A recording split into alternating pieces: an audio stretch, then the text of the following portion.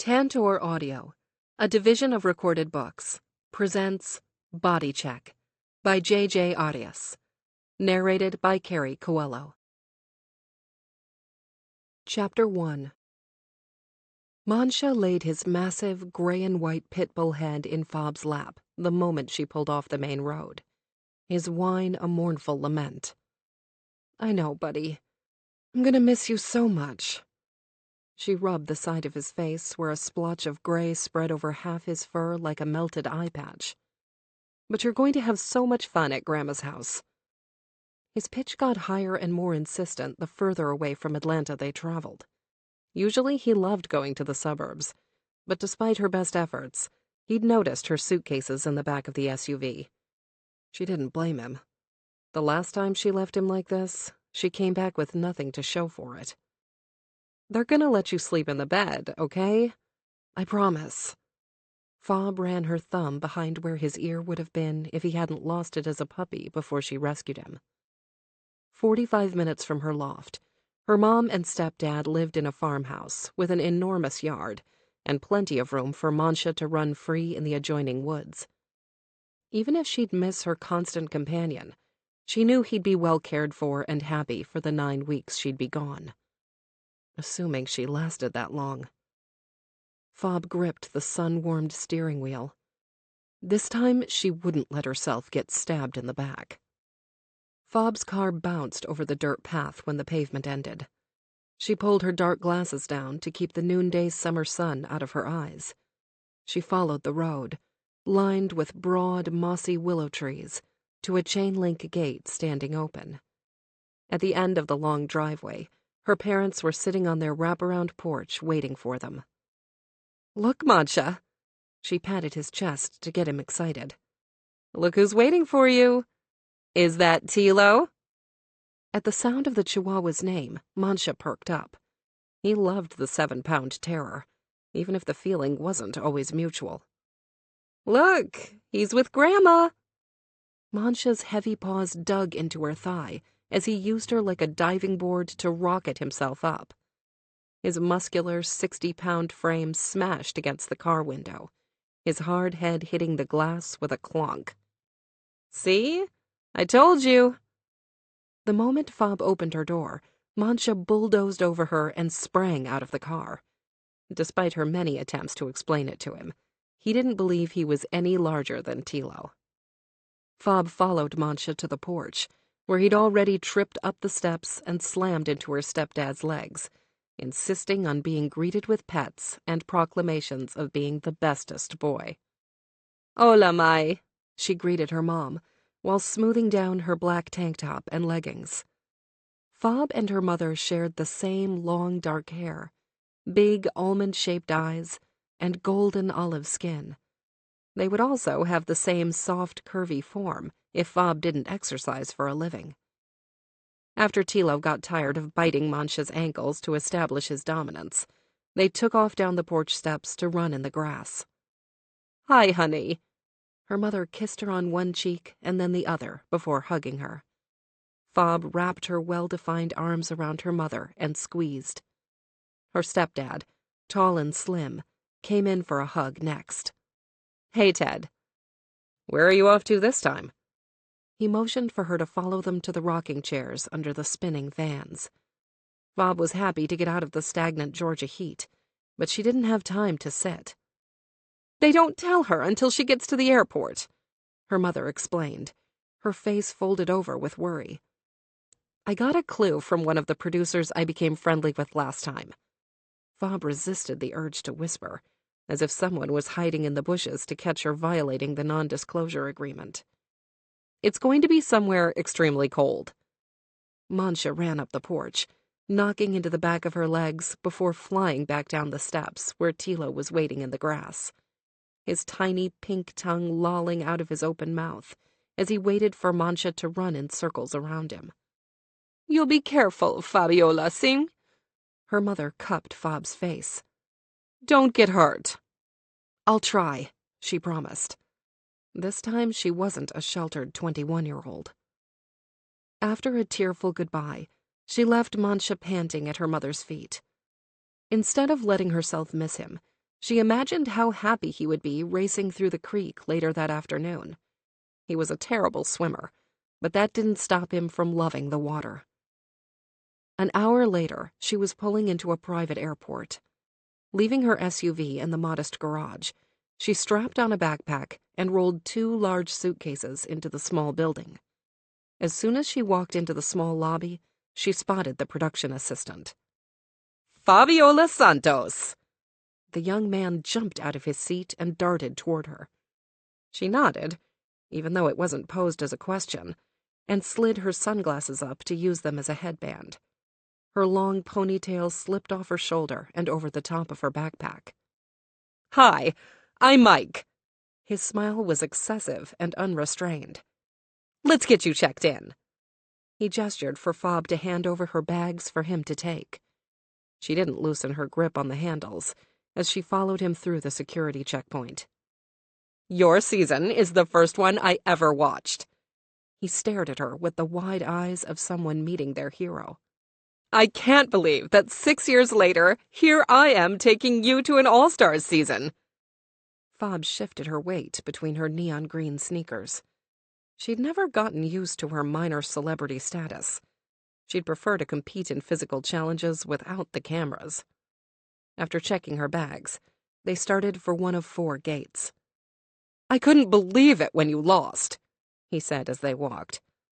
Fob gripped her backpack straps. She didn't want to think about the past.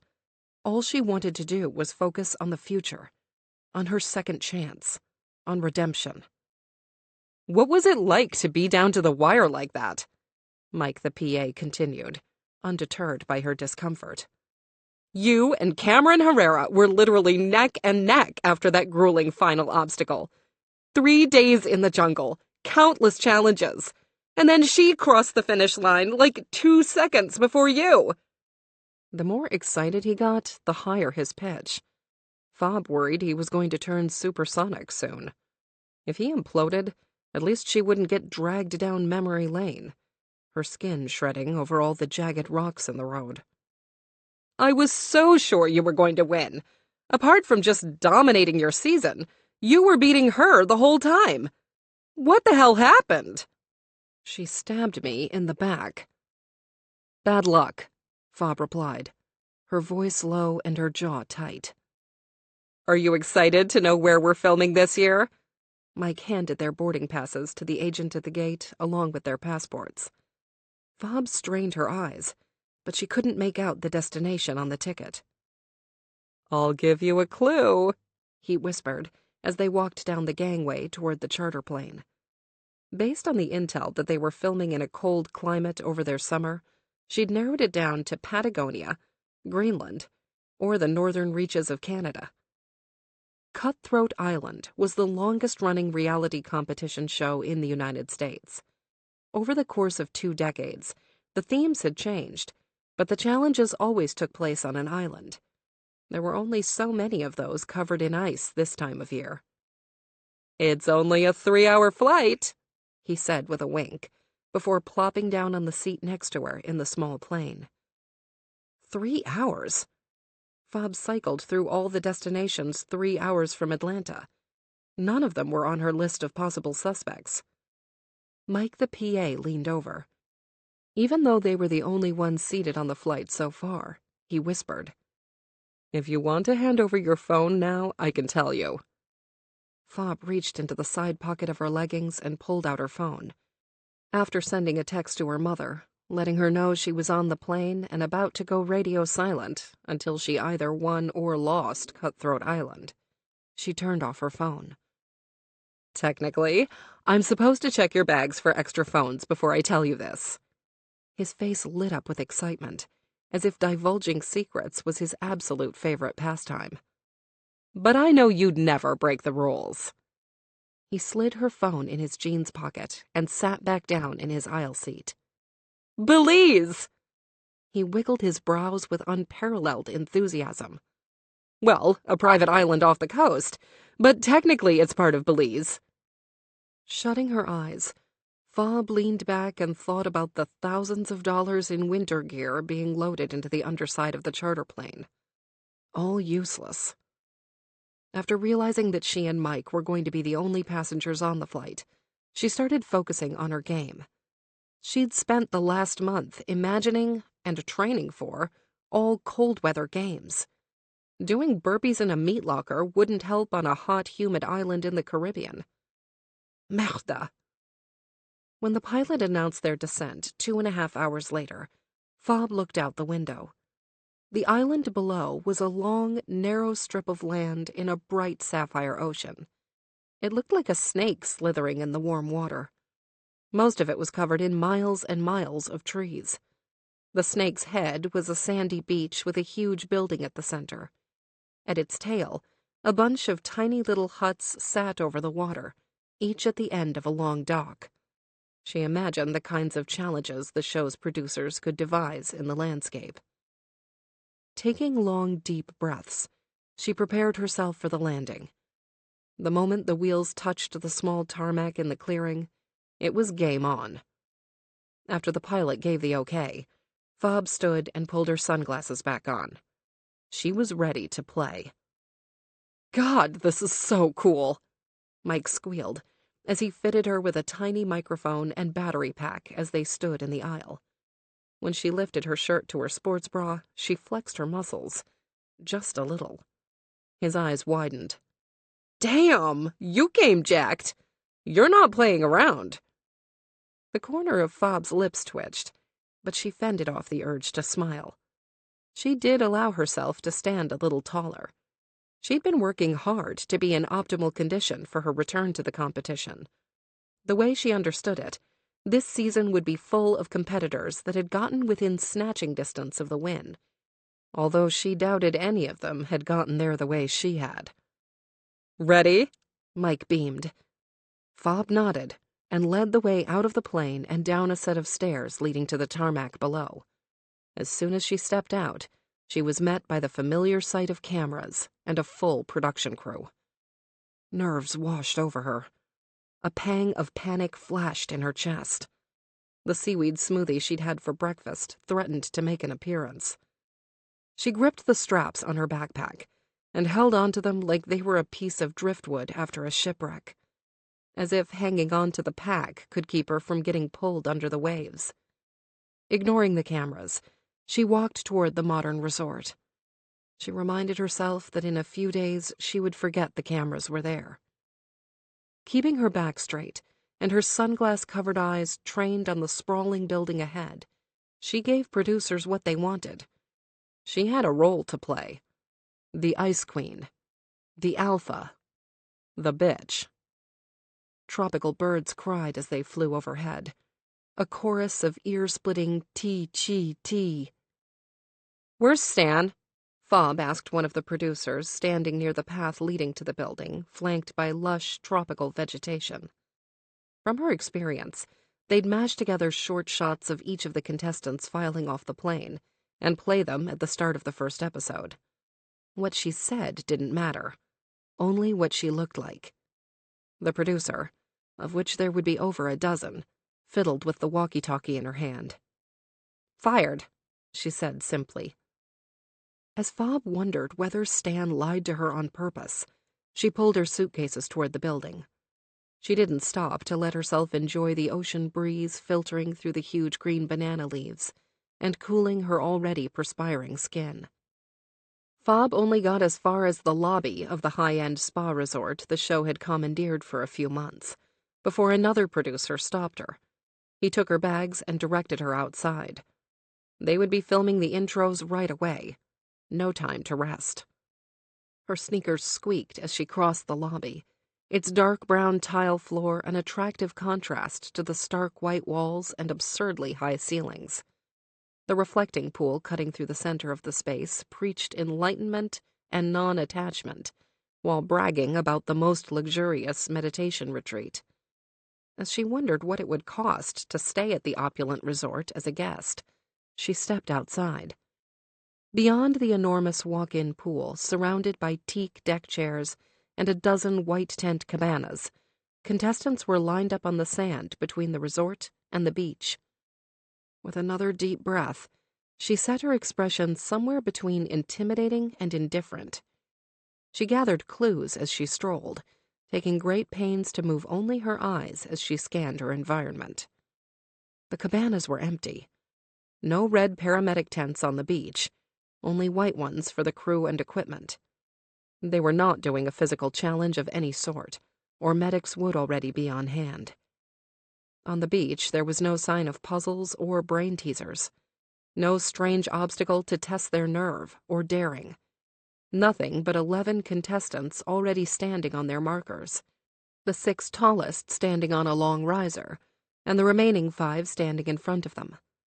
There was 1 spot left in the front, presumably for Fob, but a dozen was too few contestants for 9 weeks of filming. There was a gimmick, one she wasn't aware of, and there were a few things Fob hated more than surprises. Tense, it was easy to remain stoic as she eyed her competition. The 12 of them were divided into 9 men and 3 women. Fob recognized a few. Most were popular contestants from the seasons before hers. A couple were much newer. At 5'5", Fob was one of the shortest competitors. As directed by the producer, she took her place at the end and prepared to wait. Behind her, Brian, the guy from the most recent season who couldn't be much older than the minimum requirement of 21, shifted his feet. She'd watched his performance. The wannabe Vin Diesel was so arrogant and obnoxious, he'd gotten himself voted into the elimination challenge week after week. Week after week, he'd been gifted with a purely physical challenge and saved himself from a trip home. Fob could never confirm, but she suspected that production selected the elimination task based on who was on the chopping block. The moment he was paired with a female challenger and given a task that involved brains over brawn, he'd failed miserably. Wiping the sand with his smug face was going to be fun. Fob took stock of the rest of the contestants. They'd all been branded as the villain, or at the very least, difficult. She knew she didn't deserve the moniker, but if that was this season's theme, she would be expected to seek redemption. Near sunset, the production crew swarmed the sand. The host, Jeanette Allen, started toward them in a pale orange linen dress.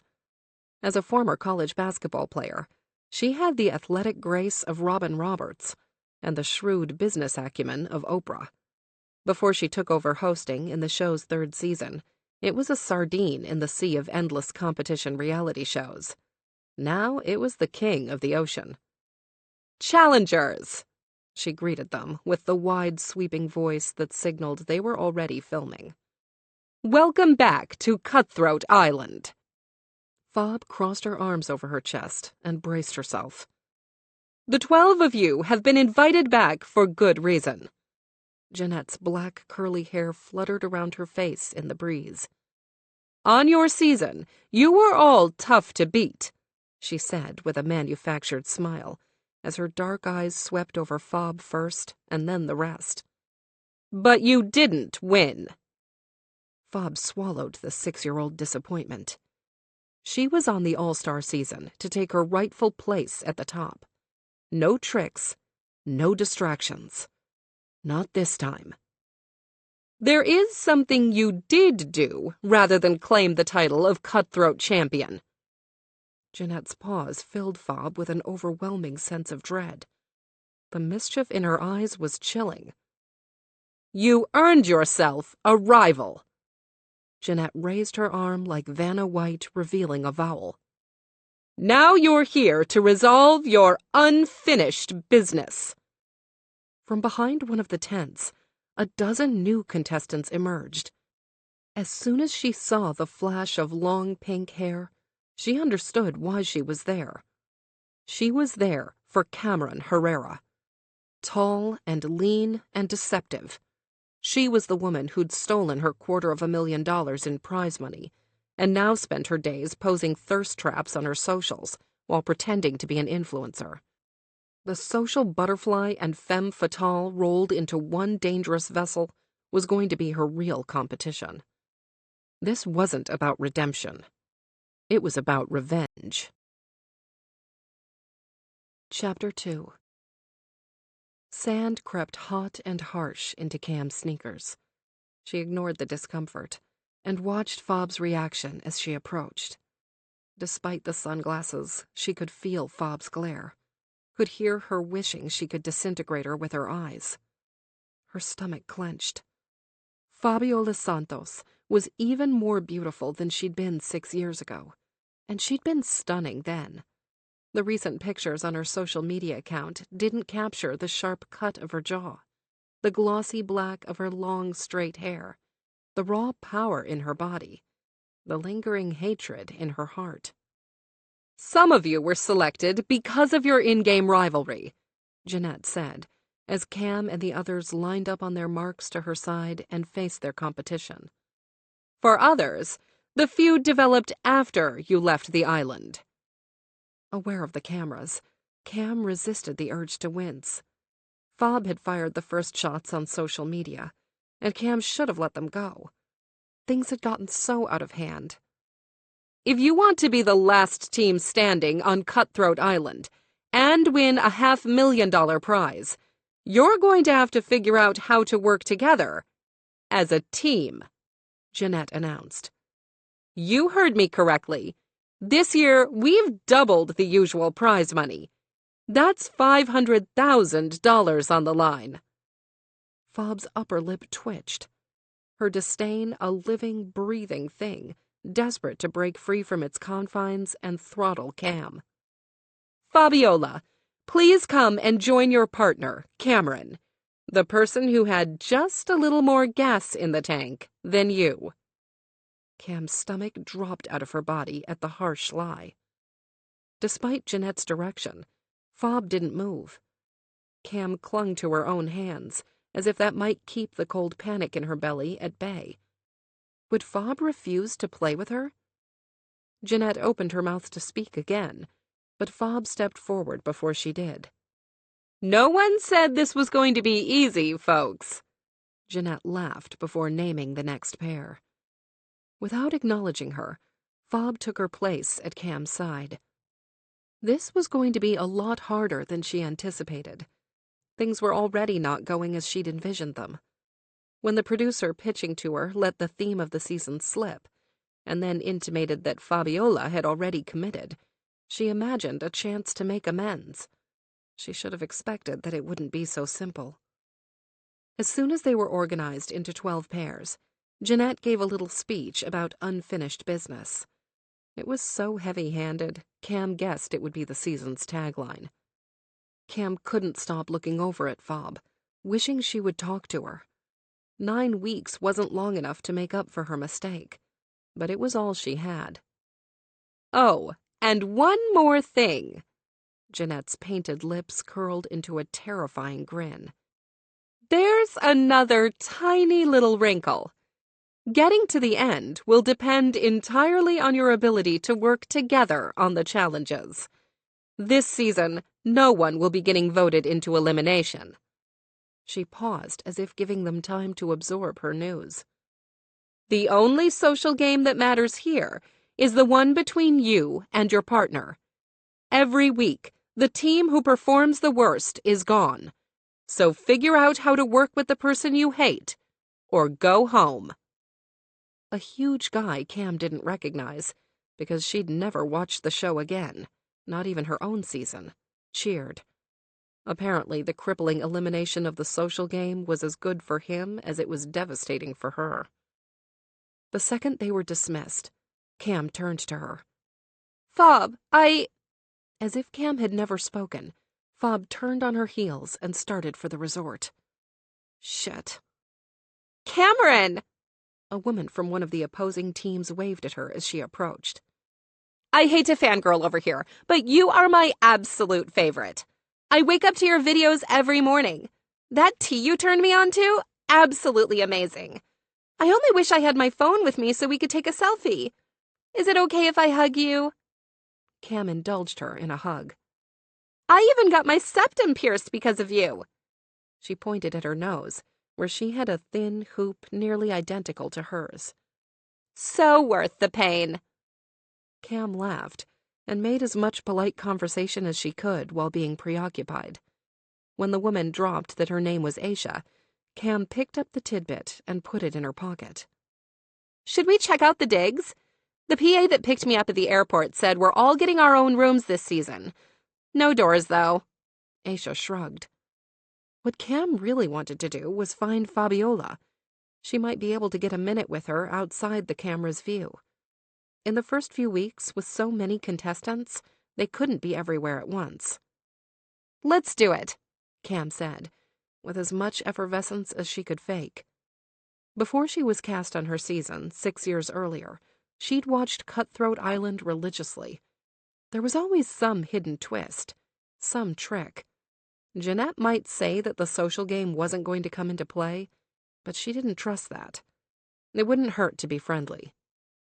The Pepem Resort was the kind of lavish place where people assumed Cam spent her winnings. The kind of swanky opulence she posted about on her social media.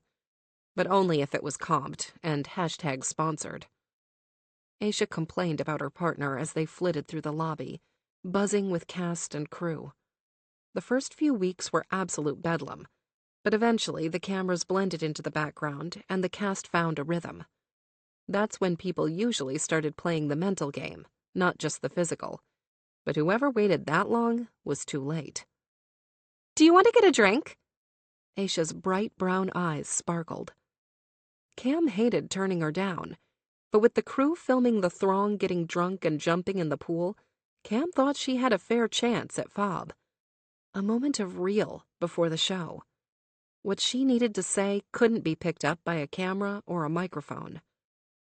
The roughly 30 guest rooms were spread over 2 floors, perched above the main level. Every room had its door removed from its hinges.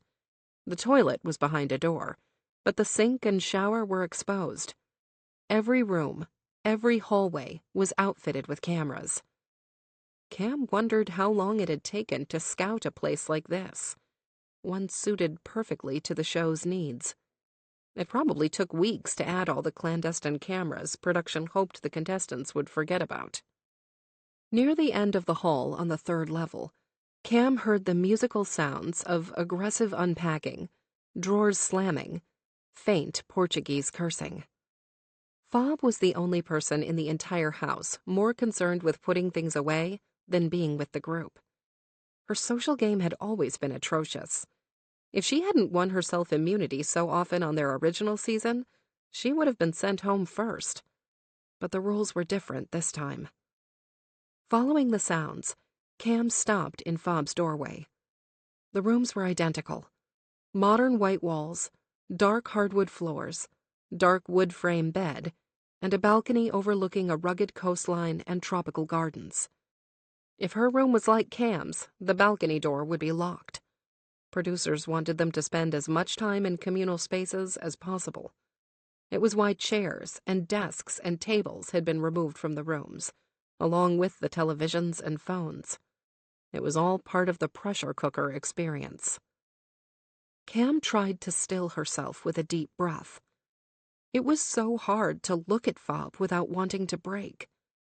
Mindful of the cameras set into the hallway and above the room door, Cam hurried. They caught video, but not audio. Sliding her hand up the back of her shirt, Cam turned off her mic. As soon as a producer noticed where she was, they'd send a camera. Hey, Cam said, sounding more hesitant than she'd like. Fob didn't look up from where she was refolding a thick, long-sleeved shirt from a stack of folded garments on her bed. There was no doubt Fob noticed her lingering before she spoke. Fob wanted to look busy. Or maybe just avoid looking at her. Did they check your protein powder too?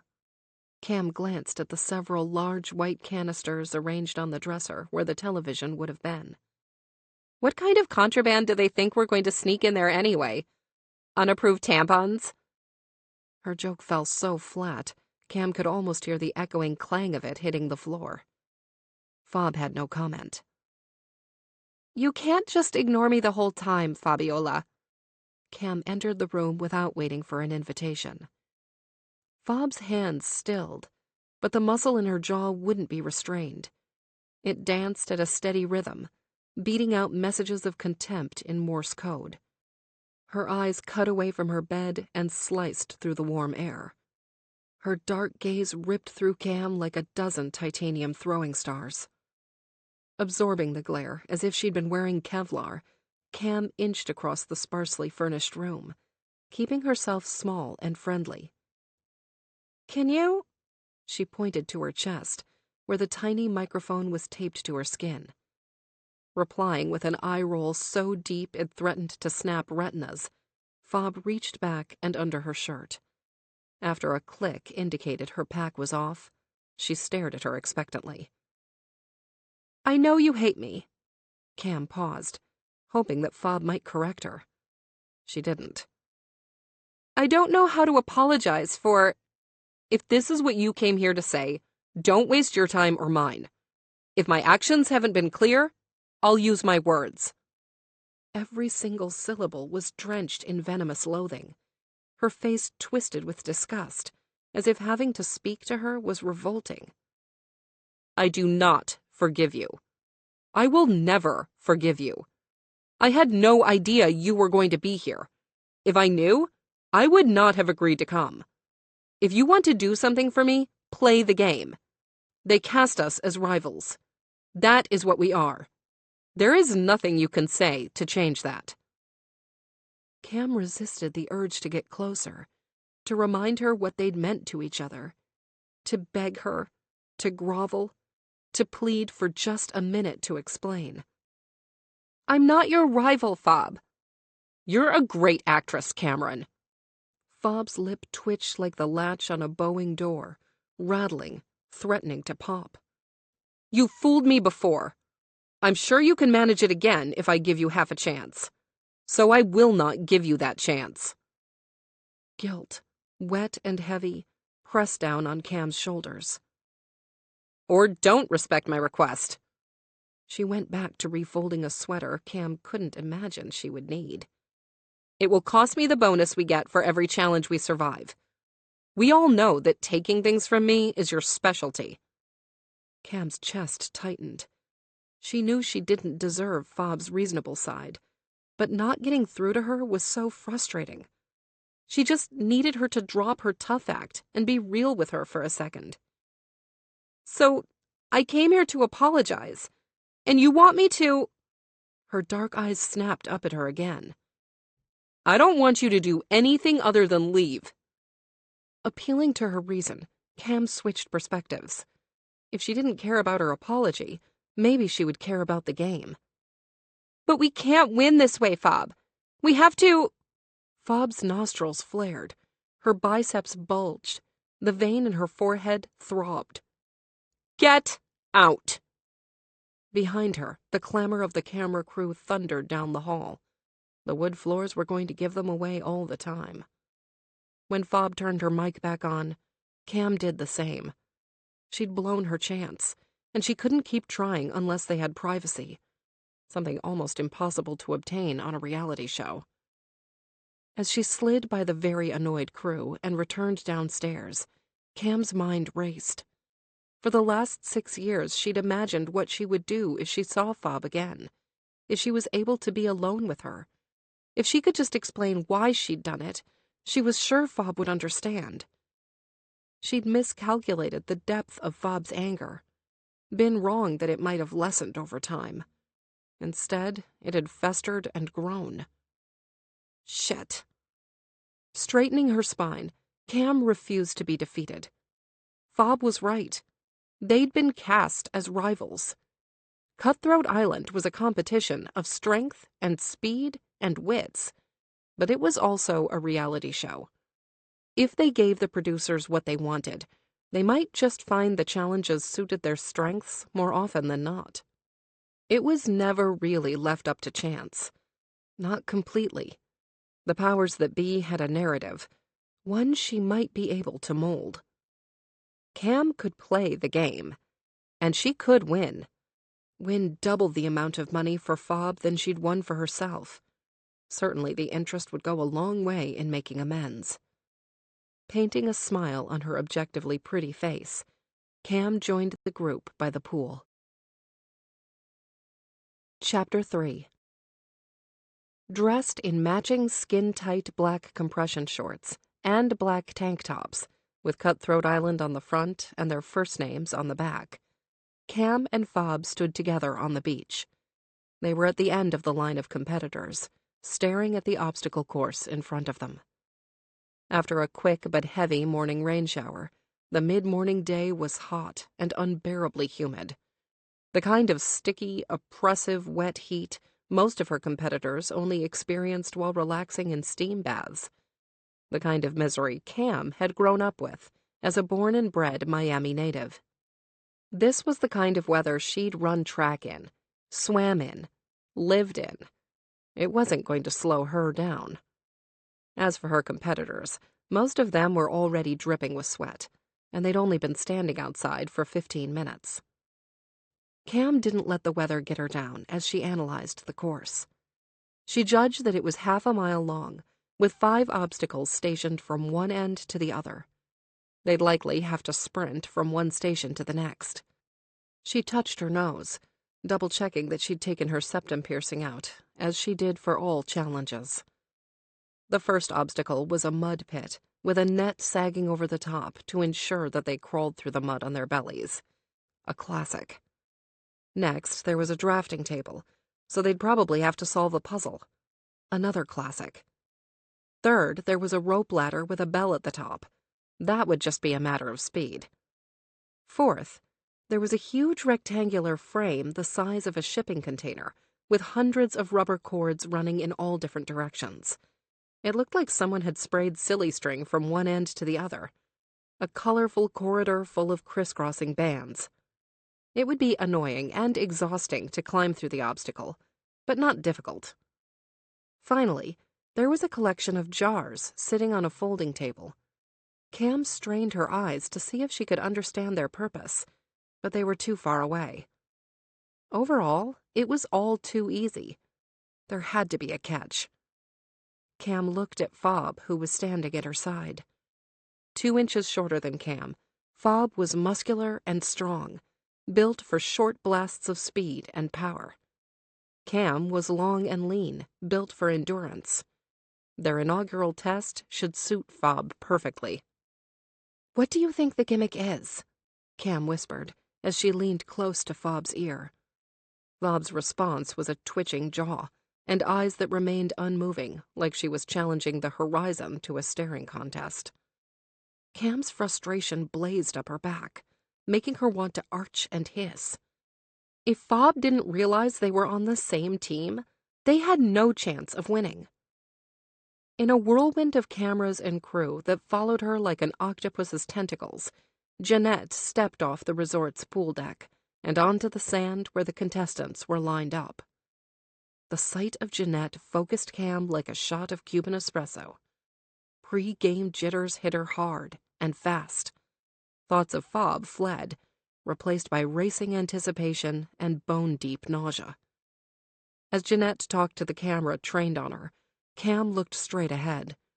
With her pastel pink hair in twin fishtail braids, she only had the tattoos scattered around her arms to make her look like a badass.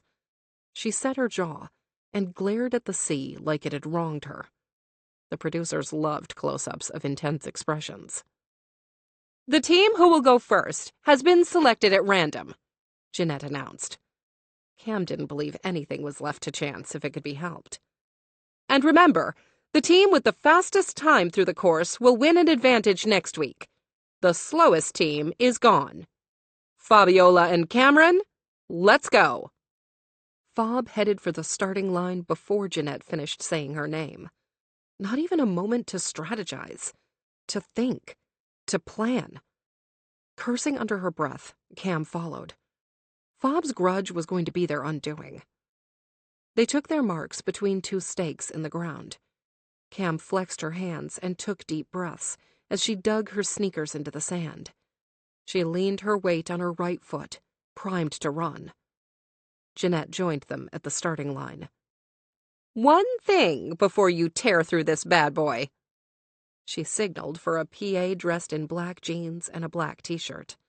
He materialized from the sands with a roll of black tape in his hand and a devilish grin on his lips. Hello, Ketch. There you are. I was wondering when you'd get here. Ladies, hold hands with your partners, please. Fob's already stiff body turned to stone. Her lip curled like she'd rather eat a live tarantula than hold her hand. Cam held out her hand first, presenting it to the PA like an offering. As if she couldn't bear to look, Fob turned her attention to the waves rushing over the compact sand several yards from the course. When she clasped her hand in Cam's, a flood of memories invaded her senses. Her skin remembered Fob's touch. It reacted. It warmed. It missed. It yearned. The PA rolled the tape in bands from their hands to their elbows. They'd have to run the entire obstacle as one, each using only one hand. Well, at least you're a lefty, Cam joked, testing out just how awkward it was to move while tied to Fob. Fob's eye roll was audible over the steamy breeze coming off the ocean. The winning team will be the one who figures out how to work together the fastest. Jeanette smiled before putting her trademark gold whistle between her teeth. Cam tightened her grip on Fob's hand. It was harder to focus on the mud pit now that she was literally attached to Fob, but the hardest part of Cutthroat Island was always the mental game. If that got knocked off course, they were done. Tensing her muscles, Cam's thigh twitched, ready to sprint. Her back tightened as she pictured running the course. In the seconds they had for the cameras to set up, Cam ran the first few obstacles in her mind, tried to troubleshoot the difficulty of completing the once simple-looking challenge, with a grown woman who hated her attached to her body. She tried to work out the kinks. It was going to come down to finding a rhythm, to trusting the other person to move with you, work with you. They were screwed. The whistle blew, sending Cam's heart screaming in her ears. Without hesitation, they bolted. Having Cam stuck to her like dead weight was maddening. Running was impossible. All Fob could do was yank Cam along as she sprinted. Her right arm tugged at odd angles every time Cam moved. Adrenaline was a pounding rhythm in her ears, her blood surging and pulse throbbing as she willed herself toward the first obstacle, the mud pit. We have to get in sync, Cam screeched in her ear. Fob clenched her jaw and dove toward the pit. They didn't have time for a strategy meeting. All the other teams were going to have the benefit of time, of watching them flail through the course and learn from their mistakes. Every fraction of a second was precious. The pit was several inches deep, and it sucked Fob into its thick, sticky depths, like fingers curling around her body and holding her down. Like the reddish-brown sludge had a personal interest in halting her advance. It would be bad enough if she didn't also have Cam anchoring her. Frustrated, Fob heaved her right arm, wishing she could force Cam to go faster as they crawled through the mud. 1, 2, 1, 2. We have to move at the same time, Cam insisted, her shouts loud and frantic. We'll just announce your plan to the whole freaking world. Fob paused her slow advance for a second and glanced over at Cam, her face splattered with mud. With a sharp nod, she waited for Cam to start the count again. We go on 1 with our free hands, she said. 1. Gripping Cam's hand, Fob dug her right elbow into the soft mud and pulled her upper body over the mud with her left. They kicked each other a few times until their legs caught up to the synchronization, and they crawled out of the mud pit filthy and drained. Sprinting while tied together was as hard as crawling. It was impossible to find a tempo. Merda! Fob cursed in Portuguese when they reached the second obstacle. It wasn't an ordinary puzzle like she expected. The instructions were written on a card at the top of the large table. Using all the cards provided, build a house of cards. Fob placed her hand over the thick stack and moved it closer to Cam. How she'd wished for a nice sliding tile puzzle, or a tangram, or a math problem. She could do those in her sleep, and more importantly, alone. You hold one side and I'll hold the other. Cam held a card up, ready to lean it against Fobbs. Without arguing, because that was the only real strategy, Fobbs smeared mud all over the card she grabbed and tilted it toward Cam. "Damn!" Cam cursed, when the cards fell over immediately. 5 times they tried, and 5 times the stupid cards refused to lean against each other in order to stay upright. Bitterly, Fobb wondered what kind of touchy-feely therapist had come up with this representation of what happens when you can't work together. Fobb stilled her hand and focused for a moment. It wasn't the breeze knocking the cards over. It was a lack of stability. "I'll hold them together. You place another card at the top of the peak. That might stabilize them and stop them from sliding down immediately." How I regret not building these on Rainy's summer camp days. Cam crouched to get a better look at where she was placing the little roof on their triangle house. Fobb rolled her eyes. She didn't need to learn more tidbits from Cam's life. She had given her everything she needed to know 6 years ago. It made her immune to her charms. With the new system, they moved carefully not to knock already erect cards as they built. The sun crept out from behind a thick white cloud. It dried the mud on Fobb's body, making her skin tight and uncomfortable. She didn't let herself think about the pulling discomfort. "Check!" Cam shouted, as soon as she put the last card on top of their pyramid. A whistle blew, signaling that they could go on. They each tried to tear around their side of the table. "Ah!" Cam cried, when she snapped back like a rubber band into Fobb. Unable to resist, Fobb smirked. She hadn't meant to remind Cameron how much stronger than her she was, but the unintended consequence of their mistake amused her just the same. Cam pushed her, giving in immediately and running around to her side. Sprinting the second time was easier, even if Fobb had to slow herself down for Cam to keep up. If she could just throw her over her shoulder, this would be so much easier. Sand caked onto their legs where it mixed with the mud, making Fobb's limbs feel like anchors. It was a good thing she'd been training with ankle and belt weights for the last month in preparation for the competition. Cam obviously hadn't prepared as well, and her struggle to get to the rope ladder showed. "What did you think? You were going to waltz in here and flash your pretty smile and trick another fool into giving you their money?" "This is more rhythm," Cam said breathlessly, when they reached the wide rope ladder suspended from a metal contraption. Fobb shook her head. "It's more about balance." "Whatever. We just have to move together." Fobb rolled her eyes. "Obviously." She raised their bound-together arm. "Slow, controlled movements, or the rope is going to swing everywhere, and you'll run out of gas before we hit the top." With her left hand, Fobb tested the rope. Climbing it with just one arm was going to be difficult. "We can't go up the front," Cam decided, her eyes scanning the obstacle. "We have to climb the sides. It's the only way to keep it steady." They didn't have time to keep talking. As soon as Fobb pulled herself up the front of the rope, Cam had no choice but to follow. Their combined weight pushed the ladder forward, causing it to swing away from Cam's dangling foot. "This isn't going to work!" Cam's scream rang in her ear. "Stop complaining and just do it!" Fobb's biceps burned as she kicked her foot, holding herself up while trying to find the next limp rung. It was like the stupid thing was moving away from her on purpose. Sweat and mud bled into Fobb's eyes, burning them as she willed her body upward. But gaining an inch had been easier when they were stuck in the pit. Grunting, Cam held her body close to the rope, bending with it.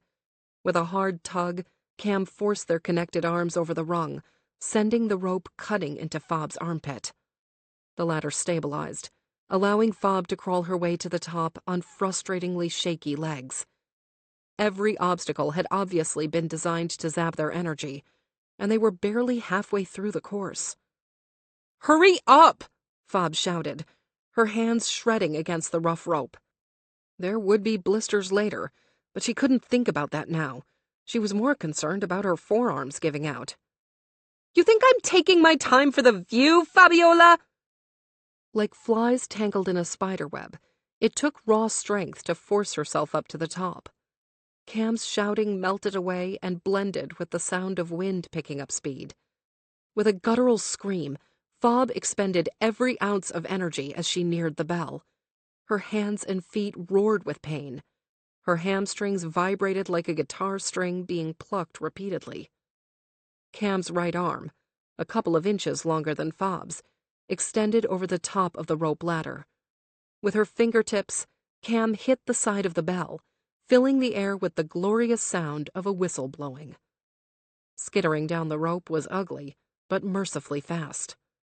As soon as Fob landed in the sand, she used her grip on the rope to keep from falling. It hadn't been an act of feline reflexes. More like her hands had gone stiff from gripping the rope so long that she'd been unable to let go. Fob's legs had the consistency of melted gelatin as she shuffled through the sand toward the fourth obstacle. She tried to pump harder, to run faster, but her legs refused to give in to her demands. Her upper body ached as frustration and a relentlessly hammering heart made it impossible to think. She understood the animalistic desire to gnaw off a limb to escape a trap. All she wanted to do was rip off the tape binding her to Cam with her teeth. If she could just get free of her, she could finish the shitty course by herself. Sweat and mud and sun blurred Fob's vision, making the colorful tangle of bungee cords ahead impossible to see well. Without slowing, Fob dove into the corridor head first. They'd wasted too much time on the rope. They needed to get through the obstacle fast. Immediately, Fob's limbs tangled in the first line of cables positioned across each other and creating X-shaped barriers. She tried to wedge herself through the gap, but it was like being pulled underwater. Cam's long leg appeared in front of her, holding down the tight bungee enough to get her through. Pushing and pulling and falling, they worked through the tangled mesh, slowing their advance. "One more! Let's go!" Cam screamed, as they neared the end of the draining netting. Fob clenched her jaw and dug a little deeper. They emerged on the other side, crawling on their hands and knees through the sand. "It's a puzzle! We can do this!" Cam's voice mingled with the furious pounding in Fob's ears. She usually lived to compete, but all she wanted was to get this over with. "What the hell are we supposed to do with this?" Cam picked up one of the jars. The mud on her arms had dried gray, except where streaks of sweat shone brown where she'd rehydrated the muck. In other places, the mud had scraped off, leaving Cam's fair skin visible. Fob focused on the instructions. In a basket, she found a book of matches. "They're candles. We light them." Cam looked like she was resisting the urge to shatter the jar against the table. They didn't have time to break.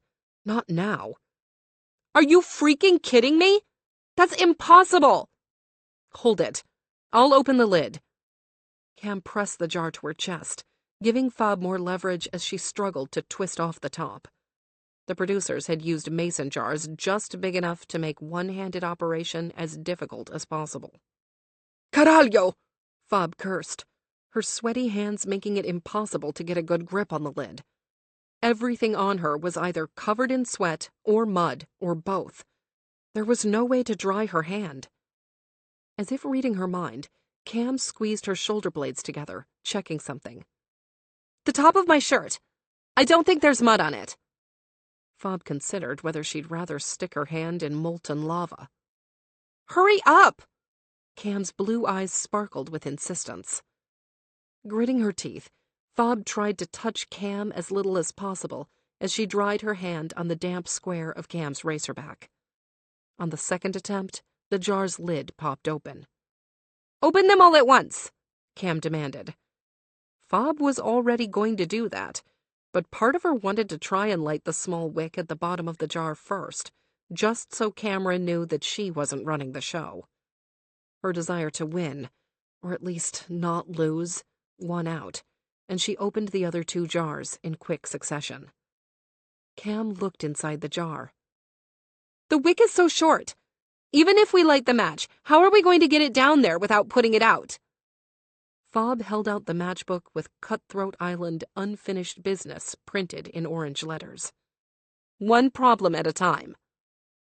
Fob flipped open the matchbook with her thumb, and Cam tore off a match. With trembling hands, Cam tried to put enough pressure against the striker to cause a spark. It was deceptively hard to anticipate how much counterpressure to give her. The matchbook was soggy in Fob's hand. She gripped it tighter, wishing she could free her right hand and light the stupid match herself. The game designers had come up with a nightmare scenario. Cam discarded the useless match and ripped out another. Somehow they'd gone through half the book. Maybe they'd gotten a faulty set. When Fob had the idea to hold the matchbook flat against the table so Cam could apply as much pressure as she needed, they were rewarded with the sweet flicker of flame, right before the whistle sounded. "Good effort, ladies!" Jeanette approached the finish line a few feet from the table with the unlit candles. "You're out of time. This is about who goes the furthest the fastest, so you might still be in this. Aisha and Brian, you're up next." Fabiola resisted the urge to kick the sand and have a meltdown. Instead, she ignored Cam's voice while a PA cut her free from the binding. Getting as far away from Cam as she could, Fob marched to one of the white production tents on the sand and cracked open a cold bottle of water. All she wanted to do was take a shower and retreat to the silence of her room, but they would be out there until sunset. From her place in the shade, Fob watched team after team use Cam's suggestion of climbing up the side of the rope ladder. Team after team got to the stupid candles. Most of them even managed to light them before timing out. Fob practiced her deep breathing and tried not to despair. They needed one team to perform worse than them. Just one. Chapter 4. "That's how you do it. Let's go. Yeah, baby. That's what I'm talking about." The troglodyte named Brian strode into the resort, shouting and clapping his meaty paws. Filthy and tired, the last thing Fob had energy for was an overgrown child boasting about how quickly he and his partner completed the course that nearly sent her home. Seconds separated her team from the very worst. Seconds had given her another chance. After leaving her filthy sneakers and socks outside, along with the rest of the group's shoes, Fob padded toward the floating stairs leading to her room upstairs. She desperately wanted to wash out the mud caked in her hair and other more inconvenient locations. A hand on her shoulder stopped her advance. The unexpected touch made her flinch. She whirled around to find Brian, his upper body devoid of dried mud, grinning. "Fabiola, where are you going?" Fob stared at him, confused why he was addressing her like they were friends when she'd never spoken a word to him. He used his shockingly square head to point at the contestants milling around behind him. Despite everyone being as muck-covered and gross as Fob, they were grabbing the colorful drinks waiting for them at the reception desk and congregating outside instead of showering. "Sit with us." He added a smirk at the end of his sentence, instead of a more appropriate question mark. "No." She started to turn, but Brian lightly tugged her wrist. As if his hand had left a glowing red mark, Fob stared down at her forearm and then back at him. "Come on, don't be a sore loser," he urged. "You just had a bad day. Let's be real. You and I are the best competitors here." He looked around, making sure that the stragglers had taken their drinks to the pool. "I think they'll end up splitting us out of groups and let us play individual games." Fob blinked at him. If the theme of the season was unfinished business, she sincerely doubted his theory. She remained silent.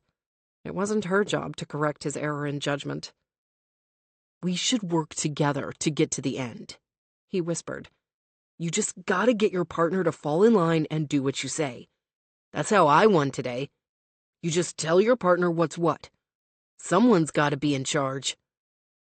Fob was already covered in enough shit. She wasn't interested in more coming at her from Brian's mouth.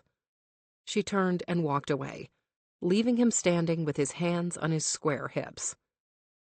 An eternity later, Fob had finally washed all the mud out of her nooks and crannies. She jotted down a note to the producers. Next time, she wanted long compression shorts, like the male players had been given. There was absolutely no need for their uniforms to be so short. With a towel wrapped around her sore body, Fob glared at the clothes in her closet. She grimaced. When she'd packed her bags full of thermal long johns and flannels and sweaters, she hadn't imagined landing in the Caribbean in early June. In jeans and a thick white cable-knit sweater, Fob tossed her wet hair in a high ponytail and went downstairs. She wanted to get her confessional out of the way. Talking directly to the camera while being prompted by producers was her least favorite part of the process. It was so easy to cut the things she said together and give whatever edit they wanted, depending on the narrative they chose. She steeled herself. It would all be worth it if she won. "Hey!" Cameron, her clean pastel pink hair in waves over her sunburnt shoulders, walked toward her in the hallway. "Can we talk, please?" Fob refused to look at Cam's bare, muscular legs or her toned arms. The camera operator and sound guy behind her, however, were impossible to ignore. "Why?" Cam's bright blue eyes flashed with surprise, as if she'd expected Fob to set out a tea party for a totally bitchin' gab sesh. "The other teams are getting their shit together," Cam explained, her voice low. Fob raised her eyebrows in question. "If you hadn't sequestered yourself in here, I wouldn't have to tell you," Cam snapped. "It's like a group therapy convention down there. Everyone realizes that we have to work with our teammate to survive. And you know these games only get harder and harder." The air conditioning in the resort was seriously lacking. As Cam talked, all Fob could think about was how hot and stifling her sweater was. She'd been so stupid to blindly believe what someone told her. A lesson life kept trying to teach her. When Cameron stopped talking and looked at her expectantly, Fob realized that she had no idea what she was supposed to reply. "What do you want from me?" Cam rubbed the thin black tattoo on her forearm. The one that looked like a piece of intricate lace had landed on her skin and made a home on the soft surface. "How much clearer can I be, Fob? If we can't work our stuff out, we need a truce. There's no way we can win like this. We need to be able to communicate with each other. We need to trust each other." Trust? The word ricocheted inside of Fob like a projectile hitting every vital organ, though it assaulted her sense of decency most harshly. "How dare you say that to me?" Fob heard the snarl in her tone, but she couldn't tamp it down. Cameron looking her in the eye while having the audacity to talk about trust was far too much. Cam's face flushed violently. Normally, anyone's embarrassment would cause Fob to back off. But in Cameron, the reaction was enraging and insulting. Fob knew for a fact that Cam did not regret betraying her. She was a liar and a snake. "You know I can't explain," Cam whispered, her voice shaking like tears were imminent. Fob clenched her jaw. She had no interest in seeing her cry. All she wanted was to be away from her. "We have nothing to talk about anyway." Fob straightened, focusing on the middle point in Cam's forehead to avoid looking in her wounded eyes. Cam's distress emanated from her like a gas leak. Fob felt her frustration at not being able to speak openly, but that was her own fault, too. "I just wish I could apologize the right way." Her eyes jumped over her shoulder, as if Fob could forget that their every move was recorded, that their secret made it impossible to speak openly. "And you think you're owed forgiveness?" Fob's blunt fingernails dug into her sore, blistered palms, but she refused to wear her pain on her face. "Can you really be so entitled? You've had 6 years. 6 years to what, Fabiola?" Her Miami accent sharpened the consonants in her name. You've blocked my phone number, my socials. Doesn't that tell you something? I don't want to hear what you have to say. I'm not interested in falling for your lies again. You won, and now we're here. You do you, I do me, and we get as far as we get. Just stay out of my way. Abandoning her plan, Fob spun on her heels and started back to her room, wishing she had a door to slam. Thankfully, Cam didn't follow her. The crew knew Fob wouldn't give them anything but stoicism, and made the wise choice to follow Cam instead. Cam would be happy to paint Fob as an unreasonable asshole, while making herself the easy-to-love sweetheart. No one knew the snake she was at her rotten core. Cameron Herrera had done a fantastic job of crafting her persona. So good that Fob had fallen for it. Fallen hard. She'd believed her sweet face, her affable demeanor, her whispers warm and rushed against her ear. Standing at the sliding glass door she couldn't open, Fob forced herself not to react. If Cam was sorry, it was only that she was stuck with her, and this time she couldn't lull her into a false sense of security. Her eyes fixed on the dark waters illuminated by the resort's lights. The waves were rushed and angry, leaving no doubt that a storm was coming. Chapter 5. Cam pulled on her newly cleaned and mud-free sneakers. After 4 straight days of stormy weather, she was grateful to be competing again. Being trapped indoors with Fabiola refusing to acknowledge her existence had been painful. The only time Fob left her room was to exercise in the gym or take something to eat upstairs.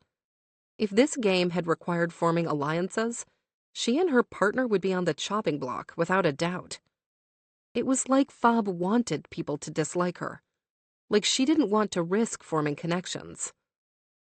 Guilt tugged at Cam, but she put it aside. It was game day, and she had to focus. Her blisters had mostly healed, and her body recovered after some deep tissue massage. She was ready to win. Maybe with time she could get Fob to see she was sorry. That required staying long enough to make amends. Outside the side entrance leading to the tarmac, several white production vans waited for them. Wading through the air thick with humidity, Cam dodged puddles before climbing into the boxy vehicle pointed out by production. Next to Fabiola. The PA gestured to Cam's partner, as if she wouldn't recognize her with sunglasses on. As she passed 2 other teams, similarly situated next to partners with bad blood, she said good morning. Fob stared straight ahead as if they were heading to a maximum security prison. Bom dia. Cam greeted Fabiola in one of the few Portuguese phrases she remembered, that she'd taught her in an alternate dimension. Fob's face remained unmoving. Cam plopped down next to her, willing the energy between them to change. Ready to kick some ass today? Me too. Nothing. A middle-aged woman with impressive biceps named Tara turned around and shot Cam a smirk. I don't know who is kicking anything in this heat. I'm from Miami, baby. Cam drummed on the empty headrest in front of her. I can do anything in this weather. All 12 years of PE, I had to run outside in this. Cam's reluctant partner shifted in the seat next to her, the first indication that she wasn't a cardboard stand-in for the real Fabiola. Tara laughed. That's a lot of talk for someone who almost went home last week. They all referred to the previous challenge as last week, even if it was only 4 or 5 days. It made it easier for production. We're going to win today. Just watch, Cam promised, hoping she could manifest it. At the end of a long, bumpy trail, the caravan stopped at a huge clearing surrounded by tall, mature trees.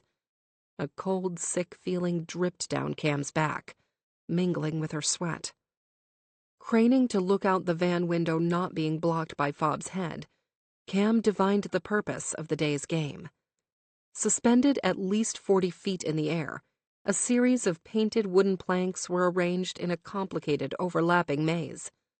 She guessed that teams would compete 3 at a time, given the green, blue, and yellow planks lined up like winding paths, held in the air by metal scaffolding. The narrow planks looked like they'd fit only 1 foot at a time, but balance alone couldn't be the challenge. Maybe they'd have to knock each other off, but Cam couldn't figure out how that played into the working with your rival is crucial theme. Glancing at Fabiola, she wished they could talk this out. The other teams would be bouncing ideas off each other. Figuring out what they were doing was a necessary precursor to coming up with a strategy. She and Fob did neither. Once outside the van, steam bubbled up from the dirt and choked the air from Cam's lungs. With the unobstructed sun from above and blazing humidity from the wet earth below, Cam was a rotisserie chicken roasting from all sides. If she wasn't afraid of heights, she'd welcome getting on the floating platform for some relief. Following the producer's directions, Cam relaxed. If she found the wet heat uncomfortable, her competitors were probably dying. Although her team did have the disadvantage of having black t-shirts. The teams with the lighter colors weren't absorbing every ray of sun and collecting it like a weight dragging them down. As the taller member of her team, Cam stood on the riser behind Fabiola. On either side of them, pairs looked up at the task and whispered. Cam leaned over to whisper in Fob's ear. "We're the only ones not trying to work this out." Fob's only response was a twitch in her jaw. Cam flared her nostrils, her eyes fixed on the neat, thin script tattooed over Fob's shoulder blade. The letters her fingers had dug into once, that she'd clung onto with her head tossed back and her mouth open in a silent scream. She was still trying not to scream now, but for very different reasons. "Are you really this stubborn? We're going to lose," Cam insisted through gritted teeth. Ready to die on her hill, Fob pretended not to hear her. "Good morning, contestants." Jeanette, dressed in a linen tunic and capri pants, emerged from one of the production tents at the edge of the clearing, near where paramedics stood waiting. Cam forgot about Fob and remembered the looming test of her mental discipline.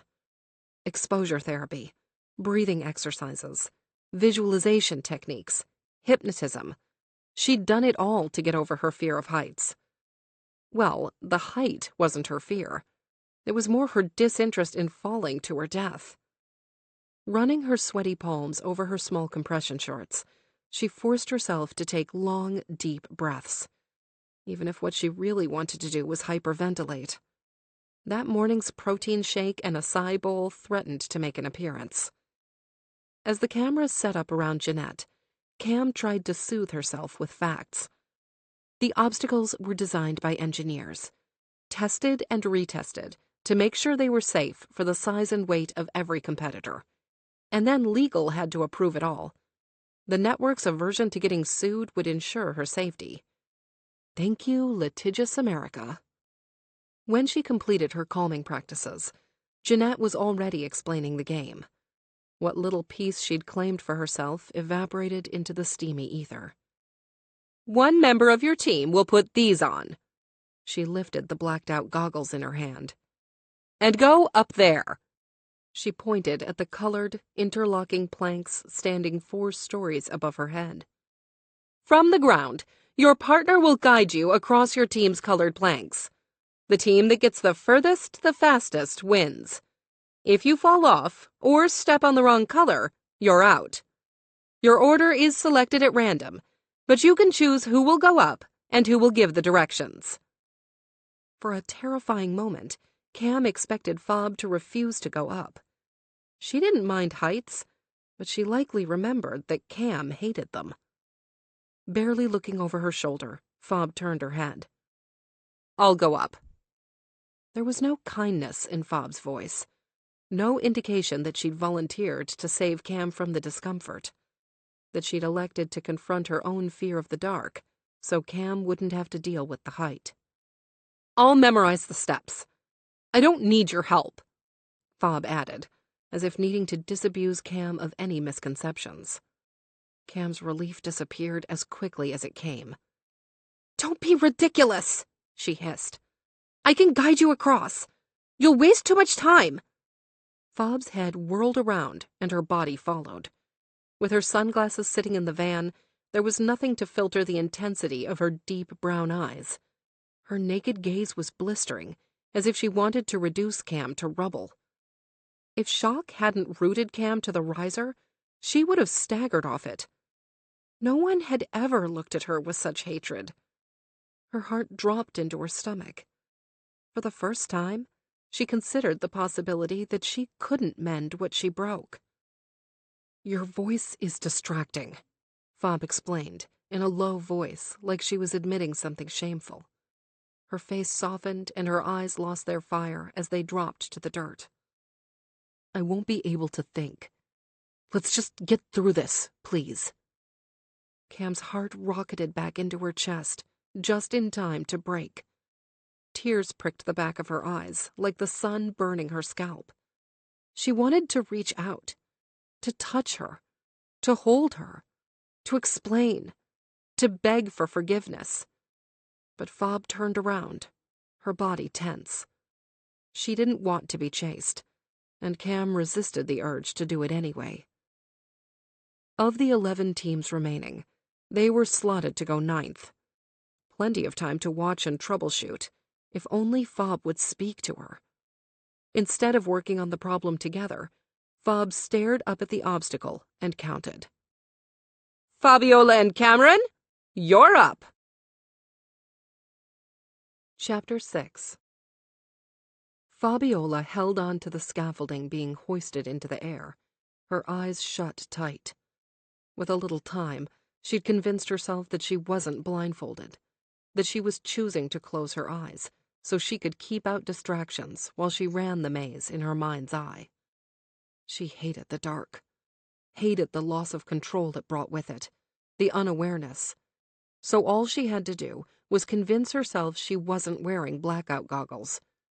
It helped to remember that as much as she was afraid of the dark, Cam was even more petrified of heights.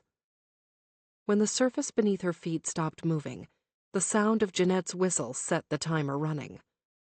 Fob visualized the yellow-colored planks she'd been assigned to follow. She repeated the pattern she'd memorized. 20 steps forward, hard left, 10 steps forward. She ran over the many turns, the places the path turned back on its self-creating squares, where yellow crossed with blue and green. Gripping the safety harness that would catch her if she stumbled, Fabiola took a step forward. She hadn't accounted for the breeze trying to nudge her off balance, but she should have. Taking blind steps was much harder than she anticipated. She knew she was moving slow, but her legs shook too hard to push. "You're not going to die if you fall. Move!" On the 20th step, she felt for the turn, the plank that should be waiting for her. It wasn't there. She cursed under her breath, but willed herself not to panic. She knew that the distance from the ground to the platform and each person's gait would affect her count. All she had to do was find the first turn and then adjust her math. Now that she could forget the green and blue paths she'd also memorized, she had room. This was just a puzzle, and she excelled at puzzles. 3 tentative steps later, and Fob still hadn't found the left turn. Each second she failed to progress knocked them further down in the standings. "Fob." Cameron's disembodied voice was soft and gentle in her earpiece, as if she'd been afraid to startle her. The sound of her voice so close was nearly enough to knock her off the narrow bit of wood. "You're 4 or 5 steps from the turn," she said in a whisper that ran down Fob's neck, leaked into her heart, and punched it with a closed fist. It was a whisper she knew. In the darkness of her kidnapped sight, her brain didn't believe that Cam's lips weren't grazing the shell of her ear, that the weight on her body was a safety harness, and not Cam's arms. "You have to move, Fob." Her tone was husky and low. "Stop talking!" Fob snapped, needing to be free from the confusion overwhelming her senses. She couldn't run away from her here. It was too cruel to torment her like this. Like Bambi fresh off a roller coaster binge, her knees trembled as she pushed forward. She needed to trust herself. She found the left turn 5 hurried steps later. She tried to adjust her math, but she was unnerved, stressed. The pressure of the clock ticking, of Cam's voice, too hard to manage. Fob took longer steps. She judged the second plank was half the size of the first, and guessed how far she needed to go accordingly. It took all her self-control not to run. "Stop!" Cam shouted. Reflexively, Fob stopped short. "You almost walked off the edge!" Cam sounded frantic. "Are we losing?" Fob couldn't help but ask. "No, you lunatic! You almost walked off a ledge 4 stories high." "I'm connected to a safety harness. I'm not going to splatter." "You could still get hurt," Cameron said softly. Too softly. Fob turned right and started counting the 8 steps she expected to be there. "I told you I don't want your help, and I certainly don't want you screaming at me." 5, 6, 7. "Stop!" Cam shrieked. "Stop shouting! You're right in my freaking earhole." "Then stop trying to fall off," she replied, through teeth gritted so tight the pressure might snap the cables holding Fob above the dirt circle. "That's what you think? Fabiola," she said in Spanish. "Now is not the time to argue with me." "Whisper screaming is still screaming," Fob countered, her nerves making it impossible to think. If she could just rip off the blindfold, she could breathe. She could reassess her plan. "Turn left," Cam instructed, her words laced with venomous irritation. "Stop being a petulant child." Everything in Fob wanted to ignore her, but she couldn't let herself lose.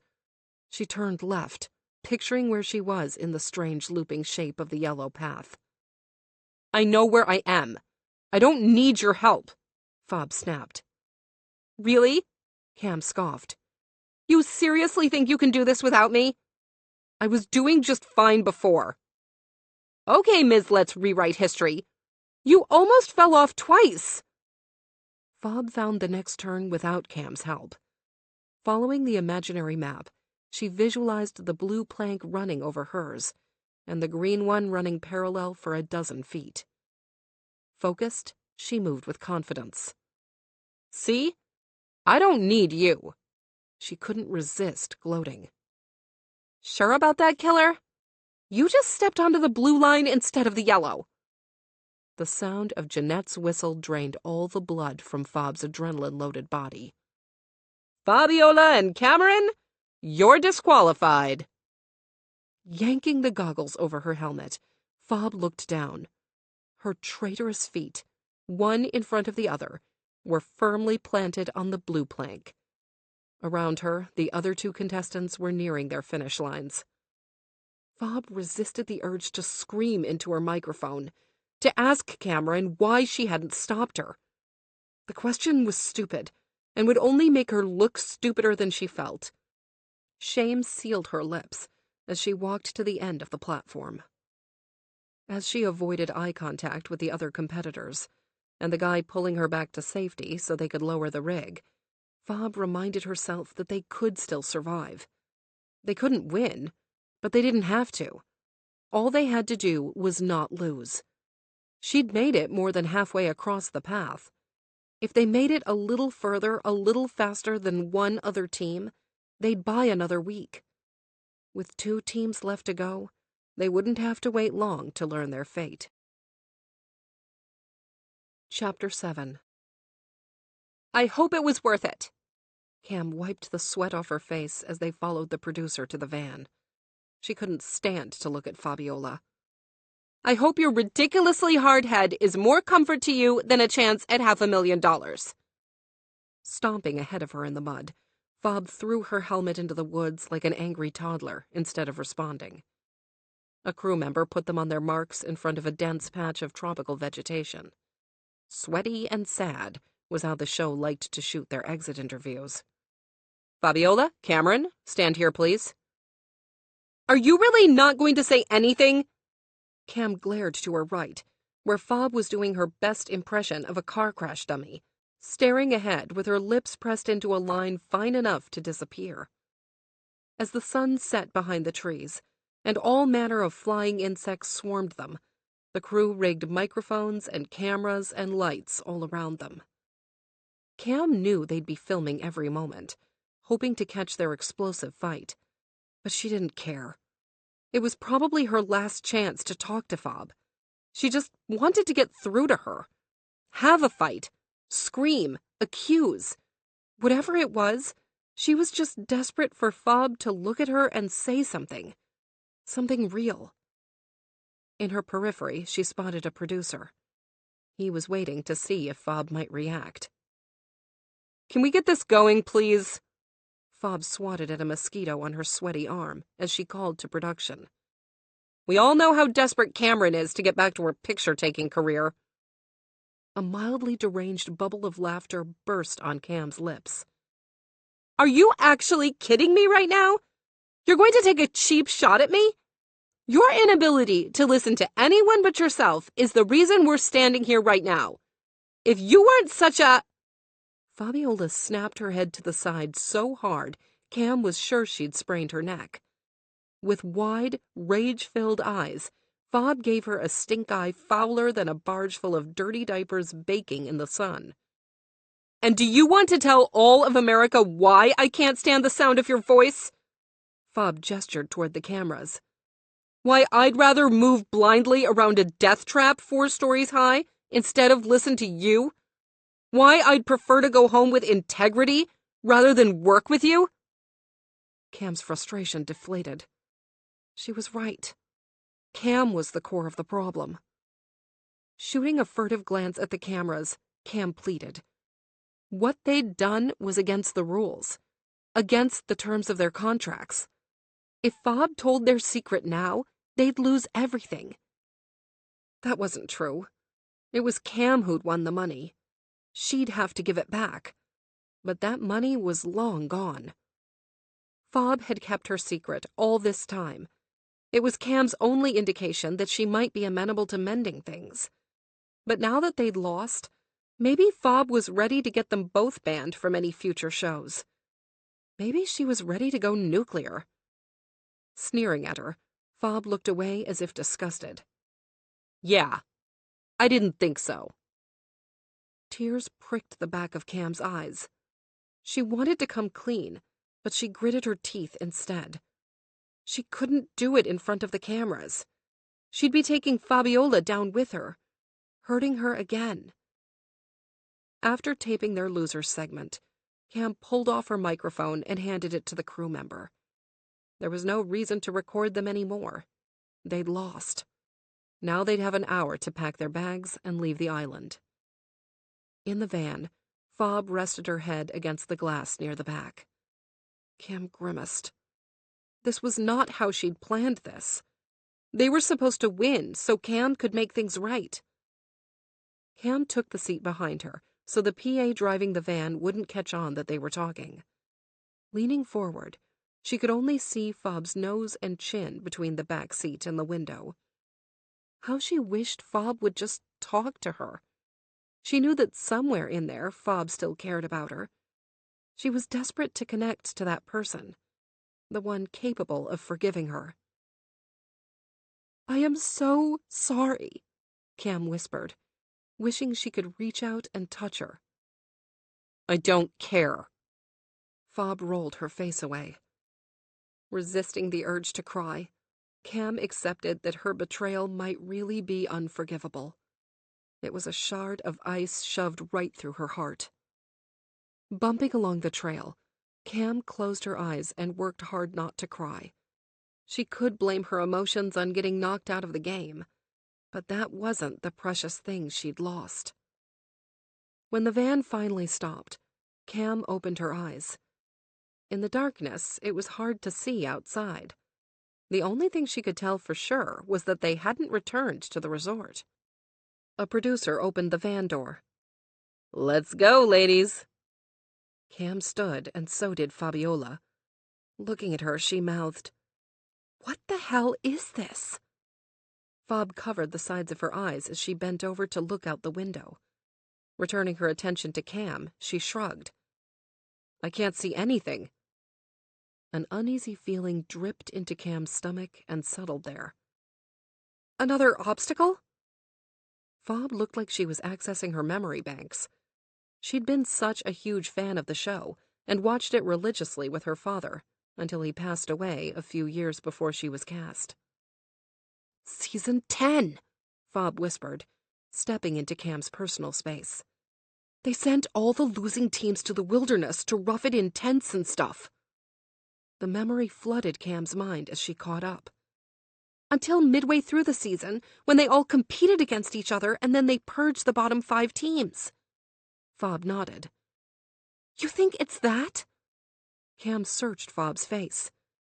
In this horrible moment, it was like she had her Fabiola back, instead of the one who hated her.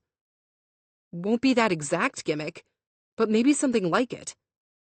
"Fob, if we get a chance—" Cam reached out and took her arm. Fob flinched and pulled away. "I want to stay." Making a non-committal noise with her throat, Fabiola turned and led the way out of the van. As soon as Cam saw Jeanette standing outside and surrounded by lights so bright it made it impossible to see anything else, she knew the game wasn't over. Cam's heart crawled out of her stomach and returned to its rightful place in her chest, where it could race properly.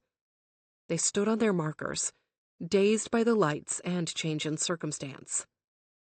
"Well, ladies, you failed today. Miserably." Jeanette shook her head. "That was probably one of the worst displays of teamwork I've ever seen. You do know that you have to talk to each other in order to win this game, right?"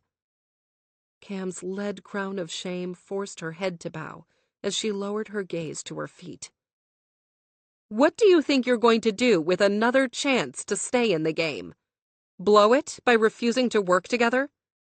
Jeanette, who was apparently personally offended by their performance, pressed. "We're not going to mess it up again," Cam vowed, editing her language for network TV.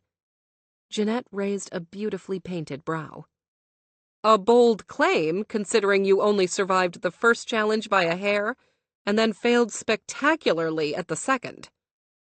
Fabiola's entire body went rigid. Even her scalp was red and pissed off. "We are not going to blow it." Jeanette's lips twisted into the briefest of smiles. "Then welcome to purgatory, ladies. You're going to have to fight your way out." Behind her, huge spotlights turned on one at a time, illuminating a tunnel of trees and vegetation. At the end of the partial tunnel, a ton of floodlights filled a circle of dirt with light. At the center of the circle stood the male and female pair that had been eliminated just a few days before. "The rules here are easy," Jeanette explained. "If you beat them, they go home, and you get to stay to fight another day. Week after week, the team that loses will be sent here. Whoever wins in the ring stays. Losers go home empty-handed." Fabiola looked at Cam and nodded. "Let's do it." "Competitors, gear up." Jeanette clasped her hands. When the cameras turned away, Jeanette leaned toward them. "This is your last chance," she said, so quietly she was nearly impossible to hear. "Get out of your own damn way, and don't throw this away." Her dark eyes darted between them. "Again." Chapter 8. Being ready to go home one moment and then snapped into a safety harness the next, Fob was surprised she hadn't gotten whiplash. She pushed the day and their failure aside and focused. She'd allowed Cameron to distract her, but she reminded herself that she was there to prove herself, to show the world and Cameron that she could have won 6 years ago if she hadn't been tricked. That's what mattered. Fabiola fastened the black helmet to her head. They'd only initially been able to see their competitors in the ring when they arrived. Now that they were standing inside of it too, the obstacle was clear. 2 parallel beams were suspended high in the air by 4 cranes. Their task would require balance. She and Cam both had excellent balance. She just wished that it wasn't another heights game. Those really wore on her partner. "What's the trick?" Cam's eyes were turned up to the floating beams. Fob shook her head. She wished she knew. When their harnesses had been checked twice by 2 different people, ropes were clipped to their backs. Fob was placed in front of one beam, and Cam on the one next to her. Apparently, they had the disadvantage of going first. "Climb on up, ladies," a crew member said, when the beams were lowered to the ground. Fob looked at Cam. Her face was pale and sweaty. Shit. After a moment of hesitation, Cam stepped onto the beam and held on to one of the chains connecting the beam to the crane. Once they were both on their own beams, they faced each other. "Hang on until the crane stops moving," a man said, before giving the rope on her back another turn. Fob nodded. Jeanette appeared next to them. Her attention on the camera pointed at her. "It will be physically impossible not to work together. If these competitors hope to survive, they have to keep each other balanced." Fob furrowed her brow. Cameron was at least 10 feet apart from her. How was she going to help her do anything? As if reading her mind, a crew member appeared holding a long, thick rope. "Once you get to the top, the beams beneath your feet will rotate backward 30 degrees, pointing your toes toward the sky. The only way to stay on and walk across to the other side will be to use each other's body weight to stay up. You need to keep the exact right amount of tension on the rope, or you'll fall." Glancing at Cam, Fob imagined just how freaked out she was. Not only was she going up, but the chances of them falling were going to be high. "Let's go!" Jeanette signaled for the young man dressed in all black to hand them the rope. Fob took hers first and wrapped it around her right arm. It would be easier for Cam to use her dominant hand. The rope was so rough and heavy, she hurried to acclimate. "Wrap it around your bicep and forearm," she called out to Cam, not caring if she was teaching the other team. "It'll make you feel more stable." She didn't explain that getting rid of the rope's tail would make tripping over it less likely. She didn't want to put the idea in Cam's mind. Pale and in a full sweat, Cam nodded. As soon as Cam took the rope in her hands, Fob could feel how hard she was trembling across the line. Her heart threatened to break out of her chest. She wished she could compete by herself. "Take them up!" Cam plastered herself to the chain as they were raised higher and higher. Fob didn't waste her energy moving. She kept her knees bent and her eyes trained on Cameron, wishing they had their earpieces back so she could remind her that she wasn't going to get hurt. "I'm going to hold you when we start, okay?" Fob called across their divide. "Just keep your eyes on my helmet. Don't look at anything but that, okay?" Cam nodded, the trembling on the line growing more intense. "Here comes the rotation!" Jeanette shouted from below. "Bend your knees and keep your arms close to your body so you don't gas out." Cam did as directed. When the sound of new machinery whirled and started tipping them backward, Fob kept her focus on Cameron, whose eyes had slammed closed. The rope yearned to yank Fob forward as she adjusted her grip. Leaning back slowly, she compensated for the pull of Cam's weight. The hard tremble on the rope was devastating. Cam was absolutely terrified. "Slow and steady isn't going to work, okay? Move your right foot shoulder-width apart, and then bring your left foot right next to it. Do that again and again on my count, and we'll crab walk to the other side." Cameron opened her fear-stricken eyes and trained them on Fob. She nodded.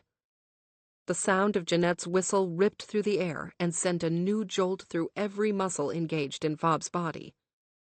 "Right foot!" Fob shouted. Without hesitation, Cam moved a few feet to the side. Fob mirrored Cam's movement with her left. Left!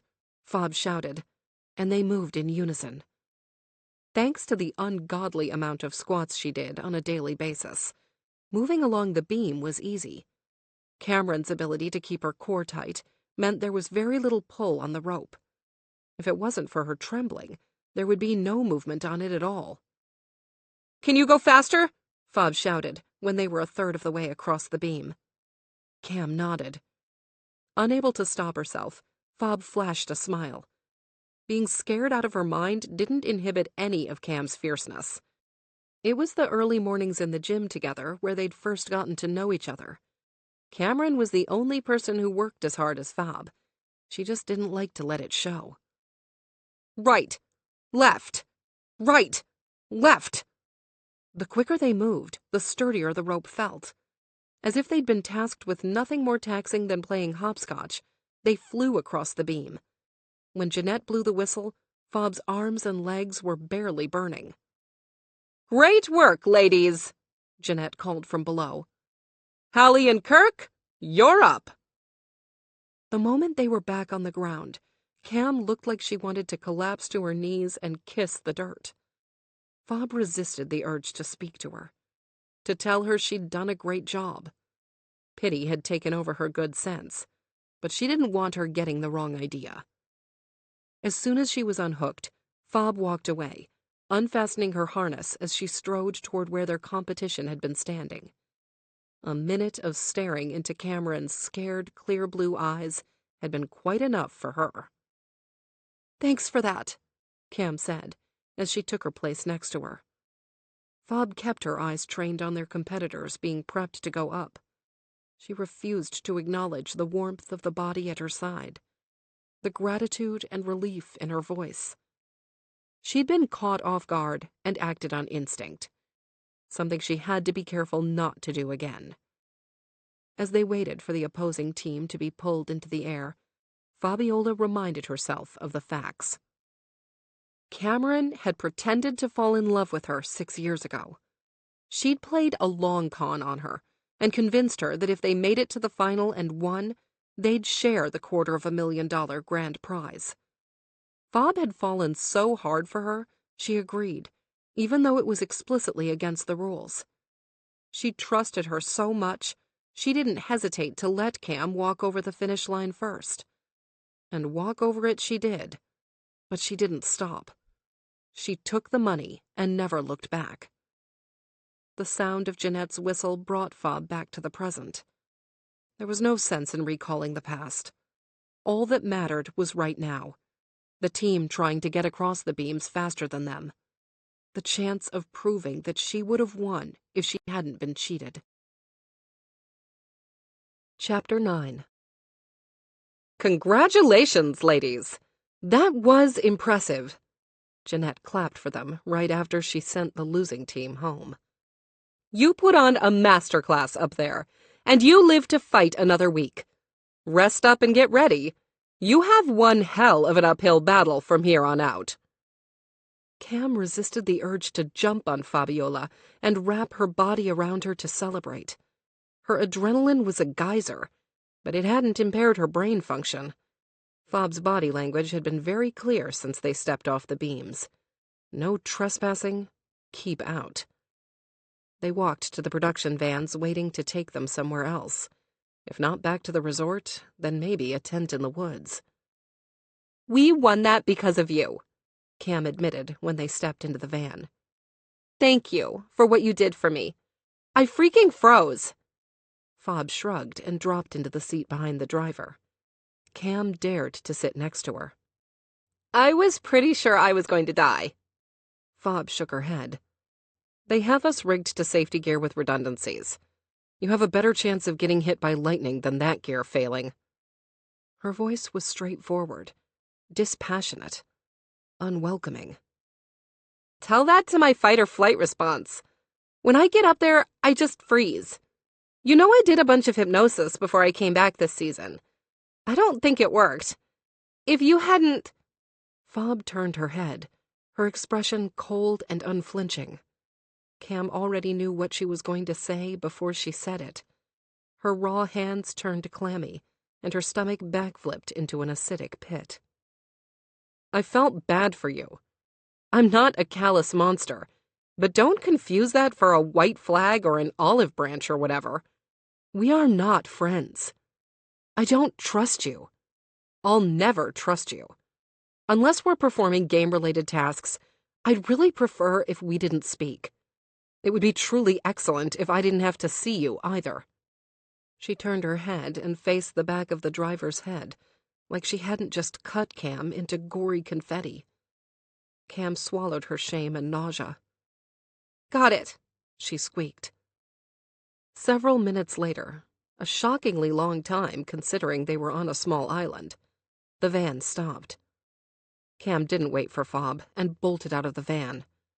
The warm, fresh air and the sound of lapping water was a wonderful greeting after such a silent and awkward ride.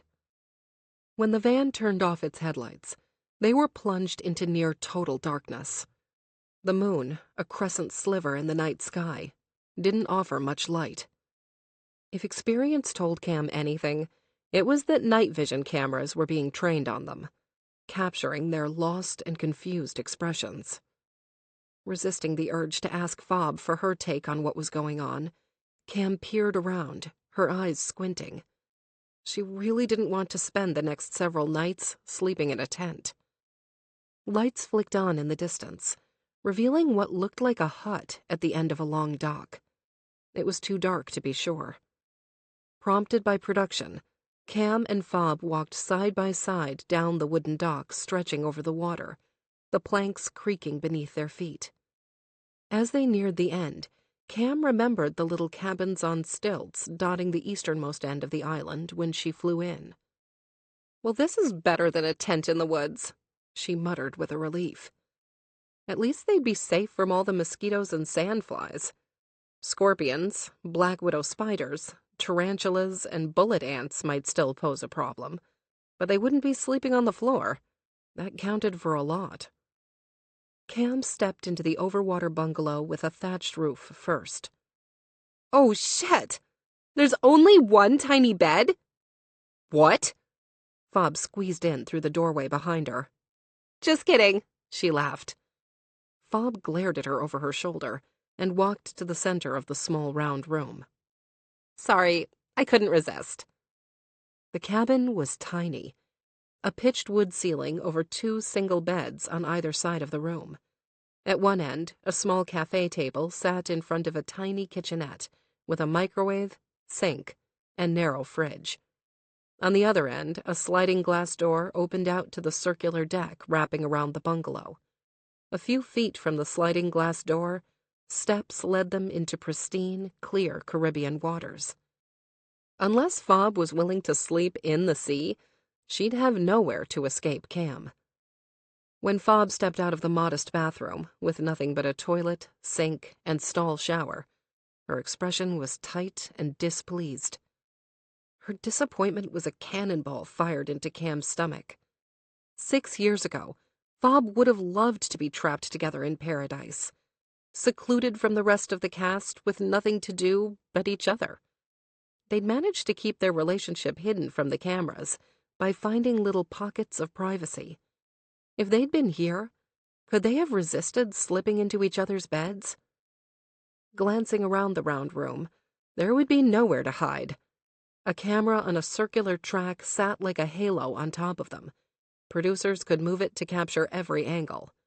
Microphones were suspended on all sides, so at least they wouldn't have to wear the mic packs all the time. The bathroom was the only place they'd be free from surveillance. Fob claimed the bed near the bathroom, leaving Cam with the one near the kitchenette. Not that it really mattered. No matter where they stood, they wouldn't be more than 10 feet away from each other. When a PA rolled in their luggage, Fob requested a blender for her protein shakes. Cam watched her from where she sat on the edge of the bed. Fob's ability to pretend Cam wasn't even there was devastating. Cam surveyed the room again.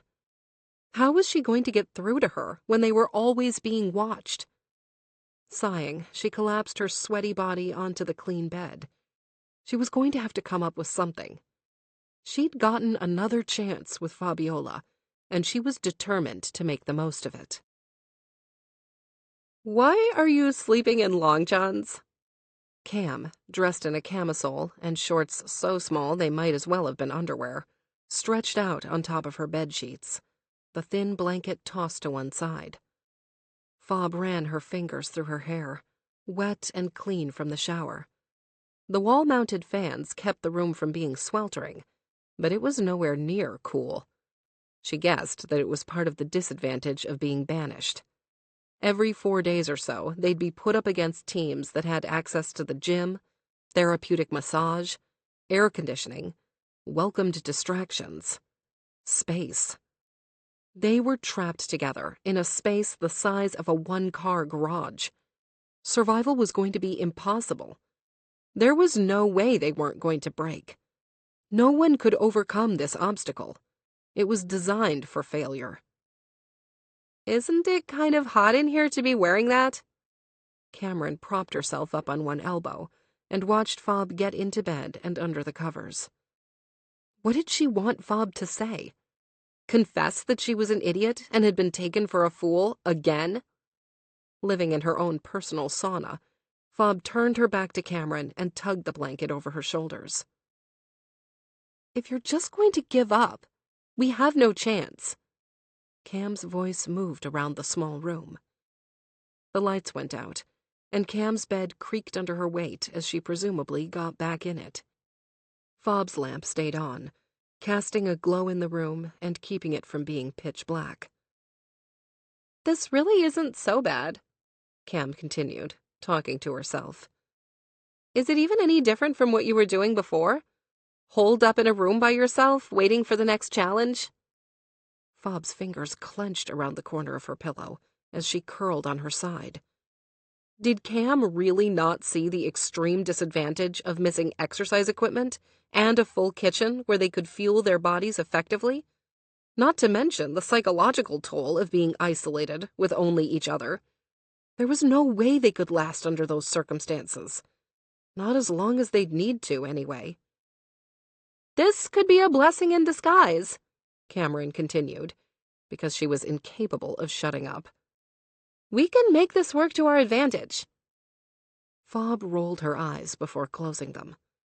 Putting a positive spin on their current situation was impossible, and she wasn't going to waste time doing it. They'd last as long as they could, but winning was out of reach. Chapter 10. Nearly drowning in a pool of her own sweat, Fob woke up with the sun streaming in through open plantation shutters. Of course there was no glass in the screened-in windows. It was never going to get cool. There was another advantage for the team still in the resort, a break from the boiling heat and humidity. Unable to stop her eyes from traveling to the other side of the small room, Fabiola was surprised to find Cameron's bed empty. She strained her sight and looked at the time on the microwave's digital clock. It was too early to be so hot. Fob sat up, the soreness in her thighs and ache in her back making her miss the physical therapists in the resort. The recovery shake she'd had the night before wasn't nearly as good as having a professional work on her body. Pulling off her stifling long-sleeve shirt, she decided that being seen in her sports bra was better than heat stroke. She dried her face with the thick cotton before tossing it on her pillow. How she wished the shorts and tank tops weren't only handed out for challenges. Pride kept her from asking production for a set of them. They hadn't asked about her clothing choices yet, but it was only a matter of time. The sound of water and creaking wood drew Fob's attention to the deck, visible from the uncovered sliding glass door. Water beating on Cameron's skin and rolling over her barely there string bikini was too much to absorb before coffee. Over the last several years, Cam had gotten stronger. Her muscles were toned like she'd taken up Pilates and gotten very good at it. Fob's attention snagged on the new tattoo on her thigh, the outline of an elephant's face. Its significance pulled at Fob's heart, sending it freewheeling into her stomach. Cam had always talked about her grandmother, how she was her best friend, her soulmate, how she'd get an elephant tattoo to commemorate her when she passed. Fob looked away, her shoulders bowing under the weight of realization. She'd lost her.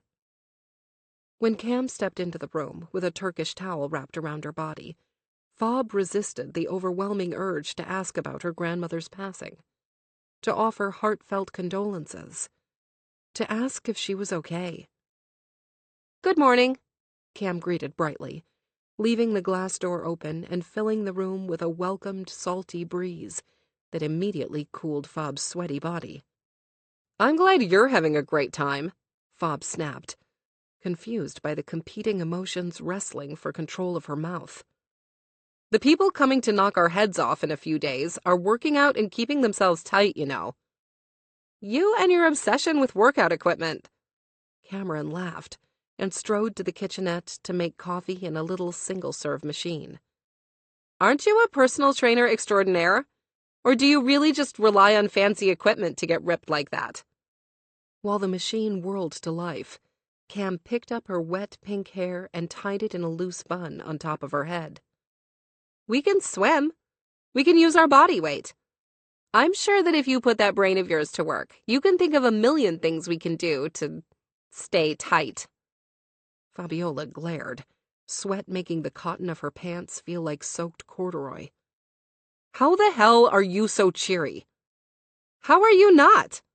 Cameron filled a tall glass with ice. "Look at this place, Fob. We're still in the game, and we're in actual paradise. When else are you going to get to roll out of bed and jump in the ocean? I'm glad you see this as a vacation. I suppose when you've already won your money and you spend your days posting pretty pictures of yourself surfing and skateboarding and traveling and generally working desperately to be the center of attention, there's really no pressure, is there?" Cam's blue eyes, made brighter by the clear morning sun shining through the open screened-in window directly on her face, softened. "That's what you think I'd do with my life?" The hurt in Cam's voice was destabilizing, leaving Fob no choice but to double down. "Why are you even here? Was $250,000 not enough to set you up for life?" Fob could think of 6 ways to invest that money and make it grow. She'd been planning to start a franchise if she won. Something like CrossFit, but better designed to mitigate the high risk of injury. First, she'd need to open her studio, something she would have done if Cam hadn't stolen her money. "Yeah, well," Cam poured her coffee onto the ice, "the government takes a lot more of it than you think." Fob didn't like the way she felt around Cameron. She was too close. It was like when she'd talked to her through the earpiece. Her proximity made thinking impossible. Without another word, Fob stepped onto the deck and let the breeze cool her. If there was somewhere to sit, she'd probably stay out there. But it was like production had thought of everything, like they'd purposely eliminated any place of refuge. She didn't doubt that the bistro chairs inside had been selected for their thin legs that would fall between the gaps in the deck. Looking out at water clear enough to see the sandy ocean floor and schools of tiny silver fish darting around, Fabiola took slow, deep breaths. Cameron was a toxin, and she just needed to purge her from her system. She couldn't let her cloud her mind. She was here to play and to win. When breathing didn't work, Fob pulled off her pants, leaving only her black bikini briefs, and dove headfirst into the water. Swimming hard and fast, she reached the nearly invisible mesh that separated the cove from the wild ocean beyond. Presumably there to keep out things like jellyfish and stingrays, so pampered guests could enjoy a private lagoon. Fabiola wished she had something to keep her safe from her own personal predator. Flipping on her back to float, letting the sun's unobstructed rays bite at her farmer's tan, Fabiola tried to let go, tried to forget all the feelings being so close to Cameron stirred. Chapter 11.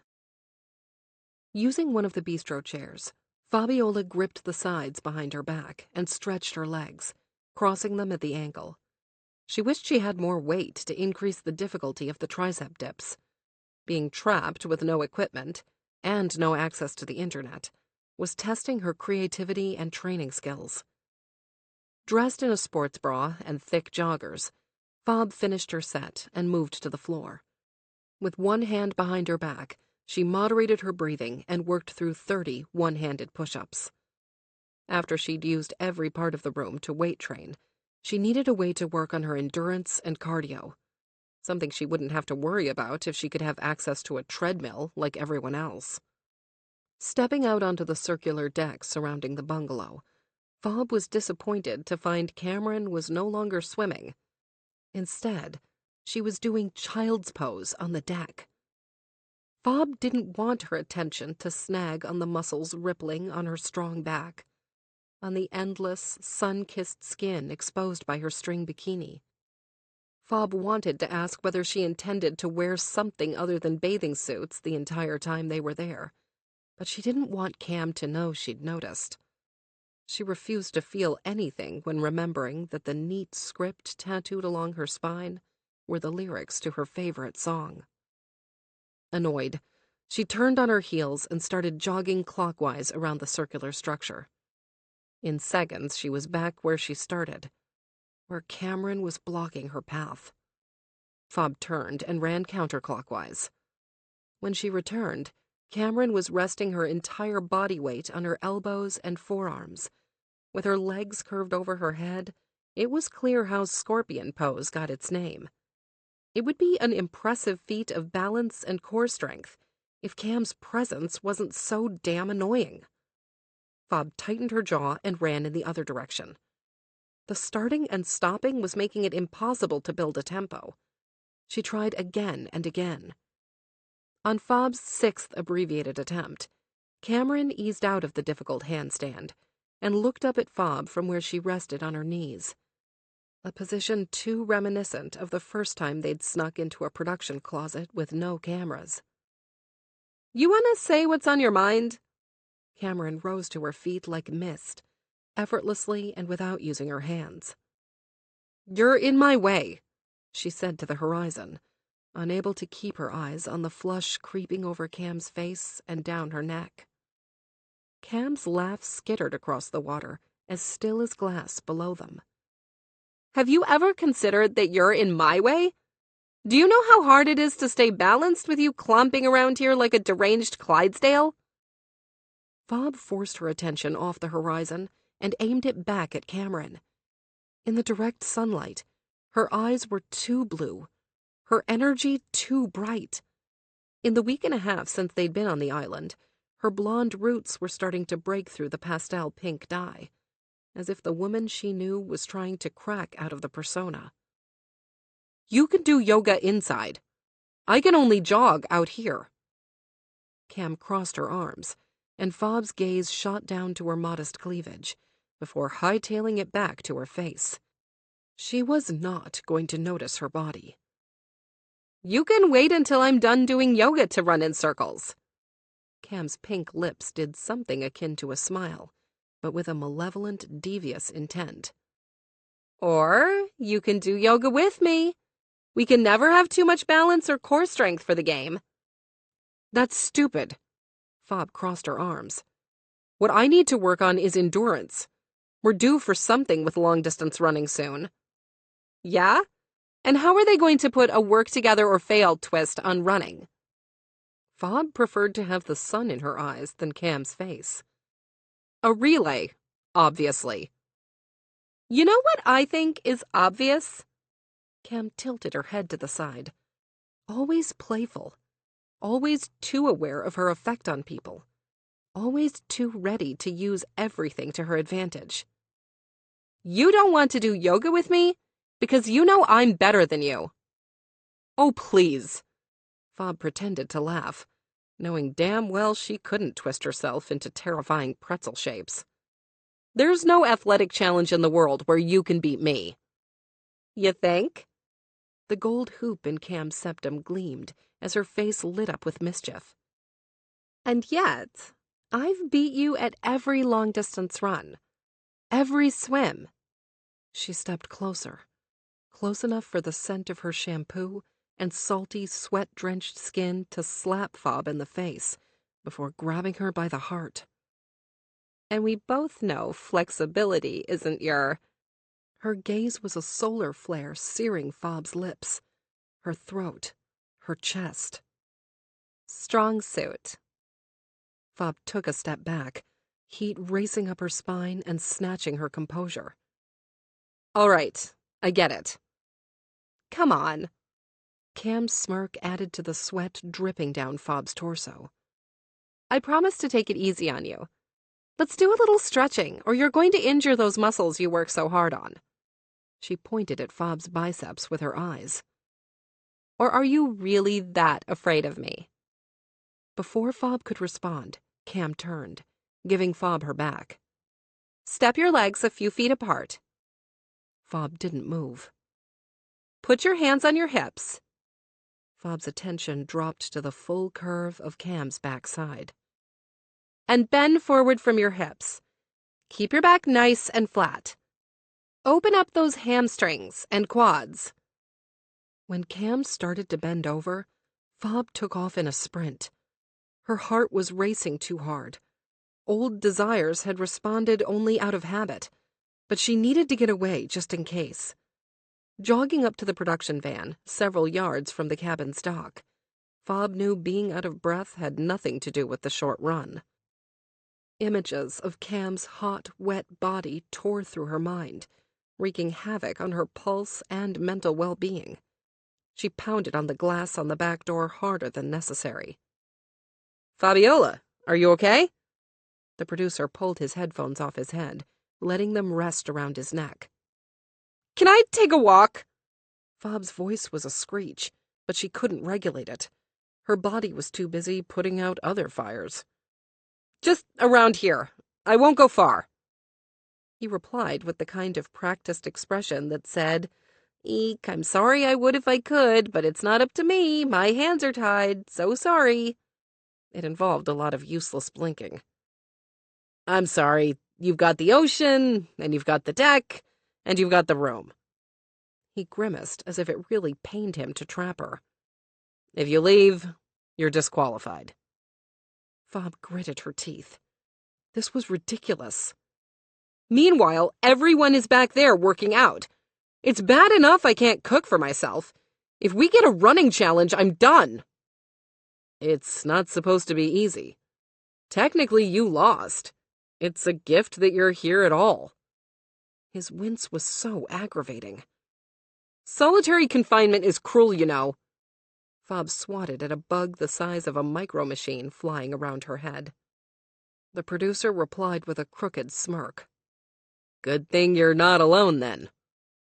Fob imagined a bunch of producers conspiring to torture her by forcing them together. You people did this on purpose, didn't you? The power to win or lose is completely in your hands. He laughed. If the inability to quit wasn't written into Fob's DNA, she would have left right then. If she tapped out, Cam would lose her chance to win too. There was something very satisfying about that. But she wasn't there to lose. Not again. Stomping back up the deck, Fob decided on a cold shower to get the layers of sweat off her body. She was so desperate to be cool, she had nearly took Cam up on her offer to borrow some shorts. Refusing had been the right thing to do, despite the moment of near heat stroke when she'd considered it. She didn't need Cam's help, and she sure as shit didn't need her clothes. In the bathroom, a new level of aggravation took its turn at testing Fob's chill. A bottle of opened toothpaste had fallen into the sink. What kind of anarchist squeezes from the middle? An open makeup bag had spilled its guts all over the counter. A used razor sat on top of the toilet tank, next to an open canister of shaving cream. The foamy white solution dried and stuck to the lid. The real crime, however, was the bikini hanging in the shower and the towel balled up on the floor. Furious at the offending garments, Fabiola took everything that wasn't in its proper place and dumped it on Cam's bed. She made sure to leave the wet towel on her pillow. If they were going to share space, Cameron was going to have to learn how to respect it. After wrestling the sticky sports bra off, the one she nearly tore in half to be free from, and peeling away the pants that had left a ton of black fuzz on her sweaty legs, Fob stepped into the shower. She was in the middle of washing her hair when she heard Cameron cursing. As she rinsed away the conditioner, she smiled. Chapter 12. "You know what I miss?" Cameron asked from her place at the little bistro table. She picked up her knife and started cutting the steak they'd been served for dinner. "Music. I thought it would be my phone, but it's music." Fabiola ignored her and focused on eating her steak and vegetables while balancing her plate in her lap. The only thing worse than the crushing silence was the sound of Cam's voice. "Why can't we have some music?" She continued chatting to herself like she had all day. Is this payback for putting her wet towel on her pillow? The punishment outweighs the crime. "Because they want us to be completely miserable," Fob muttered. Sitting on the edge of her bed while trying to cut her steak was proving impossible. "You're making yourself miserable. Why don't you stop being ridiculous and sit at the table?" Fob glared at her. "So you can steal my dinner, too?" "You are the most stubborn—" "Insult me. That makes me want to share a table." "Stop being a baby." Fob made a second attempt to cut a piece of steak and caused the plate to dip between her pressed-together knees. She turned her glare from Cameron to the braised Brussels sprouts splattered on the floor, its tiny, leafy face shaming her. "Are you ready to stop being ridiculous?" Fob picked up the wayward sprout and tossed it in the garbage. "I'm only sitting with you because we probably have to compete tomorrow, and I need all the nutrients I can get. Dios mío, if you bitch about your macros again today, I swear, do you know how hard it is to keep muscle? Do you know how painful it is to hear you lament about pumpkin quinoa risotto? I hate to be the one to tell you this, but everything you eat sounds like it belongs in one of the deeper circles of hell." Cam pierced a chunk of meat on her fork. "Food. I swear to all that is good and holy, Fabiola Santos, if you say food is fuel, I'm going to stab myself in the eye, and then you'll have no partner." Fob resisted the urge to chuckle. "It's the definition of food," she muttered, before finally taking a bite of cold steak. "Food is music, art, romance." Cam whirled her fork around with a sautéed onion on the end. "It's not so clinical." She bit off the onion. "That's why chefs are so intense. They're not creating something in a sterile lab. They're expressing their passion." "Do you really believe what you say? Or are you just used to speaking in Instagram memes?" Cameron rolled her eyes. "I recall you loving food. Remember the night before the final when you started crying about your mom's tamales? I'm pretty sure corn doesn't fit your macros." Fob busied her mouth with chewing. "Oh, come on. Don't pretend like you don't remember that." "I don't." She took a drink of water. "Mostly because they're not tamales. It's called pamoya." Cameron's grin gave away that she'd confused the foods on purpose. They'd exchanged a lot of Spanish and Portuguese words once, among other things. She hadn't forgotten, just like Fob hadn't forgotten how much she hated her grandmother's Cuban tamales, but choked them down anyway, olives and all. The urge to ask her about her grandmother bubbled up, but she swallowed it down with more water. "If you're not going to drink your ration of wine, can I have it?" Cam's hand was already on the mini bottle of rosé. "You shouldn't drink. We don't know exactly when they'll come for us to—" "Yes or no, J-Lo?" Fob cocked her head to the side. "J-Lo?" "She famously doesn't drink because it makes your skin and sleep bad." Cam paused as if thinking about what she'd said. Maybe there is something to that. She looks absolutely incredible. Did you see Hustlers? Can you believe she's in her 50s? "Why do you know that?" Cam shrugged. "Can I have it or what?" Fob gestured for her to just take it already. If it will stop you from sharing any more thoughts on Jennifer Lopez. How is your mom, by the way? Cameron poured the wine into her glass. Has Ted learned a lick of Portuguese? He tries, she admitted before she could stop herself. I think he finally understands that nothing my mom serves him is going to be spicy. Are they taking care of Mancha again? Cam's attention drifted up from her plate and locked on Fob's eyes. Or is someone else watching him? Fob's throat tightened. Are you trying to find out if I'm seeing someone? Cam shrugged, her grin sheepish. Only if you're seeing someone you trust to care for Sir Mancha von Wigglebutt. For a moment, Fob considered lying. She didn't want to admit that it had been several years since her last serious relationship. Certainly no one that she'd leave Mancha with for months. He's probably trying to share Tilo's tiny bed right now, she admitted instead. Tilo is still alive? Cam screeched, her eyes wide. Shut up! Fob bit back a smile. He's going on 15, I think. Man, Chihuahuas really do live forever. I hope he does, because Mancha couldn't stand the heartbreak. Sadness crept into Cam's eyes. She knew Mancha's terrible beginnings. He's such a good boy. You must miss him like crazy. Fob nodded and went back to her food. She was already too vulnerable. She didn't want to explain that it was even harder to leave him this time. He was with her nearly 24 hours a day. Her clients all loved him and complained any time he didn't act as her assistant during appointments. Not having him was like missing a core part of herself. But she couldn't think about it. She had to continue to compartmentalize in order to survive the long weeks ahead. If she won, the separation would at least be worth it. I adopted a cat last year. Cameron couldn't leave the silence unfilled. Her name is Tangerine. Orange tabby? Solid black, she replied with a chuckle. She might be possessed. Not a single flip-flop in my apartment is safe. Apartment? She didn't buy a house with her ill-gotten winnings? She belonged to an elderly man for like a decade, and I'm pretty sure he was as grumpy as the old dude in Up.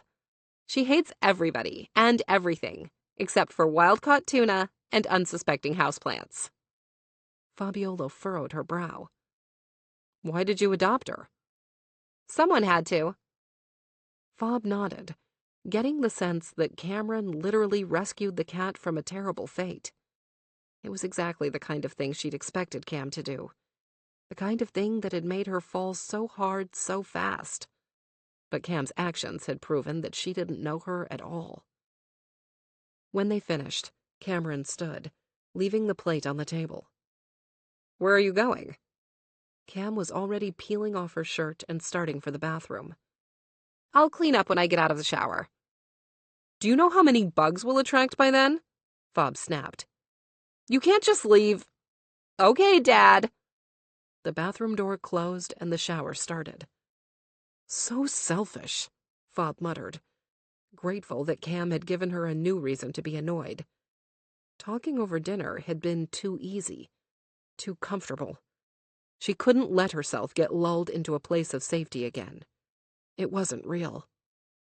When she finished washing the plates and setting them to dry in the rack, she turned to cleaning up the rest of the kitchen. Their space was too small not to keep immaculate. The only mess left was the crap strewn across Cam's bed.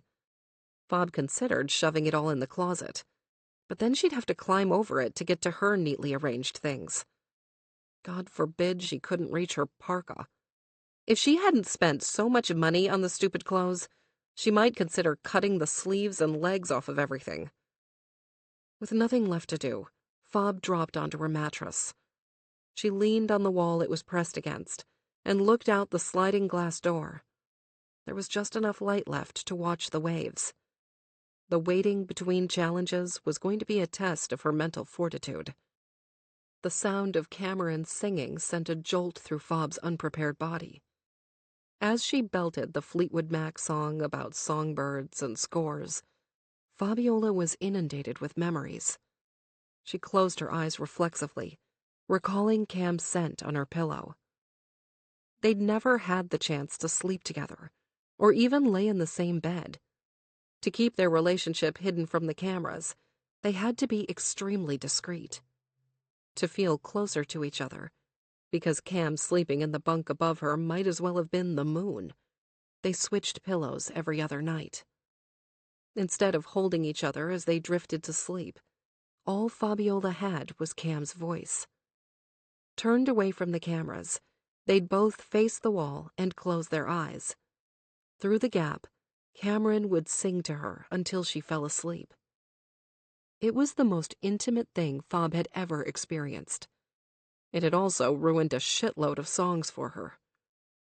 Unable to listen to Cam's sweet mezzo-soprano voice a second longer, Fabiola sprang out of bed. She reached the sliding glass door in 3 long, lunging steps. The air outside was hot and muggy after the late afternoon rain, but Fabiola inhaled it like it was a long-lost friend. Taking greedy lungfuls, she tried to cleanse herself of the churning in her belly, the painful tightness in her chest. Pulling up the pants making her legs sweat, Fabiola sat on the steps leading into the water. She dunked her feet in the cool, clear sea. Fighting off the mosquitoes was less painful than all the old wounds Cameron was trying to tear open. Bending forward, Fabiola dipped her hands in the water and ran them over her face. Unable to take the heat, she pulled off her sweater. She didn't love parading around in sports bras, but the constant heat was intolerable. It took all of her self-control not to plunge in head first. If she hadn't already washed her hair, she would indulge in the cool relief of floating. Maybe then she could figure out how the hell she ended up trapped with the woman who stole her heart, only to break it and then steal her money. Chapter 13. Lying in her bed, Cam could hear how hot Fabiola was in her flannel pajamas. Her stubbornness was going to give her heat stroke. Cam was dressed in tiny shorts and a bralette, and the room was sweltering. The fans kept them from suffocating, but they sure didn't cool them down. She couldn't imagine how Fob was feeling. She'd never known Fabiola to be body conscious. Playing every sport known to man, Fabiola had grown up in locker rooms. The presence of the cameras had never inhibited her before. Cam was pretty sure Fob liked to strut around showing off her hard work. Is it me? Guilt twisted like a tornado in Cam's chest, taking out her stomach and throwing a cow across her guts. It's not like Cam hadn't seen Fabiola naked, but those had been very different circumstances. Does she think I'm going to get the wrong idea? Fabiola turned in bed again. She couldn't see her face in the lamp's glow, but her discomfort was deafening. The earlier rainstorm and lack of a breeze made the room more brutal than the previous nights. The shutters were open, but there was nothing to let in. Why don't you let me lend you a t-shirt or something? Cam tossed her question into the sticky darkness. Fabiola slammed it into the wood floor with a curt, "No, thank you." Cam sighed. Dinner had been kind of nice, relatively speaking. But after that, Fob had been particularly hostile. It could be the heat, Cam considered to herself. For some reason Cam still hadn't worked out. All of Fob's clothing was for an extremely cold climate. She didn't dare ask why, but it still made her feel bad for her. Fabiola's bed creaked as she rolled around and fluffed her pillow. Is she looking for a magical configuration that will beat back the heat? In a fit of apparent frustration, Fob's bed squeaked much louder, as if she was getting out of bed. Cameron held her breath. For one absurd and heady moment, she imagined Fob crawling into her bed. Her chest ached as reality set in, with the sound of clothing landing on the floor and Fob's mattress whining again. Closing her eyes, Cam was taken back to the last time she'd heard the sound of Fob's discarded clothes hitting the ground. Sneaking around had been so hard. There was always a production crew or a hidden camera they hadn't accounted for, or a fellow cast member's prying eyes. The first time they'd kissed, against the wall near a shed full of pool pumps, they assumed they'd been seen. Cameron was prepared to be confronted with the footage during her confessional. That's usually how the producers got the clips they wanted. They asked a question they already knew the answer to, and if the contestant played coy, they were shown the receipts of their behavior. But 2 confessionals came and went, and neither of them had been shown evidence of their making out. Cam's lips tingled at the memory. She wasn't sure whether Fob was even interested in women at first. She'd tried to drop lines to get a read on her, but Fob wasn't one for extraneous details. When they'd returned after a challenge to the huge house in Turkey where they were filming, Cameron was shocked that Fabiola led them to the first secluded spot she found. In usual Fob fashion, she'd been as serious as a shark bite when she leaned her against the shed. Up until the moment Fob's lips touched hers, Cam had no idea the kiss was coming. The kiss had been rushed and hungry and desperate. The next dozen that followed had only increased in fervor. Combining the risk of getting caught with the thrill of new attraction had led to explosive desire. Stolen kisses had been okay for a week, which was about 6 months of real-world time. But soon they needed more. More contact. More skin. More everything. The closet full of production gear and no cameras had been a lucky find. The crew probably thought the meager space left unoccupied by all the extra gear was too small for anyone to misuse. They hadn't counted on their desperation. Cameron's body reacted as her mind carried her backward in time. She was pressed against a pile of tripods, the point of one jammed between her shoulder blades, Fabiola's hand sliding under her shirt. Still sweaty from the day's obstacle course, which had included a half-marathon run through a mountain pass, they tore at each other. Cam had never wanted anyone as bad as she wanted Fabiola. Simmering under her stoic exterior was a woman brimming with passion. Hugging herself, shame made Cameron smaller. They'd shared so much in those weeks they'd spent together. There was no real way to fill their time off other than to talk, and talk they did. Told each other every little secret.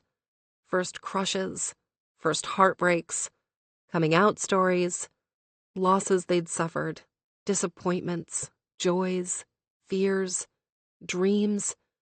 There wasn't a single thing they hadn't told each other. Well, there was one thing.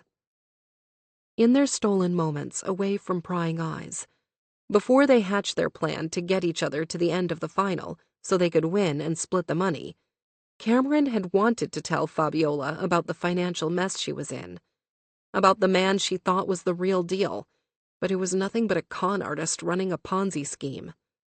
The man she introduced to her parents. The man who took every penny and disappeared. She'd been too ashamed to admit she'd been so stupid, that her desire for easy money had nearly cost her parents everything. Even when she'd brought the prize money home, it hadn't covered everything. Neither of her parents were going to be able to retire before 70 like they'd planned.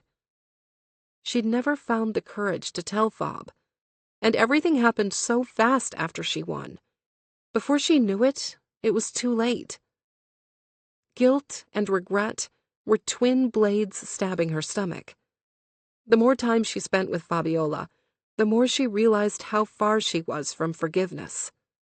But she couldn't give up. She had to keep trying to reach her, to sneak over her fortress walls and show her she was sorry and would do anything to win back her trust. Chapter 14. A knock on the door interrupted the sumo squats Fabiola was doing while holding a bucket of water as an improvised kettlebell. The bucket hit the floor, splashing water onto the wooden deck and Fob's sneakers. At the bungalow door, a PA held 2 stacks of black uniforms. Fob dropped Cam's set on her messy, unmade bed. She crossed the tiny cabin to inspect what they'd been given to wear. "What do we have?" Cameron's voice smacked the back of Fob's head. Fob didn't need to turn around to know what Cameron looked like, standing at the door in her bikini, salt water beading on her skin, before rolling down her tanned body, running by her scattered tattoos, and collecting in a pool at her feet. She didn't turn around. Wrapped in a towel, Cam plopped on her bed and held up the stretchy black tank top with her name emblazoned on the back. "Well, this doesn't say much," she muttered, before picking up the compression shorts. Fob had gotten the same outfit, though her shorts were significantly longer. "Do you think we'll have any swimming challenges? Or will it only be whatever they can fit in that clearing?" Fob had been wondering the same thing, but didn't respond.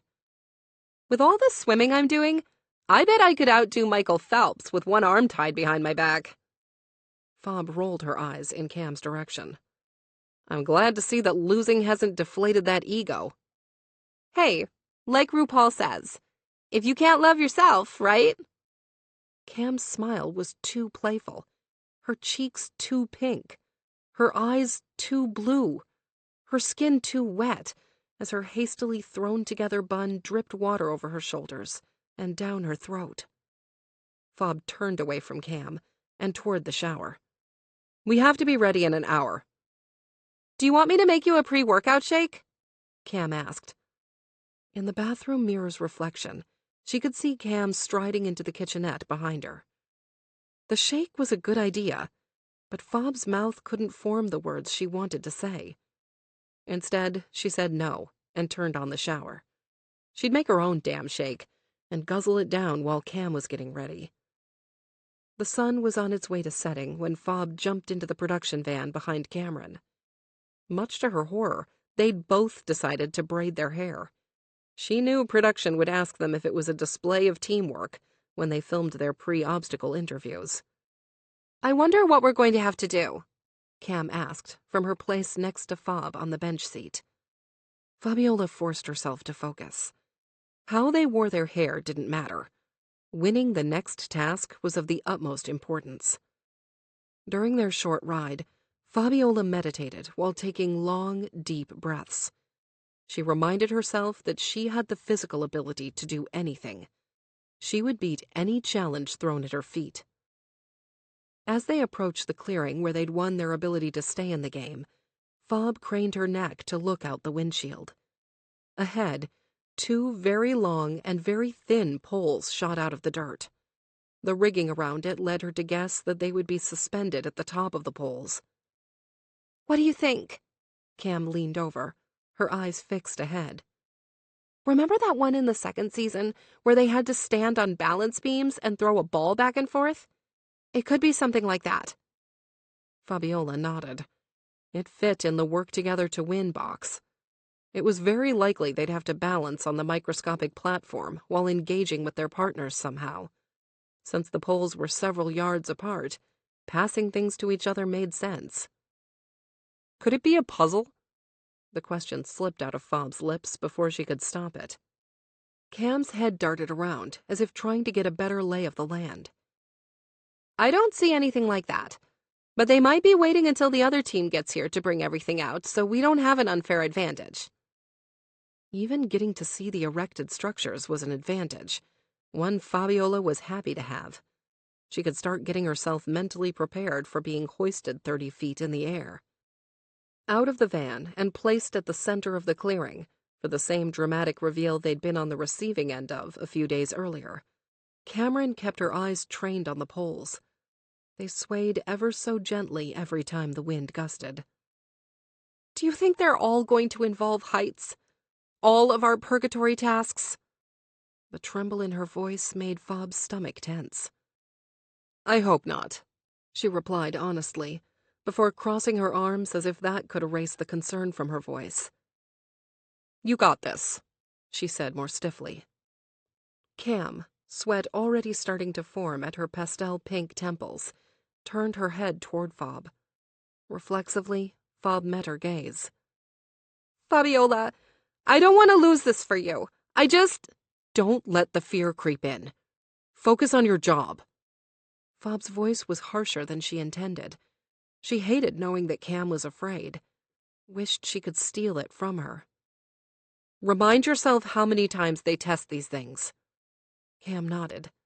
Yeah, the lawsuits. Take your piercing out. Cam's hand went to her septum. Damn, I thought I had. When the production van carrying the latest losing team started toward them, Fob stiffened. The jolt of pre-competition adrenaline hit her hard. She repeated a mantra she'd heard from one of her clients. As the race gets longer, I get stronger.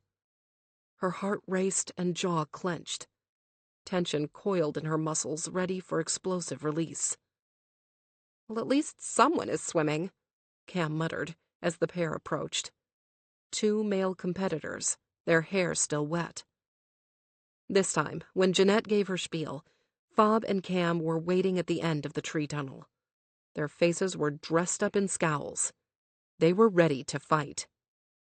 To stay in the game, Jeanette gestured toward the clearing. You're going to have to get beyond the defending champs, Fabiola and Cameron. Resisting the urge to stamp her foot in the ground and blow smoke out of her nose, Fob settled for a sneer. She wanted them to know they shouldn't bother hoping. Once they were fitted with their safety harnesses, all 4 contestants were lined up in a row at the center of the clearing. Production probably wanted to get a shot of how puny they were in comparison to the obstacle. Tonight we'll test your will, Jeanette continued, her attention shifting to the towering poles spiked into the ground. When I say go, each team will have to race up this pole and stand at the top. The team that lasts the longest at the top wins. Now, there's a little wrinkle. She grinned. There is only space for 3 feet on the platform at any one time. You're going to have to negotiate who is standing with 2 feet and who's going to do their best flamingo impersonation. You can alternate who is one-legged, as long as 4 feet are never touching the platform for more than 2 seconds. Oh, and you have 3 minutes to make it to the top. If you can't, you're disqualified. We're going on the same one? Cameron's eyes were huge and panic-stricken. Fob shook her head. I don't understand how we're going to fit. You better figure it out, Jeanette said, her whistle already between her teeth. Or you ladies are going home. Jeanette didn't have to look so delighted by their torment, but Fob resisted the urge to say so. It'll be fine. Fob scrambled for a positive spin, for a way to keep Cam from freaking out. Their feet are bigger than ours. She gestured over her shoulder with her head, hoping that was true. They're not going to be able to outlast us. I'll climb up first. Her mind raced, trying to work out the kinks while thinking 3 moves ahead. When you're climbing, use your thighs and keep your arms bent. Move as fast as you can, or you're going to burn out your forearms. Cameron didn't bicker. She just nodded. Okay, teams, line up, Jeanette called, after the crew did a final check of their safety gear. Standing at the base of the post, Fob adjusted the black gloves that would help her grip the sleek metal pole. Flexing her fingers, she bounced on the balls of her feet, hyping herself up. Just focus on the top, Fob reminded, wishing Cam didn't look so terrified. Pale and serious, Cam nodded gravely. Fabiola didn't have time to focus on the twinge in her chest before Jeanette's whistle cut through the hot, humid air. With a jump, she clung onto the pole and climbed. Chapter 15. Sucking down lungfuls of thick, hot humidity, Cameron kept her fear from spiking into a panic. Trying her best to follow Fob's advice, she attempted to take deep breaths to still her nerves. Unfortunately, she felt more like a hyperventilating chihuahua than a fearsome competitor. Jeanette's whistle blew again, and Cam stopped thinking about her fear. Instead, she used it like rocket fuel to launch herself up the pole. Adrenaline carried her a third of the way before she felt the strain in her biceps, her back, her forearms, before her lower back started pulling, before her shoulders burned. Keep your pace, Fabiola shouted, from where she'd sat on the perch, her legs hooked around the post to keep her secure. He's right behind you. Her attention flashed to their competition, but Cam didn't waste time looking to her side to confirm. Gritting her teeth, Cam pushed harder.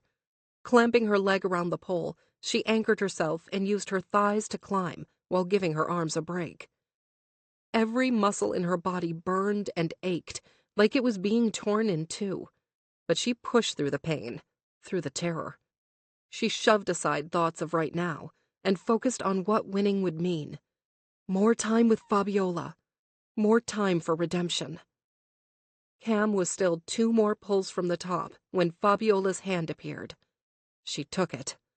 With a guttural, animalistic shout, Fabiola took her hand and pulled her up.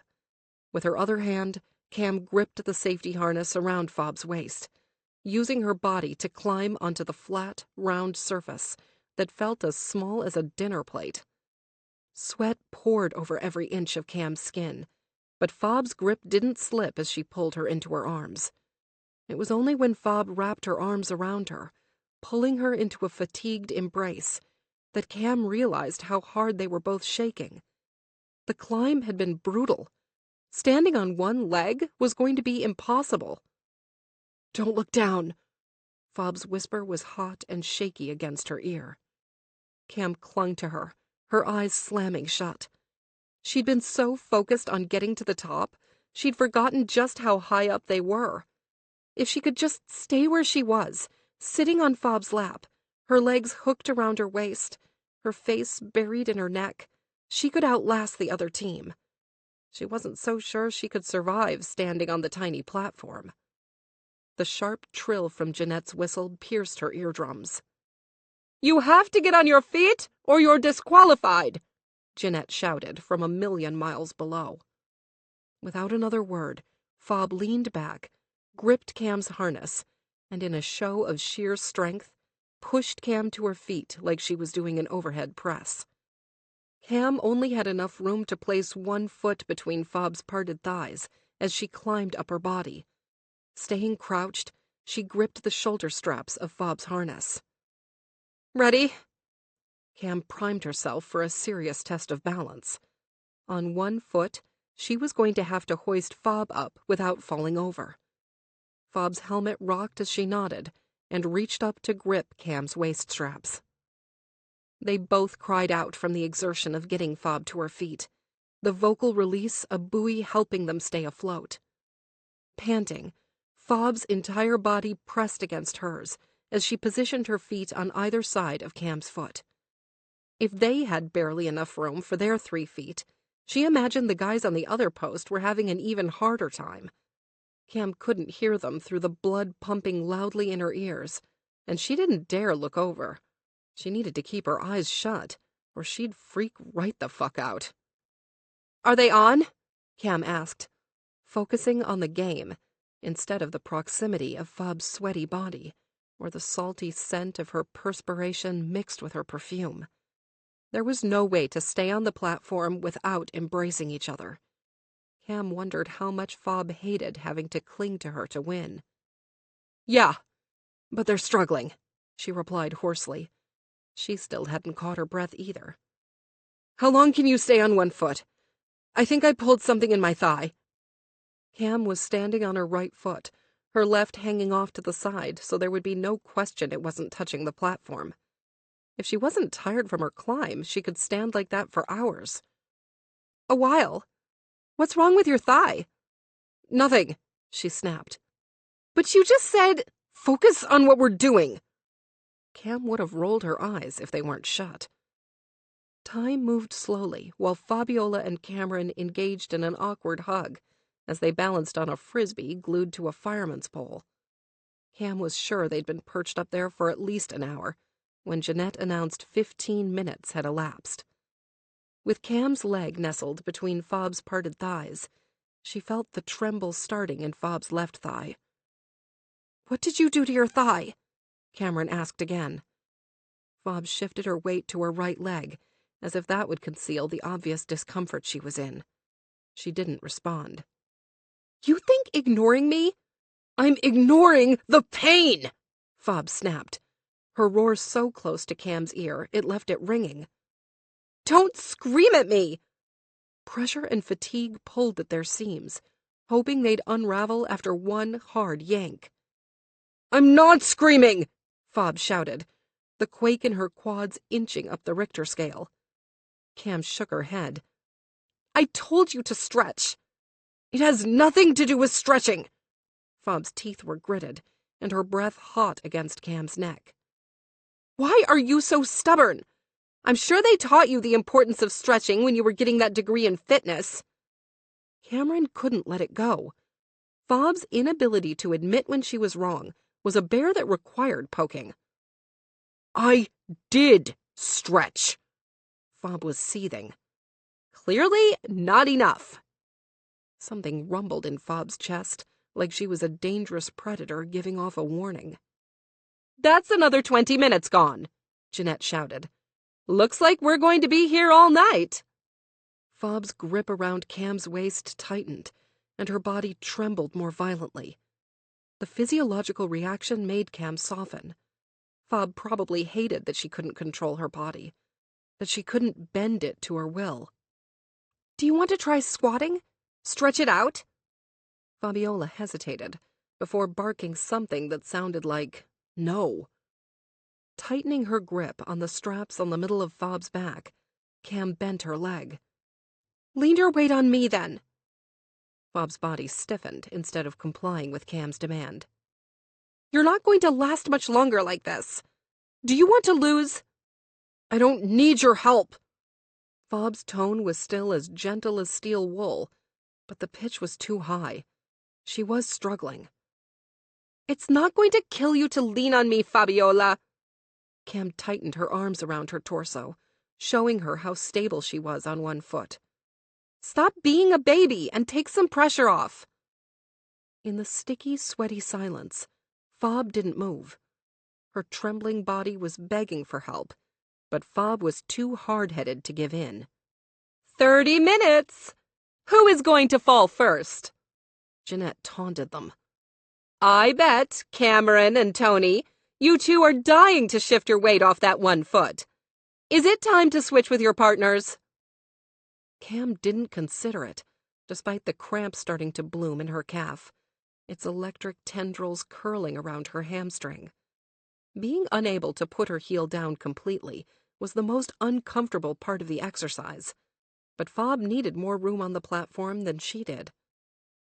You can't keep pushing your body like this, Cam warned, when Fob's body convulsed harder against her.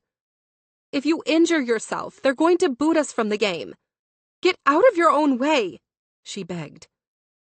For a moment, Fob leaned forward, her sweaty upper body resting on Cam's chest.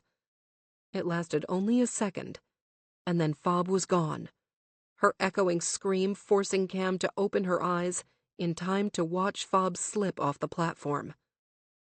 The ground below Cam warped and bent as the realization of how high she was slammed into her at 1,000 miles an hour. It was enough to send her sprawling backward.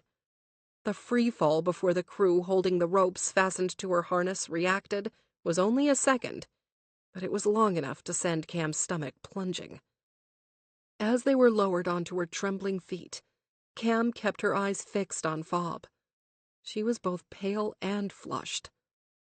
We're going to have to go to the tapes, Jeanette announced. That was too close to call. Cam's attention flashed to the side. She'd been so focused on Fob, and then her own fears, she hadn't realized the other team had fallen too. Chapter 16. Despite limping into the bungalow, Fob still found the wherewithal to throw her sneakers across the room. Behind her, Cameron sighed. You're the only person I know capable of being mad because they won. Fob gritted her teeth. She wasn't mad that they won. She was pissed that they'd nearly lost. 1/10 of a second had separated them from the other team. It should never have been that close, and it was her own damn fault. Limping to her bed, Fob dropped her exhausted body on the mattress. She would normally never lay down without showering first, but the pain in her inner thigh was so bad she wasn't sure she could stand long enough to do it. "Are you going to tell me where it hurts now?" Cam stood over her, her arms crossed over her chest. "What are you going to do about it?" Fob snapped, bitter that a physical therapist and masseuse were hanging around the main house, but she didn't have access to them. Not while she was trapped in prison. "I could help you.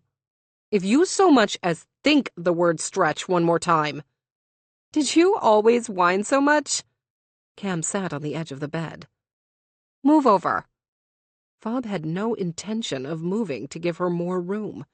The damn bed was the only space that was hers in their miserable paradise.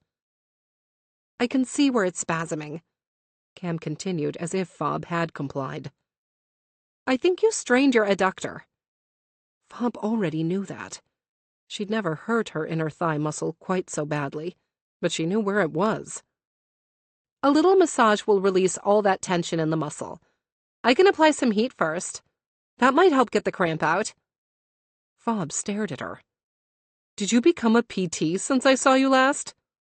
Cam, her cheeks still flushed and her pink hair plastered to her head from where the helmet and sweat smashed it down, smiled. "I strained mine just like that while surfing." Taking her silence for agreement, Cam went to the kitchen. Fabiola sat up in bed, but didn't turn around to see what she was doing. The faucet turned on and off before Cam tossed something into the microwave.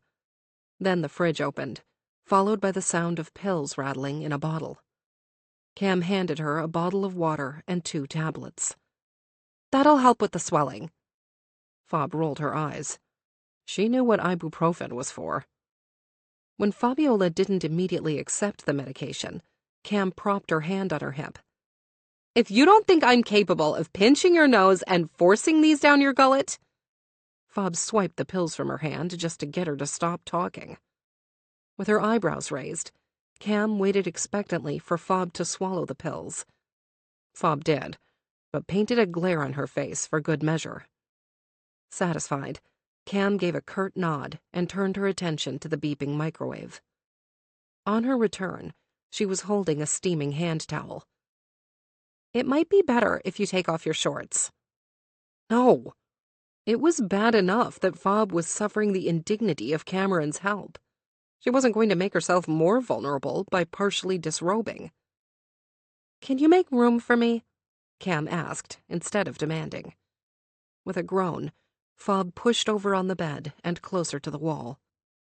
Cam tucked one long leg beneath her as she sat on the edge of the bed again. This time she had enough room to sit comfortably. "Can you bend your left knee and turn your leg out some?" Cam's tone was gentle. Too gentle. Fob closed her eyes and tried to be somewhere else as she laid back on the bed. If she didn't know that a serious groin injury could put her out of commission, she'd tell Cam to go play nurse somewhere else. Instead, she released a long, deep breath when the hot towel landed on her aching inner thigh. After the 4th time Cam applied a new hot compress to her thigh, exhaustion and painkillers hit her at the same time. She hated admitting that the damp heat was helping. She knew it would, but she still resented that it had been Cam's idea. "It's much less swollen." Cam removed the hand towel, but didn't get up to refresh it like she had several times before. "If you let me work out the kink, I think it will feel a hell of a lot better tomorrow." If she'd strained her adductor as she feared, stimulating the blood flow around the area would help her circulation and give the muscle fibers a serious boost. It could go a long way toward healing. Without a word, or opening her eyes, Fabiola hooked her thumbs into her tight shorts and pushed them down. Her black, athletic boy shorts covered more skin than most bathing suit bottoms, but it wasn't her skin that felt exposed. When the shorts were partway down her legs, Cam's fingers grazed hers as she pulled them off the rest of the way. Cam's fingertips were cool compared to the heat the compress left on Fob's inner thigh. When she started pressing slow circles, low on Fob's thigh, it took all of Fob's practiced self-control to hold still. Her tired instincts couldn't decide whether they wanted to run in or away, so she didn't move. The higher up on her thigh Cam went, the more tender Fob's muscle became. When she landed on the spot causing her pain, Fob gasped. "Sorry," Cam whispered. Too low, too husky, too pained. Cam lessened the pressure, but she didn't move away. With her hands balled up into fists, Fob dug into the mattress and endured. Focusing on the pain was easier than thinking about Cam's deliberate, cautious touch. Her hands had never been hesitant before. They'd always known the way, moved with confidence, greedily took ownership of every part of Fob's body. Fob ordered herself to stop reacting, to cool the heat slowly gathering beneath Cam's touch and thumping up her femoral artery. "Does that feel good?" Cam's question was breathy and hot. It mixed with the sweltering air and sent a fresh flood of sweat trickling over Fob's overheated skin. Fob's mouth couldn't form an answer. She wasn't sure that if she parted her lips, a moan wouldn't sneak out, so she tightened her jaw instead, kept the truth clamped down and safe. Using the heel of her palm, Cam rolled over the strained muscle. With all the satisfying pressure of pressing a bruise, pain skittered and dispersed beneath her touch. Her extended fingertips brushed Fob's hip as she neared the top of her injury.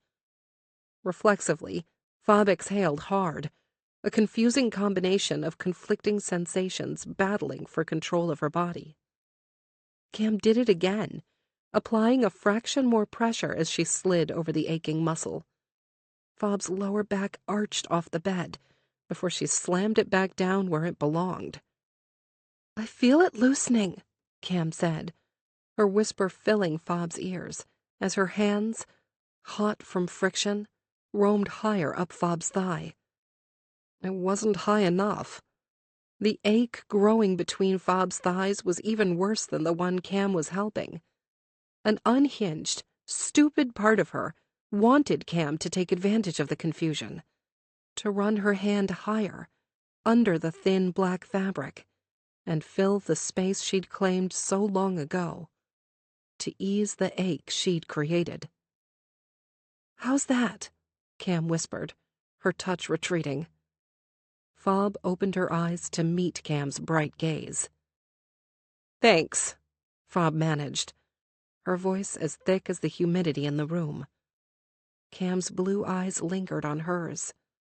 Fob knew she wanted to say something, could almost hear what she was thinking, but couldn't make out the edges of her words. "You should take a hot shower," Cam suggested. "It'll help a lot now that it's loose." Fob would bet every dollar she'd saved over the last 6 years that Cam had intended to say something else. She considered reaching out, taking her wrist, stopping her from walking away, but her hands remained in sweaty fists at her sides. Chapter 17.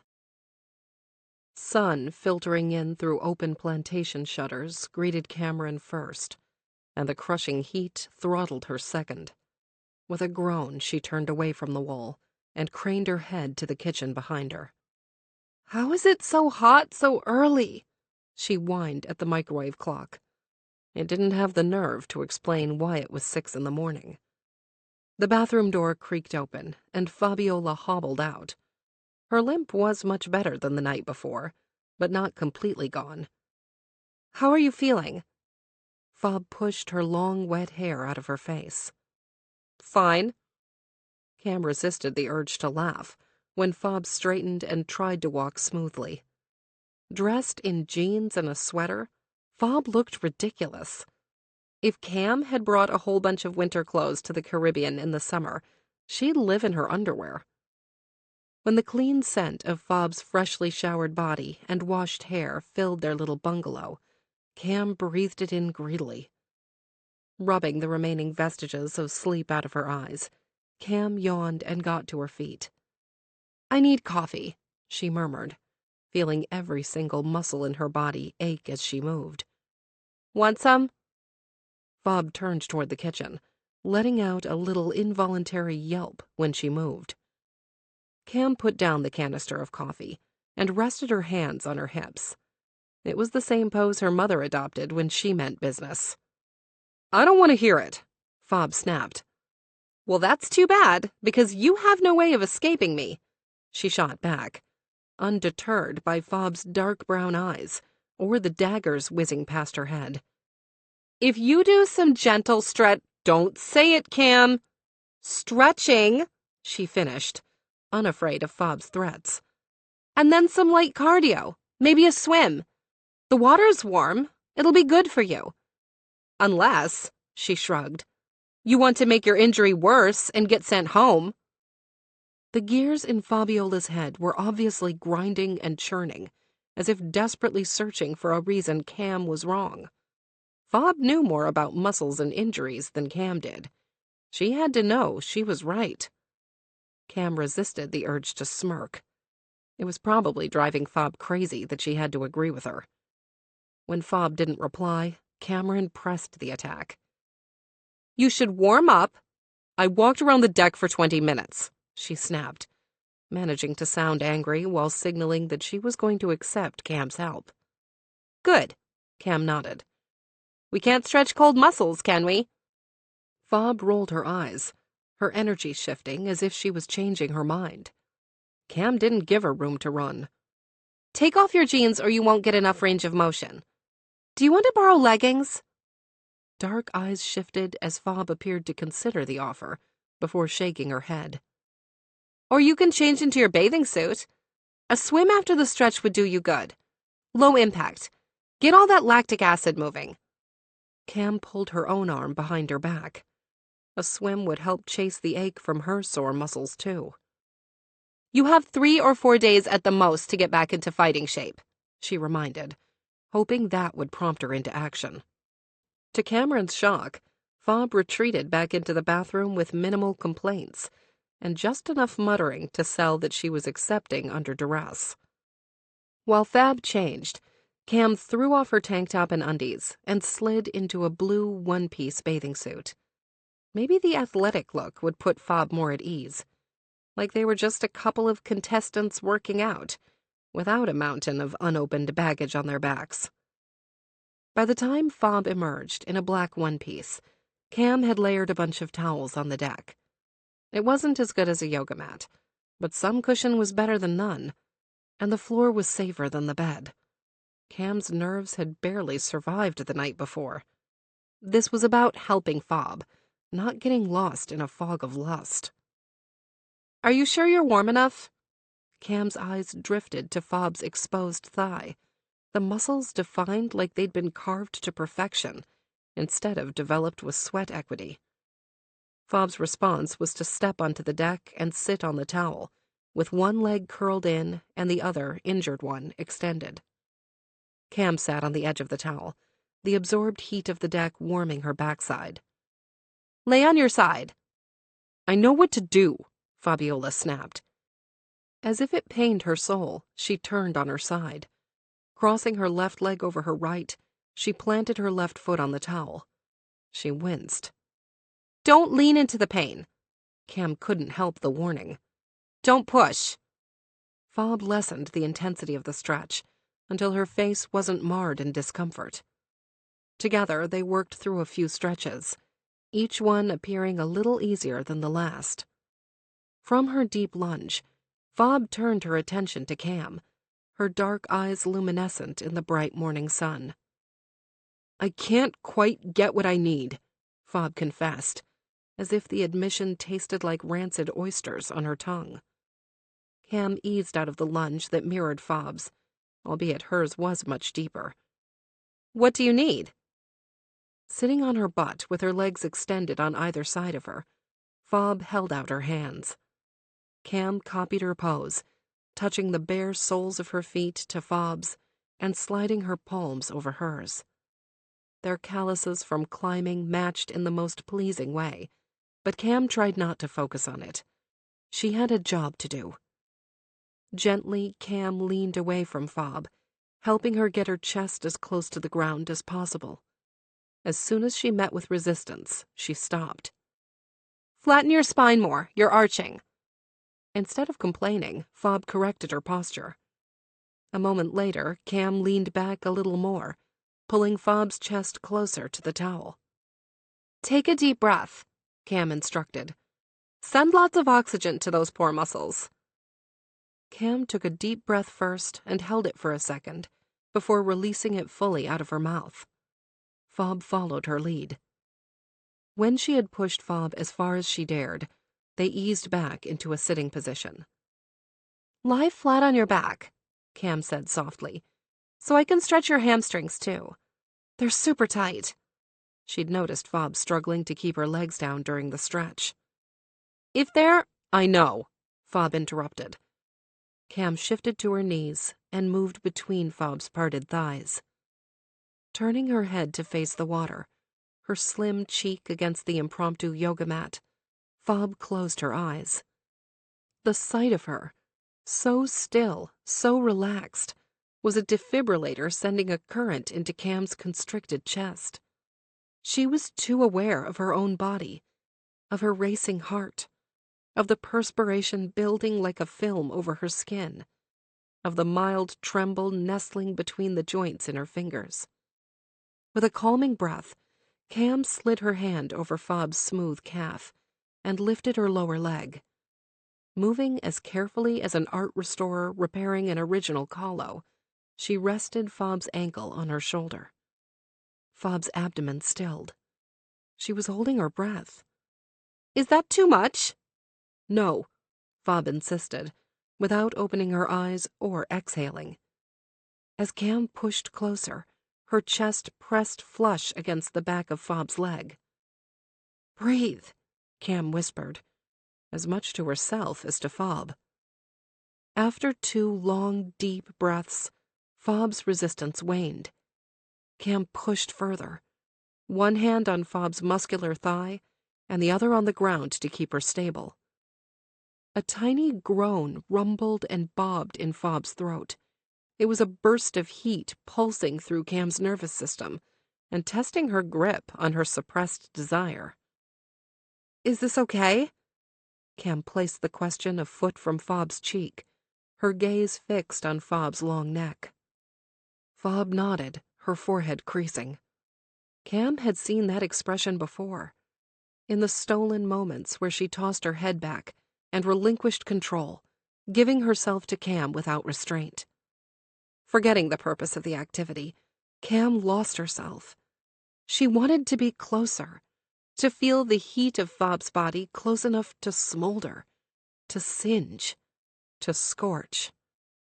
Cam wasn't prepared when Fob opened her eyes, when she turned her attention from the horizon and aimed it at her. She was suddenly too close, but Cam couldn't will herself to retreat. She was entranced, frozen. Cameron. Fob's tone was low and husky. Cam's lips parted, wanting to say something, to keep Fob's dark gaze on her, but nothing materialized. I can't. Fob's voice, unusually thin and unsure, trailed off. You can't what? Cam wanted to dive into her full lips, to show her that she very much could. I can't do this, Fob whispered, leaving the again implied. Cam needed to talk to her, without the intrusion of cameras and microphones. Let's go for a swim. The tension Cam hadn't noticed building between them snapped like a cut power line. Easing out of the stretch, Cam rested on her legs. It's low impact, and it'll help. Her eyes widened, hoping Fob would understand that she needed to talk to her in private. I don't. Please, Cam begged, not caring about her pride or ego. Fabiola propped herself up on her elbows. She stared at her as if trying to read Cam's thoughts. thoughts she was more than happy to share if she could just have a few minutes alone. Okay. Chapter 18. To avoid suspicion, they swam several laps between the barrier creating their little cove and the wooden stairs leading from the water to the deck. Fob hated to admit that both the stretching and the exercise had improved the pain in her thigh considerably. Cameron didn't have to voice her plan for Fob to know what she wanted when she flipped on her back and started to float. If they looked like they were having a conversation, it would only be a matter of time before production flew a drone over them or sent in a camera operator in a scuba suit. Anything to capture the moment, to record every word they said. Following Cam's lead, Fob flipped onto her back, letting the warm, clear water hold her up as the mid-morning sun warmed her skin. Weightless, Fob closed her eyes, forgetting for a moment that she was there to do anything but bask in paradise. "I'm ashamed of what I did," Cameron confessed, her voice amplified by the silence of their surroundings. When Fob tensed, her lower body sunk beneath the surface. Taking a deep breath, she forced herself to relax, to keep her eyes closed and her expression neutral. Water rippled around Fob as Cameron propelled herself over the water, her hand touching hers as she floated next to her. "I'm ashamed of what I did to you," she repeated, as if Fob's silence was a product of not having heard her the first time. "You should be," Fob wanted to say, but didn't. That sounded too wounded, too hurt. "I don't want you to think I'm making excuses, but I want to tell you why. Why you lied to me? Why you played me?" Fob could almost hear Cam swallowing hard, trying to find the nerve to continue. "Yes," she replied, more softly than the water gently lapping against Fob's body. Fob knew why Cameron had done it. It was obvious. Greed. She'd gone on a reality show to win money by any means necessary. Fob had seen plenty of double-crossing treachery on the show. She was just too arrogant to consider she was being played for a fool. It had been her fault for trusting a competitor, for not anticipating that someone would use her feelings like a weapon. Does the why even matter? In the echoing silence of the water, the harshness of Fob's words were sharpened and amplified. "I hope so." Cam's words were soft and slathered in hope. "My parents were in a really bad way financially. They were going to lose their house. They'd already lost their retirement fund, their savings, literally everything. As a 23-year-old college dropout, I didn't know how to help them." She sucked down a breath.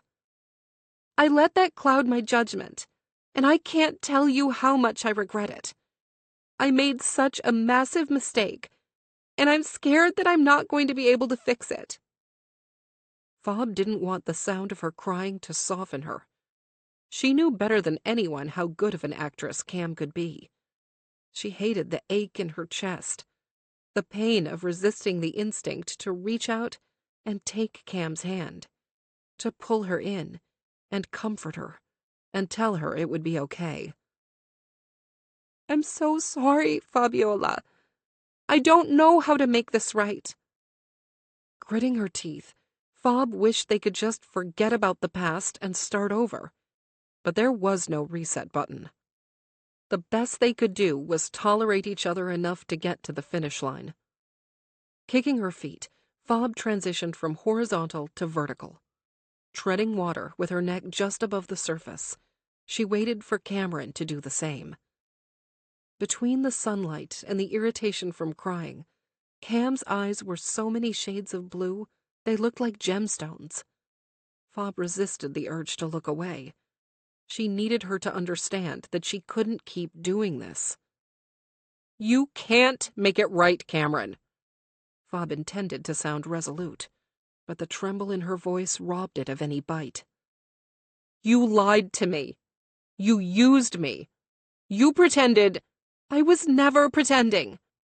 Cam swam closer, invading Fob's personal space. With unshakable conviction, she held Fob's gaze and said it again. Never once was I faking what I felt about you, what you meant to me, what you still mean to me. I fucked up big time, and I'm not going to stop trying to show you that it was a one-time mistake. But please, don't think that I didn't love. Cam's eyes widened, her tangled confession stopping her short as it snatched the air from Fob's lungs. How can I ever believe you? Cam furrowed her brow, her desperation to be believed palpable. Just give me a chance, she pleaded. Let me remind you of what we had, and prove to you that I would never do anything like that again. That you can trust me. It was too much to ask. Cam wanted something Fob couldn't give, even if she wanted to. And as much as she hated to be made a fool of twice, she did want to. I'll do anything, Cam promised. Then focus on the game. That's all I want from you. Wounded, Cam nodded. They'd already started swimming back to the bungalow when the distinctive sound of a buzzing drone appeared above them. Its red lights trained on them as they moved. Chapter 19. They didn't waste any time. Cam stood in front of the screen, keeping the mosquitoes out and the breeze in. With what? Fob brushed her hair into a tight bun while she walked to the open sliding glass door, making sure not to limp. Cam pointed toward the horizon while she took a sip of her protein shake. Dressed in matching black tank tops and compression shorts, they were nearly finished getting ready for the afternoon competition. For Fob, that consisted mostly of not thinking about their conversation from the day before. It was too much to consume, to process, to believe. In the water, a crew was building a floating platform. Fob's outward silence did not match her internal irritation at the sight of a camera going up at the edge of their cove. She reminded herself that this was what she signed up for, and they shouldn't have risked being so far for so long. They were there to win, not repair their shattered relationship. Did you drink enough? Fob sat on the edge of her bed to finish securing her hair. This time we'll have the sun to deal with. I don't want you gassing out because you're dehydrated. Thank you for reminding me of the dangers of heat stroke. Cam's smirk blunted the sarcasm in her tone. How are you feeling? Her gaze dripped like candle wax down Fob's body and stopped at her thighs. Dropping the hairbrush onto her made bed, Fob stood. Fine. I hope we don't have a running task. Cam pulled a jug of water from the fridge. You need more time to heal. Fob's attention cut to the cameras suspended on the track above them. She didn't want production to know she was still injured. In past seasons, people had been sent home after failing medical clearances. She didn't want to take the risk. God, I hope it's not another heights challenge. Cam filled her water bottle and then Fob's. I don't know how many of those I can take. An hour later, they were standing at the base of a platform staring up at a simple rigging contraption. Another heights challenge. The kind with steel beams and cross beams that didn't give way what specific torture it intended to mete out. Next to her, Cam sighed. Using her hand to shield her eyes from the sun, she already looked exhausted. This is impossible. Fob shook her head, unwilling to let doubt creep under Cam's skin. Mind over matter.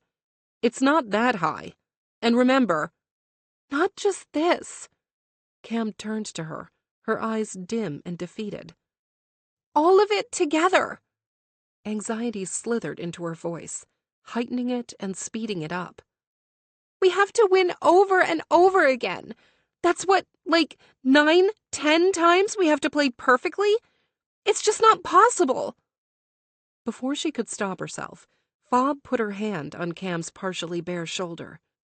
The sunblock mixed with sweat, making her skin slick. You can't think like that. We have to focus on what's in front of us right now, yeah? It's too— Fob squeezed her shoulder, dragging Cam's attention back to her when it drifted up to the overhead platform. Nothing is impossible. Cam's smile pulsed into Fob's body like a sonic blast. You sound like a sportswear campaign. Fob swallowed her smile before it took control of her lips. Yeah, well, it's true. We have to keep our heads in the game. One fight at a time. After a long, cleansing breath, Cam nodded. Thanks for the pep talk. When the light returned to her eyes, Fob retracted her hand like Cam's skin had turned to lava. Clearing her throat, Fob struggled to make her face neutral and emotionless again. The opponents that appeared from the tunnel of doom were covered in caked-on dry mud.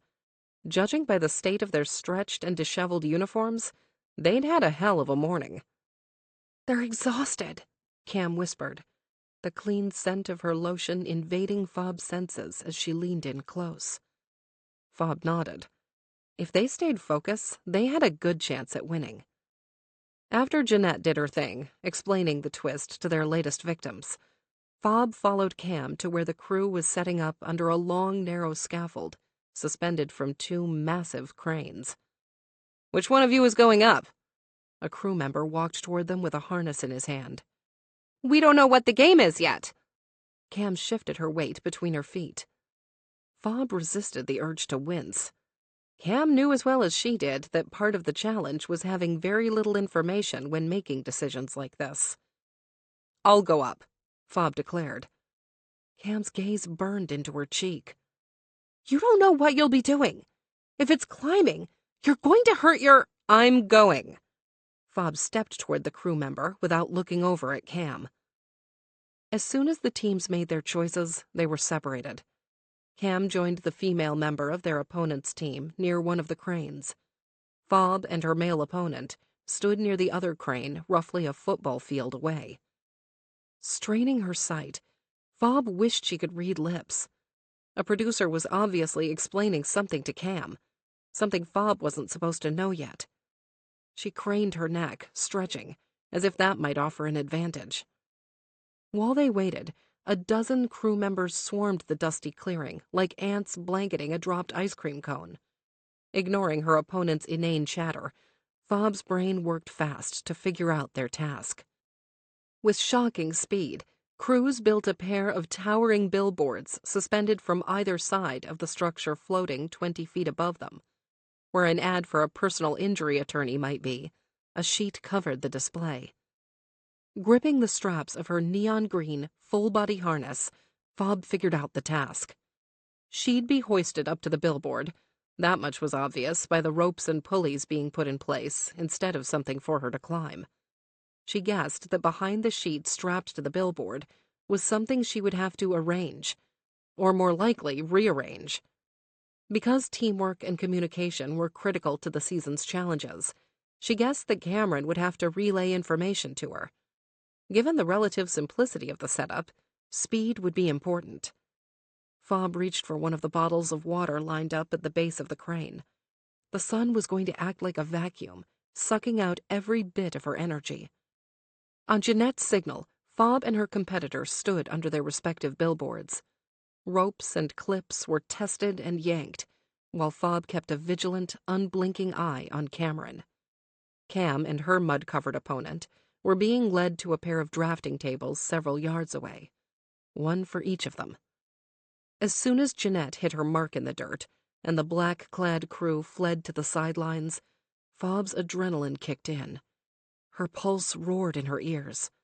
The muscles in her thighs twitched in anticipation. The harness would press against her sore groin, pinching her skin and cutting into her flesh, but it could be much worse. Pain was more tolerable than fear. Speaking into the camera, Jeanette, with her pristine, white gauzy dress mocking the morning's losers, explained the game. One team member will be raised 30 feet in the air. She gestured to the structure above Fob's head. Up there, a puzzle will be revealed. Fob nodded, even if Jeanette wasn't speaking directly to her. Her suspicions were fairly accurate. The suspended person will have to relay what they see to their team member on the ground. Jeanette's expansive smile gleamed, her straight white teeth more blinding than the sun, starting to give Fob a headache. Sounds easy, right? Fob resisted the urge to groan. There are a couple of little wrinkles. Jeanette's grin was downright Joker-esque. Steeling herself, Fob's gaze flicked to Cameron. A member of the production team handed Cameron and the woman next to her a pair of blacked-out goggles. Blindfolds? How the hell is Cam supposed to put a puzzle together while blindfolded? While I'm doing my pathetic piñata impersonation, I can't see all the way down there to tell her if she's doing it right. First, you'll put on these blindfolds and make your way to your partner as quickly as you can. Fob resisted the urge to scream. Blindfolded? Who is crazy enough to run blindfolded? She settled her hammering heart and listened to the rest of Jeanette's insane terms. Second, the blindfolded person will grab a hold of that rope and pull their teammate up to the puzzle. While they're up there, they'll be shouting down whatever information you need to take back with you and assemble the puzzle. Now, you can only remove your blindfold once you're back at your station. Oh, and teams can only communicate while the blindfold is on. Once it's off, it's mouths shut, or you're disqualified. Jeanette's maddening grin didn't dim. Because I'm very generous, you are free to make as many trips back and forth as you like. First team to complete their puzzle wins the right to fight another day. Losers go home immediately, and their shot at $500,000 is DOA. Jeanette placed her whistle between her teeth. Above Fob, the covering over the billboard fell away. It revealed a series of colorful tiles bearing a variety of geometric shapes.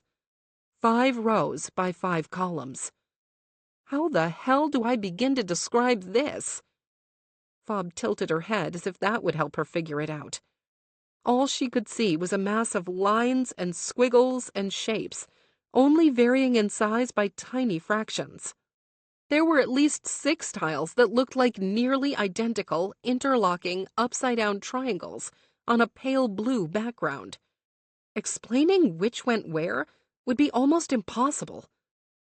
Jeanette primed herself to blow the whistle, and Fob bent her knees like she was the one about to take off running.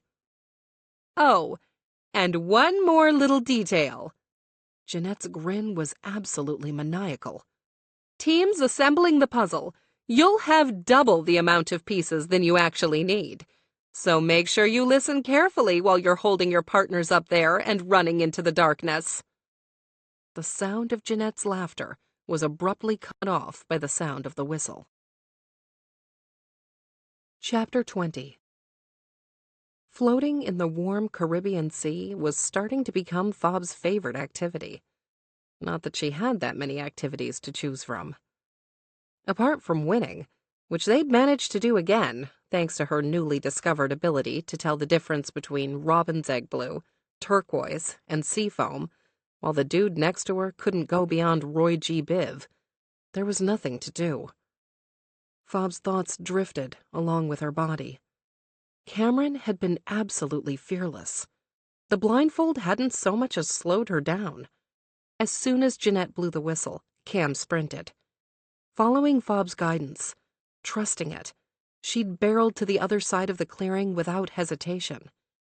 There was no doubt in Fob's mind that she wouldn't have been able to move with such confidence. In the dark, forced to rely on anything other than her own senses, it would have been a nightmare. She'd considered herself lucky to be dangling in the rock-splitting heat. The various bruises she'd acquired from her extended time in the harness were well worth it. They'd won before the other team identified more than a handful of pieces. She was a big enough person to give credit where it was due. Cameron was unstoppable. Fob didn't doubt that she could have won with a hand tied behind her back.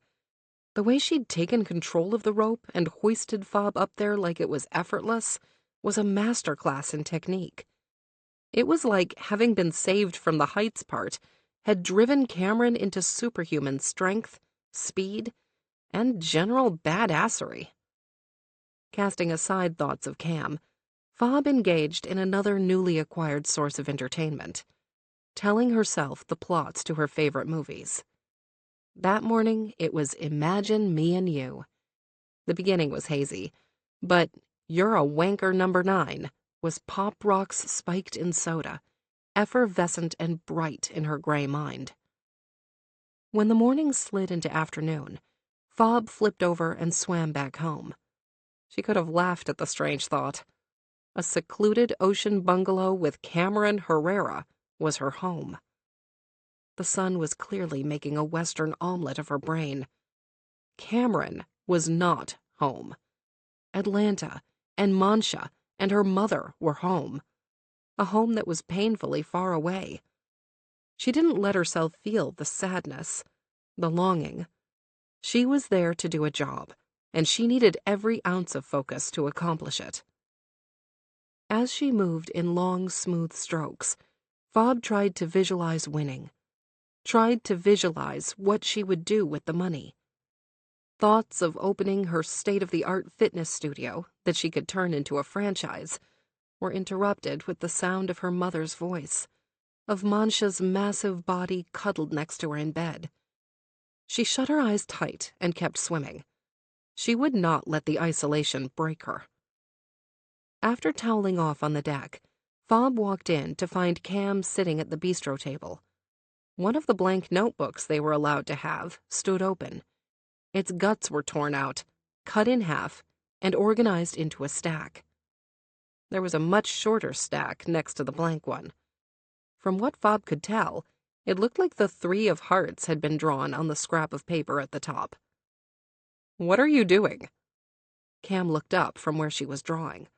Her hair, less pastel pink than when they started, fell in long waves over her tank top-covered chest. Her eyes were raw, fiery aquamarine gems flecked with the faintest gold. Fob regretted asking the question. Regretted coming inside. Regretted getting out of the water at all. "The plan is to play solitaire," Cam explained, her heart-shaped face pink where the sunblock had sweated off, making the outline of the blindfold visible. "I was going to make tarot cards, but I can only remember death, the hanged man, and the lovers." Fab raised a brow but resisted the urge to laugh. "Bleak." Cameron laughed. She had obviously been joking. "Do you believe in that stuff?" Fob found herself sitting at the table instead of heading for the shower as she'd intended. Cam had interrupted her plan, scrambled her frequency. Cam shrugged, her smirk mischievous but non-committal. "My grandma, a church twice a week Catholic, always said she didn't believe in brujeria, but she respected it." She chuckled to herself. "Meanwhile, she kept her small Santa Barbara statuette supplied with red delicious apples, rum, and cigars. Not exactly Pope-sanctioned." She laughed like she'd pointed out the incongruous beliefs before. Fob had spent hours listening to Cameron talk about her grandmother. One of the first things they'd planned to do when they finished on the show was have Fob meet the person who meant the most to Cam. Like all of the plans they made, it never materialized. And now Fob would never meet her. Ignoring her feelings of dejection and regret, Fob asked the question that had been weighing on her mind. "I saw the tattoo." She forced down the lump in her throat with a hard, decisive gulp. "When?" The light always blazing inside of Cam dimmed before it vanished. Fob was torn between wishing she hadn't brought it up and wishing she knew how to comfort Cam without dismantling her castle walls. Cam stopped her doodling and put down her pen. "Last year." Her voice was too soft, too small. Icy fingers wrapped around the column of Fob's spine and squeezed. She wanted to ask if it had come back, but she couldn't say the word. Intellectually, she understood it was just a word, that she couldn't breathe it into existence by speaking it, but it languished in her throat just the same. Did it come back?" Cameron nodded. She knew what it was. The C word to top all C words. A pang thundered in Fob's stomach and threatened to split it in two. She didn't want to go through the treatment again. Cam's eyes were fixed on the edge of the journal she'd started picking at. She said she wanted to enjoy whatever time she had left. Fob nodded. She knew how the cure could ravage a person nearly as badly as the disease. She'd watched her father, his huge, strong body, wither and waste while enduring the pain and misery of various aggressive treatments. They gave her 3 months. Cam's voice regained some of its body. And she laughed in their faces and lived another really good 2.5 years. She smirked, pride joining the sadness in her eyes. Was it hard? Fob cleared her throat and tried to speak above a whisper. Watching her not seek treatment? She failed. I wish I could say I was all enlightened and supportive about it. Her nose wrinkled when she winced. I begged for a while, pleaded, bargained, all of that. She sighed, her shoulders unfurling. But when she didn't budge, I realized I was the one that was going to have to accept it. I went to therapy, got help letting go of what I wanted, and accepted that she was making an informed decision for herself. I didn't want to waste the time I had with her worrying, so I made peace with it and got busy living every last minute with her.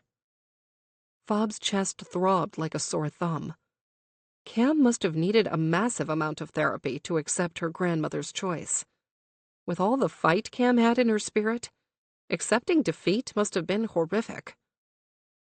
You know, I used to tell her it wasn't fair that I missed the first 50 years of her life. Cam wiped away a tear. I just always thought I'd get so much more time with her. She was so active, you know? So strong.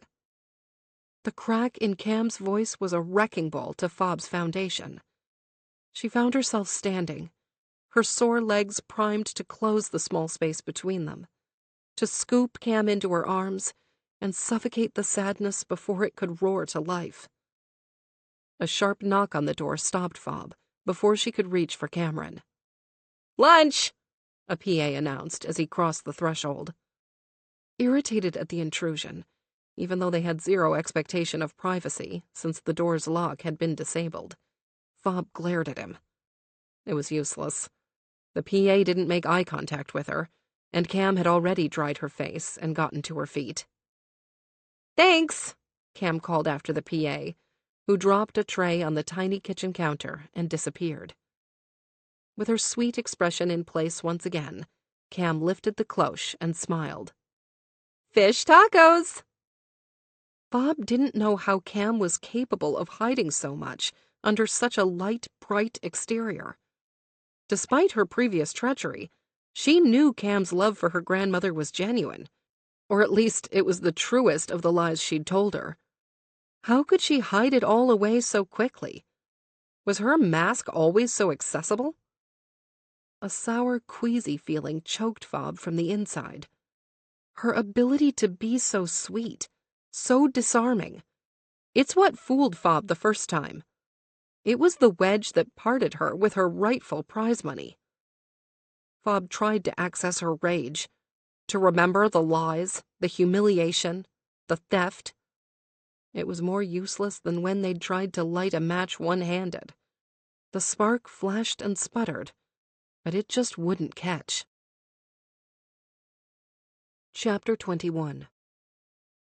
Cameron buckled her life jacket, while Fob did the same.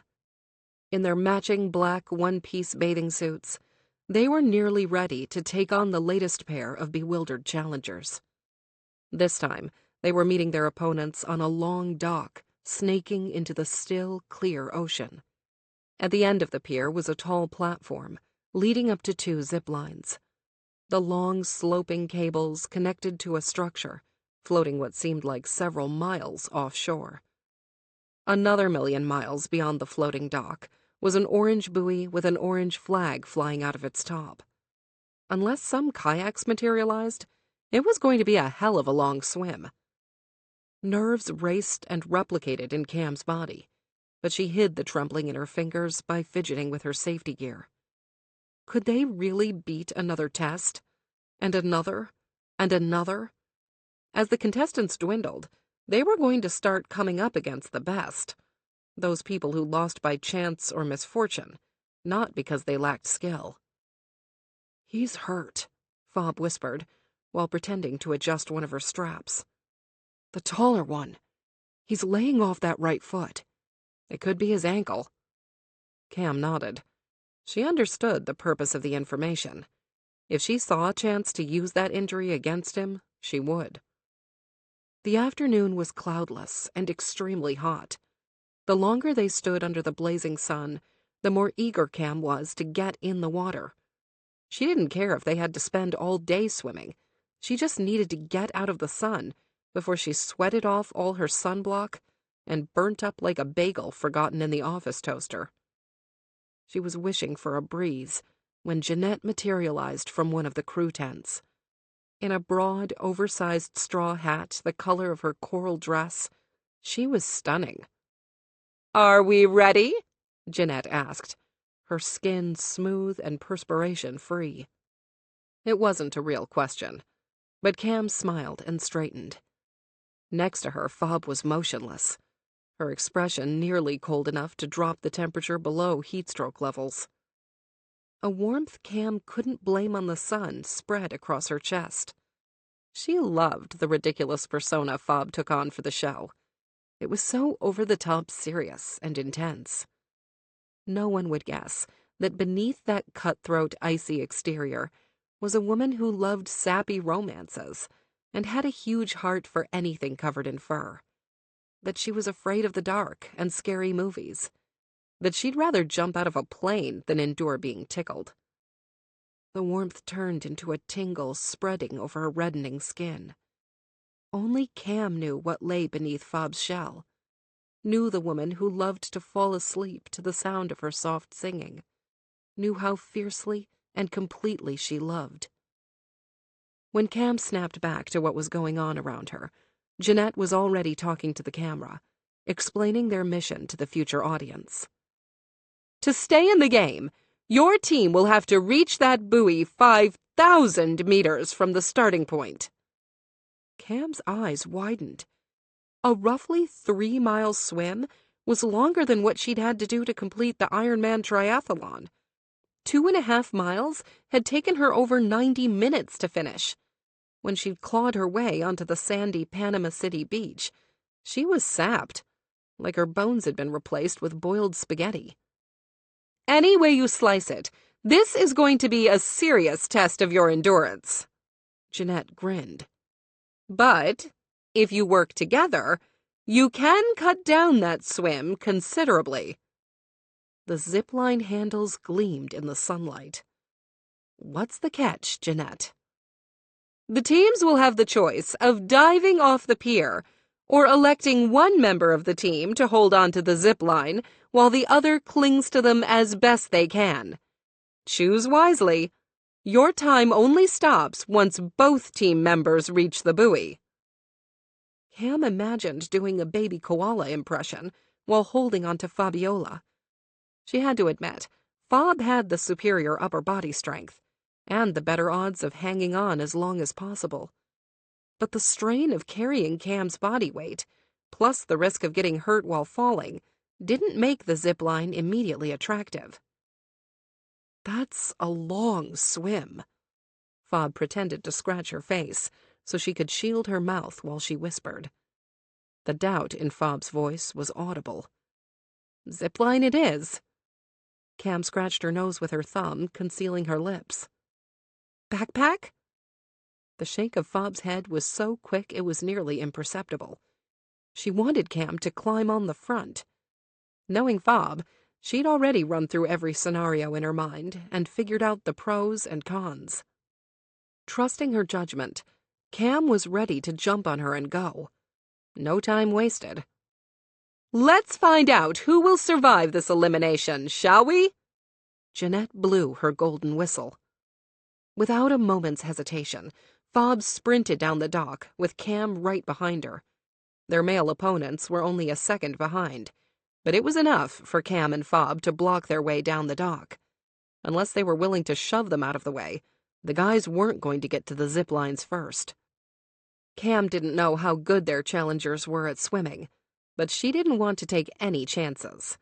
They were tall and looked strong, and that's all she needed to know.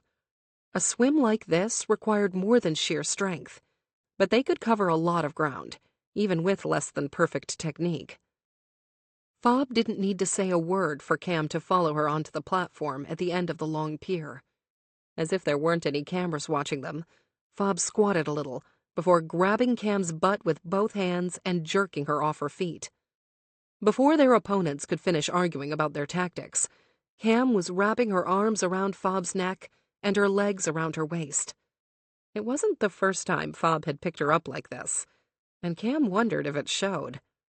Closing her eyes to ignore the fact that they were easily 10 feet above the water, Cam buried herself in Fob's neck. The scent of her sunblock mixed with the sheen of perspiration covering them both. God, she smells so freaking good.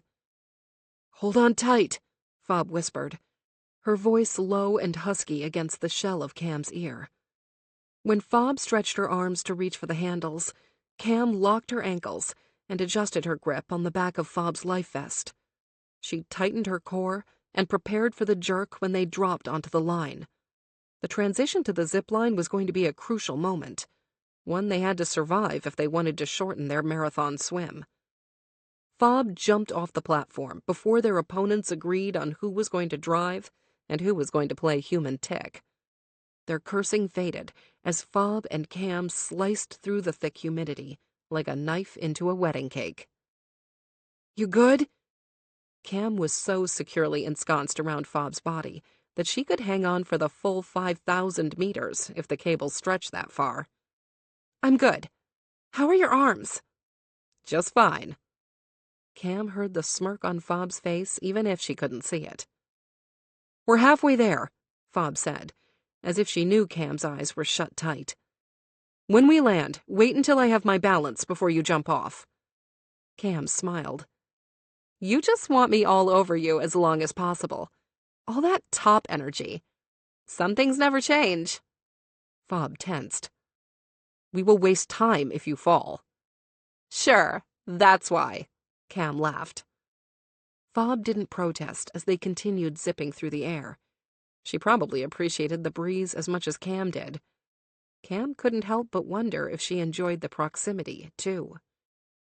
Close enough to graze Fob's neck with her lips, she wondered if Fob was still sensitive there, if running her teeth along her skin could still make her moan, if it could unravel her resolve. We're almost there, Fob said softly, almost wistfully.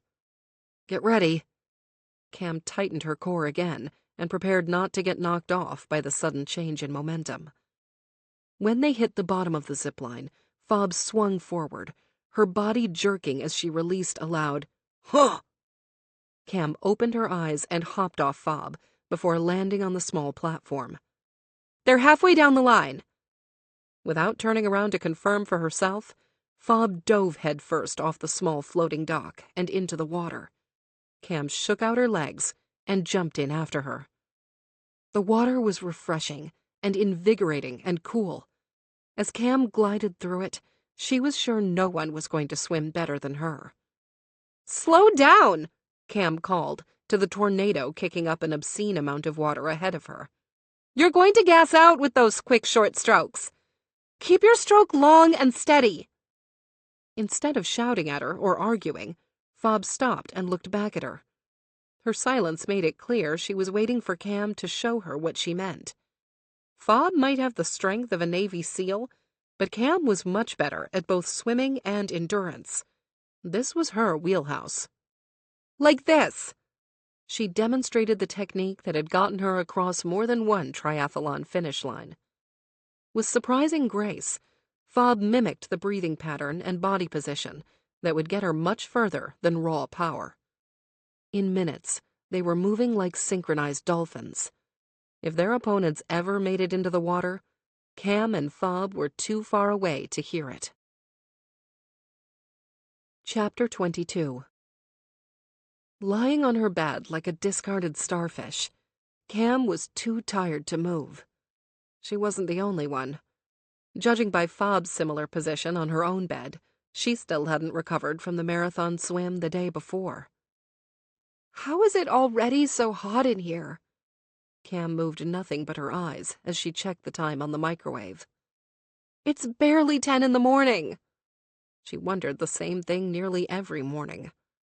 Fob, wearing a blue one-piece bathing suit instead of her usual winter wear, groaned as if she was too weak to verbalize a response. Thanks to the rain, they'd had to close the windows. Without the salty ocean breeze, the fan was just not enough to cool the room. Why am I so sticky? I just showered. Cam touched the thigh exposed by her smallest shorts, her elephant tattoo staring back at her.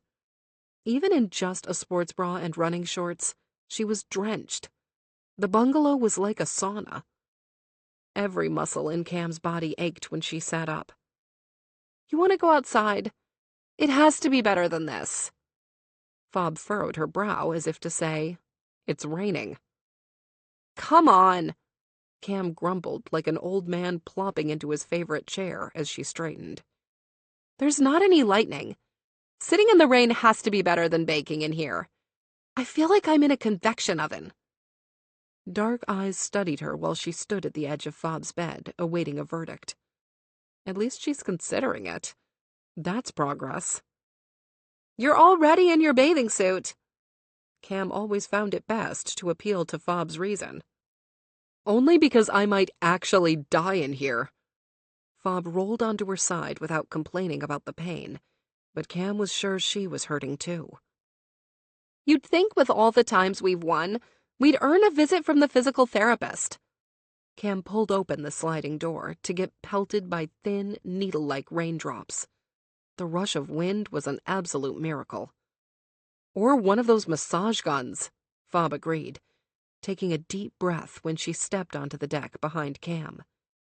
Immediately, Fob crumpled onto the wooden deck, as if standing was too much effort. Cam did the same, but there wasn't enough room to lay next to her like she'd like. Instead, she lay facing the opposite direction, her head a foot away from Fob's head. This feels so good, Cam sighed, the light but steady rain peppering her overheated skin and cooling it in the most amazing way. I might just sleep out here. I might join you. Fob tilted her chin, putting her long, smooth neck on display. I swear, I'll never complain about being hot in Miami ever again. At least everywhere you go there's AC blasting. Cam closed her eyes and relished the feeling of steam fleeing her body. It's like the first time I've been able to breathe since we got booted from the resort. They laid like that for so long, basking in relief, that Cam started to drift off to sleep. I was positive it was going to be a cold climate setting, Fob whispered. Obviously, I was wrong. Cam smiled, turning her head to look at her again. And it didn't occur to you to bring a mix of clothes in case that hunch was off? Fob's eyes were closed and her expression neutral. She looked so very at ease. It was a very convincing hunch. Well, no one has ever accused you of doing anything half-assed. You're full ass or bust. The corner of Fob's lip twitched. I wasn't prepared to battle the boredom, Cam confessed. I'm usually so consumed by the social game, time just flies by. But now it's like every second feels like a freaking hour, and I would kill for 15 minutes of crushing candy. Fob shrugged, leading Cam to wonder whether she knew she was looking at her. Extroverts usually have the advantage here. This isolation is difficult, but less taxing than navigating a house full of personalities all trying to play a role, trying to wrestle away the most camera time. Well, I don't know how many introverts sign up for reality television shows. Maybe fewer just get selected. True. I don't think shy plays great on TV. You have to be okay with all your business being out there and half the world seeing your naked bits blurred out. Fabiola made a sound that Cam took as a chuckle. Being shy and being an introvert are not the same thing. Extroverts never understand. Explain it to me then, Dr. Santos. Anyone can be shy. That's more about having anxiety in social situations, or being more easily embarrassed, or having a fear of the unknown. Being an introvert means interacting with people drains me, while it gives you energy. I recharge by spending time alone, or with people who don't deplete me. Oh. Cam closed her eyes again. That makes sense. After a while, Cam couldn't resist the urge to talk. If you were a dog, what kind of dog would you be? What? Cam winced at Fob's tone. The one that said, "Grow up. This is dumb. You're about to turn 30. Who asks these questions?" Never mind. I saw the opportunity to play a game or something. You know, in case they do one of those trivia things where they suspend one of us 1,000,000 feet above the water, ready to send us plunging to our deaths if we don't know enough about each other. The lie came together while Cam's mouth moved. And you think they'll ask me what kind of a dog you think you'd be? Fob's matter-of-fact question landed like a plate shattering on the floor. Well, when you say it like that, it sounds ridiculous. Focusing on how good the rain felt on her exposed skin, Cam gave up on trying to make conversation. Fob could probably go the rest of the day without saying a word and not mind. She'd always known she was reserved, but never realized she found interacting with people exhausting. Jack Russell Terrier. Fob's voice yanked Cam out of the nap she was happily drifting into. Cam turned her head to face her. What? Fob was already looking at her, her dark ponytail black and her tanned skin covered in beads of rain. Dog breed. Rolling over to her side, Cam propped herself up on her elbow, ignoring the pain in her body. You think I'm a terrier? Aren't they all yappy and annoying? Fob tucked her hand behind her head, her well-defined bicep bulging. They're intelligent, lively, happy, and very athletic. Cam cocked her head to the side. It was an unconventional compliment, but one she would happily accept. I think you'd be a German Shepherd. Protective as hell, smart, confident, and loyal. Appearing satisfied with the comparison, Fabiola nodded. Her expression was so relaxed, her eyes the boundless brown they used to be, without the simmering rage. Maybe the stifling heat had broken her resolve to hate her. Lying back on the wet deck, Cameron smiled. Chapter 23. After 3 straight days of constant rain, their 6th challenge was upon them. Competing at night meant they didn't have the unbearable heat to contend with, although the bugs could be even more of a pain. Fob liked their odds better at night. Their opponents would have had a long day. They'd be physically and mentally drained, more likely to make mistakes. She wouldn't admit it aloud, but Cameron wasn't wrong to be concerned. Winning so many tests and obstacles in a row was not going to be easy. They had to play perfectly, work as a unit without making a single misstep. While Fob sat on one of the bistro chairs, tying her shoes, the sound of Cameron singing floated out of the shower. Fob took a deep breath and absorbed the hit to her chest. Cam knew Dolly Parton's Jolene was one of her absolute favorite songs, especially when Cam sang it in that raspy, bare way she did. Fob closed her eyes and let the chorus wash over her. Even filtered through the door, it still made the fine hairs on her arms respond with a standing ovation. She imagined Cam, her eyes closed as she rinsed shampoo from her hair, her face scrunched up while she sang. Fob hated missing her, but there was no use in denying that she did, that she loved the sound of her voice, the softness of her touch, the comfort of her embrace.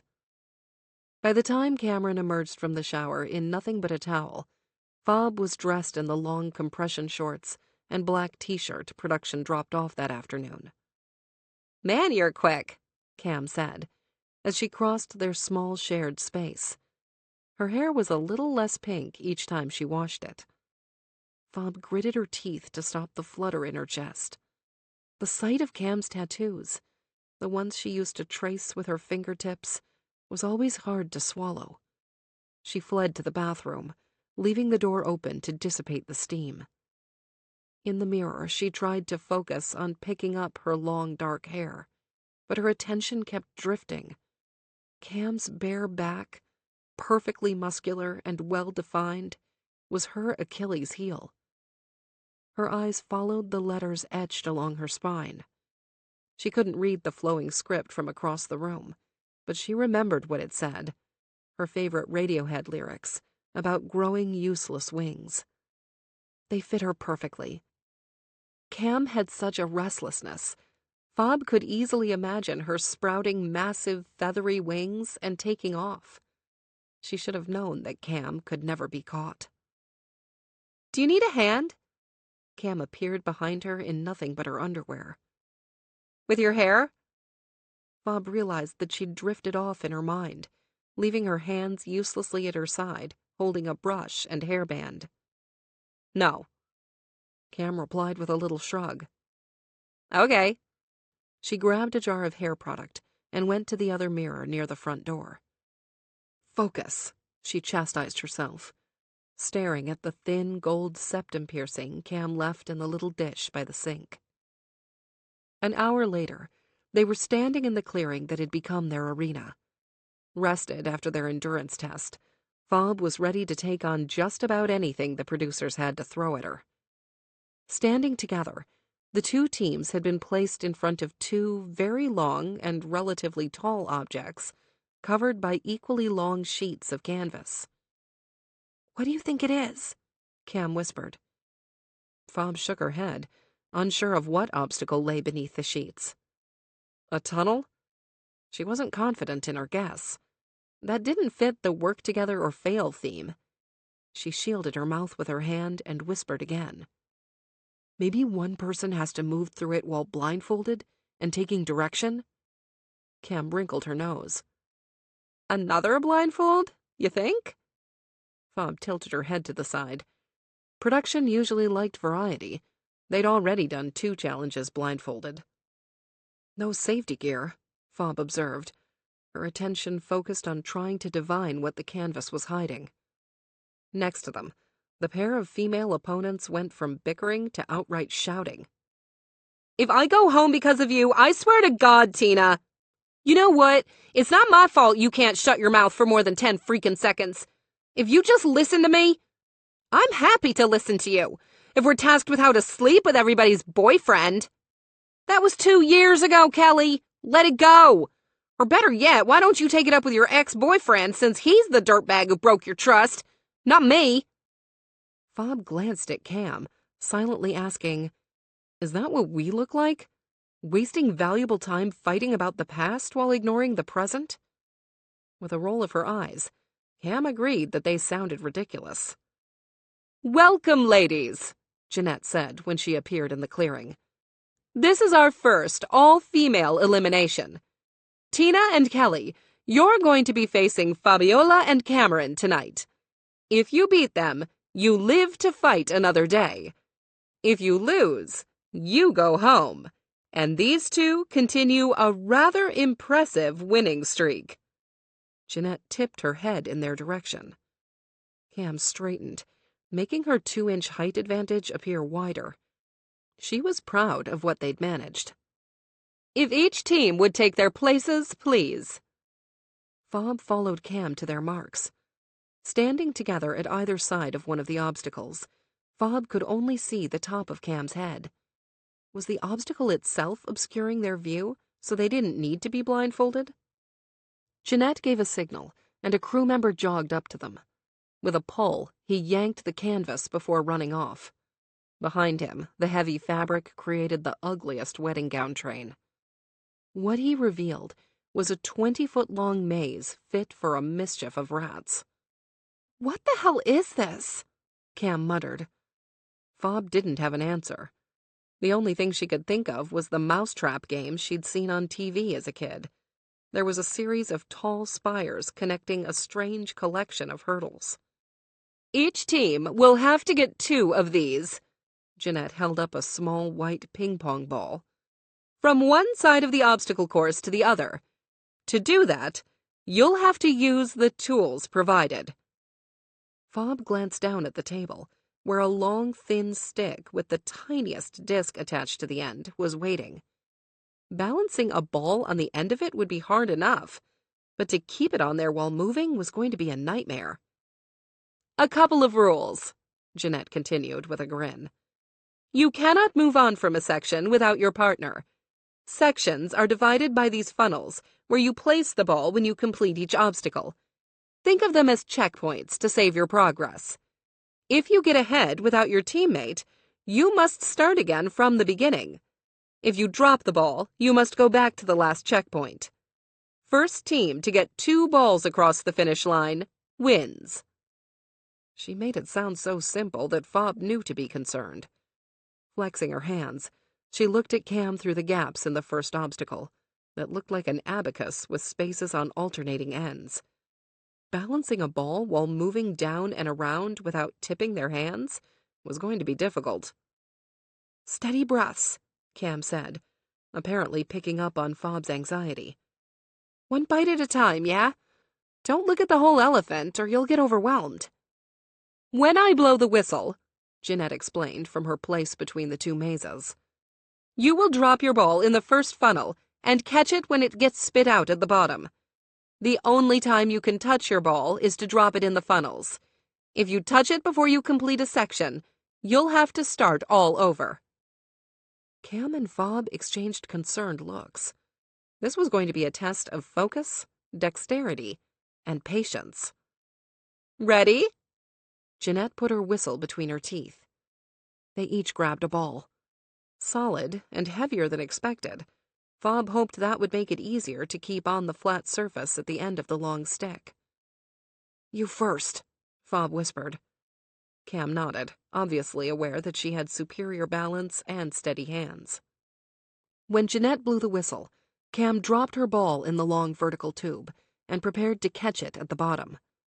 It proved to be impossible.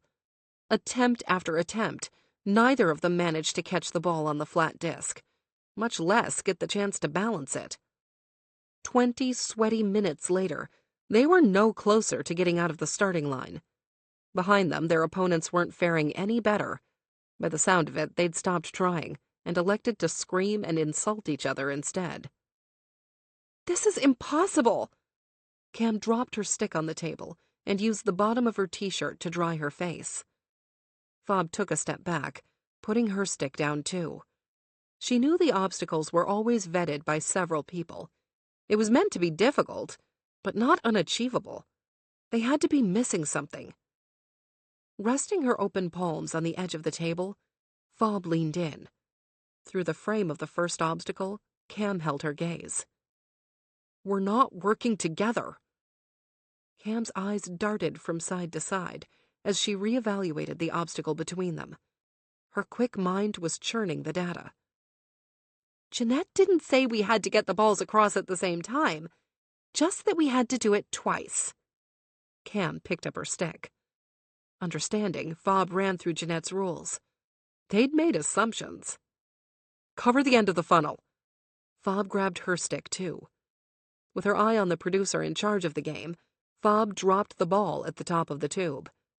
He didn't stop her. Instead of the ball flying out at the end, unable to be caught, Cam kept it at the end of the funnel. "Hold it on that side," Cam said, her blue eyes wild with excitement. When they sandwiched the ball between their paddles, the producer didn't stop them. Quietly, so the other team wouldn't catch on that they'd figured out the trick, Fob and Cam moved through the obstacle. With the ball secure, they didn't need to worry about balance. All they had to do was maintain the right amount of pressure and move together. Using the right technique, they flew through the obstacles. "That's one for Fabiola and Cameron," Jeanette called, when they dropped their ball into the final funnel and it landed in a black cup with a satisfying plop. Their opponents looked up from where they hadn't managed to get out of the first obstacle. Fob resisted the urge to cheer. It wasn't done until Jeanette blew her whistle. Chapter 24. Pounding rain escorted them from the production van to the bungalow. The lightning show and percussive thunder didn't start until after they were in their beds, coming down from the high of winning. "It sounds like a hurricane out there," Cam decided, rain and wind assaulting the closed shutters in an unrelenting and unnerving barrage. "You think they'd come get us if we were at risk of blowing away?" In the low light of the lamp Fob kept dimmed all night, Cam could only make out Fob's outline. Her covers were bunched up at the bottom of her bed, and she was laying in her underwear, sprawled out, trying to get cool. "Maybe after they captured some moment of high-drama destruction," Fob replied, in a tone Cam couldn't decipher. Ambivalent? Playful? Irked? "I can't wait for it to stop storming so I can lay outside again," Cam mused. Fob groaned. "Bugs. We're going to need a mosquito net." Lightning filled the dark room with a flash of bright white light before thunder boomed like a cannon had been shot outside their door. Their fan stopped whirling, and the light from Fob's lamp disappeared. Plunged into total darkness and complete silence, Cam cursed. The heat accumulated quicker than the lightning flash. Like an enemy wronged, the thick night air saw its opportunity to pounce. Its hot and sticky hands curled over Cam's body, gripped her chest, and squeezed. "A power outage? Really?" she complained, before registering that Fob hadn't made a sound. It wasn't her normal stoicism. She wasn't even breathing. Scrambling out of bed, Cam crossed the room in a few leaps. Unable to see, she crashed into Fob's bed, slamming her knee into the footboard. Pain shot up her thigh, but she didn't stop.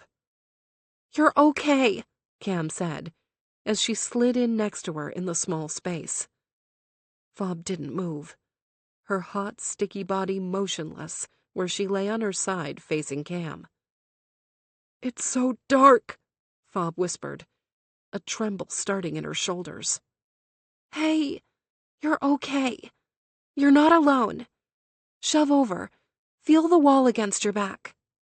Fob wiggled back, and Cam occupied the newly empty space with her body.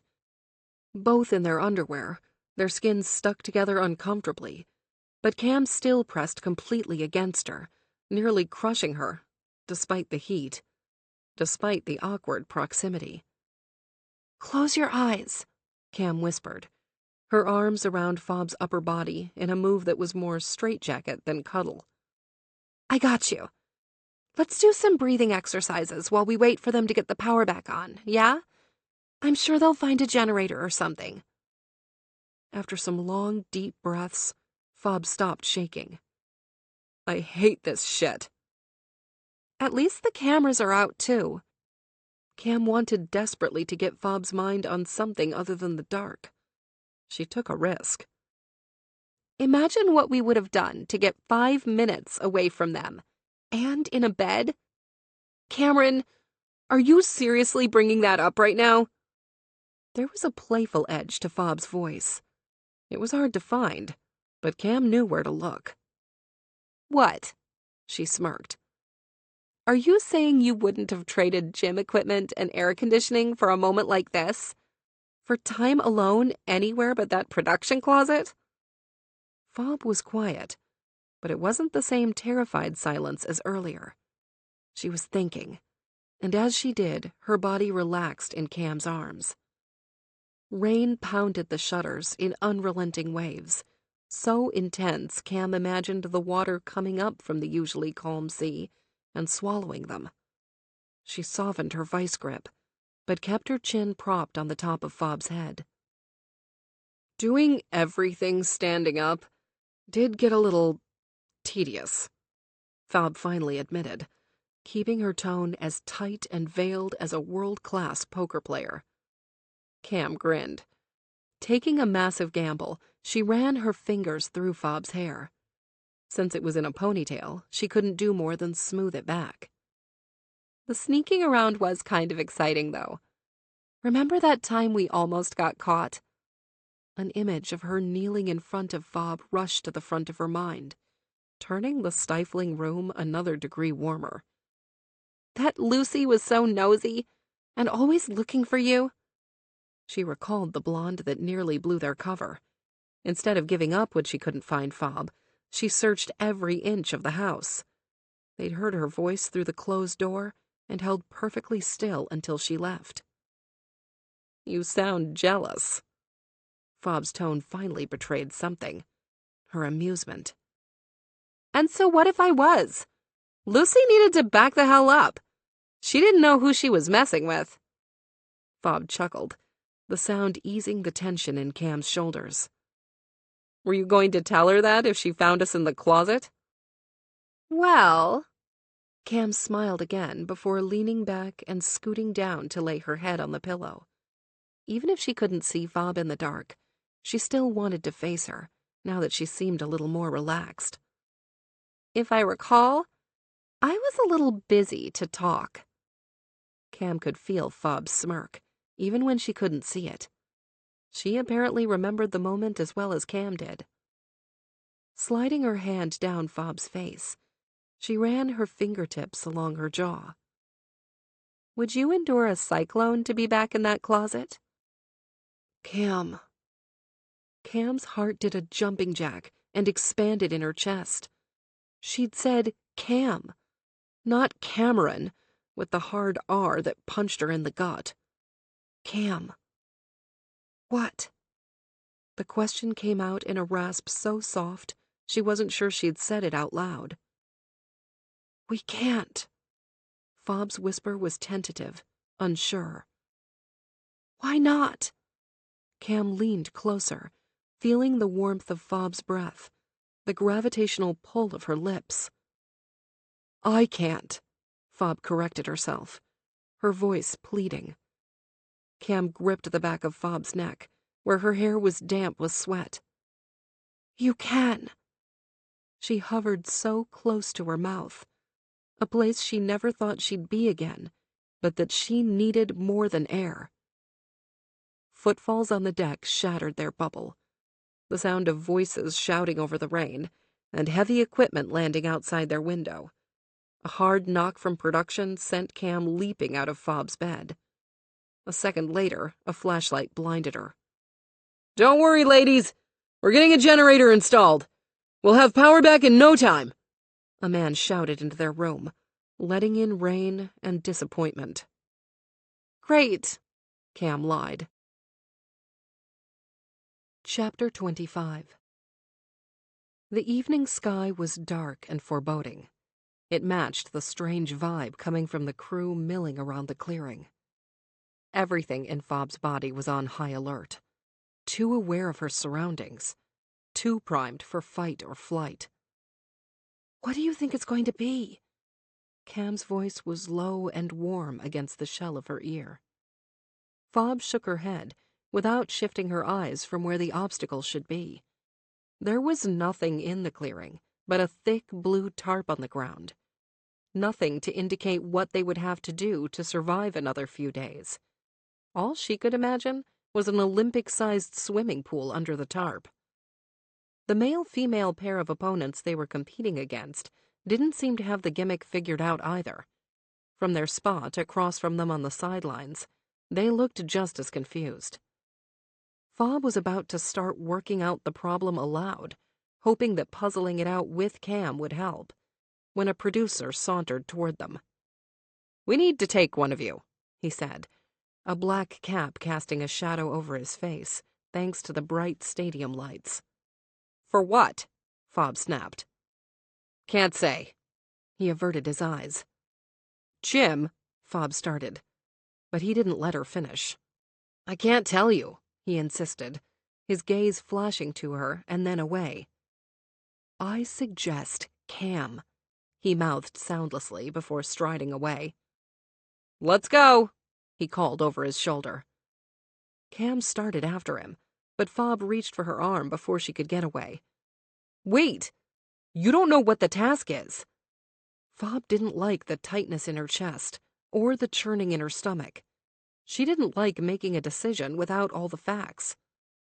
"It's okay. I doubt it's a heights thing." Cam looked up at the sky and pointed out the absent scaffolding.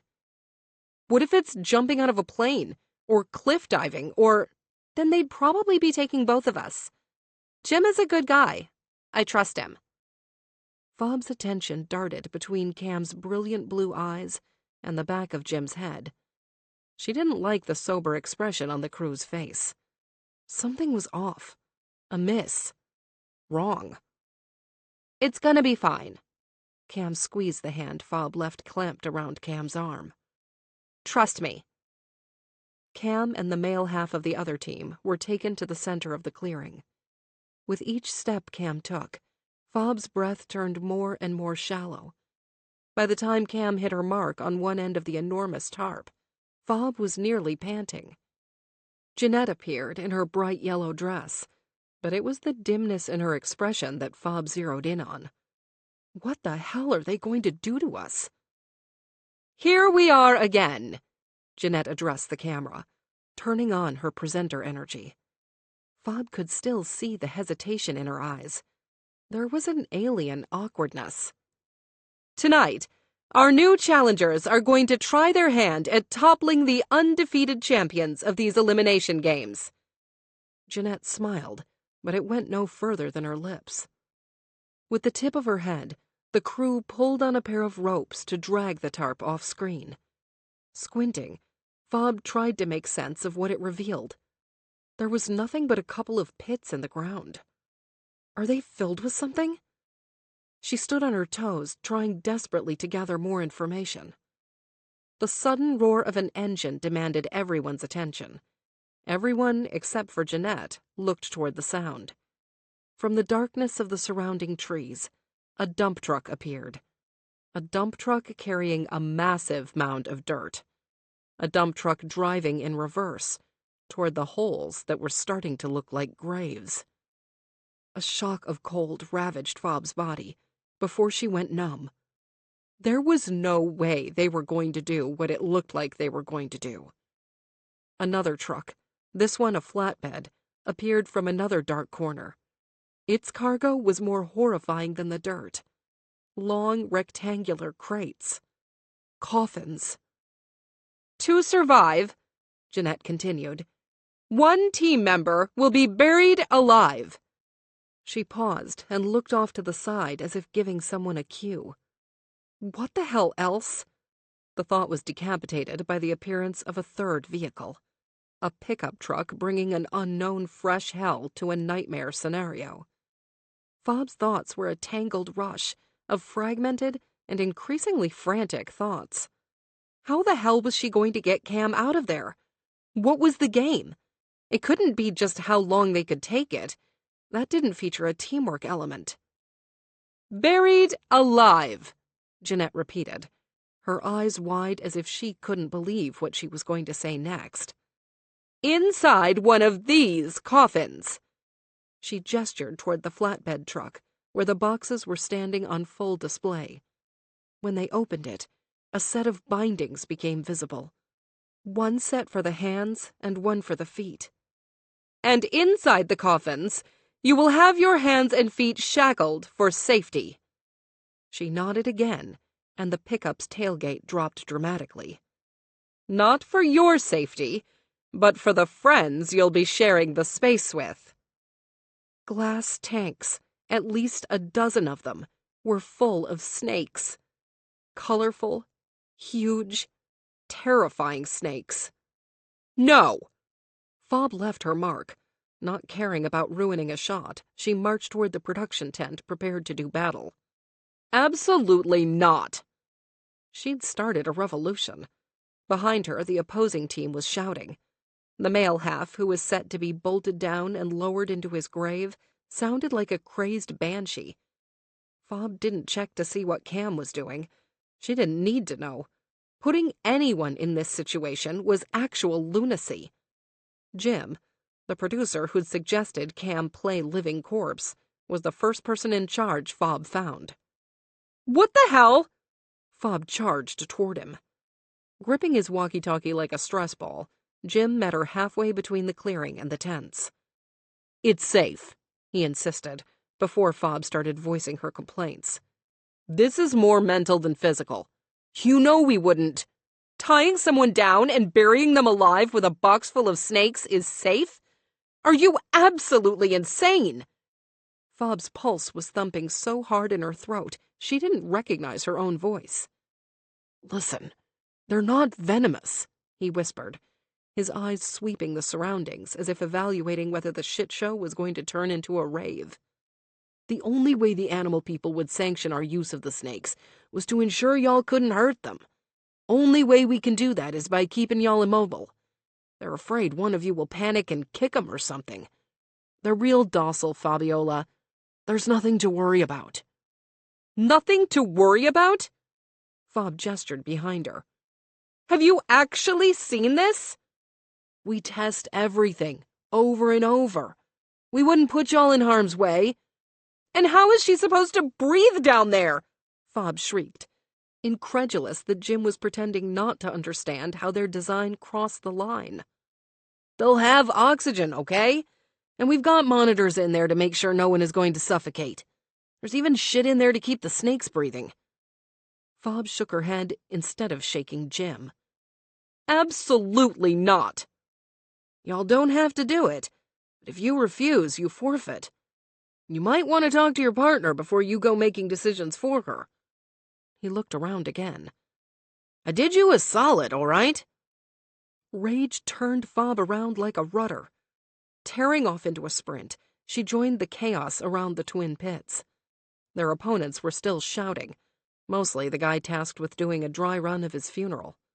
Producers and crew members were trying to get him to calm down, but they might as well have been trying to put out a fire with kerosene.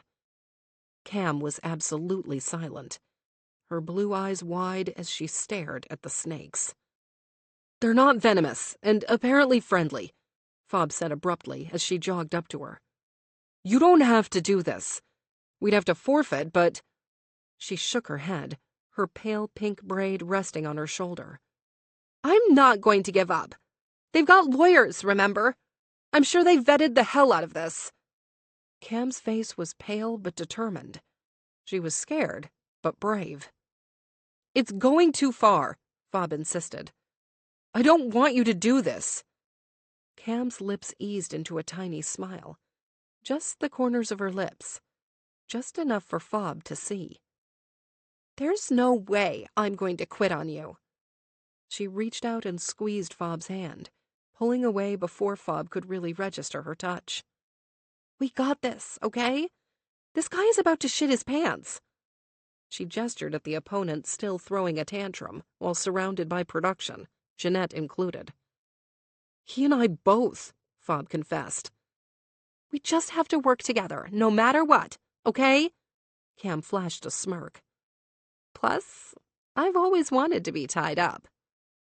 Cam's weak attempt to diffuse Fob's fears by flirting was a haymaker to the heart. Fob didn't want her to be worried about her. Cam needed to be thinking about herself. She was the one facing an incredible challenge. "I don't know what I'm going to have to do to get you out of there." Cam's hand, warm and steady, touched her hand again. This time, Fob felt every nerve-tingling second of her touch. "No matter what it is, I'm sure you're going to get me out faster than humanly possible." Her eyes were so open, so vulnerable, so trusting. How could Cam be so sure that Fob would move heaven and literal earth for her? She could punish her now, choose to take her time, to make her squirm and suffer. After all the years she'd spent calling her a snake, letting her roil around with them would be poetic justice. But there was no satisfaction, no just desserts. All Fob had was a sick feeling in her stomach, and a pain in her chest so extreme she wasn't entirely sure she wasn't having a heart attack. "You're going to get me out, okay?" Cam raised a blonde brow. "I know you are. and I'm going to be just fine. It was nearly an hour before the teams took their places again. Jeanette had to explain again to the audience about the coffins, and the shackles, and the snakes, and the mound of dirt that was going to be dropped on top of them. Just the thought of complete darkness and the suffocatingly small space was enough to make Fob's skin feel claustrophobic. There was no way she could do what Cam was doing. Absolutely no way. How will these two get out? Jeanette asked the camera a rhetorical question. A crew member, who couldn't bring himself to make eye contact with anyone, appeared with a pair of shovels. They will have to answer trivia questions. Some will be general knowledge. Others will be about their buried partner. Fob looked at Cam and prayed they were going to ask what kind of dog she would be. Cam felt her eyes on her and looked at her from across the clearing. She smiled, as if trying to encourage her. The only way you can dig out your teammate is by answering questions correctly. Answer the first, get the shovel. Answer the next, you get to dig 1 shovelful of dirt. Now the amount you will get to dig will double each time you're correct. First time you shovel, it will be 1, then 2, then 4, then 8, then 16. Jeanette tipped her head to the side. You get the picture. If you miss a question, you will be knocked back down to 2 scoops, and you'll have to work your way back up. She paused. It's simple, but it won't be easy. She grabbed her whistle. Let's go. Fob couldn't stand to watch Cam get secured in the coffin, a monitor strapped to her chest, an oxygen mask on her face, and a bright green tank nestled at her side. She kept her eyes on her feet while they piled in the snakes. She resisted the urge to puke when they lowered her into the hole, and nearly fainted when the dump truck screamed its hideous metallic screech as it tipped an endless ocean of dirt where the tarp had been, where Cameron now lay in complete darkness, several feet below the surface. An itch started in Fob's fingers and ran up her arms like a lightning storm. Cam was right. She would do absolutely anything to get her the hell out of there. Fob and her opponent were positioned at the foot of the mound, standing several feet high. Thankfully, it hadn't been flattened. The fresh, dark soil was loose and easier to move. Even though it looked damp and heavy, at least it hadn't been packed into the ground. She knew exactly where to dig, had made a mental note of where Cam's pit was. She flexed her fingers, imagining heaping piles of dirt on the end of her shovel. She would make each shovelful count for 3. Jeanette's whistle trilled into the humid night air. Chapter 26. Fob stood primed and ready, her knees bent so she could run to the shovel sticking out of the dirt mound. She wouldn't waste a second. First question is for Beatrice, Jeanette said. The woman next to Fob nodded. She didn't look upset or terrified. Fob considered that a calm demeanor might serve her better than the anxiety hijacking her own brain. Beatrice, what city was your partner born in? The petite brunette didn't answer immediately. Fob gritted her teeth. She didn't like having to wait for the other player's turn. She didn't have time to waste. Boston? She guessed, looking like the shrug emoji. That's incorrect. Jeanette looked up from her cue cards and made eye contact with Fob. Fabiola, same question. Where? Nassau in the Bahamas. Fob didn't wait for confirmation before darting for the shovel. She knew the story of Cam's mother having gone into labor while on a cruise. Correct. Beatrice, name the 7 continents. Fob gripped the shovel's handle and prepared to dig in when it was her turn. She was not going to allow herself to get a question wrong. When Beatrice called Russia a continent, Fob bent her knees and got ready to bite a huge chunk of dirt out of the crushing pile. Fabiola, what 4 presidents are carved into Mount Rushmore? Washington, Jefferson, Roosevelt, and Lincoln. Jeanette laughed. And in order, too. Slicing into the soil, Fob heaved as much dirt as she could fit on the blade. When she dumped it behind her, a disheartening amount tumbled down from the top and took its place. Beatrice, your partner said this was his biggest weakness in the competition. The woman shook her head. Swimming? Do you even know each other? I'm sorry, no. Fabiola, same heights. 2 more overloaded shovelfuls of dirt left the mound. Sweat poured into Fob's eyes, stinging her as she kept her core muscles tight while shoveling. After 6 questions, Fob's back and legs burned, while her task remained daunting. La Gioconda is the name of what famous Italian painting? Jeanette's question whirled around Fob's head like the bugs buzzing near her face. She had absolutely no idea. She was scouring every corner of her memory, but she couldn't recall ever hearing that name before. Panic choked her, acidic bile rising from her stomach. Italian? Famous? Those 2 facts should help her make an educated guess. La means feminine. Puta che pariu! Come on! Her brain spun, but she didn't know where to land. Instead of reminding Fob that she had limited time to answer the question, Jeanette pressed her finger to her ear and trained her eyes on the mound. Fear coiled like a cold, wet serpent in Fob's stomach. Was Cam tapping out? Fob had answered every question as quickly as she could, but there was still so much earth left to move. Drying her face with her dirty t-shirt, Fob resisted the urge to cry. She couldn't falter. She had to remain strong, steady, dependable. Are you sure? Jeanette asked, as a camera operator moved in closer to get a tight shot of her concerned face. A pause large enough to fill with 80 dump trucks elapsed. Fob chewed the inside of her cheek, her heart hammering so hard she imagined it breaking free from her chest and taking the shovel from her maddeningly still hands. Okay. Yep. Jeanette turned back to them, her expression dire. Beatrice, your partner has informed us that he does not wish to go on. I'm sorry, but this ends your chance at $500,000. Beatrice responded in a string of colorful curses, so vile and vitriolic, Fob stood stunned for a second. But only one. Can I get her out? Fob shouted to anyone who would answer. No one replied. The crew descended on them, making a mad dash for the still large pile of dirt. In a sickening flash, Fob realized they didn't have a machine to get them out. Without waiting for confirmation that the game was over, Fob started shoveling dirt like she'd been possessed by a badger. Engaging her entire body in the act of digging, she heard panicked voices from the crew. He's freaking out. He says he's hyperventilating. I hear him gasping. Get the damn excavator! The excavator is having mechanical trouble.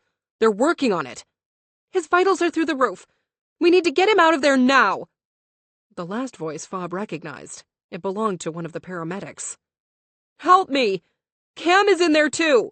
Fob shouted at the dozen people using their hands to get to the guy's casket. No one was helping her rescue Cam. She's more stable than he is! The paramedic shouted back, her arms deep in the dirt. They were all crazed dogs hunting for bones. We're keeping her calm. I don't give a shit. Someone help me, or I swear. She needs help, assholes. The camera operator on the other side of the slowly diminishing mound dropped her equipment. Let's go! She shouted to the film crew, who was trained to never get involved. It took seconds for them to abandon their positions and descend on Fob's half of the pile. Tell her we're coming, Fob shouted at Jeanette, who she guessed might have access to Cam's earpiece. Tell her I'm getting her the hell out of there! Jeanette's eyes were wide and dazed, as if she was getting too much information at once, like it was creating a traffic jam in her brain. After a beat, she nodded, her finger to her ear as her mouth moved slowly. Good. Don't freak her out more than she already is. Damp earth caked beneath Fob's fingernails. It got in her hair, in her clothes, filled her sneakers and her nose and her mouth. But she didn't slow until she was thigh-deep in the hole. Not even when the dirt seeped into her eyes, along with the sweat running like a river from her forehead, did she stop. Not even the pain in her back and shoulders could slow her down. "I found it!" The camera operator who'd left her post first shouted when her nails scraped the wood of Fob's coffin. After another moment of aggressive shoveling, Fob cleared the area around the handle. "Jump out!" The camera operator was already being pulled out of the hole when she shouted. Grabbing blindly at a pair of arms reaching down to help, Fob vaulted out. She didn't waste a second. Lying on her stomach, she reached into the pit, took hold of the handle, and pulled. Straining, Fob unleashed an animalistic scream as she tried to open the box. It wouldn't budge. "It's stuck!" she yelled, desperate to free Cam. More hands reached down to help. It took 3 of them, but with another full-body heave, the cheap plywood crate gave a satisfying crack. In an instant, the snake handlers appeared, removing their wards before Fob could even get a good look at Cam. As soon as the snakes were gone, Fob eased herself into the coffin. Cam was drenched in sweat like she'd been dunked in water. The oxygen mask on her face was fogged up, and her fair skin flushed a troubling shade of dark red. "You're okay," she promised Cam, even if she wasn't sure it was true. With filthy, trembling fingers, she unlocked the bands around her hands first. Cam ripped off the mask and sat up. A heart-shattering sob broke free from somewhere terrifyingly deep inside Cam's chest. Before Fob could untie her feet, Cam lunged her upper body forward, capturing Fob in something less like an embrace and more like a drowning person's frantic attempt to stay above the surface. Dropping to her knees and straddling Cam's lap, Fob wrapped her arms around her and held her so tight she was sure she was crushing her. "It's okay, babe. You're out," Fob promised, while Cam cried into her dirt-covered neck.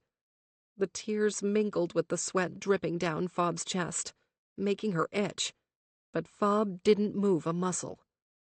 Cam's response was to cry harder, her fingers digging into Fob's shoulder blades like she was trying to climb her way up a sheer cliff face.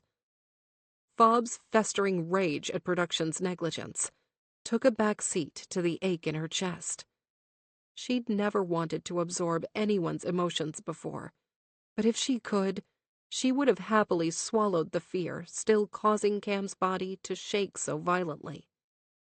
Unconcerned with the cameras, or the cramps building in her thighs, or the bedlam still going on somewhere above the pit, Fob held Cam until she stopped crying, and then for another few minutes after that. Chapter 27. Showered and still a little shocked, Cam lay in Fob's bed, wrapped in Fob's duvet. Her scent, her warmth. A mild throb in her head still lingered, but Cam expected it to ease once she fell asleep. Outside their bungalow door, Fob's voice thundered like a tropical storm. Cam winced at the sound of her shouted threats. "Turn these cameras off until tomorrow, or I will sue every last one of you." Fob was indiscriminately throwing around terms like duty of care and recklessness and damages. Fob had probably talked more in the preceding 20 minutes than she had in the last year. She'd definitely cursed a lot more. Cam didn't have the energy to strain to hear what the other person, or people, were saying in response. There was only Hurricane Fabiola, and she was a category get out of the freaking way. When the door creaked on its hinges, Cam opened her eyes. The light was a stab through her optic nerve. Fob, dressed in sweats and a long-sleeved t-shirt, was free from the dirt that had covered her head to toe when she pulled Cam out of the hideous coffin. Compared to the sweltering crate she'd been trapped in, the breeze filtering through the open cabin windows made the room cool. Not cold enough to support Fob's winter wear, but comfortable. They're off. Fob pointed to the cameras suspended from the ceiling. The usual red light was gone. They weren't recording. They'll stay off until tomorrow. She paced the small space between the two beds. Can you turn the lights off, please? And will you lay down with me? Cam's question came out much softer than she intended, but she didn't take it back. She waited, her gaze on Fob's dark eyes, the eyes that were shifting, scanning, assessing. Clinging to Fob after she appeared out of the darkness with a halo of floodlights behind her had been the safest Cam had ever felt in her life. She wanted more of that, just for a little while. Fob nodded before kicking off her spare pair of sneakers and turning off the main light in the room. Without a word, she slid into bed. Cautiously, Cam inched closer. Is this okay? Understanding what she wanted, Fob slid her arm under Cam's head. She drew her in close enough for Cam to snuggle into the crook of her neck, to wrap her arm around her chest, to hook her bare leg around Fob's thigh. She smelled so good, the perfume of her body wash filling Cam's nose. She closed her eyes again, hoping she could delete the image of a dirt-covered Fob from her mind. It was really the terror in her eyes that she wanted to forget. Thank you, Cam whispered, against the soft, smooth skin of Fob's neck, even if she didn't need to keep her voice low. Old habits. You put Prince Charming to shame today. I can picture you digging a tunnel to me using your bare hands. Fob ran her hand along Cam's back, in long, soothing motions. Heat from Fob's open palms bled through the thin material of her tank top, reaching into her tense muscles and uncoiling them.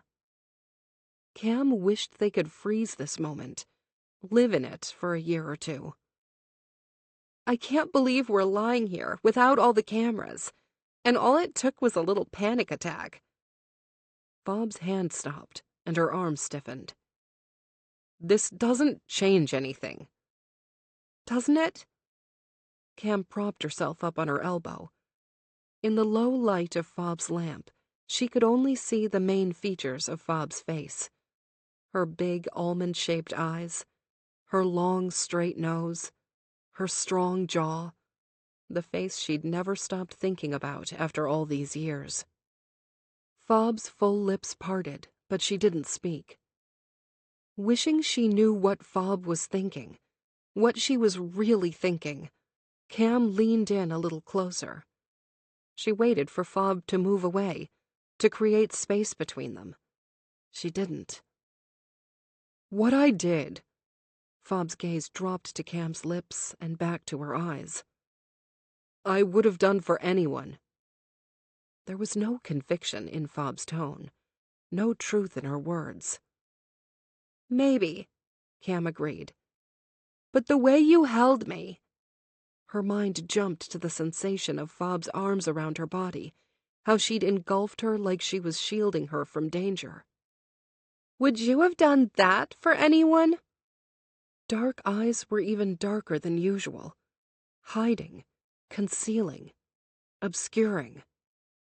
Why won't you admit it? Cam's question was a husky shadow falling on Fob's cheek. Admit what? The truth thumped in Cam's throat, a pulse beating the rhythm of the words Cam was afraid to say. Over the last few weeks, she'd been making progress with Fob, getting closer to where they used to be, a time before Cam made the mistake that cost her Fob's love. If she pushed too fast, Fob would run. It was all so delicate, so unknown. Cam took a deep breath. She had to take the gamble. She couldn't risk losing the chance to speak openly. Couldn't risk losing the time with her. They were always one elimination obstacle away from being sent home, and she didn't trust that she'd get this opportunity again. Fob might never again be this close or captive. Admit that you still feel something for me. The way I feel something for you." Cam's confession was so quiet, she wasn't sure that Fob heard it over the breeze. Fob's expression softened, her eyes glistening with the truth she didn't dare say. Cam neared another inch, every fiber in her being aching to feel Fob's lips again, to get lost in her all-consuming kiss. Fob couldn't deny their lingering connection then, not if she felt the electric rush one more time. "Even if I could forgive you," Fob's hand dropped away from her back, the loss of her touch leaving her cold. "How could I ever trust you?" There was nothing left to lose, no reason to hold back. Swallowing her pride, Cameron spoke her shameful truth without looking away from Fob. Cam looked up at the cameras. Could she really trust that production wouldn't be listening? "They're off," Fob said with conviction. "When we decided to win together and split the money, I had no intention of backing out on that." "So you're just a thief and not a liar?" Hurt shone through Fob's tone instead of her usual anger. Cam winced. When they say truth hurts, they never say just how much. "I know I deserve that. That and so much more." "What changed? Why did you do it?" Fob asked the questions like she'd been keeping them loaded in the chamber for 6 years. "Remember when I told you that I needed the money to save my parents from very literal financial ruin?" Fob nodded. "I left out the fact that I'm the one who caused it." She dropped onto the pillow next to Fob, who turned onto her side to face her. There was no more hiding from this. "I was approached by this guy, a financial advisor, or so he claimed. He promised this incredible opportunity, gave me references that I followed up on, and they all checked out. I invested $5,000, which was every penny I'd saved working in the coffee shop. 3 months later, he doubled my money." Fob furrowed her brow. "Too good to be true, right?"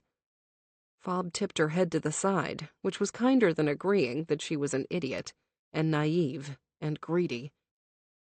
"It was the answer to everything. I could make enough money to start my t-shirt business without it taking another 1,000,000 years of slowly hoarding away my pennies. It takes money to make it, right?" Cam swallowed the knot of guilt and remorse spreading at the base of her throat. "So I introduced him to my parents. They could double their retirement accounts, get out of the excruciating rat race, and live comfortably. Plus, they'd be able to invest in my little venture." "Did they give him all of it?" "Every single penny. Took out a second mortgage on the house." Cam closed her eyes, but tears slid out of the corners anyway. "I had no idea what a Ponzi scheme was. Not until the investigators showed up at our door." The unwelcome memory flashed in her mind. Her mother pressing her palm to her chest while wailing. It had taken them a lifetime of hard work to build something that could be consumed in moments. "We were one of many. So many lives destroyed." Cam shook her head. "All I could think about was rescuing my parents from the mess I'd made. And when Jeanette told me I'd won $250,000, she sniffled. I took it and ran, like a shitty, lying coward." She forced herself to look at Fob again. "I'm so sorry.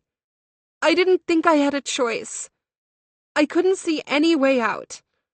At least I could save their house." Fob's face betrayed some sympathy.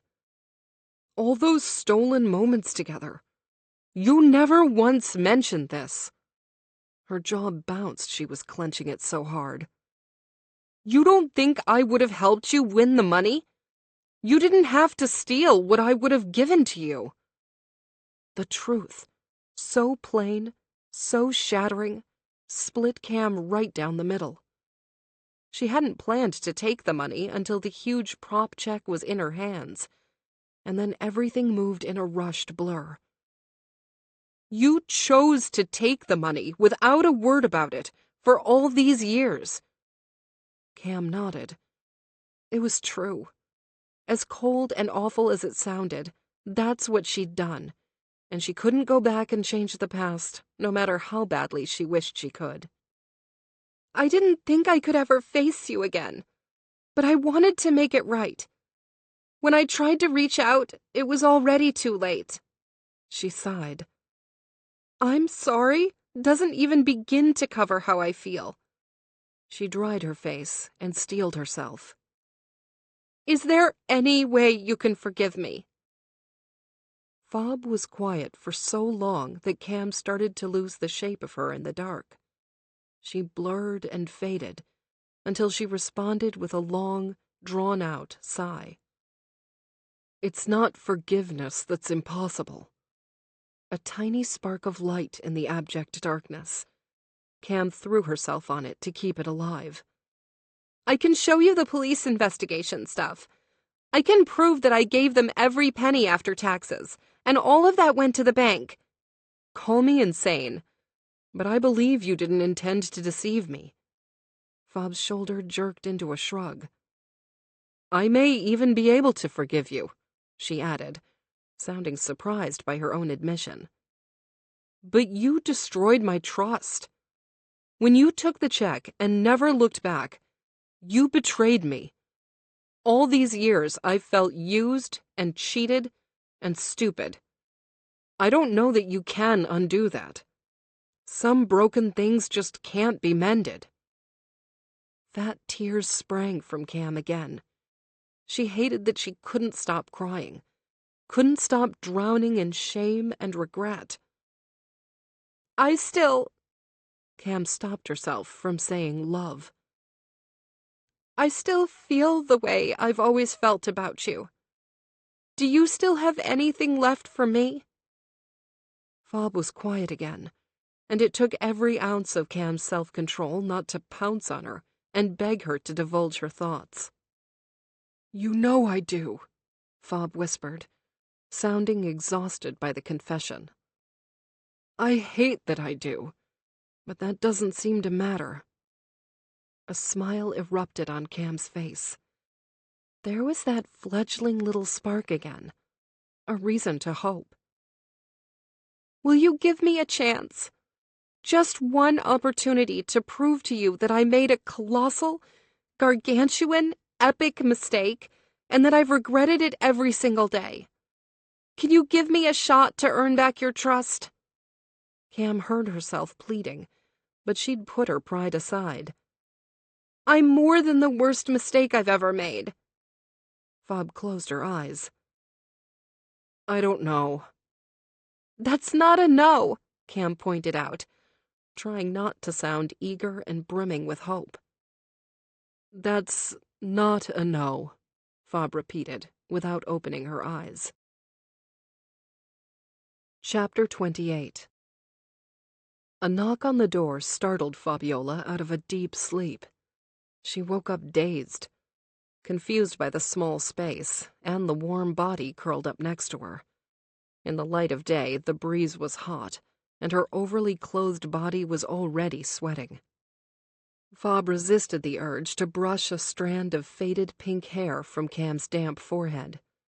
Had they spent the entire night in that position, with Cam tucked into her nook so tightly that they were both covered in a fine sheen of perspiration? The events from the night before were so extreme, Fob would have thought they were a dream if it wasn't for Cam's presence in her bed. Heaviness, strange and achy, settled into the base of her gut. She believed Cam about the con artist. Almost believed that she hadn't intended to take the money and run when they decided to break the rules and work together. She just wasn't sure it mattered.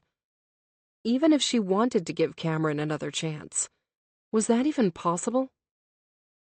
Fob wished she was the kind of person that could let things go, that she could forget the past and pick up where they left off like nothing happened. As irrational as it was, she did want to give Cam a chance to redeem herself. She just didn't think she was capable. After the second knock, Cam stirred in her arms. "I could talk them into giving you a full 24-hour break from the cameras," Fob said, instead of good morning. Cam seemed to consider it for a moment, and Fob found herself wishing she would ask for more time. Like a coyote so enamored with the idea of catching the Roadrunner that she continuously endured falling anvils and malfunctioning rockets, Fob yearned for just a little more Cam. Maybe this time she wouldn't be lured off a cliff. Maybe this time would be different. The third knock was more insistent, but production didn't bust in. They knew better than to test her. She wasn't throwing out empty threats the night before. What they had done was unconscionable. "We might as well get up." Cam rubbed the sleep out of her eyes. "Thank you." She looked up at Fob, her face soft and vulnerable. "For getting us a break from them. For letting me sleep in your bed." Fob couldn't wrestle back the smile that flashed on her lips, but she extinguished it as quickly as possible. "Don't mention it." Before Cam could respond, Fob rolled out of bed and started for the door. "Fabiola, good morning," a producer greeted when she opened the door. "I trust you slept well?" "No thanks to you," she replied, without adjusting her sober expression. The man in the black baseball cap had the decency to look embarrassed. "I just wanted to give you the heads up that the equipment is coming back online this morning. After breakfast." He squinted, adjusting his hat. "Well, we need the tech team after breakfast." When his shoulders dropped, Fob closed the door on him. Cam swung her long, bare legs over the edge of Fob's bed. Part of her didn't want Cam to leave. Once Cam was gone from her bed, Fob knew she'd never be back. She wished she could keep their insulated break from reality a while longer. Cam stretched, exposing a sliver of bare belly. "They didn't turn the cameras back on?" Responding with a shrug, Fob turned toward the kitchen. "How are you feeling?" "You know," she shrugged. "Like I was buried alive with a bunch of terrified snakes." "Those poor snakes." Fob reached for a container of plain yogurt and bowl of berries in the fridge. "They must have been freaked out. Most of them stayed where they were placed by my feet. Only one kind of wrapped around my leg and stayed there. Squeezed the hell out of me." Cam slid behind her, her hand resting for a moment on Fob's hip before she stopped in front of the coffee machine. "Coffee? Black?" Fob nodded and continued preparing breakfast for both of them. Their rhythm was easy, comfortable, as if they'd been singing this song for years. "Are you ready to borrow some shorts now?" Cam took Fob's bowl once she'd finished eating the yogurt and berries. "You have to be hot." "Or," Fob drank the dregs of her coffee, "we could go for a swim, get some endurance training in. The win. It's so close." Cam rinsed the clean dishes before setting them to dry on the rack. "Why do you sound so shocked? Nobody is gonna beat us, babe." She tossed out the term of endearment like it was nothing. Fob was transported to the night before, when she'd called Cam babe. The word had been weightless on her tongue. "But if you want to lose racing me," Cam smirked, "I'm always happy to oblige, Ms. Santos." Fob couldn't stop her smile in time. Such confidence. "I know my weaknesses. And my strengths." Cam dried her hands on a kitchen towel and sauntered toward Fob. Fob's muscles tensed. Her fingers twitched and her jaw clenched. She tried so hard not to take the bait, to resist the enticing lure floating by. But she couldn't. "Weaknesses?" With a quick glance at the cameras, she leaned over the bistro table.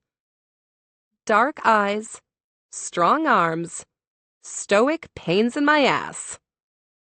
Fob's attention drifted down to Cam's soft lips, the ones curving into a dangerous question. Then I hope we don't meet any of those. Chapter 29. Cam had beat Fob for the third time when she stopped swimming and started floating. The newly installed cameras on the dock at the edge of their enclosure stared down at her. Their glassy black eyes made them look like unnatural birds. While she waited for Fob to reach her, she wished she'd taken her up on the offer for more time alone. She'd been thinking strategically when she declined. Pissing off production could lead to them facing adverse scenarios later on. Cam couldn't prove it, but she'd watched the show long enough to know things weren't always left up to chance. If production liked someone, or they were ratings gold, they often found themselves tasked with favorable circumstances. Production being annoyed with her could mean the difference between an endurance test and a heights nightmare. Fob swam up to her and started treading water. Tired? The muscles in Fob's arms and shoulders flexed as she kept herself afloat in the clear blue water. With her black hair slicked back, and her dark eyes fracturing into 1,000 shades of copper and honey and bronze in the sunlight, Fob was stunning. Cam couldn't remember what she'd been thinking about. What? Fob raised a brow. Tired? Moving her arms, Cam kept her upper body above water. If they weren't being watched, she would have swam closer to Fob, but she didn't drop her guard. No? Are you? I'm not the one who stopped. Fob tilted her head as if it helped her read Cam's mind. Cam looked around, desperate for somewhere to hide. They were painfully limited. There was nothing but the water and the cabin she knew so well she could recreate it from memory. While she stared at their home perched above the ocean, an idea whirled into existence. We should do more upper body, Cam suggested, her tone serious and professional. Fob didn't miss a beat. She obviously knew Cam was plotting. Never hurts. The beams under the deck should be more than sturdy enough for pull-ups. She hoped she sounded innocent enough not to tip off the crew and prompt them to come looking for them. Technically, they weren't breaking the rules. No one ever said they couldn't go under the bungalow, only that they couldn't leave it. Especially while the tide is low, Fob agreed, with the sincerity of a nun. More resistance. It took every ounce of Cam's self-control not to laugh. Despite Fob's probable guess to the contrary, Cam wasn't a very good actor. Swimming around the steps they took to get out of the water and onto the deck, Cam continued to the space beneath the deck. Dark and cool, they were shielded from both the brutal midday sun and the cameras. Standing on the compact sand, the water came up to Cam's waist. Without waiting for Fob, she reached for one of the crossbeams holding up the deck structure and tested its suitability. How many pull-ups can you do?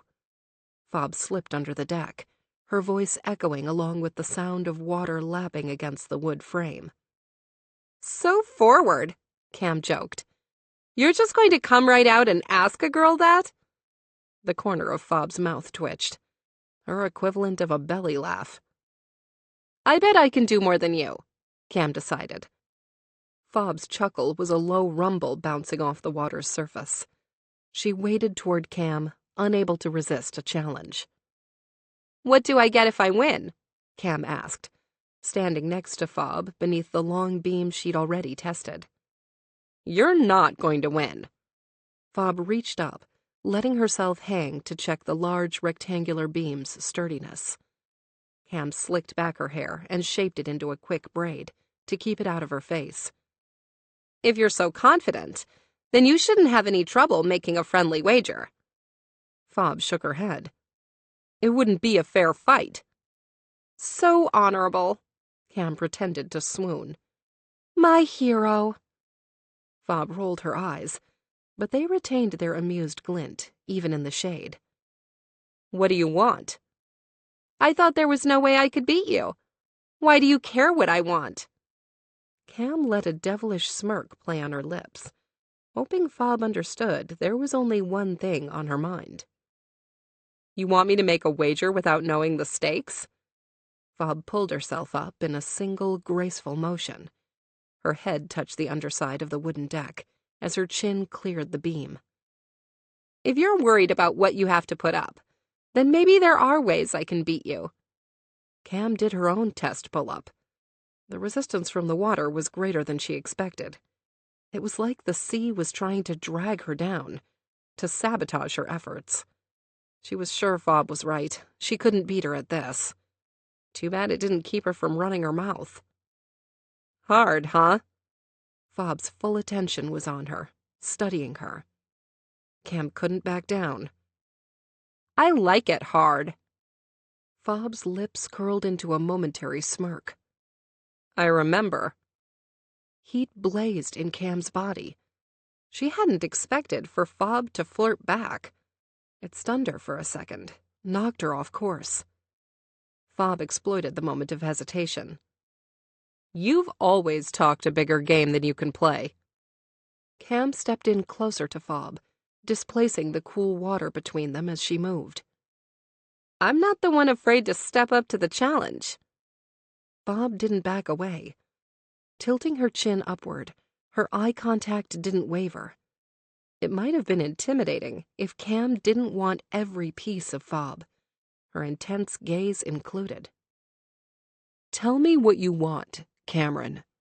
Fob's voice was a low, husky thing. Cam's body responded before she moved her mouth. The steady beat in her chest quickened. The muscles in her body tensed. She wanted to live in the gray a little longer, to flirt with possibility before Fob shut her down, before Fob told her that last night was an anomaly, a fluke not to be repeated. "What I want isn't really the question." Cam inched closer until her chest nearly touched Fob's, until her lips hovered inches away. "It's what you're willing to risk." Fob's attention dropped to Cam's parted lips. Her expression was hungry, yearning, but she didn't make a move. Cam's hands floated in the water, drifting toward Fob's waist like she had her own gravitational pull. "Say you don't want to," Cam challenged, her mouth dry and begging to be quenched by Fob's kiss. Fob didn't respond. Her body had gone rigid, like she was playing host to an internal wrestling match, and was too focused on who was going to win. Her silence spurred Cameron on. Cam bent her neck, getting just a little closer. "Tell me you don't want to kiss me as bad as I want to kiss you." Fob couldn't tear her gaze away from Cam's lips, not even when pain flashed in her face. It mirrored the ache pulling at Cam's body, the desire blocking her access to her brain. "I don't—" Fob trailed off like she'd forgotten what she was going to say. But Cam knew better. She smirked before moistening her lips. "You've always been a terrible liar." "You're the one who lies," Fob whispered back, but it lacked any conviction. "Yeah?" Cam leaned in, stopping just short of Fob's mouth. "Then resist me." Chapter 30. For a single moment, Cam held her breath. Then Fob's hands were gripping her sides, jerking her forward, hard against her body. In the weightlessness of the water, Cam glided, her legs wrapping effortlessly around Fob's waist, her arms around her neck, her lips smashing hard against hers. Fabiola's kiss was salty and wild and messy and desperate. This was the woman Cam knew, the one that lived beneath the well-ordered and highly controlled surface, the one who'd pushed her up against that shed so many years ago and left her dizzy. Cam clawed at the back of Fob's neck, her fingers sliding through the wet base of her ponytail. She needed to deepen the kiss, to feel Fob's tongue deeper in her mouth. She wanted to feel claimed and owned and possessed. As always, Fob obliged. With a guttural sound somewhere between a moan and a growl, Fob tightened her grip on Cam's ass as she bit down on Cam's bottom lip, pulling it hard before kissing her harder. Cam made a fist in Fob's hair, yanking it back forcefully, but Fob's kiss didn't falter. She wouldn't be thrown off course by a little pain. Dogged determination was something Fob never lost. "I need you," Cam confessed, while she tilted her head to the other side, kissing her at a new angle. Fob's hand slipped inside the back of Cam's bikini. "Need me where?" Fob tore her lips from Cam's mouth and sunk her teeth into Cam's neck. "Fuck!" she cried, but the word stayed lodged in her throat as her eyes slammed shut. There was nothing but Fob's sharp teeth and the addictive rush of the pressure she was creating with her mouth. "Don't stop," Cameron whispered, knowing she should shut up, but she couldn't help herself. She needed Fob to keep going, to mark her in the most undeniable way. "Please," she whimpered for good measure. Fob loved when she was submissive, almost as much as she loved when Cam fought her for control. Indulging her pained request, Fob bit down and sucked so hard Cam was sure she'd drawn blood. It only made her need more dire, turned the dull ache between her thighs into a sharp, pronounced throb. What she wouldn't give to be back in their little production closet, to be safe from prying eyes so she could rip off Fob's clothes, feel her strong, naked body against hers. Throwing her head back, Cam rocked her hips against Fob's abdomen. She was so turned on she didn't need much friction to ease her pain. To prove just how in control she was, Fob gripped Cam's hips and moved her away, without letting up on the bruise she was painting on her neck. Letting out a frustrated cry, Cam's desire sharpened to a dangerous point. She loved being denied, having her release kept just out of reach. Fob hadn't forgotten. After a final scrape of her teeth, Fob let go of her neck. Her lips were swollen and her face flushed. Cam kissed her again, wishing they could go inside to one of their beds. She wanted, more than anything, to show Fob just how badly she'd missed her. "I don't want them to come looking," Fob whispered against Cam's lips, her words covered in the same lusty haze consuming Cam. Cam pressed her forehead to Fob's, her fingers still tangled in her hair. "I'm not ready to let you go." She dove into Fob's lips again. Fob couldn't resist. She slammed against her, hard and hungry. A greedy, penetrating kiss that left Cam spinning and breathless. Reading Cam's mind, understanding everything she wanted, Fob slid her hand into Cam's bikini again, her finger dipping between her tight muscles and pressing against the sensitive place that instantly rocketed Cam's desire to new and unstable levels. Cam's hushed curses echoed in their stolen spot beneath the deck. She didn't want to play anymore. She wanted out of the water and onto solid ground. Yanking down the straps of Fob's bathing suit, she roughly exposed her chest. As she ran her palms over the newly exposed skin, Cam bit down on the sensitive spot near her collarbone. Fob rewarded her with a gasp. She pulled her closer, signaling to Cam that she wanted more. In a single motion, Cam slid off Fob, her bare feet hitting the compact sand, as she pushed Fob against the support post on the back of the steps. Catching her off guard, Fob lost her hold on Cam. Without wasting a second, she pounced. Keeping Fob on her heels, she cupped her small breasts before taking the stiff point of one nipple between her teeth. When Fob groaned, Cam couldn't help but grin. She remembered what Fob liked, too. Running her tongue along the peak hardening in her mouth, Cam moaned. Fob's breath hitched in approval, her hands finding the back of Cam's head and making a fist in her hair. Cam dipped lower, the water covering her chin as she debated how long she could hold her breath underwater. Wooden boards creaked overhead, sending a pang of disappointment slithering into her gut. Production had come looking for them. Chapter 31. It had been a full 24 hours since Fabiola lost control of her good sense.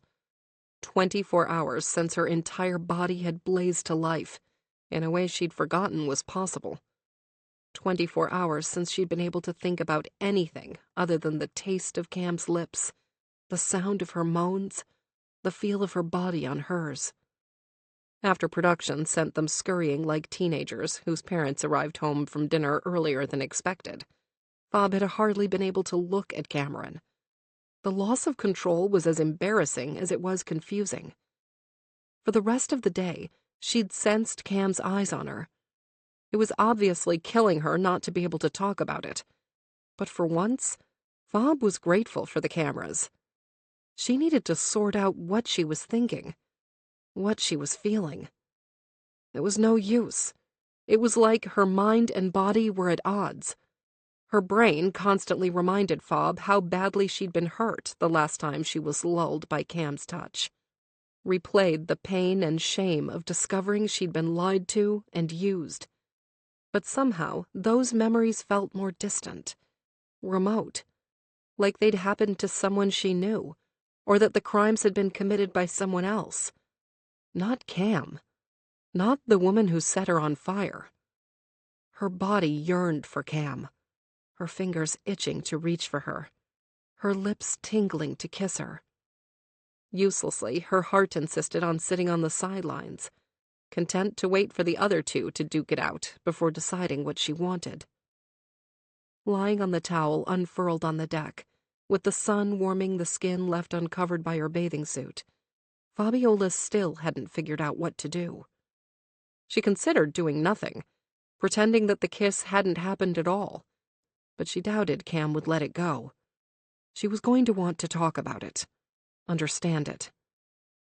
How could Cam expect Fob to make sense of it when she still couldn't believe it had happened? If not for the shocking dark purple blotch on Cam's neck, Fob might have convinced herself it was a fever dream. The game had a way of messing with her head. Add to that their near solitary confinement, and no one could blame her for questioning reality. "Do you want to work out with me?" Fob opened her eyes, using her hand to shield them from the sun. Cameron was standing over her, her toned body on display in a lime sports bra and tiny shorts. She had random cuts, blisters, and bruises in various stages of healing. The mark on her neck, still visible under the pale pink ponytail she'd used to disguise it, was the freshest. "I was thinking we can make it interesting." She propped her hands on her hips, her mouth curved in a mischievous grin. "Since we didn't get a chance to finish our bet yesterday." Everything Cameron said sounded like a dare, one Fob couldn't stop accepting. "Interesting?" Cam moistened her lips, making Fob jealous of the tip of her tongue. "Whoever wins gets something they want." She tilted her head to the side, her sapphire gaze rolling slowly over Fob's mouth, over her chest, and between her thighs. She left a scorching ache everywhere her attention touched, rendering Fob unable to do anything but clench her muscles and try not to react. The act consumed all of her energy, making it impossible to resist the bait.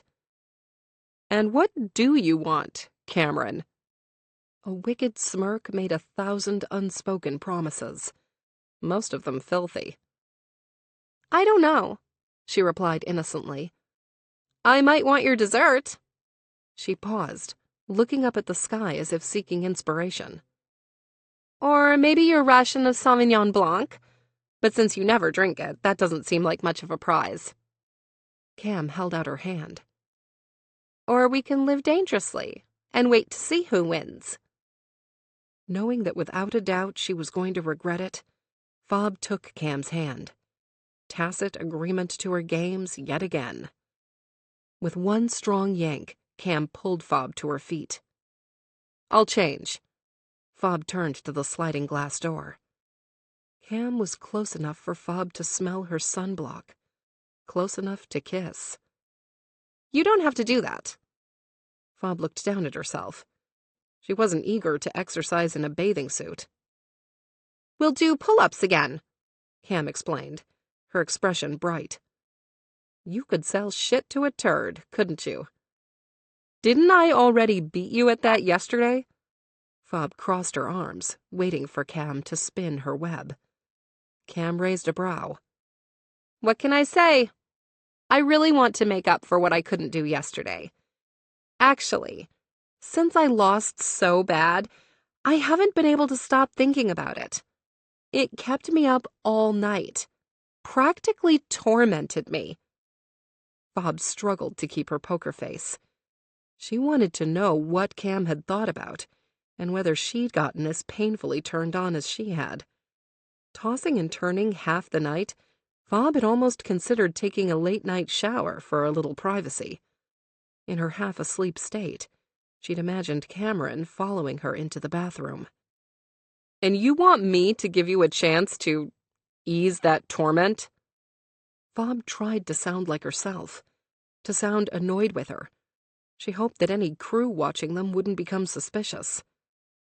Cameron cocked her head to the side, causing her braid to slip off her shoulder. Fob's gaze fell on the shocking mark on her neck. The memory of leaving it sent a rush of desire through her unprepared body. I can't ease it myself now, can I? Fob's pulse started a breakdance routine in her neck. She hated herself just a little for wanting to throw Cam on the bed and ease everything for her. Without a word, Fob started down the wooden staircase leading into the water. Cam followed. The moment they were out of camera sight, Cam leapt into her arms. Reflexively, like her arms had been made for one purpose, Fob caught her and kissed her hard. Around them, water rippled and splashed as they clawed at each other. It would have been embarrassing if Cam wasn't just as needy as her. We can't keep doing this, Fob whispered, her hands dropping down Cam's back, into the water, and over her shorts. Why not? Cam's hot mouth slid over Fob's neck and tickled the shell of her ear. Don't you want me? Fob's eyes rolled into the back of her head when Cam's hand dipped into the top of her bathing suit. She forced herself to resist the aching pang of desire, too ready to bind and gag her rational mind. I never said I trusted you again, Fob whispered. Cam took her hand out of her bathing suit, but stayed wrapped around her, something Fob was strangely glad for. She liked having Cam this close, even if it made it harder to think. I didn't ask if you trusted me. I asked if you wanted me. Fob bit back a grin. Listen, this is obviously going to be a joint prize this time. We're playing in pairs, and it's twice as much money as usual, Cam explained, making perfect sense, with her full lips and long, elegant neck crying for the return of Fob's mouth. Since I can't screw you over, maybe, I don't know. Fob shook her head, but this time she couldn't hide her amusement. That doesn't undo the past. This could also be good for your game, Cam suggested, in an apparent change in tactics. We still have a few weeks to go. A couple of really important challenges, with probably the best players in the game, since they've managed to stay this long. Fob nodded in agreement. The salt and sea and lust had to be getting to her. Cam was making sense. Our partnership needs to be as strong as ever, Cam continued. This game can be as hard on us psychologically and emotionally as it is physically. Harder, probably. She ran her fingers up and down the back of Fob's neck in a lazy, mindless way that made Fob's heart beat faster. The closer we are, the more connected, the better our chances of making it to the end. It sounded perfectly reasonable, but it wasn't the first time the game had done strange things to Fob's decision-making abilities. We don't have to go beyond the physical if you don't want to. Cam leaned in, her lips brushing over Fob's jaw while making Fob feel like she'd already agreed, like she'd accepted the fruit in the Garden of Eden. But I promise I'm not going to hurt you, Fabiola. Fob hated how much she wanted to believe her, how badly she wanted to give in. We can't keep coming down here. She couldn't think of reasons why this was a bad idea, not with Cam draped all over her, and not since they'd been broken apart the day before. So we hide under the covers. We go into the shower. Cam's response was so quick it was obvious she had it prepared and at the ready. It's primetime network TV. It's not like they can really use anything that's not G-rated. That made sense, too. And this time things were different. 6 years ago, she wasn't closeted, but she wasn't exactly out, either. Now she had her established clients, her sterling reputation in her community. Apart from generally being a private person, she didn't care if anyone knew she and Cam had gotten close in captivity. She'd never told a soul about Cam breaking their deal, so it's not like she expected anyone to judge her. They won't use the footage, Fob agreed. Despite the title, Cutthroat Island was billed as a family show, safe for all ages. They weren't going to show anyone getting hot and heavy. Or you're hoping they will use it so you can capitalize on a showmance for your socials. I make sense, don't I? The tip of Cam's tongue flicked over her earlobe. She didn't take the showman's accusations seriously. Fob didn't want to admit it. Letting herself get close to Cam felt dangerous. But she was right that she didn't have anything to lose this time. No money on the line. Just her heart. She knew herself well enough to know that giving in to Cameron wouldn't just be friends with benefits. For starters, they weren't friends. And on top of that, no-strings-attached sex could only work if they weren't already tangled in the world's biggest ball of yarn. I need to know. Fob pulled away, holding Cam in her gaze. I need to know right now if you're playing with me, Cameron. I can't just do this with you. Cam's flirty expression disappeared, her eyes turning sincere. I swear on my grandmother, on everything I love and value. I'm not here to play with you, Fob. If physical is all you can give me, I'll take it. She cupped Fob's cheek. But I wasn't lying when I said I wanted to earn your trust back, that I want to prove myself to you and repair what I broke. She slid her hand down Fob's throat and over her chest, pressing her palm to her heart. I want every single part of you, but I'll take what I can get. Placing her hand over Cam's, Fob tilted her head up and kissed her. Parting her lips with her tongue, Fob moved in slow, purposeful movements. She didn't know how to tell Cam that she would try to give her that chance, so she showed her instead. Cam held Fob's face, matching the suddenly slow pace of their kiss. Each gentle swipe filled Fob's chest with an impossible-to-name emotion. A tightening, an uncontainable swell that was equal parts exhilarating and terrifying. Wrapping her arms around Cam's torso, Fob held her close, but it wasn't close enough. Not while they were still in the water and wearing clothes. The distant sound of a high-pitched mechanical whirling stopped them, freezing like deer at the sound of a twig snapping in the woods. Fob strained her hearing until she confirmed her fear. A drone was hovering somewhere above the deck and getting closer. Chapter 32. Stirring beneath the sheet, Cam tried to fall asleep. After a brief but intense rainstorm, the breeze coming through the open shutters was cool and pleasant. Compared to the sweltering heat of other nights, it was practically chilly. And yet Cam couldn't sleep. She couldn't stop thinking about Fabiola, about the taste of her lips, about how close Fob was to forgiving her. Cam could feel it like an electric pulse in her body. Every moment they spent together, she was closer to getting her back. Closer to seeing the woman she was before Cam made the biggest mistake. Across the dimly lit room, Fob flipped on her side, facing the wall and giving Cam her back. It was the third time in 10 minutes that she'd tried to find a comfortable position. She obviously wasn't sleeping either. How serious had Fob been earlier, when they were hot and wet and sneaking under the deck?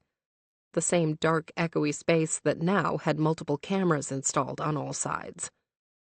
Fob was a woman of her word, but she hadn't exactly said she'd give her another chance.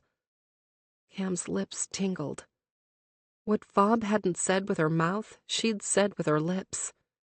She closed her eyes and remembered the gentle insistence of her kiss. It lacked the fire of their previous kiss, and yet it was somehow scalding. Did she mean what she said about the cameras?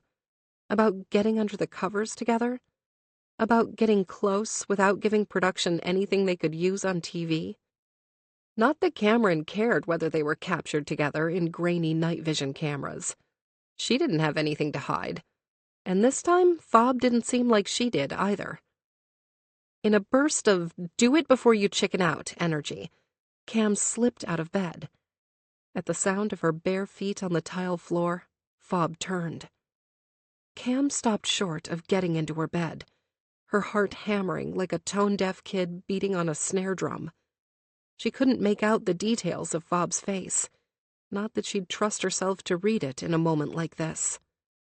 She was going to slink back to her bed, embarrassed that she'd misread their conversation earlier, when Fob moved. With a swift jerk, she lifted her sheet, the universal sign for "Get in." Cam slipped beneath the thin cotton.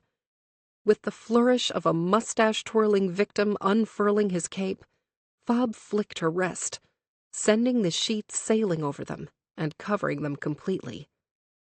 The thrill of discovering Fob was wearing nothing but a sports bra and tiny compression shorts sent a flood of aching desire pulsing through Cam's body. It made her wish she was wearing even less than her tank top and soft, loose shorts. Fob didn't speak, but the message sent by her tongue swiping Cam's bottom lip was unmistakable. Fob's hands were strong around her hips, pulling her in as she locked her smooth leg over Cam's bare thigh, as if she was afraid she might float away. "It was so hot how you rescued me," Cam whispered between rushed kisses.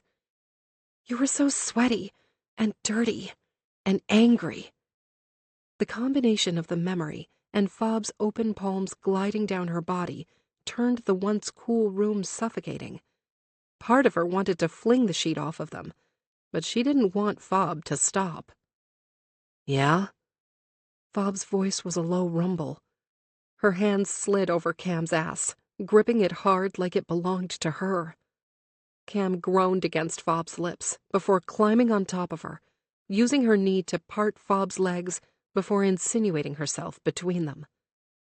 Holding herself up, Cam hovered over Fob's mouth, wishing she could throw the sheet to the ground and take a lungful of fresh air. The discomfort was worth it to be so close to Fob, to be horizontal and on a soft surface with her. "What do I get if we win tomorrow?" Cam whispered, keeping her lips just out of Fob's reach. "I'm very motivated by rewards, you know." She felt Fob's eyes burning into her, even if she couldn't see them in the darkness of their little impromptu tent. "You get to stay another week and compete to win $500,000. Fob's hand slid under the front of her tank top. Her touch sent goosebumps skittering across the skin of her abdomen as she raked her blunt fingernails over it. When Fob discovered that Cam wasn't wearing a bra, she moaned. Cam closed her eyes, all her attention fixed on the sensation of Fob's hands over her chest. Fob's touch was confident, controlled, circling her most sensitive points without actually touching them. She was probably waiting for Cam to beg, something she wasn't too proud to do, but not yet. "I think we both need more motivation," Cam whispered, her hips swinging slowly as she started grinding against Fob. "To make sure we don't lose." In a single motion, Fob yanked Cam's tank top over her head. With an animalistic pounce, Fob flipped Cam onto her back and landed on top of her. "Are you afraid of choking, Cameron?" Fob's question was accompanied by her hand pressed to Cam's throat. "No." Cam's back arched off the bed, wishing Fob would squeeze a little instead of just teasing her. "Are you?" Fob's lips crashed into hers again, her kiss hard and hungry. "What do you suggest?" Fob asked, before sliding down the column of Cam's neck. The moment Fob pressed on the bruise she created with her tongue, Cam bit down on her bottom lip to keep from whimpering. It was the best kind of pain, and she didn't want Fob holding back. "We could wait," Cam blurted, breathless from the stifling heat building beneath the sheet. "Make it a prize." Fob didn't stop adding to the mark on her neck. Instead, she increased the pressure, her hand gripping Cam's thigh as she pulled it up.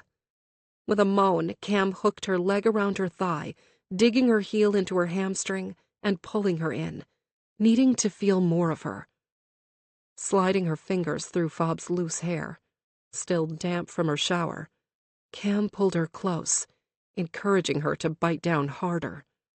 Each hard pull on her skin made her body ache, pushing her desire to the brink. Cam alternated between grinding into the firm mattress and straining against Fob's slowly gyrating hips. Fob released her neck and hovered above her lips. "Still want to wait?" Cam's plan melted out of her body with the sheen of sweat coating her skin. Waiting suddenly seemed very stupid and unnecessary. All she wanted was Fob, in every possible way. "It may be a good idea," Fob whispered, intentionally grazing Cam's lips before sliding off of her. "I was just kidding." Cam followed her, turning on her side to stay connected to her. "It was a stupid idea." "No." Fob pulled her in, prompting Cam to rest her head in her chest. "I like it. I'm a better reward than money. You'll work harder." Cam laughed, eased by the pounding of Fob's heart against her cheek. "You're a terrible person." The sound of Fob's soft chuckle was as exhilarating as her kiss. Well, almost as exhilarating. She loved having this side of her, the one most people never saw. Cam lifted her head, propping her chin on the hand she laid across Fob's chest. "Can you grab my shirt so we can throw this sheet on the floor then? I'm freaking dying here." "Or you can sleep like that, since it's so hot." Cam raised a brow. "Maybe if we win tomorrow, I'll sleep over in the nude." Fob didn't give any indication that she was going to look for Cam's tank top. "I'm not the one who responds to external motivators." Laughing, Cam shook her head. "I can't sleep under this freaking thing all night, Fabiola." "If you're topless, there's no way they're going to use any of this footage, not even pixelated." "How reasonable." Cam pecked her lips. "But you're not getting anything until I do. Gimme the shirt, Santos." Rummaging behind her, Fob produced the tank top. "Will you stay?" There was no playfulness in Fob's voice, just a soft, genuine request. "What about the cameras? They're not going to have a problem showing us cuddling if they feel like making it a storyline." Fob nodded. "I know." Her gentle sincerity was a jolt to Cam's unprepared heart. "And you're okay with that?" "They may not show it," Fob countered reasonably. "On a show about rivals? When we've won an insane number of elimination games in a row? It might be too good to ignore completely." If they had gone home after an episode or two, their tryst might end up on the cutting room floor. But the longer they stayed, the more likely they'd be the focus of the season. "The odds have been in our favor so far." Fob yanked down the sheet, flooding them with cool, fresh air. The gesture was as good as Fob shouting from the treetops that they were together? Whatever they were, it was something other than enemies, and that was something Cam hadn't thought possible. After slipping on her top, Cam turned around. They didn't both fit on the small bed unless one of them was on their side. Driven by instinct, Cam assumed the little spoon position. Fob's arms around her felt too right. She closed her eyes and let her chest expand. Let herself feel happy, high, full. "Is this okay?" Fob nuzzled against the back of her neck, her hold just shy of crushing. Cam slid her arm on top of Fob's, interlacing their fingers. "More than okay." Chapter 33. "I'm going in the tank," Cameron declared, with unwavering confidence, as they emerged from the tunnel entrance and onto the clearing lit by stadium lights in the moonless night. The tank was a massive, vertical glass construction, something Fob imagined Houdini might plunge into while bound to prove his magical ability. 2 identical tanks stood next to each other on elevated platforms. The rigging above the chambers filled with water made it obvious they were going to get dunked. "No," Fob shook her head. Even without knowing what the task was, there was no way she was letting Cam get tortured again. If someone had to be submerged, it was going to be her. "Okay, Prince Charming," Cam chuckled, glancing at her while they walked toward the production tent to get fitted with safety gear. "Let's be logical here. This is probably going to involve holding our breaths. I can do that a hell of a lot longer than you. Don't set us up to go home." Her fingers curled around Fob's wrist, sending a small jolt up her arm and into her chest. "But I appreciate you trying to rescue me." Fob's spine snapped into a rigid straight line. "I don't care about rescuing you. I just don't want to lose the money. Not after I've been forced to endure you all this time." Her lip twitched, giving away that she was playing. Cam laughed, her bright blue eyes sparkling in the floodlights as they approached the tent. She hadn't believed Fob's blustering. "Then it only makes sense that I'm the one in the tank, Fabiola. Assuming the tanks aren't for both of us." Fob nodded. They shouldn't make any assumptions. What could the task be if it's tandem dunking? Turning serious, Cam's eyes cut through the humidity and focused on the tanks. "It has to be more than just holding our breath. How is that a team thing?" "Maybe they'll add jellyfish," Fob replied, only half kidding. Cam chuckled. "I doubt they're rushing to throw us in with animals so soon." "There haven't been many brain teasers. Math, perhaps?" Fob cocked her head, thinking about all the implicit assumptions she was making. "Could it be temp? The water could be freezing or very hot." "It could be a test of who makes it in there the longest," Cam agreed. "Or answering questions does get hard when you're too cold to think." "How does that test the strength of our partnership?" Cam considered the question while they waited next to the production tent for direction. With her arms crossed over her chest, her black tank top showed off her biceps and scattered tattoos. Fob didn't let herself think about what would happen if they lost. What they had felt shapeless and fragile. It wasn't ready to be tested by reality. She needed more time in the cabin that had become their incubator. "Blindfold?" Cam shook her head. "Maybe you have to give me clues? But for what?" "A memory game?" Fob mused, running through a mental list of prior obstacles. "In teams?" Fob raced through possible tasks, but they didn't match the gimmick of the season. As they had so many times before, Fob and Cam followed a PA to their marks. New were Fob's nerves making her fingers twitch, her stomach tense, her heart race. "We're going to win," Cam whispered, when the lights from the production van carrying their opponents flashed at the end of the partial tunnel, shaped by trees and tropical vegetation. So confident. Fob shifted her weight between her feet, getting into her game mode rhythm. "Yup." Cam looked over at her, a smirk on her pink lips. "Did we ever nail down the prize for winning?" Cam's eyes glistened, brimming with mischief. "I guess now we're going to have to wait and see." As soon as they heard the distant sound of the van's door slamming closed, the clamor of shouting voices tore through the night like commercial fireworks. Fob's upper lip twitched into a momentary grin. It boded well that their opponents were angry and unfocused, but she wouldn't let herself get comfortable. Arrogance led to mistakes. Their competitors argued the entire way from the van to the clearing. "They might kill each other and disqualify themselves," Cam joked. "Stay focused." Fob's jaw tightened. Winning was hard.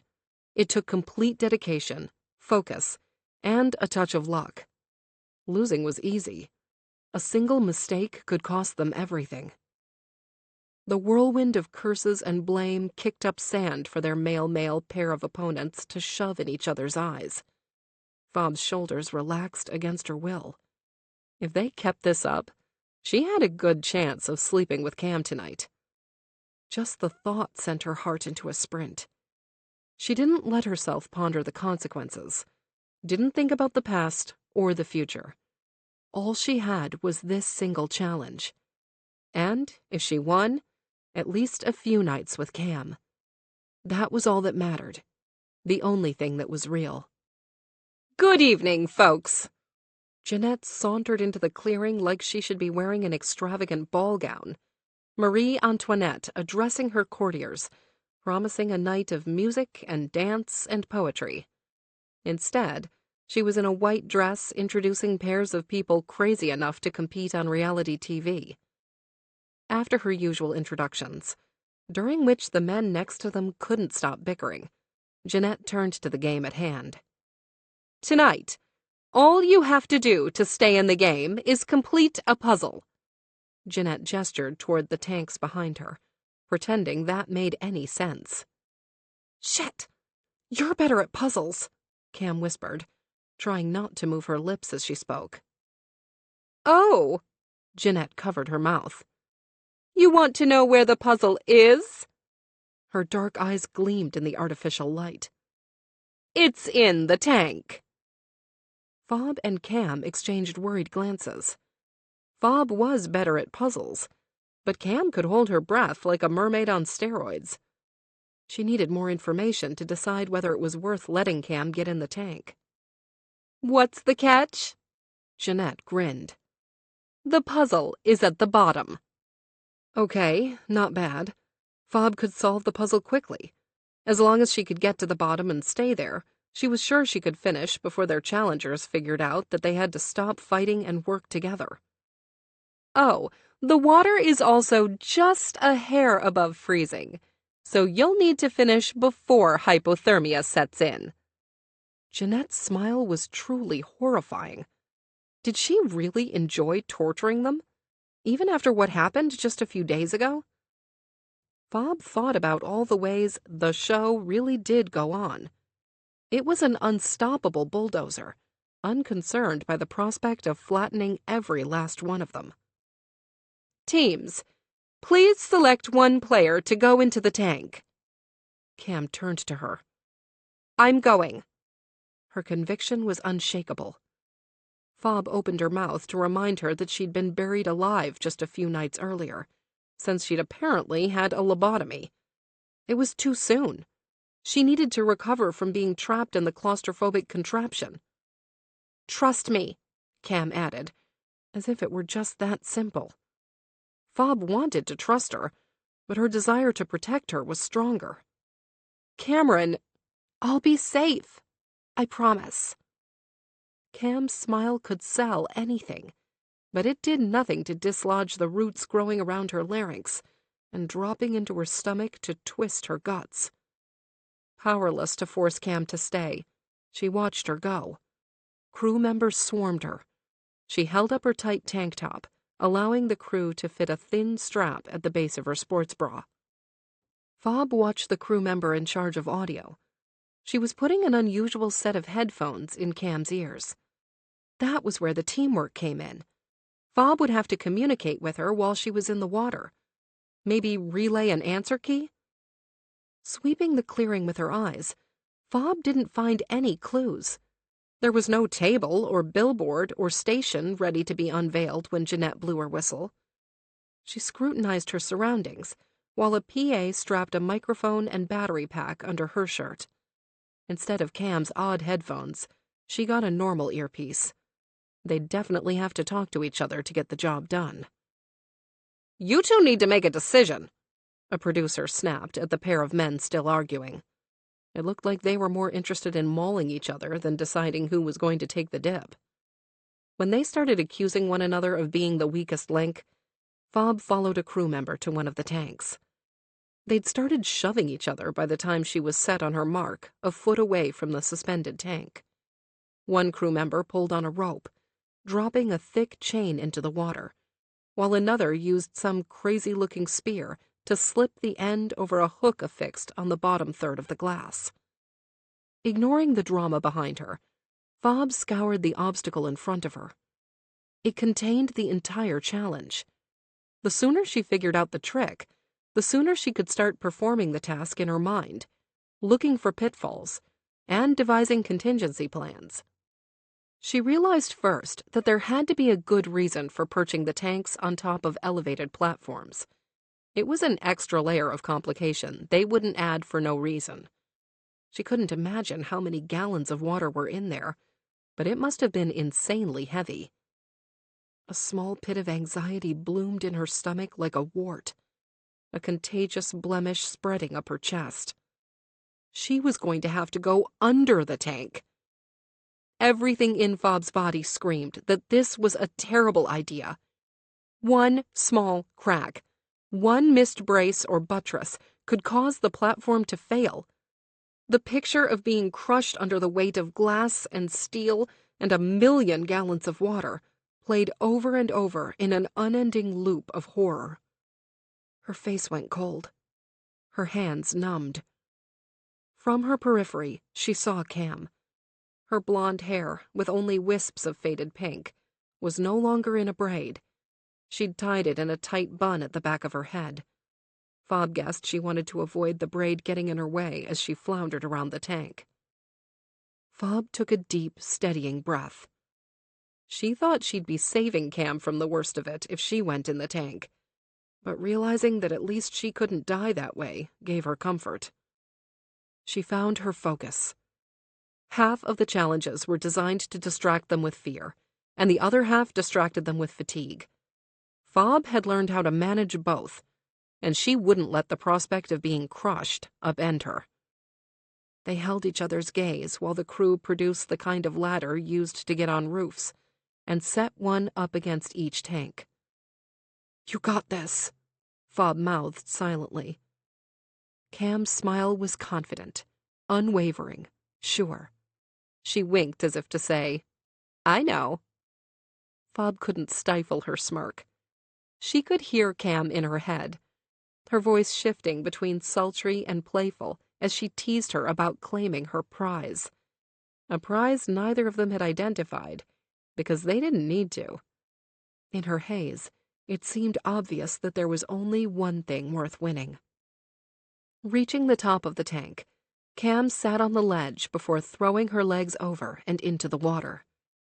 She didn't make a sound, but her shocked face made it obvious that the water really was freezing. Without complaining, she doggy-paddled to the chain, ready to pull herself down to the bottom and resist her body's instinct to race to the top. Fob's stomach clenched like a snapping mousetrap. She hated to watch Cam's discomfort. She'd rather be the one getting submerged. Jeanette appeared with her attendant aura of cameras. She faced the tanks before sending them off to test their luck yet again. "I did say this was a puzzle, didn't I?" She offered a coquettish grin, like she was flirting with them instead of antagonizing them. "Players in the water, at the bottom of your tank is a sliding block puzzle. Well, it's the back of that puzzle anyway. Your teammate will be under the tank and looking up at the image. They will direct you which way to slide the tiles. The first team to solve the puzzle wins." She smiled. "Easy." The sound of Cam's teeth already chattering set Fob's heart racing. They had to win, and fast. The longer she was in the water, the shorter her trips to the bottom would have to get. Efficiency was going to be critical. Good thing the obstacle was tailored to their strengths. A bit of luck, Fob guessed, the producers manufactured. Players! Jeanette gestured to Fob and her opponent. When I blow the whistle, get under the tank and start helping your partner complete the puzzle. Fob nodded, her body primed and ready to bolt. The sharp trill from Jeanette's whistle rang in her ear. She flung herself under the tank, like a deranged mechanic desperate to finish an oil change. Despite landing awkwardly on her back, Fob was mentally locked in. Cutthroat Island, unfinished business, was painted across 15 scrambled tiles. In Fob's ear, the sound of air bubbles reminded her of the time she went scuba diving. She imagined Cam using the chain to pull herself to the bottom of the tank. Fob wiped her sweat before it dripped into her eyes and stung. "Don't worry," she said with confidence she hoped Cam could feel. "We got this." Chapter 34. How am I still cold? Cam held the reflective mylar blanket around herself as they trudged down the pier and toward their bungalow. The place that would be home for another few days yet. Fob, her arms around Cam's shoulders, rubbed her aching muscles. She was doing her best to get Cam warm, something she never imagined she'd need help with on a tropical island in the summer. "I might have to borrow your parka," Cam joked. "I can't believe you stayed down there so long." Cam smiled. "I told you, I can hold my breath like a champ." Fob shook her head. "It was dangerous. What if you passed out?" "But I didn't," Cam reminded, eager to get back into their secluded paradise. "And we won. You really are the puzzle queen." Fob glanced at her as they walked over the wooden planks, huddled together as if she wanted to transfer all the warmth from her body. "Without oxygen?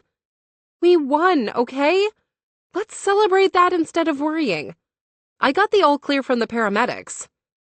She didn't add that her body felt like she'd been hit by a train, and her head was pounding like a baby velociraptor was trying to hatch from her skull. "Didn't I win your dessert? When are they sending dinner?" Cam had barely finished her joke when Fob spun on her heels and started jogging toward the production van parked at the end of the dock. "I was kidding," she muttered, speaking only to herself, since Fob was already halfway to the van.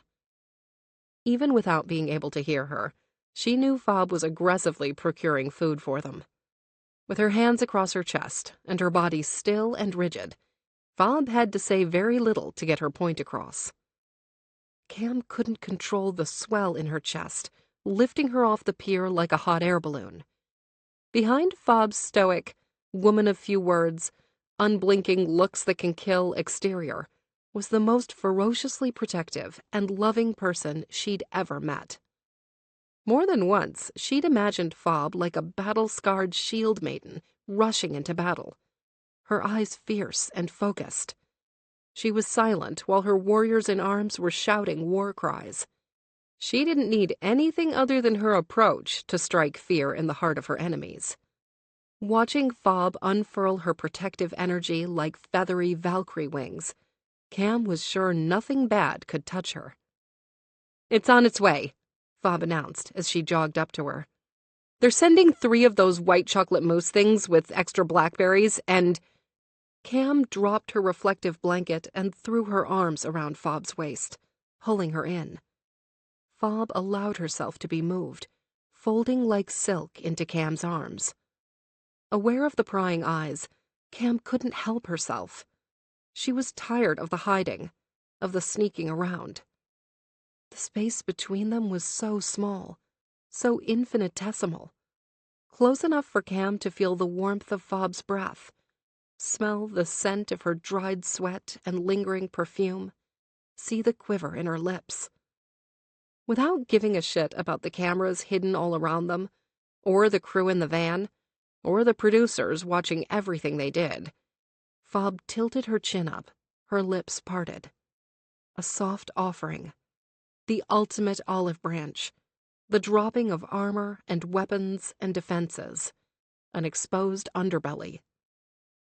Fob moved first, traversing the small gap that might as well have been the other side of the world a month ago. Her arms were warm, steady, sure as they curled around Cam's neck. They were the anchor keeping her from floating away.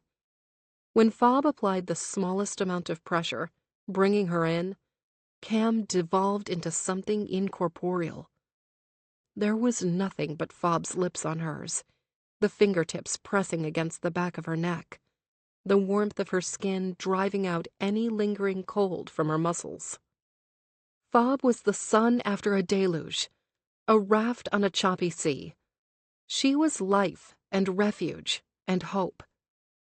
Cam was grateful that Fob's slow, methodical kiss consumed her.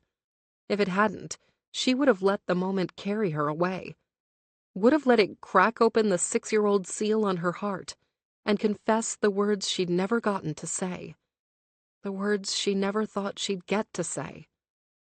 Without Fob's tongue taking possession of her mouth, without her lips claiming ownership of her breath, Cam would have stupidly let the secret slip. "I've missed you. I love you." Fob pulled away from her slowly. "Dinner will be here soon." Resting her forehead against Fob's, Cam was reluctant to let her go. Being near her was like sitting in front of a roaring fire. The flames snapped and cracked, penetrating her skin and warming her bones. "I thought you were hungry." Fob's tone landed somewhere between amused question and devilish accusation. Cam pulled away just far enough to look Fob in the face. She kept her arms securely around her waist, as if to keep Fob from running away. The deep autumn of Fob's dark eyes melted the remaining shards of ice in Cam's body. Their softness, a softness reserved only for Cam, turned Cam's muscles to jelly. "Oh, I'm starving," Cam agreed, her gaze falling to Fob's lips. "Food first," Fob warned, like a stern and intolerant headmistress. Cam smirked, a rush of new blood pulsing up her spine. "And then?" Fob's expression remained fixed, stern. She didn't respond to Cam's flirtatious tone, but Cam didn't need her to. She could read the subtle shift in her energy, the momentary spark in her eyes, the unspoken promise, the dare. Chapter 35. Remnants of their chicken and veggie wraps sat in open containers between them on the bed. Cam was laying on her side, her head propped up on one elbow as she picked at what was left of her sweet potato chips. Her pose reminded Fob of an oil painting, a modern Roman goddess captured with her fingertips creating tiny ripples in an otherwise still reflecting pool. The serene image was a world away from the earthquake thundering inside Fob. Her body was buzzing from their kiss, its weight still pressing on her lips. It was the first one they'd ever had out in the open, the first kiss neither of them could deny, not to themselves or anyone else. It had felt like a declaration, a proclamation, a line that couldn't be uncrossed. What they had was out in the open now, offered up for public consumption. Fob was too scared to ask Cameron what it all meant. She liked labels and order and clarity, but she was also afraid to talk about what they were out loud, as if mentioning it might shatter it. Whatever it was, Fob was sure it was porcelain thin and just as delicate. Good, Fob decided, quieting her anxiety. Whatever it was, it felt good. Her mother was the only person whose opinion Fob cared about. She wasn't going to be thrilled about Fob's on-camera PDA, but she also had never seen her and Ted share more than a chaste peck on the lips on New Year's Eve, something she was infinitely grateful for. Fob started an imaginary conversation with her mother while she absent-mindedly popped a sweet and salty chip in her mouth. It ended with her telling her mother that she was 27 years old and perfectly capable of making her own decisions. When the quake started to rumble in her belly again, Fob reminded herself that the show was G-rated. They were not going to show anything overly intimate. Depending on the way they edited the story, they might not show anything at all. Fob knew that wasn't true. The turn from enemies to this was too interesting to ignore completely. "You okay?" Cam's voice pulled Fob out of her head. Her bright blue eyes had dimmed, but it was the drooping that made it obvious she was sleepy. Dressed in Cam's tank top and loose running shorts, Fob was much more comfortable in the thin, light clothes. She unfolded her legs and slid off of Cam's bed. "We should get to sleep," Fob replied, starting to clean up the evidence of their dinner and the 2.5 desserts Cam inhaled. Cam groaned. "I'm not tired," she insisted, like an overstimulated kid staying up past her bedtime. "Tell me more about what you've been doing for the last 6 years." Fob glanced over her shoulder while she opened the garbage can. Cam was tucked into bed and waiting for a bedtime story. It was hard not to let a smile bloom on her lips. She'd never been so content to have such simple moments. "I've been working," Fob replied, when she turned to the glasses in the sink. "Building up my training clientele." "That's it?" Fob shrugged. "I live a simple life. I work, I spend time with Mansha, I see my mom and Ted every other weekend. Sometimes I do a little networking." "What about friends?" Fob rinsed a water bottle and put it upside down on the drying rack. "I have acquaintances, clients I socialize with from time to time, but I don't have much spare time." Working for herself meant that she was always on the clock. Cam went quiet for a while, as if selecting her words with extreme care. "And dating?" Fob turned and leaned against the counter while she dried her hands with a dish towel. Unsure how to explain that nothing eventful had occurred in her love life for a while, she shrugged. "Oh, come on." Cam sat up, her back to the wall as she crossed her legs underneath her. Her hair, still damp from her shower, fell over the collarbone exposed by her off-the-shoulder t-shirt. "You haven't dated at all?" "Nobody worth mentioning." She shrugged. "You?" "I've been spending a lot of time on my t-shirt business."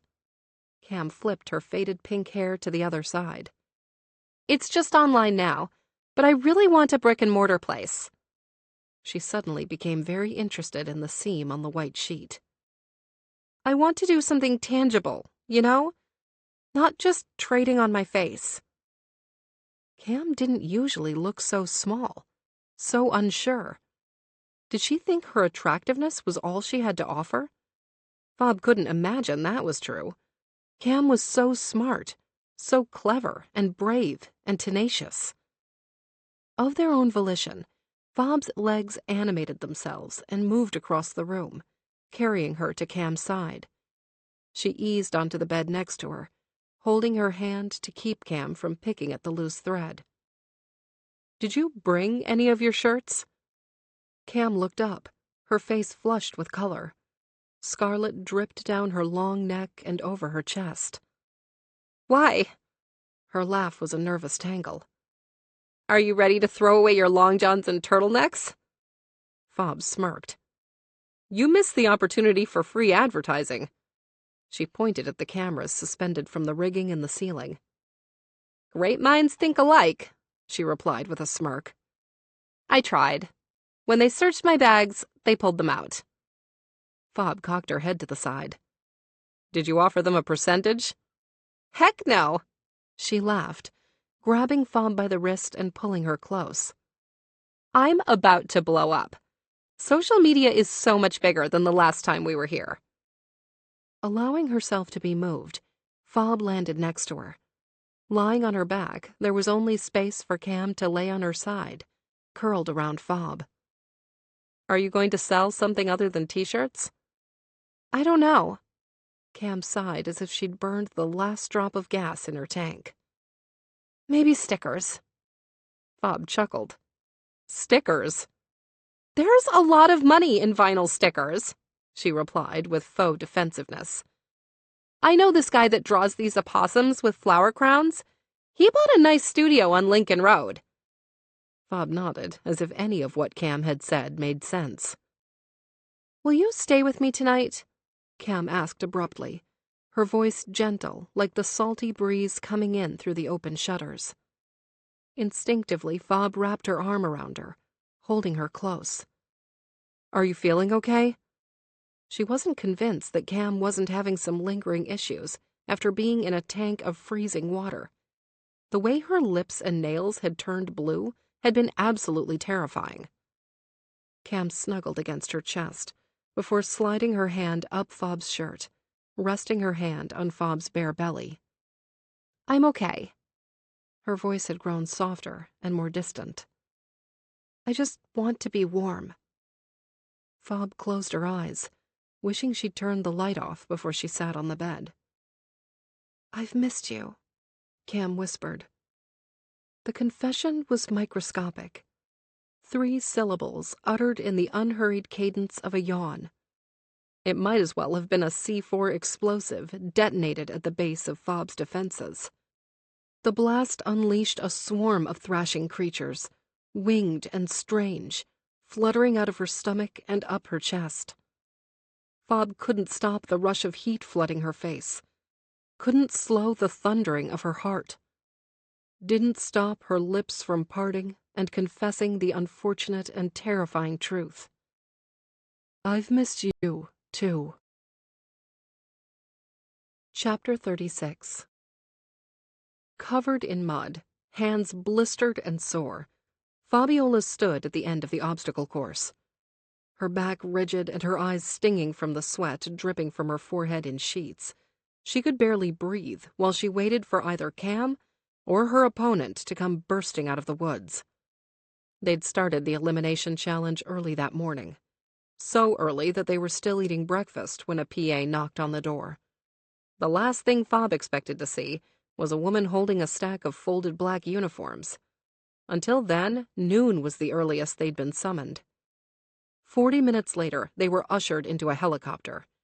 It was a relay race. Fob and her opponent jumped out first. Their partners couldn't jump until they swam to shore and rang a bell. Jumping out of the helicopter had been the easy part. Landing in the water had felt like a sledgehammer to her tailbone.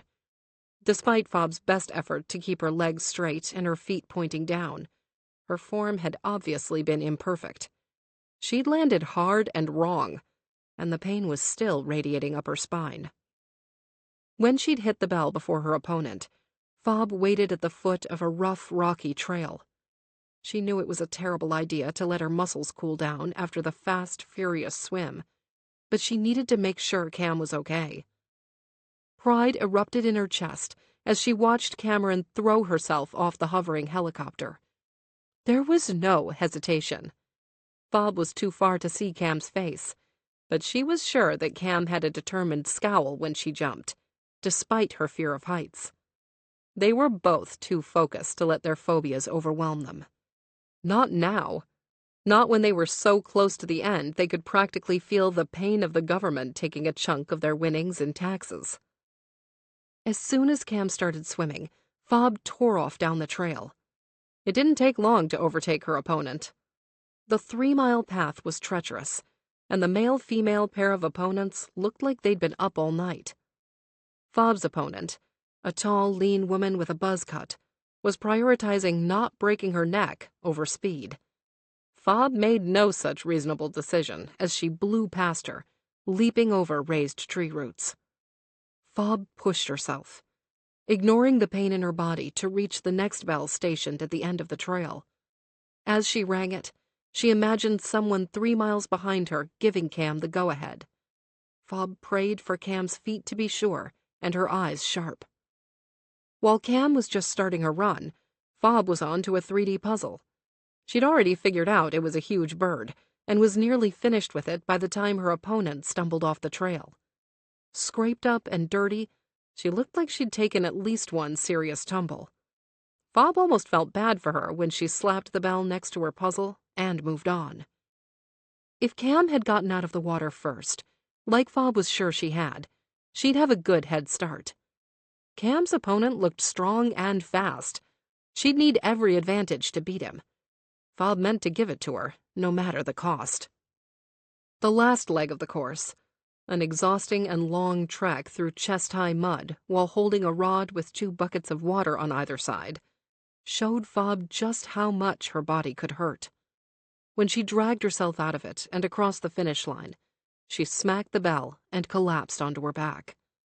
Now, with her part of the work done, Fob stood with drying mud caked to her body, using her shaking hand to shield her eyes from the painfully bright afternoon sun. She didn't want to blink and miss the moment Cam came barreling out of the woods. "Come on! Come on! You can do this!" Fob muttered. She strained her hearing, desperate for any sign of Cam's progress. She wouldn't be able to see anyone until they broke through the trees, thanks to the location of the mud pits, but she was hoping she might hear her. If Cam hit the bell before her male opponent, that was it. They'd win. If she lost, they would have to race again and win best of 3. Fob's attention drifted to the production tent, where her opponent was still laying on the ground with 2 huge fans pointed at her. Her tanned skin was pale and wrong. There was no way she had another race in her. If Fob beat her once, she was confident she could beat her again. Pain gnawed at her coccyx. Thin tendrils of electricity curled around her spine and sliced into her bones and muscles and nerves. Fob told her body, in crystal-clear terms, that she did not have time for this. It had to shut up and cooperate. Every second she waited increased Fob's anxiety by a factor of 1,000. What if Cam had gotten hurt? That damn trail was a death trap. There were 1,000 ways she could have broken a leg or her neck. No. If she'd gotten hurt, the paramedics wouldn't be sitting in folding chairs in their tent. She was still running. Fob started jogging in place, willing her muscles to stay warm. She thought she'd given Cam enough time, but that guy was so fast. The producers were usually pretty good about neutralizing any advantages one gender might have over the other, but a single puzzle at the center of 3 physical challenges wasn't enough of an equalizer. Paranoia turned Fob's belly to ice. Maybe they'd won too many elimination challenges. They wanted to stack the odds against them, force them to lose. Fob sneered, her blood pumping hard in her neck as she wound herself up. Mentally, Fob started preparing to run the course again, thinking about ways she could be more efficient. There was no way she was going to let Cam do it. She was objectively the better choice, given that she'd had the chance to rehydrate and rest. Doubt was a cold steel blade pressed to her jugular. What if they didn't win? It wasn't fair to go home now, not after how hard they'd worked, how far they'd come. Fob swallowed hard, but she couldn't clear the sticky knot in her throat. She wasn't ready to leave Cam, to sleep without her when they'd only just started building something, to put their nascent relationship to the reality test. Just the thought of saying goodbye made her want to puke. No. She flexed her hands while she kicked her knees up higher as she jogged in place. Even if Fob had to run the course again and again, she wasn't going to let them get sent home. She wasn't going to let anyone tell them it was over. Twigs snapped and leaves rustled. Fob's heart vaulted into her mouth like it had taken a running leap onto a trampoline. It was 3 eternities before the figure emerged from the woods. Panting, covered in mud, exhausted. Fob's heart dropped, right along with the guy collapsing under the bell. Sweltering heat bent and blurred the world around her. She didn't have time to feel the full weight of despair. The ringing from the bell Goliath slammed into was still echoing when Cam broke through the tree line. Seconds behind her competitor, Cam's eyes were wild and disoriented. From the neck down, she was covered in wet, red-brown mud. As Cam fell to her knees in front of the bell, she hit the edge with her fingertips. The faintest clank was evidence that Cam had finished the course. So close to winning. Fob tore off in a blind sprint toward the muddy pile of crumpled Cam. Her knees burned with the pain of gravel cutting into her skin as she slid across the dirt. Trying to suffocate the disappointment painted clearly on Cam's sweaty, mud-speckled face, Fob enveloped her in her arms. She scooped her up, wishing she could hold her closer, that she could tuck her inside of her chest instead of just pressing her against it. "I'm sorry." Cam's words were a broken whisper. A gray sky right before the rain. A hairline crack before the break. "I tried." The sound of Cam crying was a poison spear through Fob's gut. It spread an intolerable ache through her body. "Stop." Fob held her tighter. "You were right behind him. There was no way you could have—" Jeanette's whistle was a banshee's wail. "It's okay, Cam. You did so good. We are not out, okay? I can go again." Fob tucked Cam's head underneath her chin. She wanted to say more, but the wave of emotion was already pushing at the roof of her mouth, pressing on the back of her eyes and threatening her iron grip. "Competitors!" Jeanette moved toward them, cameras trailing behind her as she angled herself toward the crew behind Fob. 6 seconds separate Cameron and Rowan. On trembling legs, Fob dragged herself up and took Cam with her. On Fob's signal, a member of the crew brought Cam a cold bottle of water. Her fair skin had turned pale with concerning red splotches. There was no doubt that Cam had given her absolute all in trying to win. Fob rubbed her back as if that might help Cam catch her breath. As she did, she glared at the guy who was still splayed on the ground. When a PA handed him a bottle, he cracked it open and poured it on his face. Rage churned and bubbled and pulled at Fob. It was fuel filling her empty gas tank. She couldn't wait to destroy him. But doubt chipped away at her bravado when he leapt to his feet, seemingly recharged. Cam was such a strong swimmer. If she couldn't get an insurmountable lead, the dude might be part shark. Fob shook off her worry. She was going to beat him. She had to. Reminding herself that she was playing for more than money, Fob focused on Jeanette and readied herself to run again. "Fabiola and Cameron, you have played so well together. It's been remarkable to watch you show up week after week and absolutely dominate." Jeanette paused, searching for some positive spin in the face of their slim odds. "You may no longer count as rivals."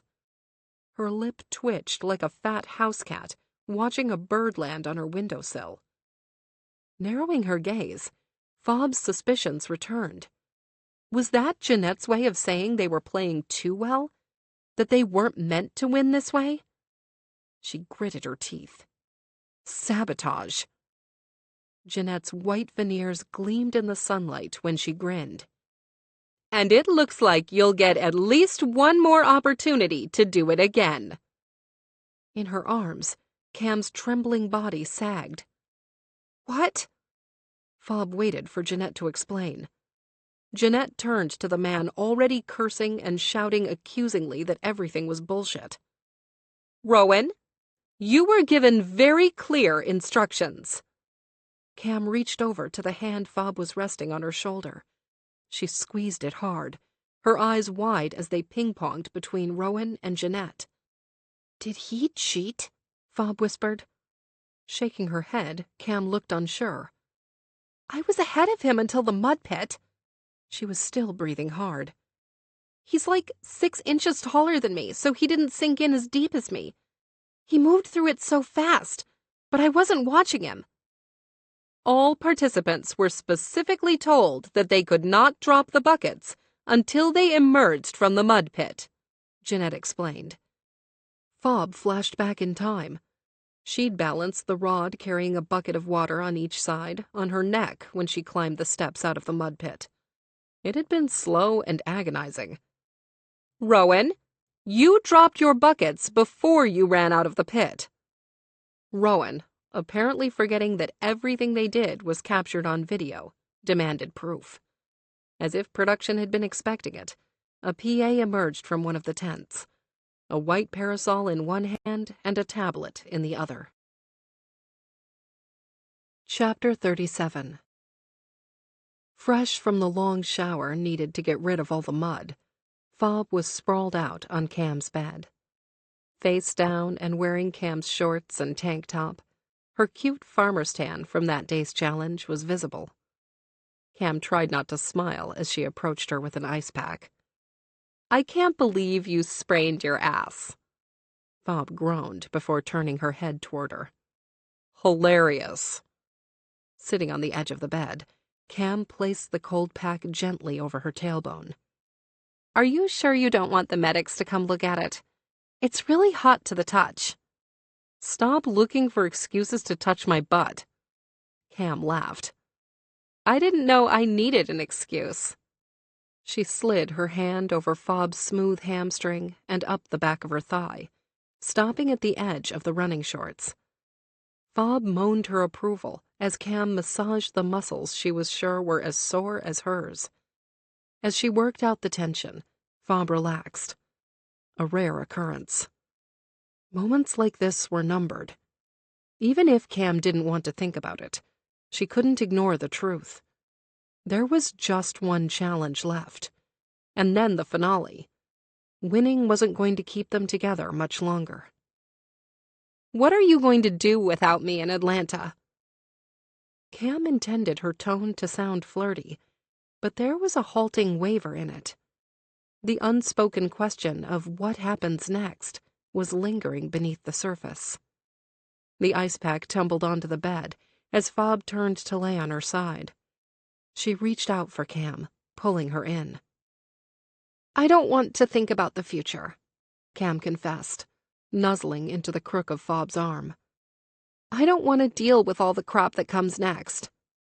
"Me neither," she admitted quietly. Cam inhaled the scent of Fob's damp skin, the fragrance of her shampoo. They'd been together for nearly 2 months, but in so many ways it was like they'd just started getting to know each other. It was too soon to think about parting. "I know we talked about it once before."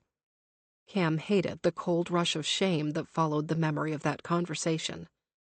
In hushed whispers in a dark closet, they'd planned on Cam moving to Atlanta.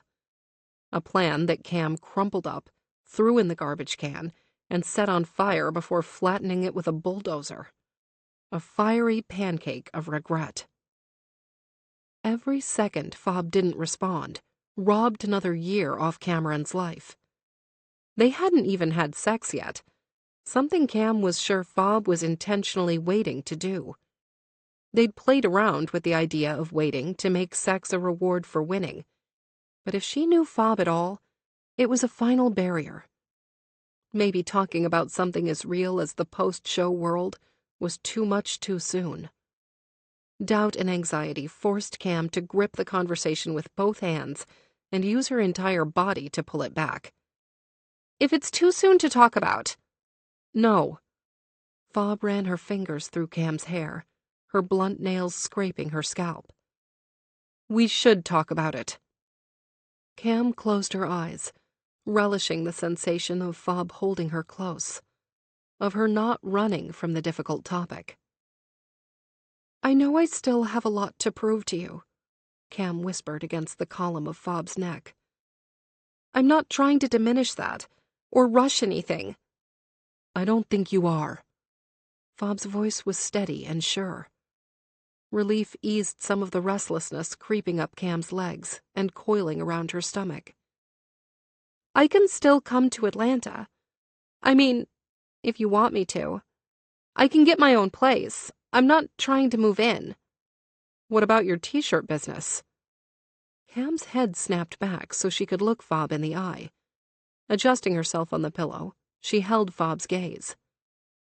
"I'm sure I can find a storage unit and FedEx in the greater Atlanta area." Her stomach fluttered at the prospect of being in Fob's city with her. The smile that crept over Fob's lips was slow but sure, as if she'd tried to stop it, but it broke free from her defenses. Is that what you want? To come to Atlanta? Cam reached out, running her thumb along Fob's bottom lip. Only if you want me there. Fob closed her eyes, obviously indulging in the small contact, reveling in it. Maybe she was wishing she could package up every moment together and take it with her, too. Of course I want you there, Fob confessed, her voice somewhere between a breath and a whisper. The soft words were a syringe of adrenaline jammed straight into Cam's heart. So we do this? We date? Fob chuckled, her face brightening. Can you imagine? Imagination was something Cam had plenty of stocked away. For years, Cameron had fantasized about what life might have been like if she hadn't made such a colossal mistake. She pictured them binging Cam's favorite mysteries, in exchange for Cam sitting through Fob's rom-coms.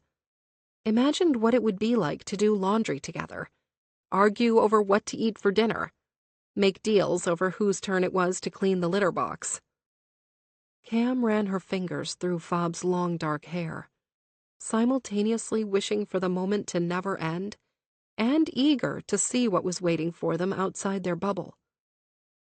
Does this mean you trust me again? Some of the light in Fob's bright brown eyes dimmed. She didn't like being reminded that they still had a foundation to repair. I'm trying. The truth was a clenched fist around Cam's heart. I know. Fob's arms were as steady around her body as they had been earlier that afternoon. We just need time. There's nothing I want more than time with you. Cam closed the gap, taking Fob's bottom lip between hers. The urgency between them had transformed to a savoring, a slow, methodical appreciation. Neither of them could pretend that a single moment could be taken for granted. With the reverence reserved for classical paintings, for ancient works of precious art, Cameron kissed her. Focused on the warmth of Fob's mouth, she parted Fob's lips with the tip of her tongue. Fob responded with a rumbling moan as she deepened their kiss. The cameras didn't stop her from claiming her lips, but she did throw the sheet over them. This time, Fob only covered their bodies. Chapter 38. A morning rainstorm moved quickly over their island paradise, but it left a thin, cold drizzle behind, the kind that continued even after the sun reappeared. When Fabiola decided to lay out on the deck in her bathing suit, Cameron followed, her scattered tattoos on display thanks to her revealing lime green bikini. She'd intended to sneak away while Cam was in the shower that morning, to steal a few minutes to talk to the crew and ask for a little favor. They probably already knew that Cam was turning 30, but she was sure Cam expected everyone to forget, Fob included. Do you remember who's left? Cam asked from where she was resting her head on Fob's abdomen. They didn't have enough room on the small wraparound deck to make a T-shape with their bodies, so Cam had kicked her feet up on the side of the bungalow, resting her heels near the window frame. Fob continued playing with the tips of Cam's hair, the ones splayed on her chest and spilling over the side, the final vestiges of pink. There's that Brian guy, she responded with little effort. And that team of dudes who look like bodybuilding twins. She searched her memory banks. Is that it? I think that's it, Cam agreed. Should we come up with a strategy? Cam's head bobbed when Fob chuckled. Yeah, win. Fantastic plan, Cam said, when she turned her head to look up at her. In the sunlight, her eyes were incandescent. You think anybody else has thought of that? Fob smirked. With the exception of Brian's partner, those are some real beasts we have left. She pictured the behemoths in their path. Aisha, Cam responded with Brian's partner's name. She's sweet, and she must be pretty good if they're still in the game. I doubt they've been facing many challenges where one person can carry their partner's weight. Fob nodded. Cam was probably right. Based on what they'd experienced before they were banished, the main challenges relied just as much on teamwork as the elimination obstacles. Each team was only as strong as their weakest link. No one was getting carried to the end. What do you think the final is going to be like? Cam ran her fingertips over the long scab on Fob's hand, the one she'd acquired during the most recent relay obstacle course. She hadn't felt whatever gouged her skin, but she guessed it was a branch from the many trees in her way while she ran. If it's anything like these last 7 weeks, grueling, Fob admitted, feeling the accumulation of aches and pains in her body. I don't know if I'd rather see Brian in the finale or in the last elimination challenge. Her pulse jumped at the memory of his obnoxious face. He'll be overconfident that he's competing against a female team, she decided. We can play into that in a finale. Let him think he has an advantage. Let him put in bare minimums and then strike. We'll have won before he even knows what happened. Cam rolled over to her side, her face brightened by her smile. God, you're so hot when you're all Machiavellian and intense. Fob was going to take issue with the comparison, but Cam whirled around and kissed her before she opened her mouth. With the cold, thin rain landing like needles around them, Fob wrapped her arms around Cam's waist and pulled her on top of her. She wondered how serious she was about going to Atlanta, if she would really be willing to rent an apartment there just to date her. As Fob lost herself in Cam's lips, she doubted she would really let her get a separate place. After the years they'd lost, she wasn't sure she could let her go, even if it was the wisest thing to do. "I thought we were going to be strategizing," Fob whispered, before kissing a line down the column of Cam's throat. She paused briefly over the deep bruise starting to heal on her neck. She didn't add to the mark, but she pressed on it with her tongue. Cam shuddered, a strangled sound somewhere between a cry and a moan breaking free. "We're working," Cam replied in a moan, her hips slipping between Fob's parted thighs. Fob hooked her legs around Cam, pulling her in as she ran her palms over her bare, dripping back. "What are we working on exactly?" She scraped her teeth along Cam's throat before remembering the cameras and rolling Cam onto her side. "Why'd you stop?" Cam complained, her face flushed despite the cool rain and soft breeze. It was the closest thing to being in air conditioning they'd had since being banished. "They're not going to use—" "They can still see us," Fob reminded her, a second after she'd reminded herself. It was easy to forget they were being watched outside, where the cameras were better concealed. Cam sighed before dropping her head dramatically against Fob's chest. "Maybe we should lose, so we can get out of here already." She fiddled with the seam on the strap of Fob's bathing suit. Fob laughed at the absurd suggestion. "After all this hard work? After being buried alive and jumping out of helicopters and surviving hypothermia?" Cam ran her fingertips along the curve of Fob's jaw, gently turning her face down to her. "I would give it up for a normal night with you." Before Fob called bullshit on the extreme sentiment, she locked onto Cam's eyes. The sincerity waiting for her there was startling. "All I want is you," Cam repeated softly, her hand cradling Fob's cheek, as if she meant to keep her eyes on her, as if she needed a witness for what she was saying. "I'd be happy to give you my half of the winnings to prove it. You're all that matters." The confession felt so true. Fob's racing heart reacted before the rest of her. "I don't need you to prove it to me. Not like that." Fob covered Cam's hand with her own. "It's never been about the money. Not the first time, and not now." Cam's eyes never stopped moving, never stopped searching Fob's face. "Then how can I prove it to you? How can I show you what you mean to me, Fabiola?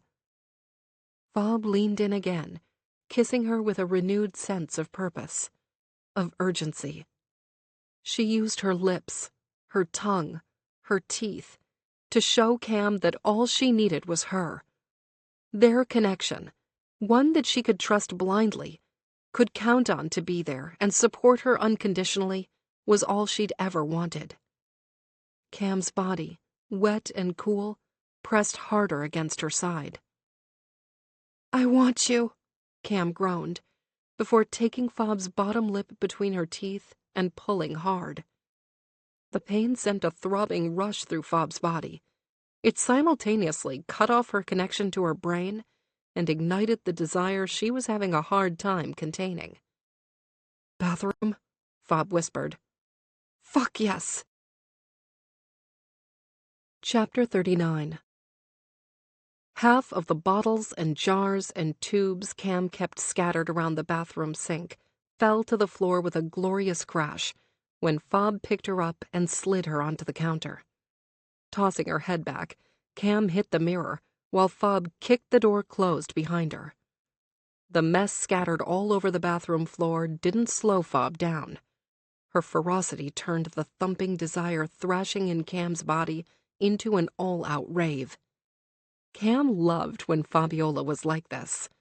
So starved, so focused on her that she didn't even see the world around them. Despite the faucet digging into her spine, Cam leaned back again, playing keep-away with her lips. Fob followed, trying to kiss her, but Cam held herself just out of reach. Dark eyes blazed like an uncontrolled wildfire, desperately seeking oxygen and more material to devour. It singed Cam's resolve. She was never good at playing hard to get.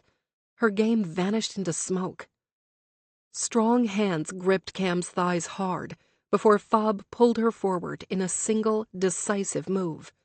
The display of strength and control was dizzying. Cam moaned and wrapped her legs around Fob's hips, submitting to her kiss. In a flurry of hands, Fob started unfastening the knot on Cam's bathing suit top. "Just rip it off," she begged, her hands in Fob's wet hair, making fists and pulling her hard against her neck.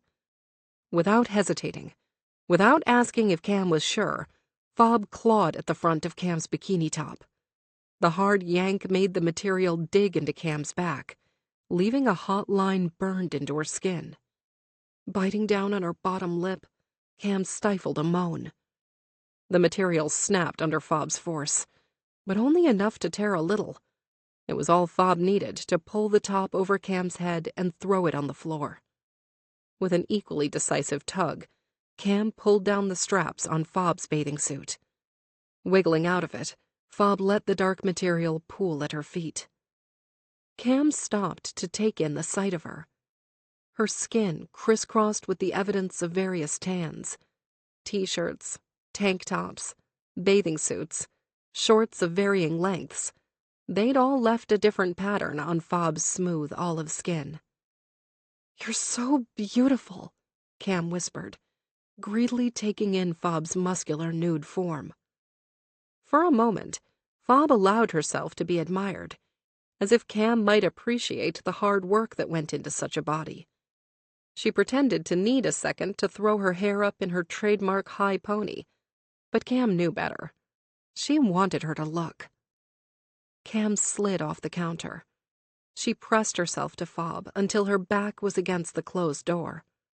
Holding Fob's ravenous gaze, she wrapped her arms around her waist and held her flush to her. The sensation of Fob's naked body against hers was overwhelming. She kissed her again, drunk from the salty, sweet lips that knew exactly what she liked. Knew that she didn't want to be kissed as much as she needed to be consumed. Fob was more than willing to give her what she needed. Her tongue, hot and hard, invaded her mouth, leaving Cam powerless to do anything but be ravaged. Before she let Fob have what she wanted, Cam kept her pressed to the bathroom door. Pulling away from their kiss, she looked at her, her eyes wide and innocent. "Me first," She paused, taking great pains to drag her teeth across her bottom lip very slowly. "Please?" Fob's dark gaze rolled over her, considering the request. Her attention snagged on Cam's mouth, on the bottom lip she was very intentionally still biting. When Fob silently acquiesced, Cam pounced. Diving forward, she went directly for the place at the base of Fob's neck that always brought her to her knees. She sunk her teeth into the tender flesh, earning a soft, breathy moan in response. Her body sagged beneath Cam's expert mouth, using the door to support her weight more than she'd probably like to admit. Cam didn't give her any quarter. She cupped one of Fob's breasts, taking the hard point between her fingers and squeezing. Increasingly louder moans were Cam's reward, as she ran her lips over Fob's bony clavicle, teasing her with a light touch.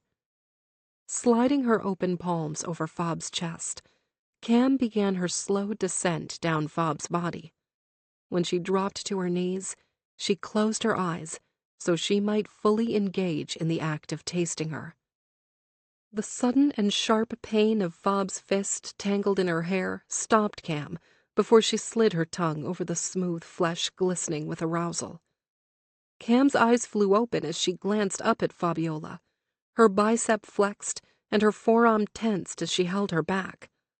The sight alone was enough to devastate. Cam's arousal pounded so hard, she was sure Fob would barely need to touch her. "What's wrong?"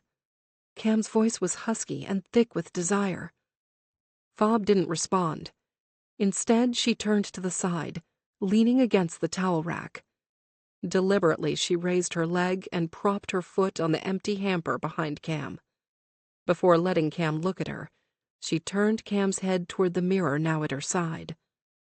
The sight was a hot rush pulsating through Cam's system and sending her arousal into painful new heights. She wished she could capture the image of her on her knees, about to worship Fob's body. Cam cursed, her head spinning. Fob's top lip twitched into a momentary smirk before she turned Cam's head away from the mirror again. She started pulling her hand out of her hair, but Cam stopped her. Looking up at her, she covered Fob's hand with hers, making it clear she very much wanted it there. Pulling the hair at the base of Cam's neck, Fob made a fist again. The electric pull sent Cam's skin on fire. With another curse, Cam pulled Fob's foot off the hamper and tossed her thigh onto her shoulder. Fob didn't miss a beat. She hooked her leg into Cam's back as if it had been her idea to put it there. Cam didn't care about the details. She dove into Fob, moaning at the taste of her on her tongue. Fob cursed at the suddenness of Cam's attentions. Cam had intended to take her time, to savor Fob slowly, the way she imagined she would, the way she'd fantasized about all those nights she'd missed her. But as Cam filled her mouth with the taste of her, any hope of self-control vanished. She lost herself in the heady effect of Fob's arousal, coating her lips, her tongue, her chin. She dove deeper, needing more of her. Moaning her approval, Fob's body shivered with every targeted attack by Cam's tongue. To keep her still, Cam hooked her arms around Fob's hips, locking her in place. Balancing on one leg proved impossible. As Fob trembled and cursed, Cam twisted her around, letting her lean against the counter. With something holding her up other than one quivering leg, Fob started grinding harder against Cam's tongue. The effect was immediate and devastating. Cam had to resist the urge to ease the painful desire pulling between her own thighs as Fob's panting became more frantic, as her body tensed, and then she stopped breathing after a sharp and decisive inhale. Knowing she was close, Cam didn't let up. Instead, she worked faster, moaning against Fob as she felt her come apart. Fob's orgasm was almost enough to take Cam down too, but she stayed focused. She maintained her rhythm until Fob put her hand on her forehead. the international sign for "Please stop, or I will definitely die." Cam sat back on her heels and stared up at her. Fob was a flushed, sweaty mess, and she loved every moment of it. Slowly, she slid her mouth over her inner thigh, leaving a row of soft kisses. Breathless, Fob extended her hand, pulling Cam to stand on wobbly legs. In a fluid motion, she traded places with Cam, pressing her against the bathroom counter again. "I taste so good on you," Fob whispered, before running her tongue up Cam's throat and over her lips, as if erasing trace evidence. Cam moaned, tossing her head back to give Fob better access to everything she wanted. "I want you so fucking bad." Fob's lips brushed her neck when she smiled. Cam knew the expression she wore, an arrogant little grin that drove her insane in moments like this. "What do you want?" Fob pressed on Cam's bruise with her tongue. "I want you to touch me, please." Cam's heart was beating so hard, her mind focused on the throbbing desire she needed satisfied. Unhurried, Fob ran her fingertips down Cam's throat and over her chest. The light sensation over her hard nipple sent another rush of heat to what was already an inferno. "Touch you where?" Fob moved her fingers, bringing them up to Cam's mouth. Sucking at them greedily, Cam didn't need verbal commands. The sensation of Fob's wet fingers over her nipple made Cam whimper. "Touch me everywhere," Cam whined, simultaneously wishing Fob would just give her what she needed, and wanting to draw things out. There would only be one first moment like this, a first time together after such a long absence. They'd never get this fire, this longing again. Fob dropped her hand, running her open palm down Cam's side, before kissing her hard and releasing her lips. "Tell me what you want." Her voice was dark, insistent. "I want you," Cam replied, intentionally coy. She knew what Fob wanted her to say, but she was trying to make her work for it, too. Fob ran her fingers along the top of her bikini, lightly touching the sensitive skin along the edge. "You want me to what?" Cam's hand slid over Fob's bicep and down her arm. "Please," she groaned. "You know what I need." She curled her fingers over Fob's hand and squeezed. Kissing her again, Fob was rough, growing impatient. All Cam wanted her to do was tear off her remaining clothes and claim her. "Tell me," she growled against her lips, pressing her forehead against Cam's. Cam bit down on her bottom lip. She couldn't play anymore. She was only hurting herself. "I need you to make me come. Please," she whispered, her tone hot and hoarse. Fob's body stiffened. She liked that. "Please," Cam repeated more urgently, her hips bucking as if she could force Fob's hand just a little lower. Unable to resist, Fob tugged at the lime green bow on Cam's bikini. With one side unfastened, Fob ran her fingers lightly along Cam's newly exposed flesh and moaned. "I'm so fucking wet," Cam groaned, throwing her arms around Fob's neck and pulling her close. "Didn't I tell you how bad I wanted you?" Even Fob's light touch was almost enough to send Cam flying over the edge. She was so close, so ready. "Please," Cam cried again. Fob wouldn't touch her any harder. She wanted to watch her writhe and beg, a kink Cam was usually more than happy to indulge, but now she needed release more than she wanted to play. Tipping her hips up again, she tried to rock against Fob's fingers, the ones running the length of her, the ones teasing her entrance just enough to make her want to cry. "Tell me it's mine," Fob whispered against the shell of her ear.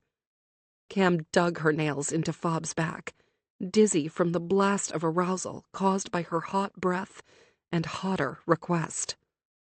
"It's yours," Cam managed through a strangled whisper as Fob's fingers pushed just a millimeter into her. "Fuck, Fob! It's yours!" As a reward, Fob finally slid her fingers over her aching clit, sending a rush of heat pounding between her thighs. Cam couldn't help grinding against her fingers. If she had a few seconds of Fob's fingers there, she'd finally find relief. Fob slid down again, teasing her opening. The anticipation was too much. Cam was either going to have an orgasm or she was going to die. Maybe both. "Tell me you're mine," Fob demanded. "Fuck!" Cam's eyes rolled into the back of her head. She wasn't sure she could have an orgasm without being touched, but it was starting to feel very possible. "Tell me," Fob repeated, her fingertips dipping into her. "I'm yours!" Cam cried. Fob plunged deep into her, turning Cam's vision to black as she snapped her eyes closed. Fob dropped to the floor, kneeling in front of Cam and using her mouth, while her fingers slammed into Cam in a hard, measured tempo. The moment Fob's soft lips circled her, Cam clamped down, grinding hard against Fob's eager tongue. She wanted to last more than 3 seconds, but there was no room in the stuffy bathroom for pride. "I'm yours," Cam repeated, as her entire body shook, and the pent-up energy of a supernova erupted from her core. "I'm yours." Chapter 40. Cam eyed Fob with dread and suspicion. Since their escapade in the bathroom that morning, she'd been weird. Not her usual broody, stoic self, but kind of standoffish and distracted. She'd wanted to make a joke about turning 30 with a bang, but Fob wouldn't sit down long enough for a conversation. After an hour of her continuously going in and out of the bungalow, it was obvious that Fob regretted what they did and couldn't stand to be around her. Upon making that discovery, Cam decided not to mention her birthday. The last thing she wanted was Fob thinking she was trying to score sympathy points so she would pay attention to her. Cam did want her attention, but not her pity. When there was a knock at the door, Cam looked up from her game of solitaire with homemade cards. She didn't have a chance to consider answering it before Fob bolted out of her bed, where she'd been sitting like she was waiting for her mom to pick her up from camp. Fob was back to her jeans and knit sweater despite the heat, as if she would rather be hot than continue to wear Cam's clothes. As she zoomed past her to get to the door, Fob's hair, loose and glossy, trailed behind her. Whispering at the door was Cam's next clue that something was amiss. Usually, production came in and dropped something off. They also never waited for someone to answer the door. They just always barged in. Cam's empty stomach tensed. Had Fob regretted what they'd done so badly that she'd quit?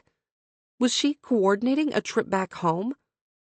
Glancing around the room, Cam confirmed that Fob's bed was made and her bags neatly packed and arranged at the foot of her bed near the sliding glass door. She always keeps it like that, Cam tried to reason with herself. She'd tell you if she was leaving. Doubt gnawed at her. But would she? Nausea rocked Cam's system, like the time she rode Thunder Mountain 6 times in a row because Disney World had stayed open during a hurricane watch, and most people had the good sense not to go to a theme park. Cam closed her eyes, wishing she could leave her body and avoid Fob dumping her and quitting the show. She'd pushed Fob too fast. They shouldn't have had sex. Fob wasn't ready, and now she was freaking out. Cam should have known better. Should have seen that Fob wasn't going to be ready until they'd had more time together. More time to repair. The door slammed shut, like Fob had closed it with her foot. When she opened her eyes, Cam expected Fob to be gone. Instead, she was walking toward her, with a tiny white cake, a tiny sparkler sticking out of it, and sending silvery sparks in every direction. Under one arm was a bottle of champagne. Tucked under the other was a pair of glass flutes.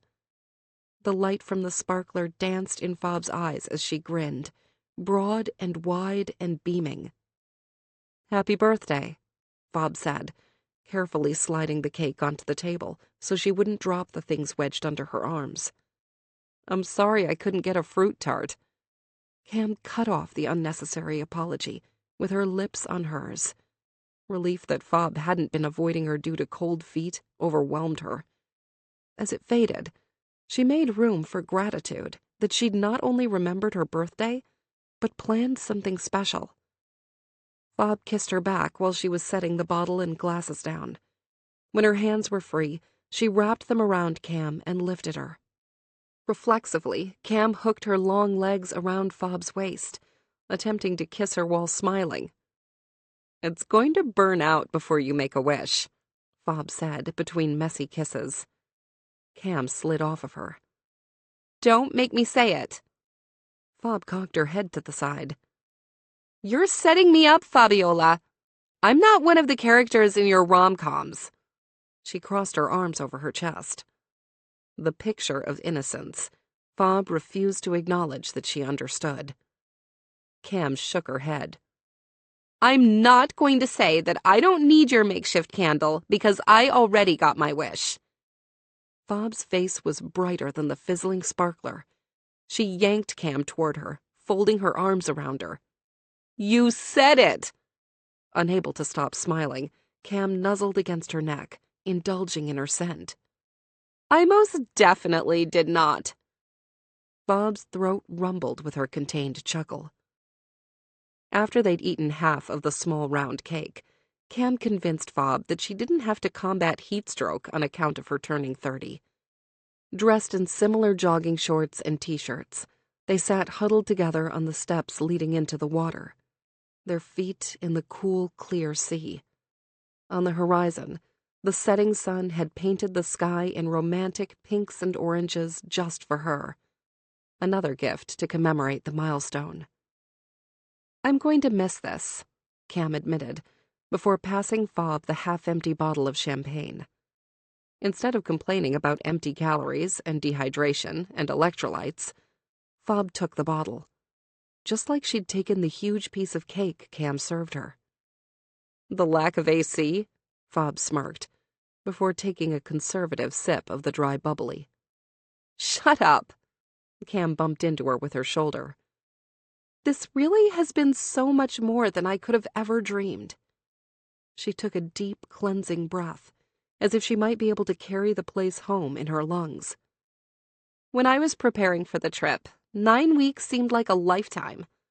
But now that it's almost over, it feels like a blink." Cam nodded. "I don't know where all the time went." Fob took another swig and passed the warming bottle back. "We sure did waste a lot of it fighting." She moved her foot, sending ripples over the calm water. "I wasted it." Cam set the bottle down on the deck behind them. "Don't do that. If it wasn't for me, we never would have been in this situation." Fob's dark eyes bore into hers. She was always holding back so much. Cam would give anything to know what she was thinking. "I'm sorry I was so angry." "You had every right to be." She slid her hand into Fob's and rested her head on her shoulder. Cam didn't want to think about the past anymore, but she would never say so. They sat quietly, watching the sun burn away as it sunk into the ocean beyond, listening to the water lapping against the wooden steps and gently sloping, rocky shoreline.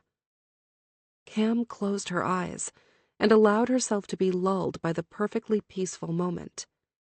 It was harder to resist the urge to tell Fob that she loved her this way, but she let herself be fully present anyway.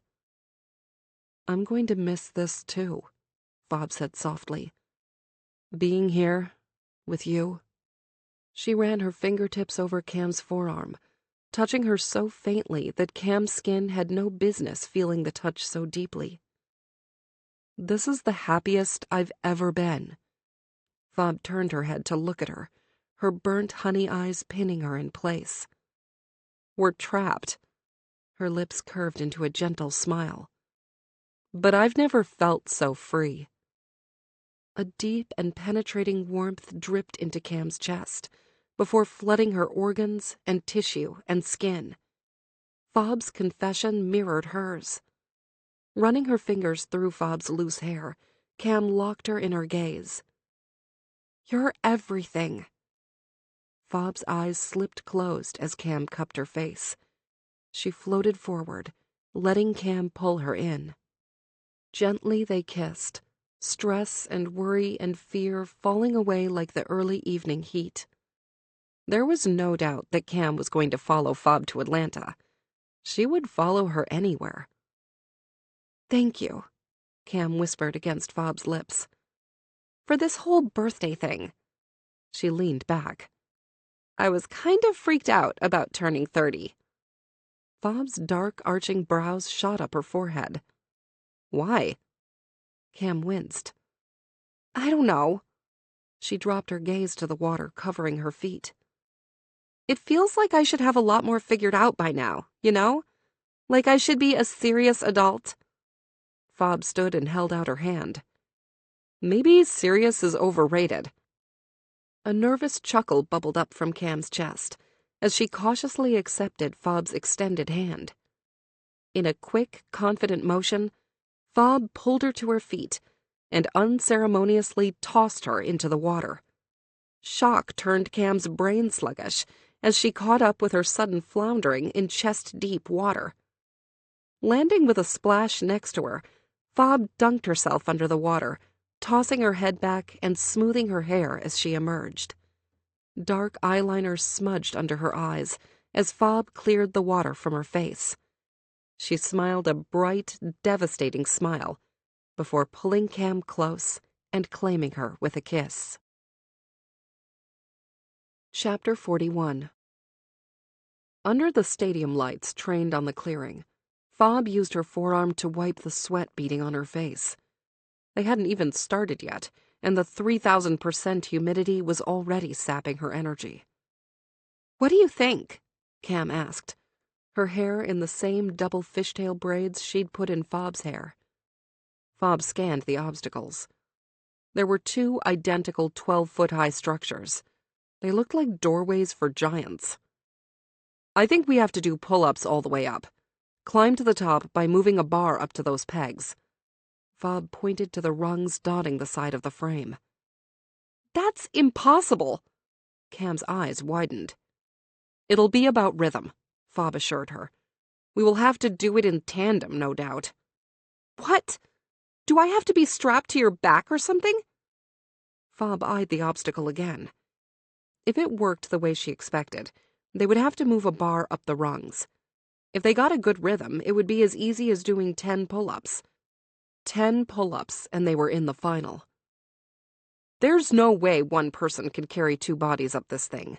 It's about form, not raw strength. We have to work together. My guess? We have to move a single bar at the same time. Cam used the bottom of her t-shirt to dry her flushed face. You think that's even possible? We'd have to move in perfect unison, or we wouldn't move at all. Fob agreed. And we'll either be going up against 2 muscle-bound beasts, or... Fob put her hand on Cam's shoulder to stop her. Don't get ahead of yourself. We've gotten here moving 1 step at a time. This is just another task. Yeah, Cam scoffed. Another task we have to win or we go home with nothing. After all this? Fob pulled her in by her waistband. Nothing? Cam smirked, throwing her arms around Fob's neck. I suppose you're right. I've got my prize. Anything else is icing on the cake. The exaggerated wistfulness in her tone and the tossing back of her head made it clear she was being sappy just for her. Fob indulged in a kiss before a member of the production crew called for them to take their places. We got this, okay? She reached over, giving Cam's hand a squeeze while standing on their marks. One way or another, it was going to be the last time they stood there, at the center of the clearing, watching a production van's lights illuminate the half-tunnel of pruned trees and thick tropical vegetation. Cam was right. It did feel like she'd already won, but she wanted the life-changing money, too. They probably thought they won, Cam muttered, when the van lights appeared in the distance. Fob waited for her to explain. The remaining team, Cam added. They're probably celebrating tonight, getting all dehydrated. She glanced over at Fob, a smirk on her lips. Don't get cocky, she warned. Think about the team we have to face first, the team that made it all the way to the end. They've gotten a second chance when it counts. They will have a ton of momentum. Cam's smirk disappeared. With her hands clasped like a soldier behind her back, she nodded. They'll be tired, though.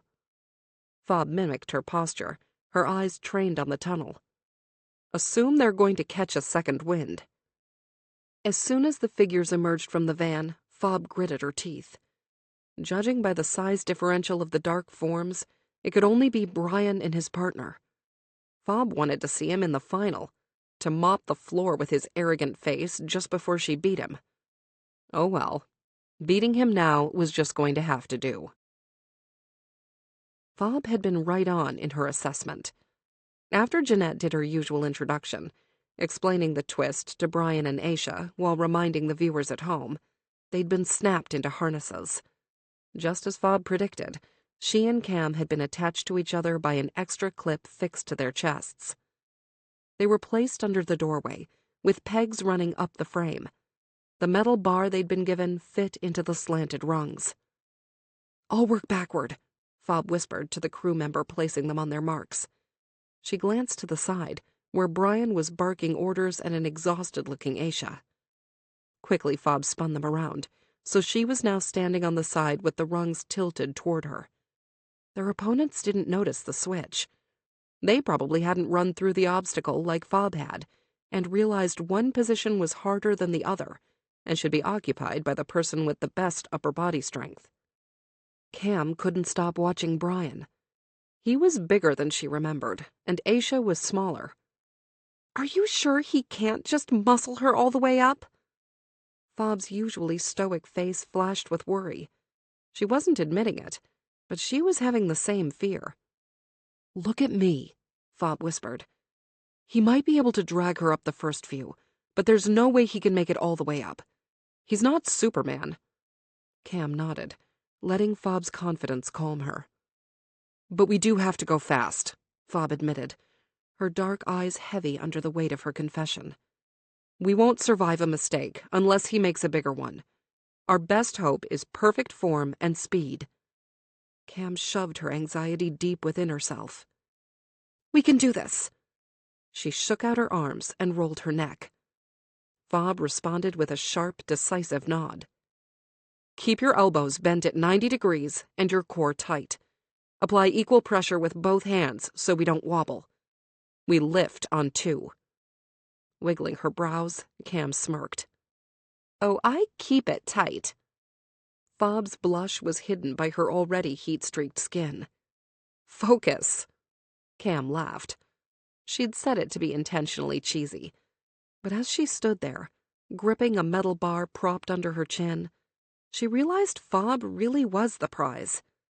She'd gone there seeking forgiveness, and left with so much more than she ever hoped. Cam's driving motivation wasn't about some big check. It was about giving Fob the chance to do what she wanted with the money. About fulfilling her dreams. Contestants, are we ready to go? Jeanette appeared at the edge of the clearing. Cam took a deep breath as she gripped the bar hard. Moving the thing was going to hurt like hell. There was no way their hands wouldn't be shredded by the end of the night. Fob's expression turned to laser focus. Her eyes were fixed on Cam, but it was obvious that she was looking through her. She was in game mode, singularly concentrating on getting the bar up the contraption, one pull at a time. 10, Cam reminded herself. Just 10 pull-ups.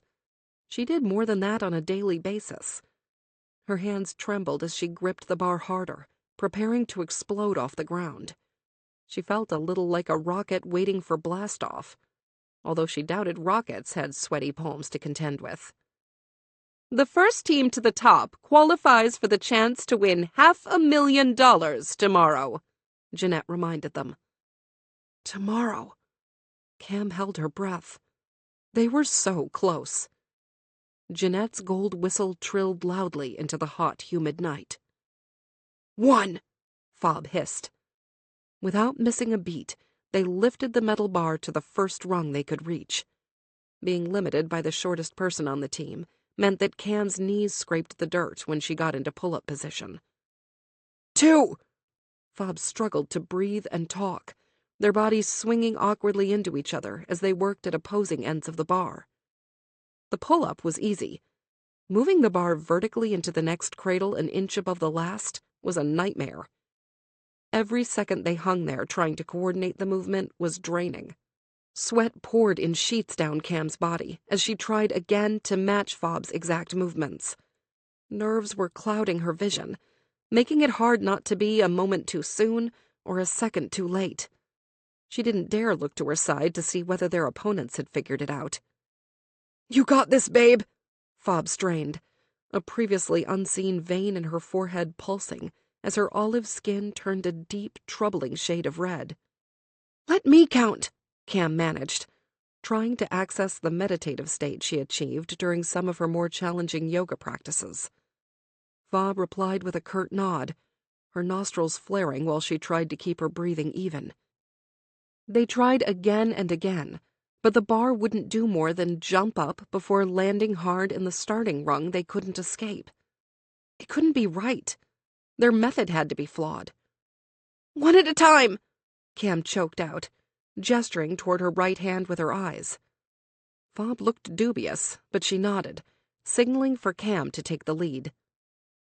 1, Cam gripped the bar tight. 2. They lifted one side, easily sliding it over the peg above. Cam's heart pounded in her ears, her muscles ignited with the electric surge of possibility. They'd figured out the trick. Now all they had to do was finish first. Chapter 42. The cork flew out of the champagne bottle, hitting the window frame with a dramatic tack before landing somewhere behind Fob's bed. An effervescent steam erupted from the matte black bottle and spilled on the tiled bungalow floor. We're going to the mother-freaking final! Cam lifted the bottle above her head before taking a decisive swig. Fob couldn't help but laugh when the gifted bubbly ran down the sides of her mouth in 2 rivers. Everything in her back and upper body ached. Her hands and forearms burned like she was bleeding internally. She didn't know how Cam could even stand to lift the bottle. It had to be the adrenaline of winning, of knowing they'd made it out of the grueling elimination contest, with just one hurdle left to face. When Cam handed her the bottle, she couldn't help but accept it. Just a little, she warned. You heard Jeanette. Tomorrow, I promise to rehydrate like a champ, Fabiola. Cam tipped the bottom of the bottle toward her, urging her to drink. Let's celebrate for 5 minutes, yeah?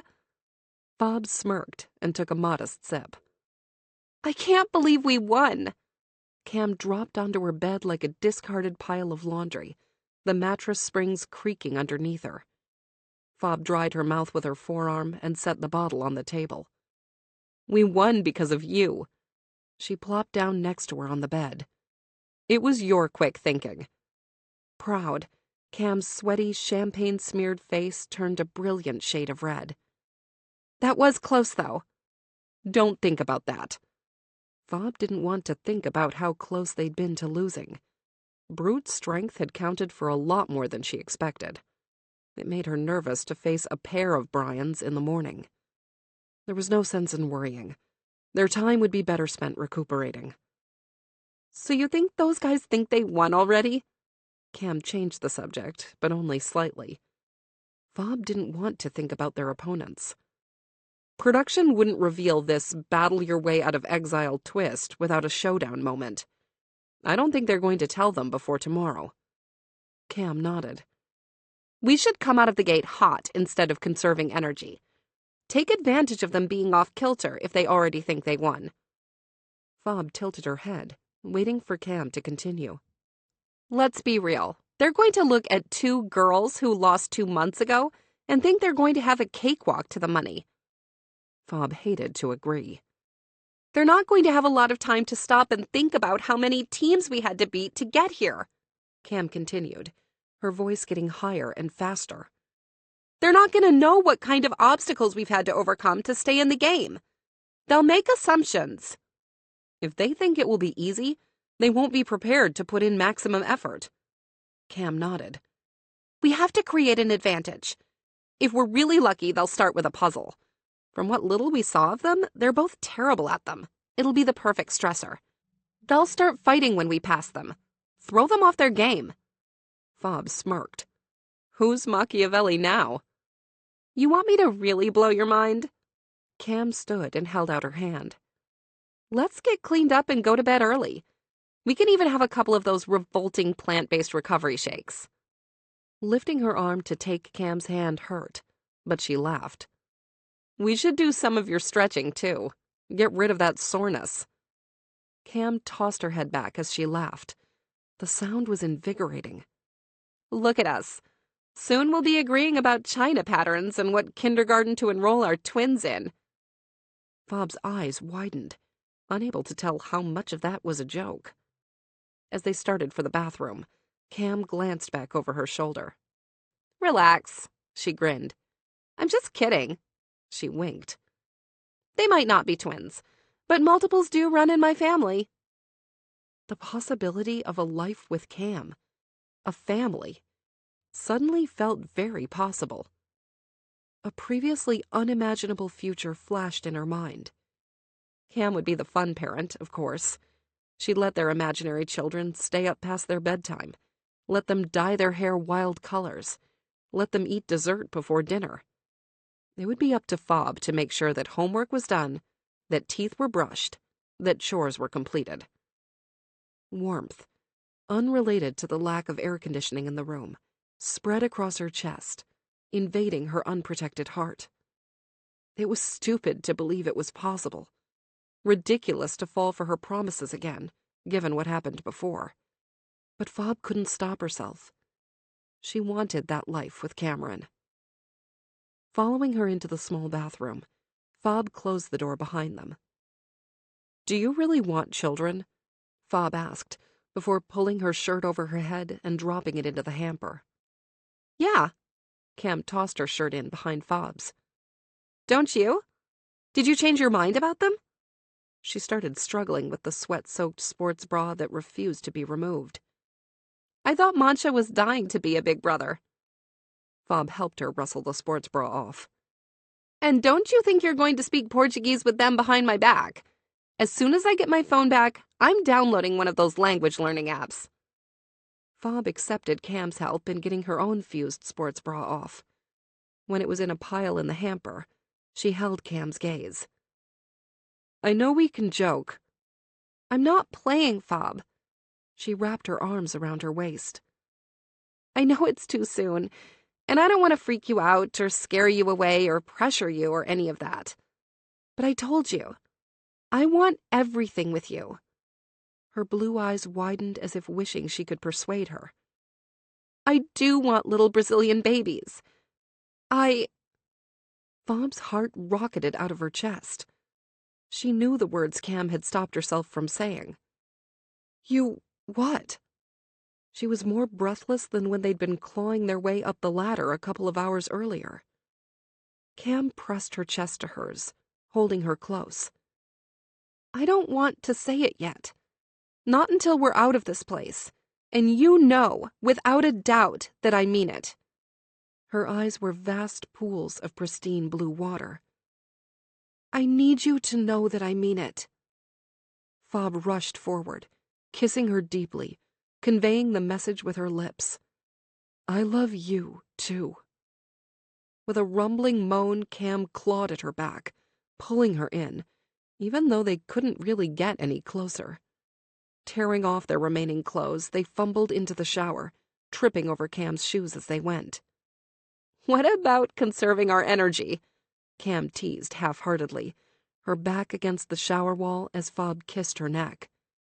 Fob smirked, her open palm running over Cam's hips, sore muscles forgotten. I guess we'll have to be quick then. She slid her hand between Cam's thighs, eliciting a breathy groan. This could be good for morale, Cam bucked against Fob's moving fingers. Mm-hmm. Fob dipped her fingers into Cam's dripping arousal, loving the tiny gasp that came along with it. With a curse, Cam threw her head back, her body starting to tremble as she rolled her hips. Kiss me, she begged. Fob obliged. She kissed her until Cam unraveled on her fingers, until she cried her name and begged for mercy. She wanted to keep kissing her until her lips were chapped or bruised or broken.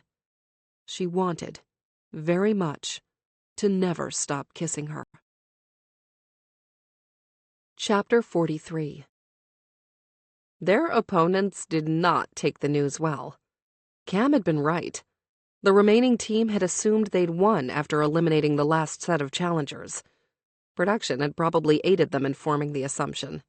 They'd probably gotten a bottle of bubbly, much like Cam and Fob had found on their table. Except when Cam opened theirs, she knew not to overindulge. Even if Fob liked to think otherwise, she wouldn't have risked being hungover on a day like this. She'd watched the show long enough to know that anything could cost players a win. A cramp, dehydration, heat stroke, elevation sickness.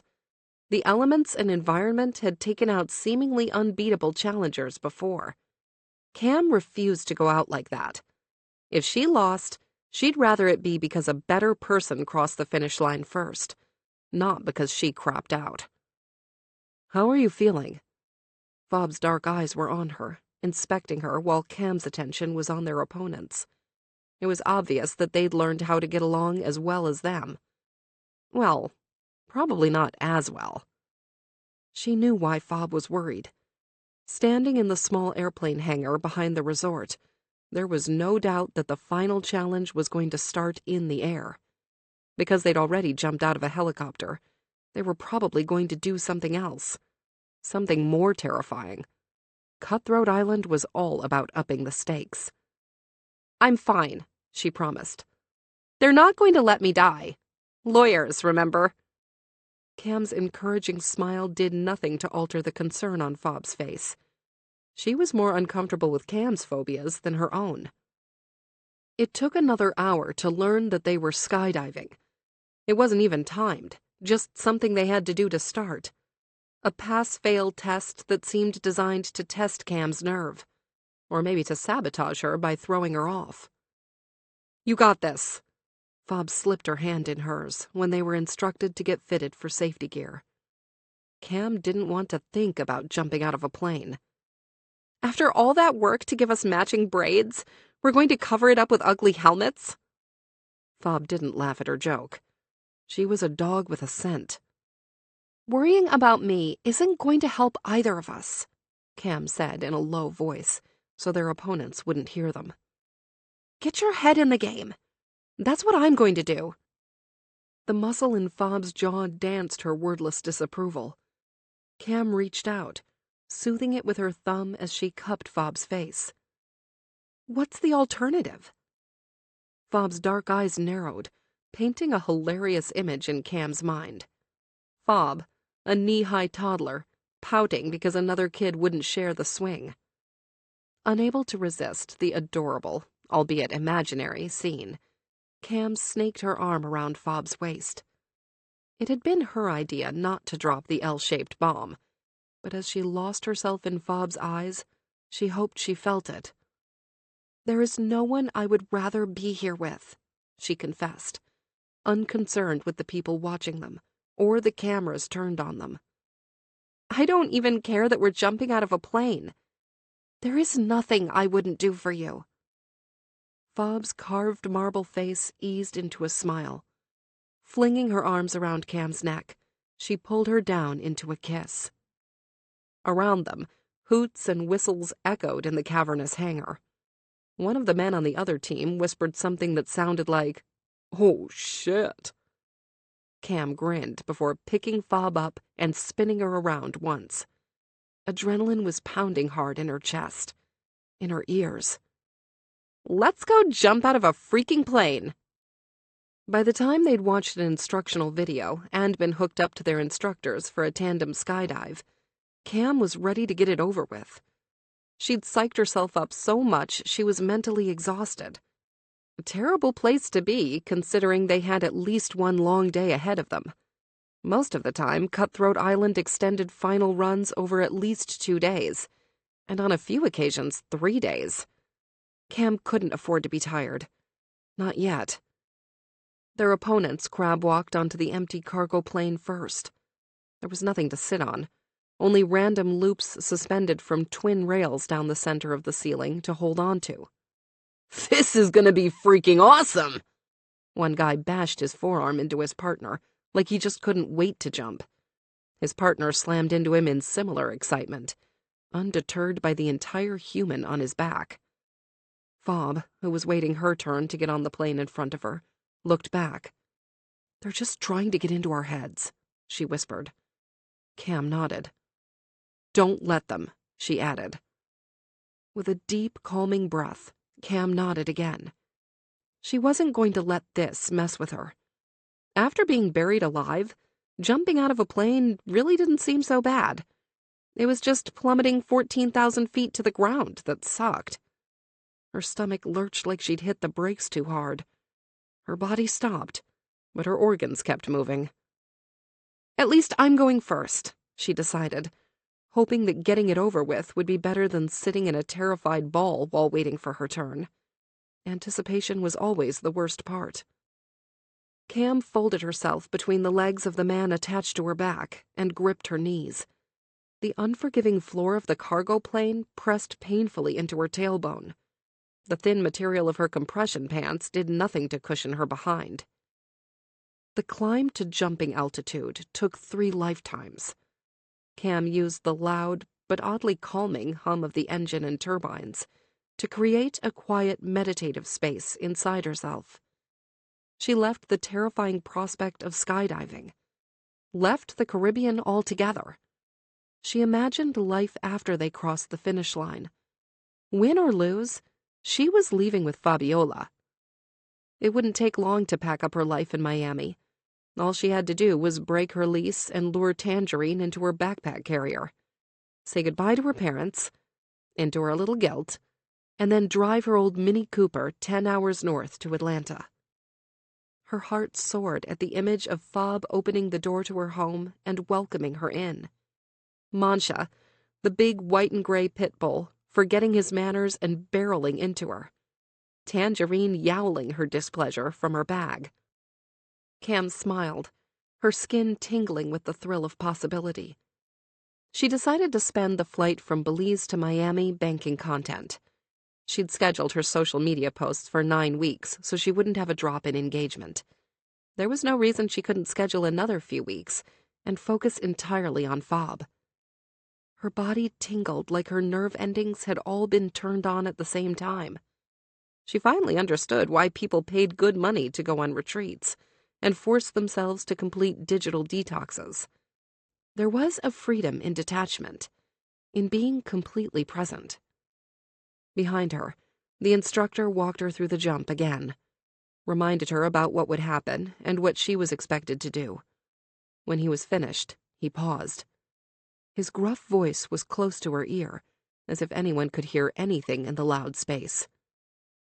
Make sure you keep your eyes open. Cam was going to make a joke and tell him the only way she was going to survive this ordeal was with her eyes closed. But something about his halting tone made her hesitate. Was he giving her a clue? Production said this wasn't really an obstacle. Production also played with the contours of truth. Cam reached over to Fob, who was sitting next to her. She squeezed her hand. Fob, who looked like she'd been startled out of her own deep meditation, glanced at her. Pay attention to everything, Cam mouthed silently. Fob furrowed her brow, just before understanding flickered in her eyes. Without needing more explanation, she understood Cam's meaning. She straightened, looking around the plane. Cam knew what she was doing, and it was a good idea. It would be impossible to know what they might be quizzed about later when they were exhausted and sleep-starved. She counted the hand loops before memorizing what everyone was wearing. Logos might be important, so she committed those to memory. When a guy in a red jumpsuit finally pulled open the jump door, Cam was focused and ready to go. She reached over to Fob again, giving her hand a squeeze, packing 100 emotions in her touch. Fob squeezed back, returning them. Ready to notice everything and anything around her, she pulled on the clear goggles meant to protect her eyes from the wind. Cold, thin air rushed over Cam's skin as she scooted toward the door, instantly drying the light sheen of perspiration that had formed during the flight. As she neared the edge, the sky looked like an endless ocean she was diving into, rather than a whole lot of nothing she was going to free-fall through. The change in perspective was calming. The guy in the red jumpsuit clung to the bar going across the open jump door. He gave them a thumbs up. Cam scurried toward the door, afraid to lose her nerve. With a final glance at Fob, she smiled and tipped over the side. Instead of the horrific stomach drop and endless feeling of falling she was expecting, Cam opened her arms. A stream of air carried her through the sky like an unseen hand, keeping her safe as she glided. She wasn't plummeting. She was flying. Despite the crushing wind tugging at her skin, making it hard to breathe, Cam let out a shattering shriek of full-body laughter. The freefall was too short. Before she was ready, the instructor pulled the cord, dropping her from Superwoman flight to adult Baby Bjorn. As soon as her blood stopped pounding in her ears like a marching band on pixie sticks, Cam focused on the sprawling scene below. They'd traveled to a new, much smaller island, and Cam was intent on memorizing every part of the rocky, and apparently uninhabited, terrain. Chapter 44. Sweat mixed with seawater and rain as it poured down Fob's back. Kayaking was usually fun, but not when a quickly moving thunderstorm had churned up the sea like an enormous blender. With a guttural roar, she dug her paddle into the crusting wave, keeping her core tight as the tandem kayak was tossed around like a little paper boat. In the seat behind her, Cam shouted, "There it is!" Fob should have let Cam sit in the front. She had the superior eyesight, but Fob had been thinking about getting across the water as quickly as possible. She hadn't counted on how hard it would be to see a tiny orange flag in the blinding rain. "I can't see it!" Instead of getting frustrated after a long, grueling morning, Cam put her hand on Fob's shoulder. "We're still ahead," she reminded, sounding as comforting as she could while she shouted over the noise of the storm. "The flag is between those two super tall pines. Find the tallest pine and aim for that." She spotted the two tall pines along the gray rocky coast and turned herself into a human propeller. She still couldn't see the flag marking the next checkpoint, but she trusted Cam blindly. Literally. Fob allowed herself to be comforted by Cam's reassurance. They were ahead. Not by a lot, but they didn't need to win by a landslide when a tumbling pebble would do. Guilt burned Fob's throat like acid reflux. She wanted to win because they were the best, not because one of their opponents landed wrong after the skydive. Despite being cleared to play, it was obvious that his injured knee had slowed him down. It meant that she and Cam overtook them during the 3-mile run from the landing strip to the coast, even when the rain had started at the tail end. They'd maintained their lead through the trivia checkpoint, where they were asked about what they'd observed while parachuting out of the plane. But now that they'd been given an upper-body-focused task that didn't require use of a knee, the guys had made up a tremendous amount of ground. There was no room to slack. If they made a mistake, they'd lose. Fob engaged her entire body in the act of paddling, digging into the water like she could force it to obey her. Gritting her teeth, she paddled as hard as she could, and then a little harder. As soon as she finally spotted the orange flag and turned them toward it, their momentum came to a fiery halt. No matter how hard they paddled, it was like an invisible giant had his finger hooked into the back of their kayak. Fob sneered, enraged at the cruel figure amused by their exhausted distress. "Are we doing this wrong?" Cam shouted behind her, obviously frustrated by having stalled so majestically. "This current is insane!" Salt water sprayed in Fob's eyes, burning them and adding fuel to her rage. She was ready to dive off the side and swim to shore while dragging the stupid kayak behind her. Every inch they advanced was erased by the rhythmic swells, carrying them backward at regular intervals.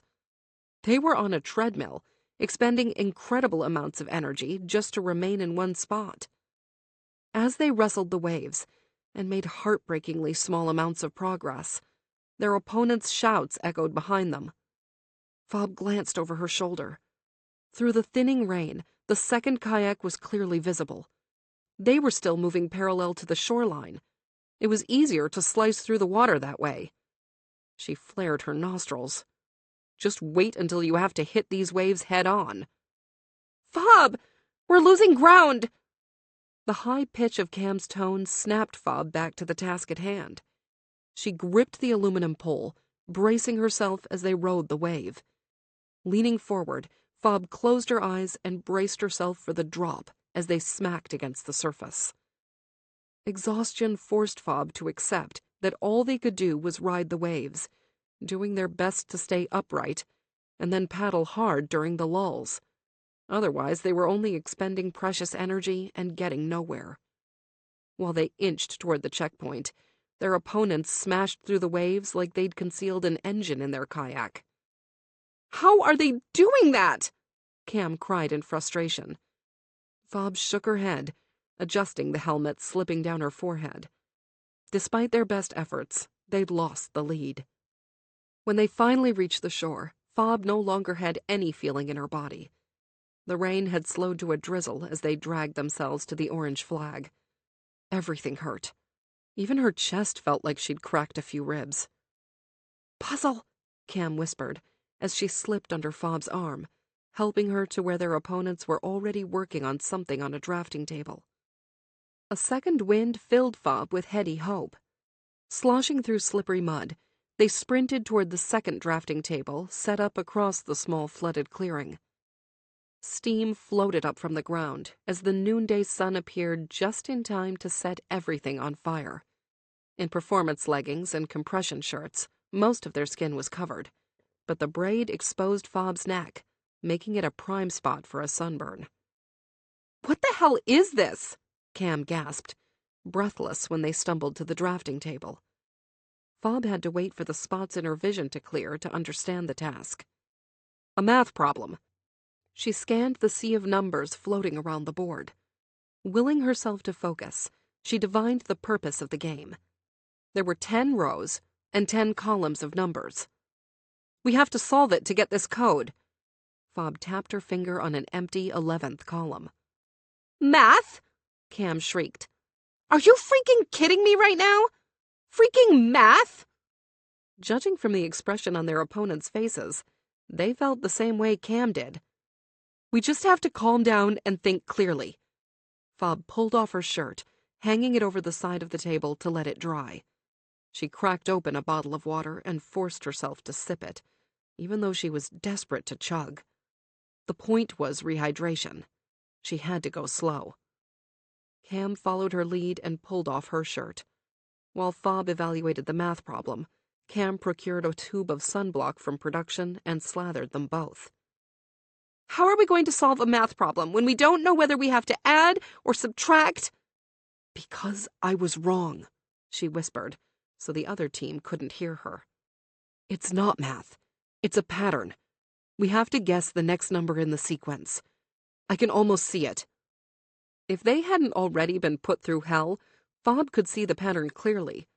But her head was throbbing, her body ached, and it was nearly impossible not to continuously look up to see whether their opponents had figured it out. "Are the lines related to each other or self-contained?" Fob shook her head. She didn't know yet. Cam took her hand. 60 seconds. What? Stop for 1 minute. Cam took her other hand, making her face her instead of the table. Cameron, we don't... If we don't recenter, we're not going to figure out shit. Begrudgingly, Fob agreed. In the middle of a high-stakes game, Fob willingly stopped playing and looked at Cam. Trusting her, she closed her eyes and allowed herself to be guided through a brief meditation. When Fob opened her eyes, her heart had stopped racing uncontrollably. The spots in her vision had cleared, and the general full-body throb had slowed. She took a long drink of cold water and released a hard, cleansing breath. Better? Cam smirked. Fob nodded and turned back to the puzzle. Together they worked out the answers. The responses turned out to be a 10-digit password. Judging by the rage exploding from their opponents, they weren't even close to working out the problem. A producer explained that they had to memorize the code and use it at the end of another 5K run through a hot, humid, bug-infested thicket with no trail. All they had to go by were randomly placed orange arrows pointing toward the next checkpoint. The only way to know whether they'd done the puzzle correctly was to use the code. If they were wrong, they'd have to run back and try again. Running at full tilt was impossible when they were always worried they were going in the wrong direction. The orange markers weren't only sparsely placed, they were often hard to spot. As they ran, they only spoke to warn each other about fallen tree trunks, exposed roots, and low-hanging branches. Cam ran ahead, setting the pace. Fob knew Cam could run faster without her. All she could do was work hard and slow her down as little as possible. When they emerged from the woods, covered in mosquito bites, Cam pointed at the orange flag planted in the sand on a desolate beach. The production tents set up off to the side of the checkpoint signaled that they'd reached the end. Or at least, the end was close. Soft, wet soil turned to compact, rocky sand beneath their feet as they sprinted toward the flag. Instead of some huge safe, or somewhere equally dramatic to key in the code, they were met with 2 huge X's spray-painted into the sand. One green and one black. They're wearing green shirts, Cam said, before gulping down water and pouring the rest of the bottle over her head. This one has to be ours. She gestured to the black X before cracking open another bottle of water. The sun was absolutely brutal, punishing Fob as she tried to think. More digging? Cam nodded. Jeanette appeared from the production tent in a white linen dress and broad smile. The amusement in her eyes made it clear she had an unwinnable wager to make, or a timeshare in Orlando to sell. Great work, ladies. You've come a long way, she said, in the grand, comfortable style of someone who'd been sitting in front of a portable air conditioner instead of sweating out of every pore in her body. I'm sure you're eager to put that password you've got locked in there, she pointed at their heads, to good use. The last thing you need to do today is retrieve an item locked in a safe that can only be opened with that 10-digit key. Fob looked at the black X in the sand. The safe is waiting 3 feet under your mark. All you have to do is dig it up. Jeanette responded to Fob's unspoken question. You can use your hands or a shovel. Fob stiffened. The all you have to do line rang very false. If using a shovel was an option, they would have found it speared into the sand waiting for them. She waited for the catch to materialize. How do we get the shovel? Cam's sharp tone matched Fob's suspicions. Jeanette's smirk said, I'm so glad you asked. She raised an eyebrow toward a crew member waiting for her signal. The young woman jogged off toward the production tent. Whatever it is, we need that shovel, Cam muttered. Fob agreed that they needed the tool to move 3 feet worth of wet, compact sand. The crew member sprinted out of the tent, with a box in one hand and a shovel in the other. It's a small box. That might be a good sign, Cam whispered. Fob didn't think the final twist at the end of a race for $500,000 could ever be good, but she didn't say so. Optimism could go a long way in a last gasp like this, and she wasn't going to dampen that for Cameron. Jeanette gestured toward the woman standing next to her. "One of you can use the shovel, as long as the other one eats what's in the box." "What's in the box?" Fob asked, refusing to agree before knowing what they were getting into. Jeanette tilted her head to the side as if debating whether to answer the question. After a moment's hesitation, she signaled for the woman to lift the lid. "Oh, get right out of here!" Fob looked away, her stomach churning in disgust. "We will dig with our hands." "Fob, wait. We're not eating insects, Cameron." "We don't have to," Cam contested, her face pale despite the heat and humidity. "Just one of us." "Cam!" Before Fob could talk her out of it, Cam swiped the box and pulled out an enormous black scorpion on a stick. The sound of their opponents emerging from the bug-infested thicket pulled Fob's attention over her shoulder. She looked away, missing Cam doing the unthinkable, but hearing the shocking crunch. "Go!" Cam screamed, her mouth full and unshed tears welling up in her eyes.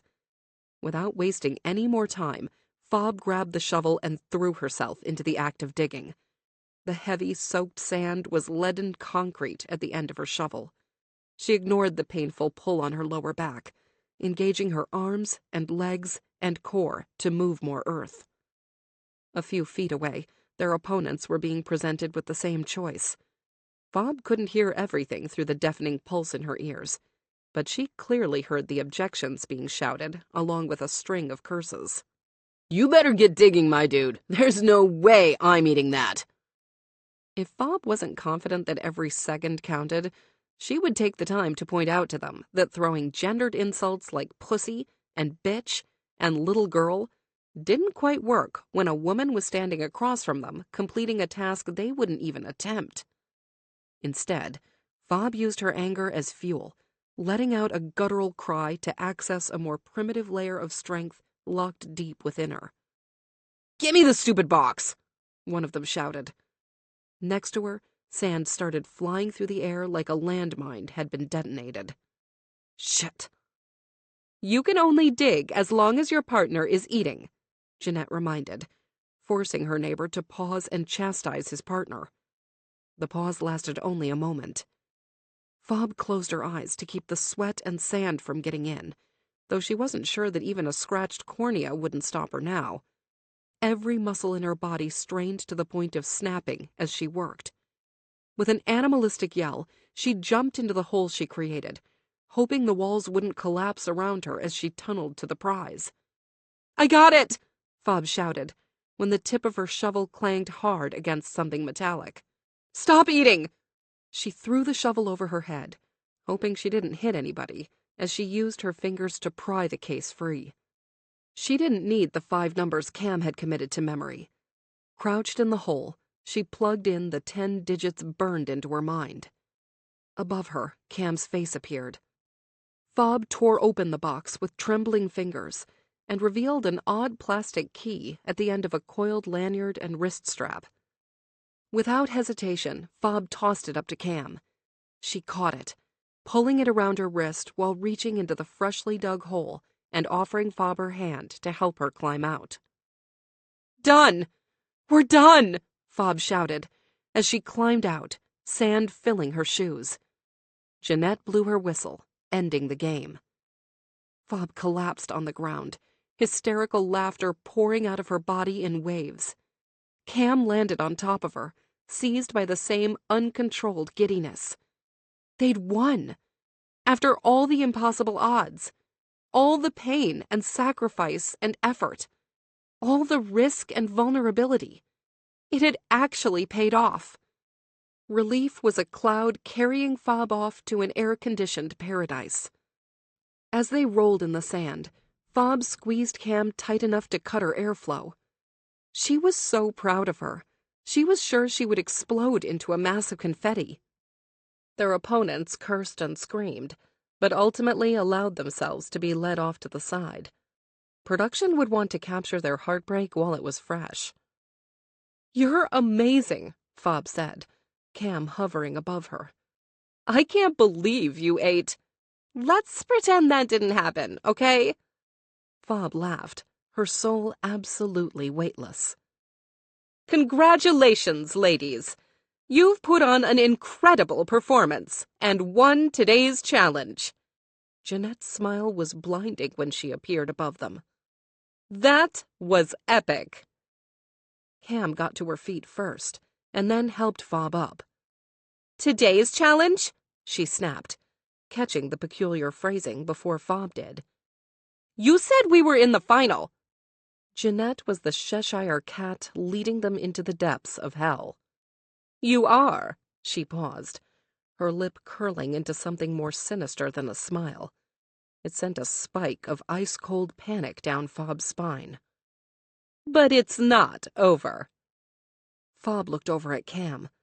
She was flushed and sunburnt and caked in sand, with several scorpions digesting in her stomach.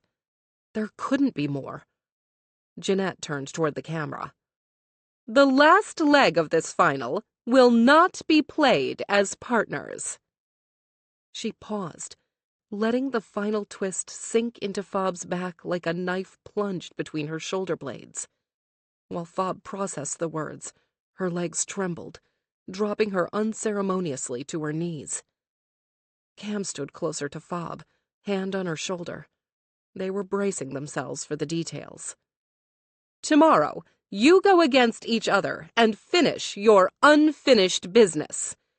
The $500,000 prize is for one winner only." Cam staggered back, as if the news was a physical thing that slammed into her, like it was one of the waves that had nearly pounded them into dust a few hours earlier. "But hey, we're not cruel," Jeanette smirked. "You get to sleep tonight." She tilted her head toward the PA waiting in the wings. He jogged through the sand and dropped a rolled-up tent at their mud-covered feet. "Hopefully, you won't mind sharing one. The key you uncovered will take you to a jet ski." She pointed toward the small vessel floating just offshore behind her. "You can take it to a campsite on the other end of the island." Shock dissipated and quickly morphed into unhinged rage. "You did this on purpose!" she roared. Jeanette stepped back, but not even Cam's hand on her wrist could stop Fob's advance. She jammed a trembling finger in Jeanette's startled face. "Do you get a kick out of this, huh? Just messing with us however you want?" "Fob!"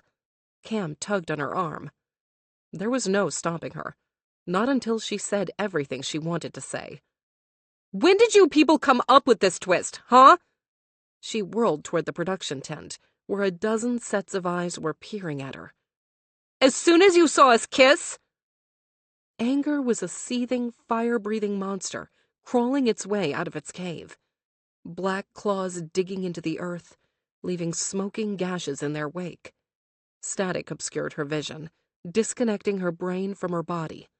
There was nothing but palpable rage. "Was it just too tempting to pass up? Were you just salivating over how you were going to package this? Drooling over the ratings gold, no matter what the cost? Who cares, right? It's not you on the line. How fun to tear people apart for your viewing pleasure." "Fabiola," a producer appeared in her peripheral vision. "This was always planned." His eyes were big and pleading and almost believable. "If you just calm down—" "If you tell me to calm down, Titus, I will quit this show right now." It wasn't a threat. She was too ready to burn it all down.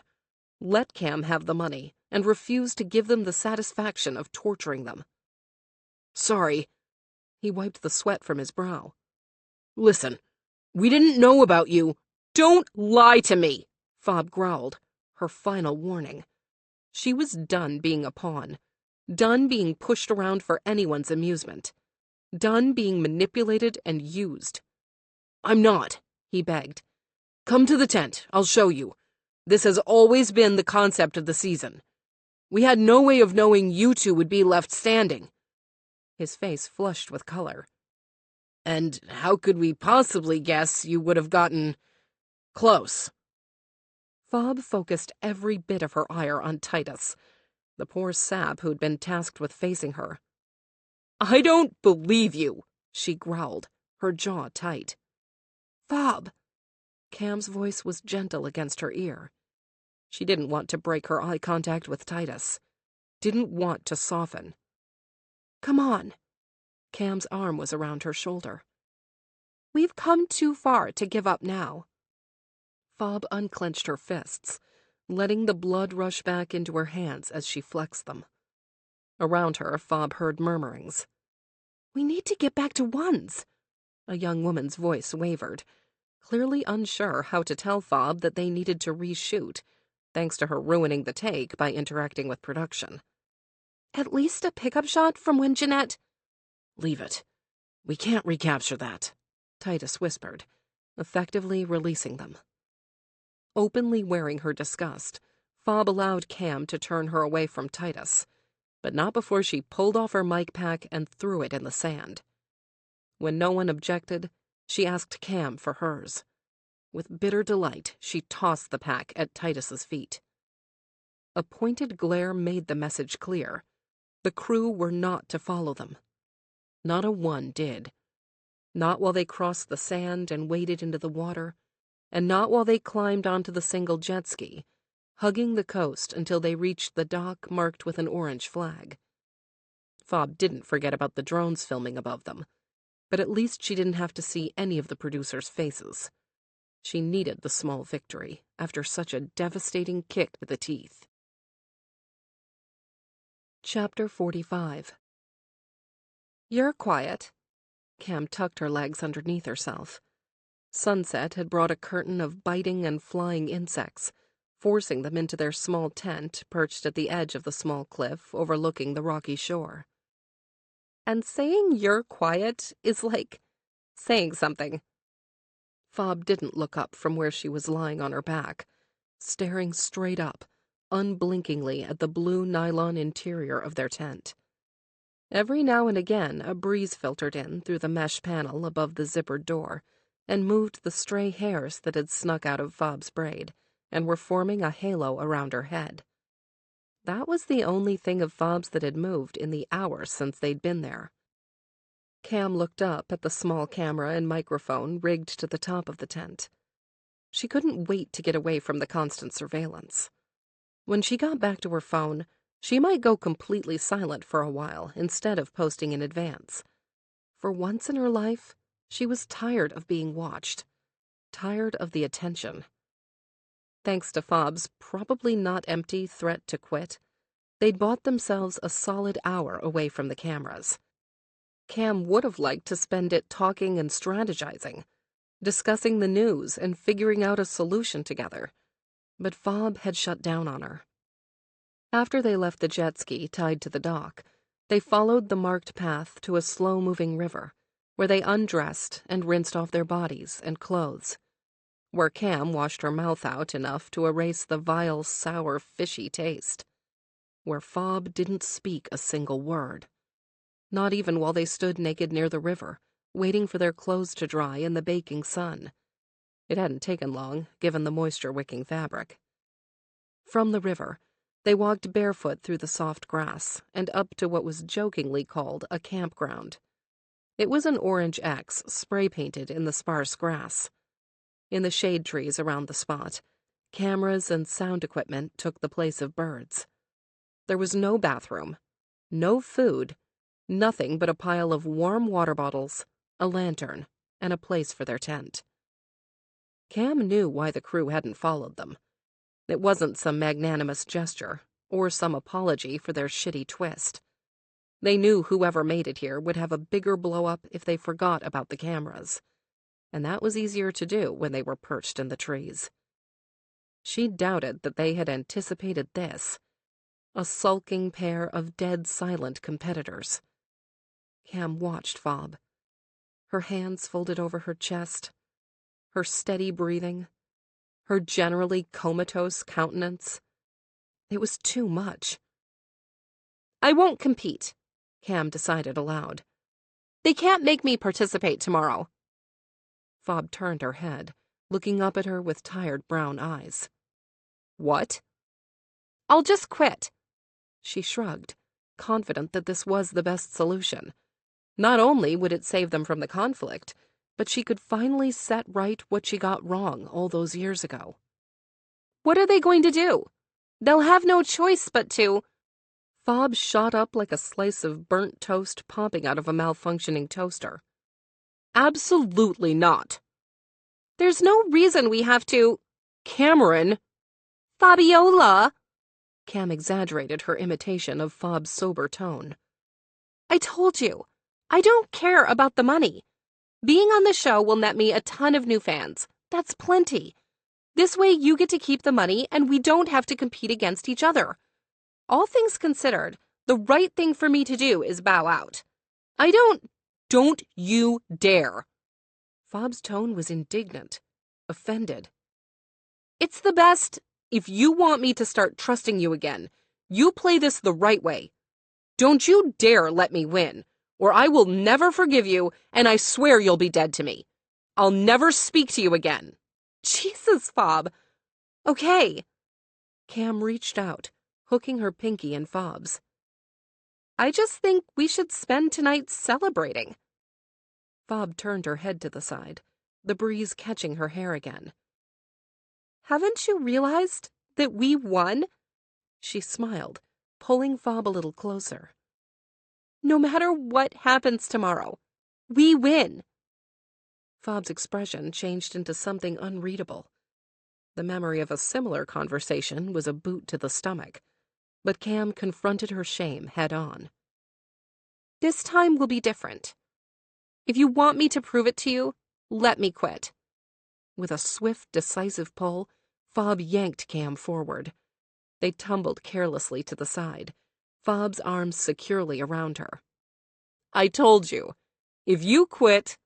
Cam laughed, her adrenaline surging at the proximity. I know. Thunderbolts and lightning. Zeus on the warpath. Fob's upper lip twitched. Worse. Hera with a grudge. Settling against Fob's chest, Cam took a long, deep breath. Oxygen flooded her spent muscles, relaxing them.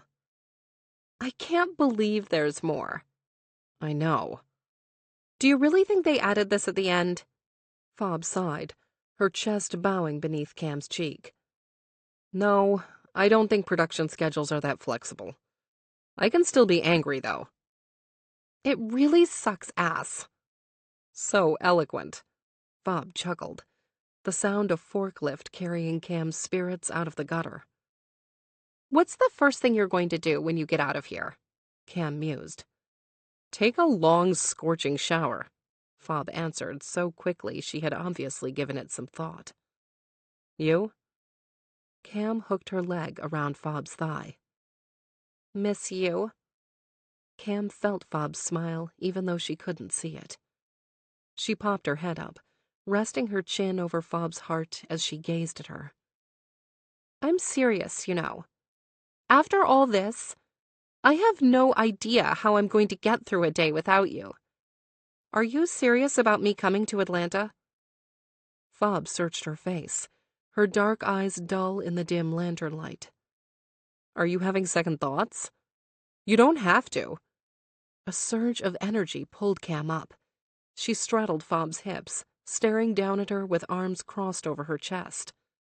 I ate a damn zoo exhibit today, and you think I'm having second thoughts about you? Fob winced, her face brightening. Nothing says I love... She stopped short, right along with Cam's heart. After a moment's hesitation, she was going to tell Fob it wasn't a big deal, that she understood it was a figure of speech, not a proclamation, when Fob pulled her down. Flush against her chest, Cam felt Fob's heart hammering. Her eyes were wide, but not panicked.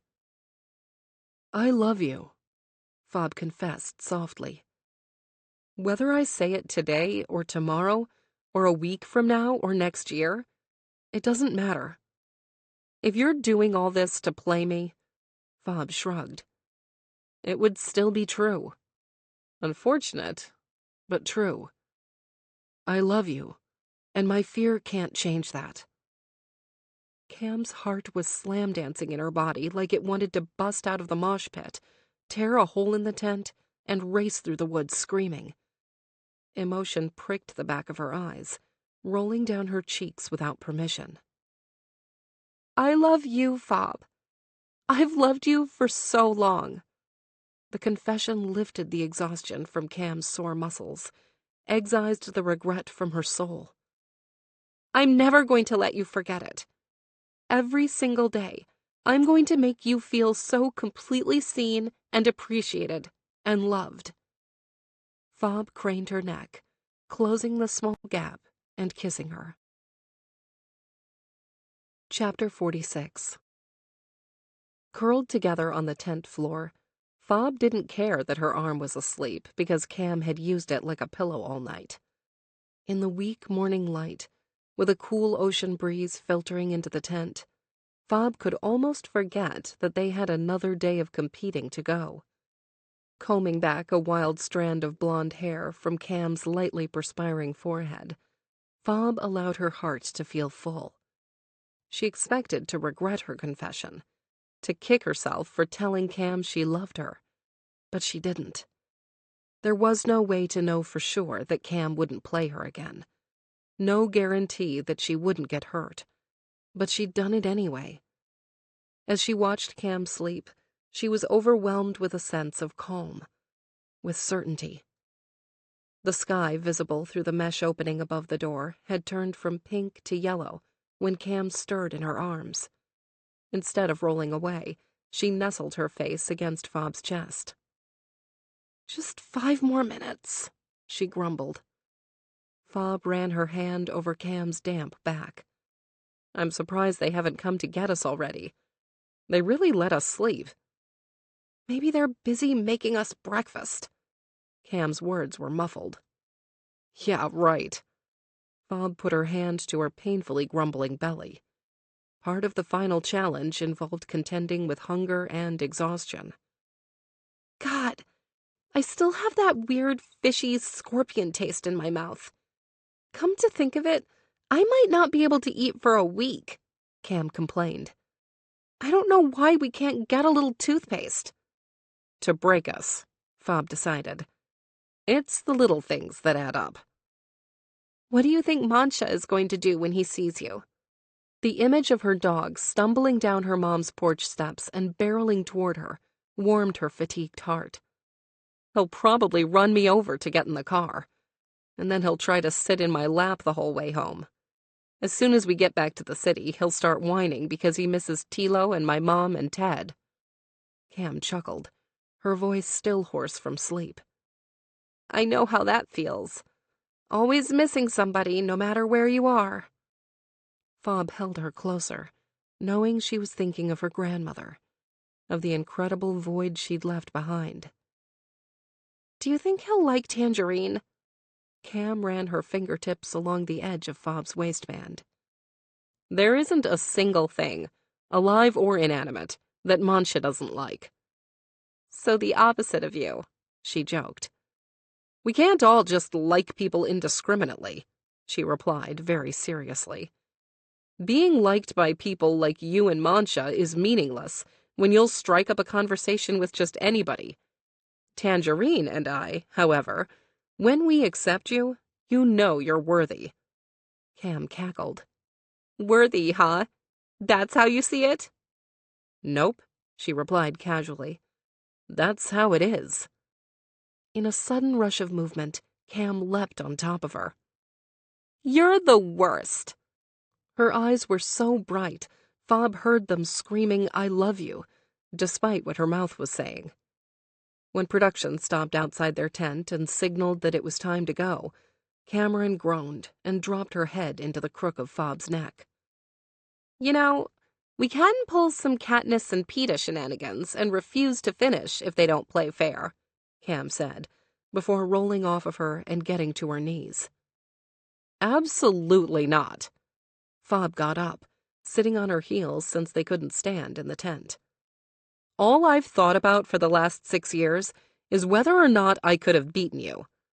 She glanced up at the camera above them and left out the "if we hadn't agreed to cheat" part.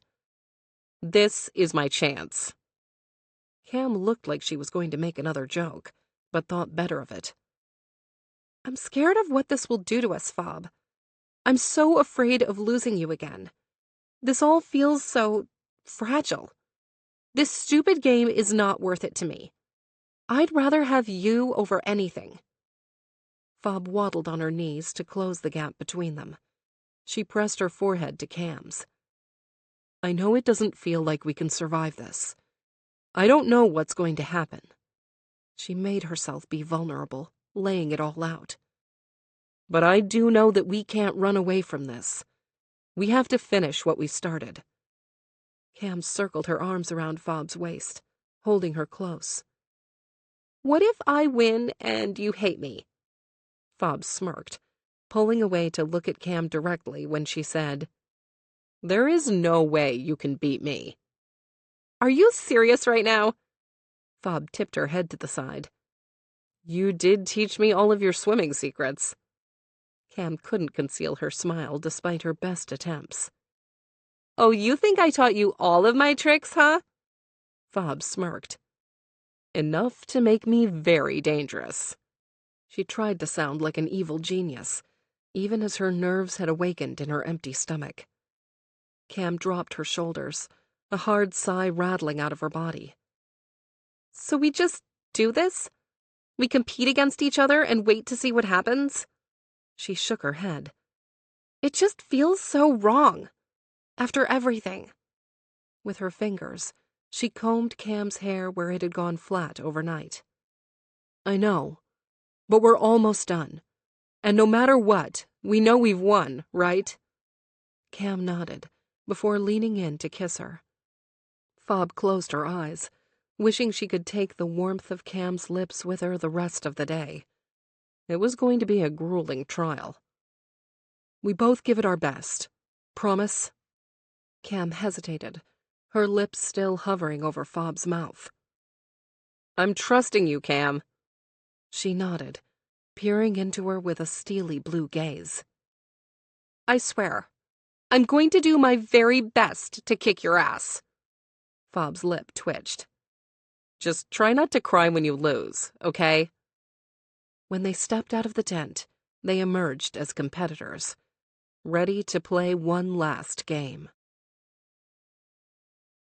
Chapter 47. The sun beat down on Cam's back like molten lava was being poured over her skin. Using her elbows and knees, she hauled herself across the mud that was trying desperately to suck her in like cartoon quicksand. Above her, an insanely long and narrow cage ensured she couldn't pick up her hips. The only way she could get across was by dragging her body. Ahead of her, Fob was hustling across the same obstacle, moving in a quick, controlled maneuver. She made it look so easy, like she was gliding across a recently oiled bowling lane, while Cam was struggle bussing through Sleeping Beauty's thorn forest. Cam watched Fob long enough to copy her. Then she tucked in her chin and mimicked the tight, quick jabs. She tried as hard as she could to catch up. When Jeanette explained the final obstacle course to them, Cam was sure that she'd win. Spread across 26 miles, the length of a marathon, with 4 checkpoints scattered across the course looping around the island, it played into Cam's strengths. With more than one Ironman under her belt, she knew how to keep herself from falling apart. But now, they were halfway through the course, and she'd been a step behind Fob the entire way. Whatever ground she gained on the 6.5-mile run along the coast, Fob erased it at the following checkpoint. With 2 checkpoints left to go, Cam needed to make the running count for more. Fob slid out from her enclosure and galloped away from the checkpoint like she was being chased by zombies. Cam shook her head. There was no way Fob was going to be able to maintain that breakneck pace. She was pushing too hard, punishing her body when they still had so far to go. With a grunt, Cam pulled herself out of the mud. She reached for one of the water bottles waiting for them at the orange flag. the bottles that Fob ignored. She used one to wash the mud from her face and hands. The other she took long pulls from before tearing off in a measured jog. In the distance, she spotted the back of Fob's body as she raced through the woods. Production had taken great pains to make their trails as difficult as possible.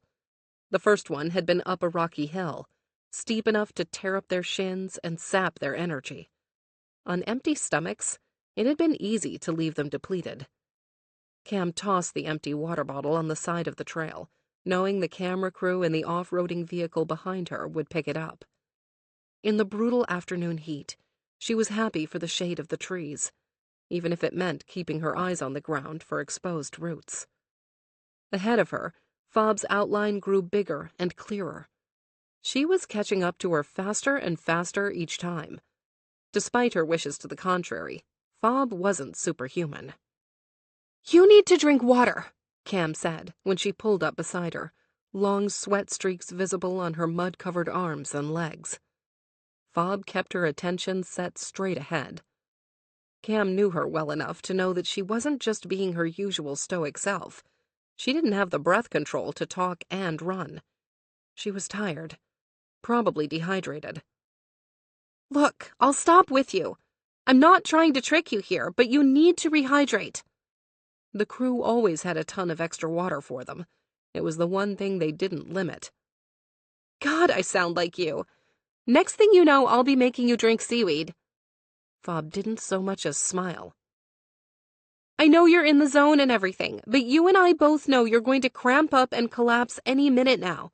You can't treat your body—" "We're not a team," Fob snapped, without looking away from the horizon. "Oh, drop it. Of course we're a team. Just because we're competing against each other doesn't change anything. I'm happy to kick your ass. I just want it to be fair and square. I don't want to spend the rest of our lives hearing you complain that I only won because you got heat stroke. Our future grandchildren don't deserve that kind of torment."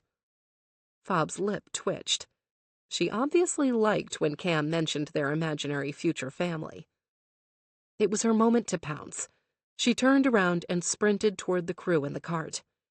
With 2 huge cold bottles pressed to her muddy chest, she ran back to Fob. "Look." She jammed the bottle in her face and swished it around. Fob didn't go for it. "Oh, you're such a freaking ox, you know that?" Cam stopped running. "I'll stop first," she shouted at the back of Fob's head. Fob slowed, but didn't stop. A pair of sound and camera operators jumped off the vehicle before it continued down the trail behind Fob. Judging by their expressions, it was clear they didn't know whether Fob was going to stop. Neither did Cam. Cam stood in the middle of the dusty footpath, holding 2 massive bottles of water, hoping Fob trusted her. In the distance, the vehicle stopped. She couldn't see Fob, but she guessed she must have paused. Cam bolted up the trail, the crew struggling to keep up with her. The sight of Fob looking at her, her hands on her hips as she caught her breath, was more romantic than Ryan Gosling kissing Rachel McAdams in the rain. "I can't waste time." Fob accepted the bottle before squeezing water on her head and the back of her neck. Cam handed her the second bottle to drink. "So let's just walk a little." Fob shook her head. "This is your strong suit. You can't give up that advantage. It would be as bad as handing me the win." "Okay, so we can just walk together for a mile and then I'll happily leave you in the dust." "Absolutely not. You have until I finish this." She shook the half-empty bottle at Cam and began walking. "Fine. Half a mile." Fob rejected the offer before taking another drink from the bottle. "You're terrible at negotiating." "Am I?" She continued drinking. Cam wished she'd drink slower, not only because Fob would hydrate better that way, but because Cam wished she saw that they didn't need to wear themselves out. They didn't have to do any of it. Fob handed the empty bottle to the crew member behind her. She looked better. Her face was fuller and her eyes brighter. "Ready?" Fob asked. "No." "Too bad." Fob took off in a trot. If Fob hadn't made such a big deal about trusting Cam to play fair, she wouldn't have continued. She would have waited for Fob to come to her senses and walk with her. But she didn't want doubt to creep into Fob's tired, overheated brain. With a sigh, she started jogging. It wasn't long before she overtook Fob and hit the third checkpoint well before her. The next task was a complex puzzle. It was almost impossible to complete after running nearly 20 miles, in the heat, after sleeping on the floor, on an empty stomach. Her brain was fried. Her body was near its breaking point. Fob appeared at the third checkpoint. The parts of her face that weren't splattered with mud were bloodless and pale. Cam's hammering heart lurched at the sight of her. Fob looked like she was moments from collapse. They're trying to kill us. There was no other reason for the grueling test. Despite every fiber in her being burning to run to Fob, to check on her, Cam turned toward the mountain of wooden shapes she was supposed to turn into something. Fob wanted to play this like competitors, and she was going to try her best to give her that. Every part of Cam's body was throbbing. Even her eyeballs felt like buzzing, pulsating orbs of staticky neon light. Focusing on the strange wood figure she was supposed to assemble was impossible. All she really wanted was a break from the heat, to let Fob have the win that meant so much to her. Cam was only starting to build her structure with shaky hands when Fob raised her hand and called for a check. A whistle blew, and she was off, with a glance over her shoulder at Cam. "You might as well walk," Cam wanted to shout after her. "It's not like I'm going to get out of here anytime soon." Lying flat on her back in the dirt, Cam slid under the table holding the puzzle. In the shade, she drank water and waited for the whistle. Eventually, she'd time out of the checkpoint. There was no reason to wear herself out on a puzzle she couldn't complete. She'd started to doze off. A combination of stress and fatigue had depleted her adrenaline, leaving her empty and tired. A paramedic dropping to her knees next to her knocked her out of her daydream. She wasn't floating in crystal blue waters. She was still in hell. "I'm going to take your vitals," she said in a soft accent. Cam nodded, knowing she was just thirsty and hungry and tired. She let her check her pupils and temperature, allowed her to take her blood pressure and ask her a few questions. Once Cam was clear, she crawled out from under the table and made her legs move. 6.5 miles and 1 checkpoint. That was all that was standing in the way between her and Fob. Once she overcame that, they could break out of their cocoon. She could prove to Fob that she meant everything she said about moving to Atlanta, about being with her, about loving her. Digging into the very bottom of her energy reserves, Cam moved into a quick stride, pumping her arms while she walked. Blood circulated in her body, easing the exhaustion and soreness and cramps. She downed another bottle of water, and then poured one over herself. The cold water was invigorating. After a few deep breaths, Cam eased from a walk to a jog, a challenging but manageable pace. From running so many marathons, Cam had a good sense of place. She knew she was somewhere near the 2-mile mark when she saw Fob walking in the distance. Cam held herself back. She didn't want to pass Fob. They were so close to the end. She just wanted Fob to cross the finish line. Just wanted this to be over with. Cam set her jaw and forced herself to keep her promise.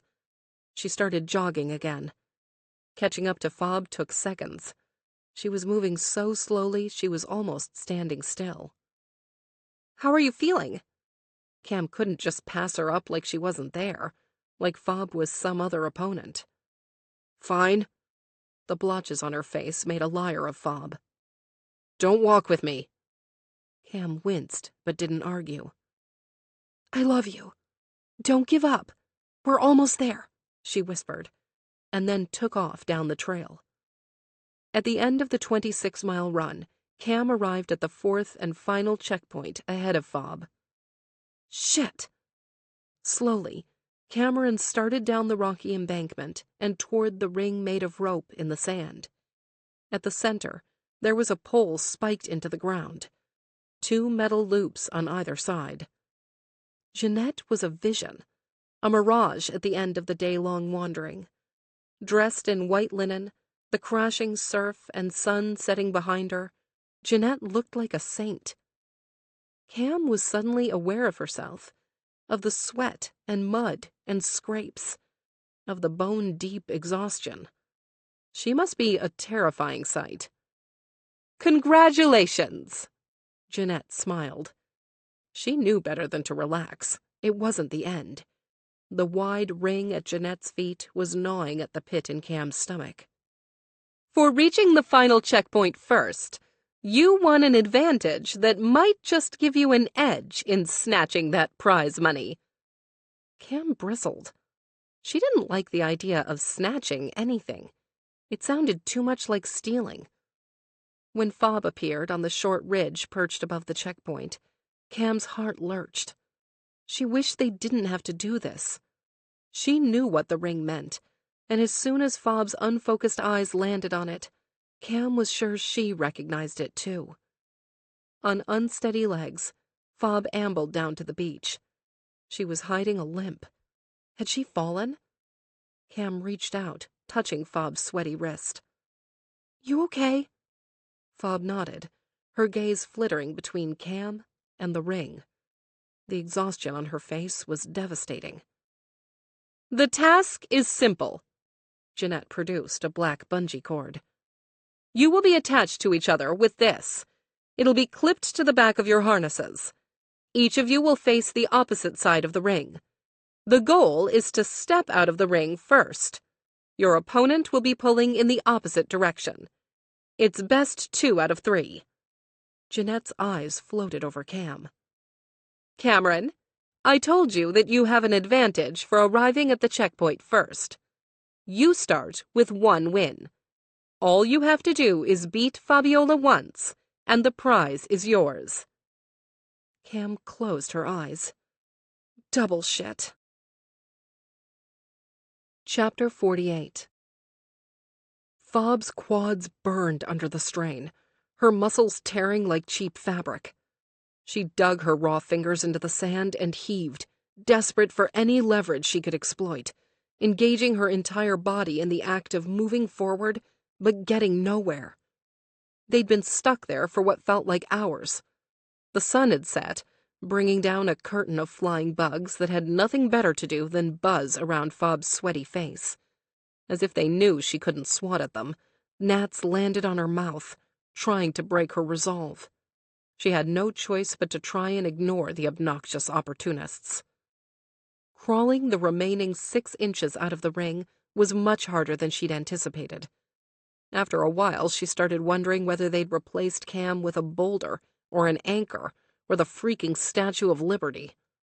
The initial sprint toward the edge of the ring had been fast, but before she could leap over the rope, she'd snapped backward, slamming into the pole at the center of the circle before scrambling to her feet. Behind her, Cameron hadn't let up for a second. Tension on the bungee cord connecting them was so tight, Fob wouldn't be surprised if it snapped. Neither of them had given an inch in hours. They were trapped in their freeze-frame struggle. Sweat dripped into Fob's eyes, which apparently was a siren song for the damn gnats. She tightened her jaw, engaged her core, and dug deeper. Nothing. Fob dropped her body a little further, her chest hovering inches from the ground. Her calves roared as she pushed against the holes she'd created in the beach. No progress. Cam wouldn't be moved, and Fob was running out of energy. It had been 36 hours since she'd last eaten anything, and the lack of fuel was starting to wear her down. All she wanted was a cold shower, clean clothes, and a cheeseburger the size of her head, and a chocolate milkshake with full-fat milk. And that really unhealthy trail mix Ted always offered her because he didn't understand the concept of hidden calories. Fob let out a guttural cry, desperate to gain a centimeter. Anything that would alter the stalemate they were in. She just wanted to be done. "Ladies, that is 3 hours gone," Jeanette said from somewhere above, her voice distorted through the deafening throbbing in Fob's ears. "Who is going to break first?" Baring her teeth, Fob gathered what was left of her strength and lunged.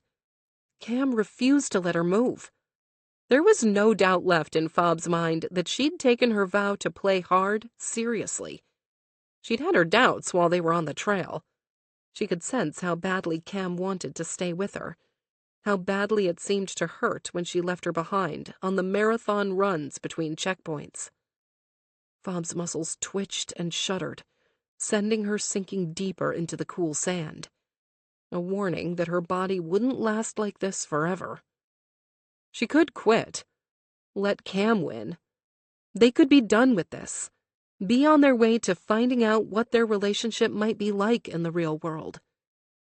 Fob locked her elbows, holding them flush against her sides, shifting the burden to another part of her body to give her legs something of a rest. Her body was so ungrateful. For years she nourished it, trained it, did everything possible to achieve optimal performance from her muscles. Her muscles that were so ungrateful they'd started to weaken the moment she lost access to the gym and kitchen. Reality set in like the pain shooting up Fob's hamstrings. She and Cam were too evenly matched now. They could be out there for hours longer. And even if Fob won the battle, she'd have to do it again to win the war. The more fatigue set into her body, the less sense continuing to fight made. Fob wanted to completely trust Cam, to know, without a specter of a doubt, that Cam wasn't lying to her again. Fob's pounding heart tripped over her doubt. What kind of sucker fell for the same con twice? Shaking her head, Fob refused to let her fear win. Cameron had shown her who she was over the last 9 weeks, had made herself vulnerable, had shared truths that were shameful and hard. Behind her, Cam was grunting, a bull trapped behind a gate, desperate to break through and send splintering wood flying through the air as she charged. Only Fob was halting her advance, fencing her in. She was holding them both back. The longer she held on, the longer the game would last. Fob was tired of playing, tired of being consumed by fear and worry and doubt. There was only one way to know whether what she and Cam had was real. One definitive test. She had to let go. She had to take the leap. Letting go proved much harder than Fob expected. Her muscles and joints had locked up from the day's punishment. Dehydration wasn't making things easier. Of course it would be harder to quit than it was to play. The universe couldn't help but torment her. With a deep, shaky breath, Fob opened her eyes. With her eyes on the beach, the dark water shimmering under the moonlight, she thought about Cam, about all the time they'd spent in their little corner of the sea. The salt water had cleansed so much of their past, of Fob's old resentments. Thinking of Cam's lips on hers, she grinned. She never expected to feel them again, to be so wonderfully devastated by the kiss stolen under the deck, to be moved by Cam's confessions, her heart, her love. If it was real, if Cam meant everything she said, Fob really had already won. Another deep breath and Fob gathered herself. As she stood on violently quivering legs, she felt the tension on her back ease a fraction. Cam could have taken advantage of the momentary slack and darted over the ring, but she hadn't. She was hesitating, waiting for Fob's cue. Glancing over her shoulder, Fob looked at her. Still on the ground like a wild creature on her hands and knees, Cam looked as depleted as Fob felt. With a tired smile, Fob suddenly relaxed her body. Cam tumbled forward, her chin landing in the sand on the other side of the rope. Jeanette's whistle trilled. Game over. After the chaos of the wind died down, Cam broke free of the filming crew and ran toward Fob. She didn't care that she was interrupting her sideline interview, the one where Fob would be asked how it felt to lose to Cam. Again. They couldn't know that Fob had let her win. Again. That Cam was going to split the money with her. That it didn't matter who crossed the line first. "Can we get a few minutes, please?" Cam pulled Fob away from the camera before the producer asking questions had a chance to respond. Covered in sweat and dirt and mud that had dried white, Fob was still the most beautiful being she'd ever seen. Throwing her arms around Fob's neck, she held her close. "How are you feeling?" she whispered against the shell of Fob's mud-painted ear. Fob's arms wrapped around her waist. "Hungry." Unburdened, Cam laughed. "I'll be sure to bring food with me when I show up at your door." Fob stepped back, her hands still on Cam's hips and her gaze fixed on hers. Doubt crept over her face like a shadow, a doubt that hadn't been there when she let Cam win. "I'm coming," Cam said with absolute conviction. "Okay? I'll be there before you know it." She hesitated, watching Fob's face. "Unless you changed your mind? If you don't want—" "I want." Fob's voice dropped to a whisper, her warm forehead pressed against hers. The contact, gentle and vulnerable, filled Cam's depleted body with an overwhelming sense of calm. "I'll meet you in Atlanta, okay?" Fob nodded, but Cam knew she wasn't confident that it would happen. She could sense the doubt creeping into her, clouding her mind and probably marring her memories. "I promise." Cam kissed her with the desperation of a woman who needed to be believed. "I promise I'm coming back to you." "Fabiola, Cameron." A producer appeared, looking like he'd drawn the short straw. "We have a lot of filming left to complete. We need to get you cleaned up and into your interview clothes." Reaching for Fob's hand, Cam didn't want to let her go. It would be a whirlwind now.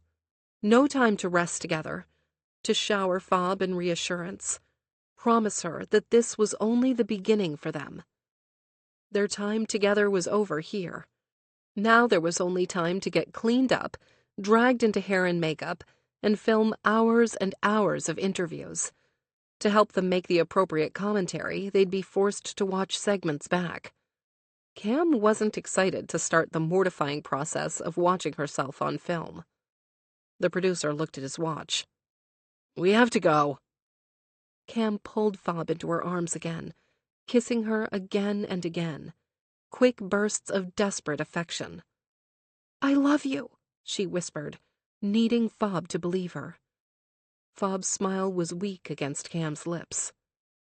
"I love you, too." "Wait for me, okay? I'm coming." "Yeah," Fob replied, without conviction or confidence. Chapter 49. Numb was all Fabiola could feel as she drove home from the airport alone. Atlanta's summer heat had cooled while she was away, or maybe she'd gotten so used to being in the wet Caribbean heat that her SUV's air conditioning suddenly felt excessive, indulgent, obscene. She lowered her windows, allowing the late afternoon breeze to circulate in her dusty car as she pulled off the highway and headed for her mother's house. If anyone had told her that she would be here again, coming home a loser again, second place to Cameron again, alone again, she wouldn't have believed it.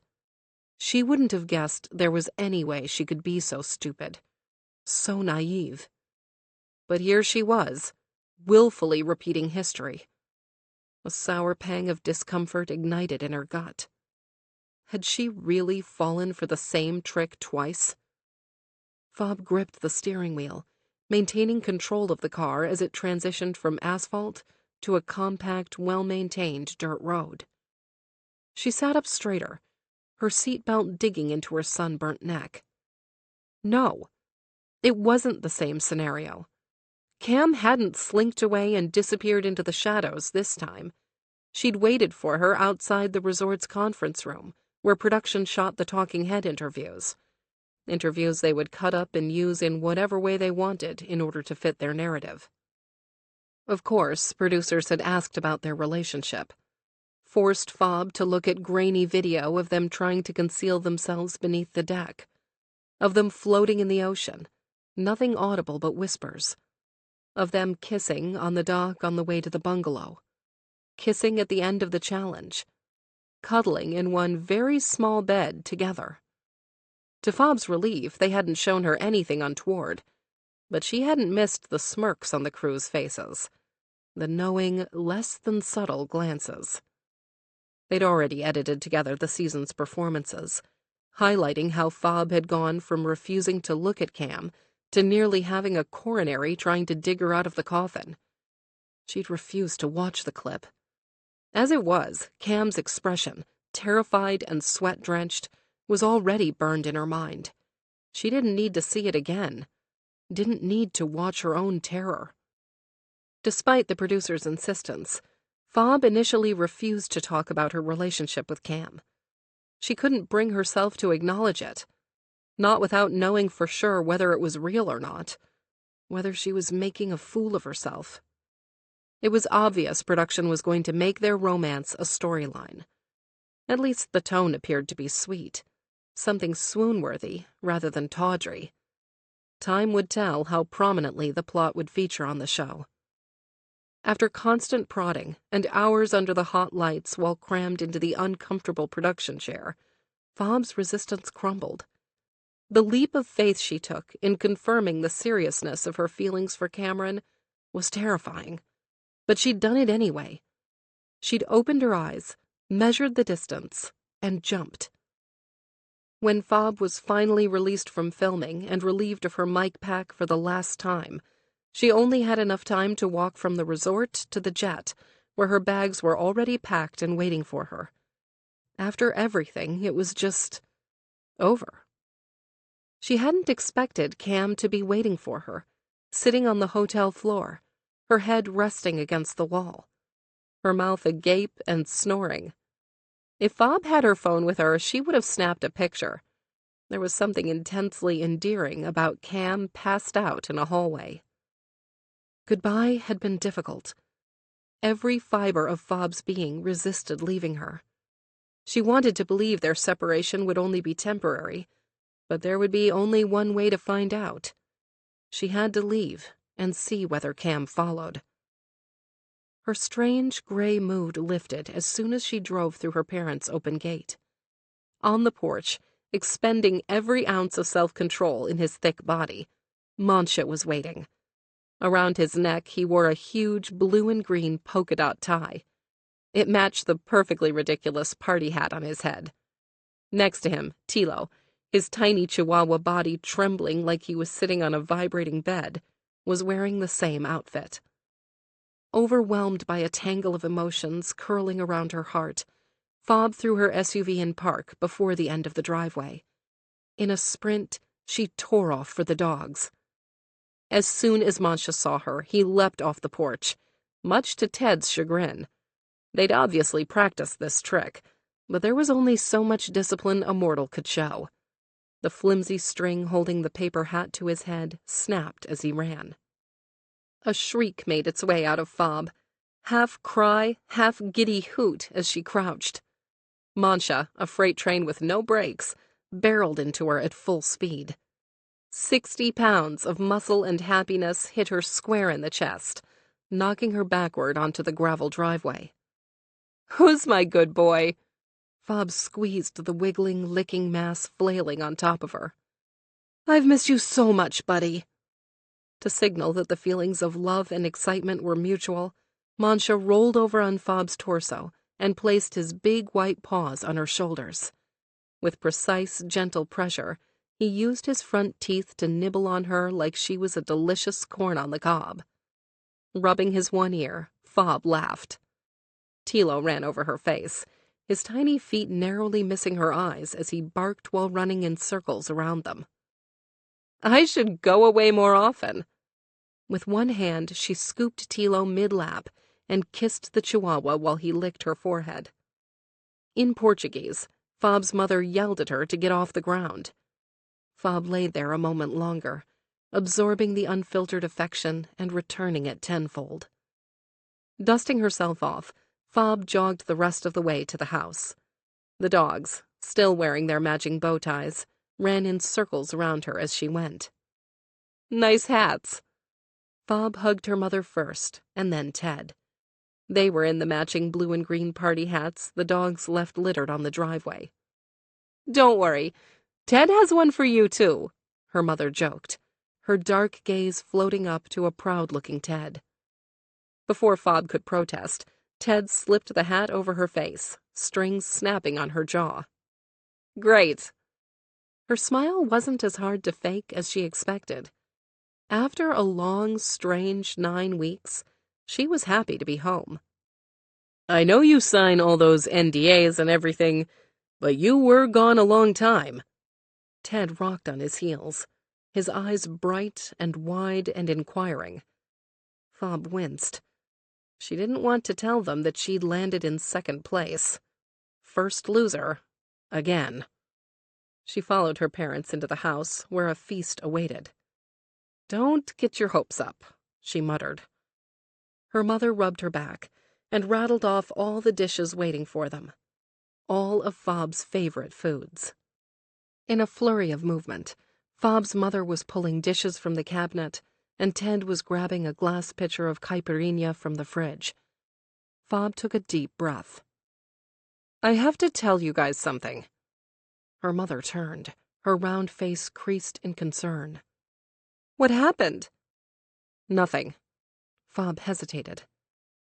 "Everything." Sitting around the table, Fabiola prepared her mother and Ted for what they were going to see on TV. Without mentioning the astronomical risk of disaster, she sat down and confessed how very stupidly she fell in love. Chapter 50. Mancha sprawled out on the polished cement floor facing the exposed red brick wall as soon as they got home. For the entire ride from Grandma's house, he'd crashed on his bed in the back of the SUV and snored over the radio. It was well past sunset when they headed back to the city, and he'd had his fill of running.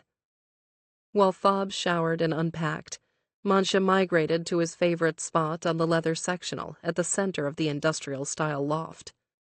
It was Fob's favorite spot, too. The former cotton mill retained its rustic charm despite being converted into modern lofts.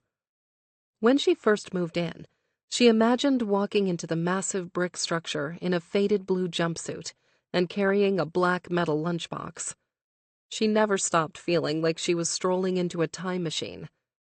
After long training days, she loved sitting with Mancha and looking at the distant Atlanta skyline through enormous black-framed windows. Sometimes she allowed herself to imagine a third body on the couch. A missing piece.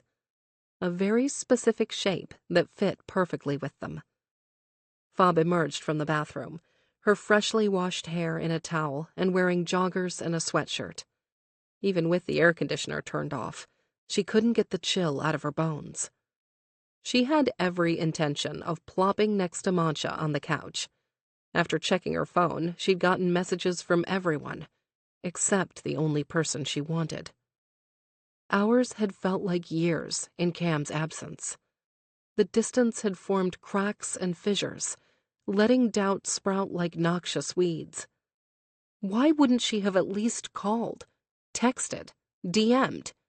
The only message between them was when they exchanged contact information in the resort lobby. Since then, neither one of them had said a word.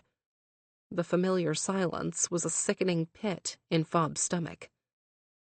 Before she dropped her exhausted body next to the snoring Mancha, a banging at her heavy metal door made her jump. Mancha opened one eye. Fob only ever invited her mother into her cave, and she never showed up unannounced. "It's probably 4:15's food delivery again," she said to Mancha, as if to settle him. She crossed the minimally decorated living space attached to the huge kitchen and on to the front door. Rising up on the balls of her feet, she peered through the peephole. The sight of her stopped Fob's heart and jolted it back to life. She closed her eyes, pressing her forehead to the cold metal. Dressed in black leggings and a pale, gauzy tank top, Cam hadn't changed her clothes since the last time Fob saw her. Even her baggage was the same. The only addition was the black straps of a backpack. Pulling off the towel, Fob flipped her hair, drying it as best she could, before tossing the wet towel into the powder room by the entrance. In the mirror, she adjusted her damp hair, falling in soft, long waves over one shoulder. If she'd known Cam was coming, she'd have done more. She'd have dried her hair and maybe thrown some eyeliner on. At the very least, she'd have worn something a little less comfortable. Awash with electric excitement, she bit the inside of her cheek to keep from grinning as she pulled open the door. Cam's eyes were bright, a beacon of light in the dark hallway. "Your elevator is really freaking slow, you know."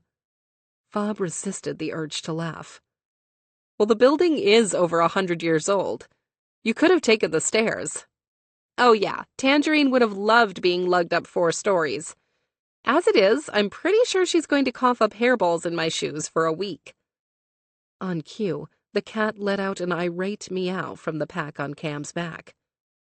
"Maybe I should have dropped her off at the Airbnb." Fob grabbed Cam by the wrist and pulled her over the threshold. She kissed her, filling her with the spine-crushing weight of her relief, with the expansive peace consuming her very core. Cam puddled in her arms, her muscles going slack in response.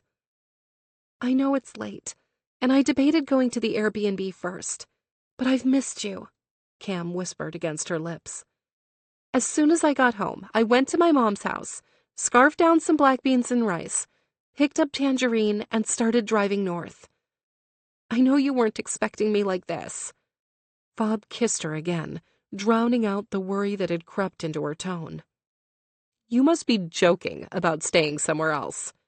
She held her tight, refusing to let her go again.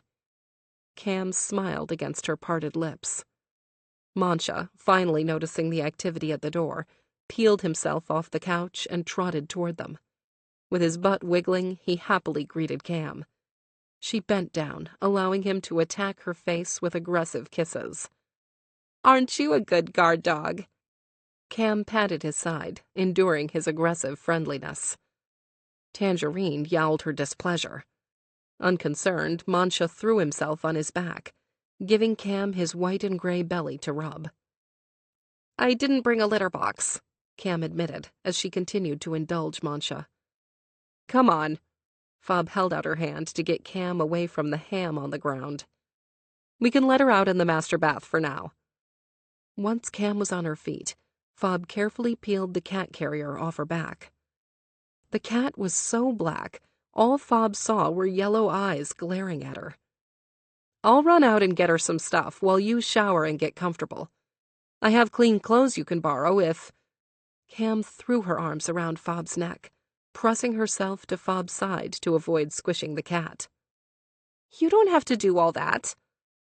Chest inflating like she'd been hooked up to a helium tank, Fob wrapped one arm around Cam's waist, holding her close. "I'll be back before you've finished showering." "Don't you want to get in with me?" Cam wiggled her brows. "Aren't you tired of sharing the shower?" "I'll never get sick of being with you." Cam laughed. "Is that corny?" "Yes," she replied, without a hint of amusement. "But I love it." Fob gave her a quick tour of the large open space before leading her to the master bathroom attached to the only bedroom. "Have you eaten since your mom's house?" Cam shook her head, pulling off her sneakers and setting them next to the bathroom door. "I'll bring you something," she said, instead of asking, then grabbed Cam a new towel. While Cam showered, Fob gave the displeased Tangerine a bowl of clean water and a can of tuna. To keep her from continuously hissing at the curious Mancha under the door, she left the overstimulated dog in his crate while she was gone. On her way out, Fob threw Cam's clothes into the washing machine. On her bed, she'd left something clean and comfortable for her to wear. As she jogged to her car, Fob placed an order for a couple of club sandwiches from one of the only diners open around the clock. She'd pick up Tangerine's things from the 24-hour Walmart. Fob didn't care that it was the middle of the night, or that she hadn't slept, or that under her rushing adrenaline she was tired. Despite all odds, Cam had shown up. That was enough to keep her going for days. She'd only just gotten into her car when her phone dinged. A message from Cam. Cam.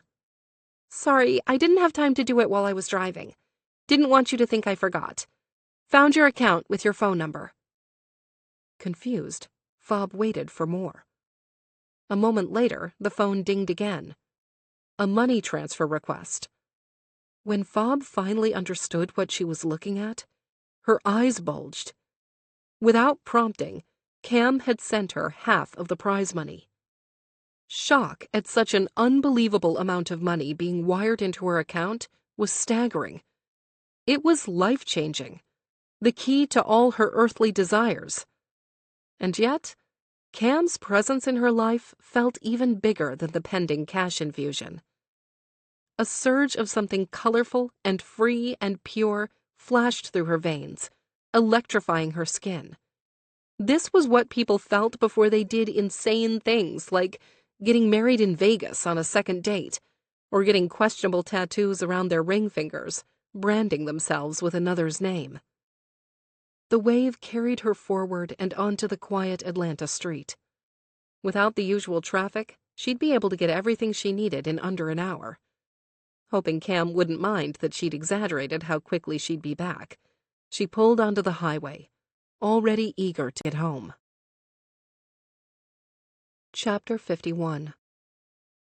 Unsure of what to do with herself while Fob was out, Cam curled up on the couch.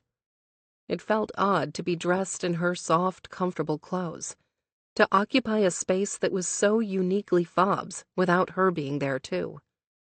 Fob's loft was exactly like the woman herself. Nothing superfluous. Nothing in the sprawling loft was there just for decoration. She didn't have anything that wasn't functional or necessary. No plants, no art, no decorative soaps, not even a single photo in a frame or a magnet on the fridge.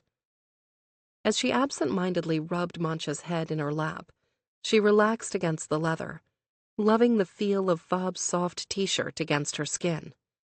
She closed her eyes, letting the surreal moment wash over her.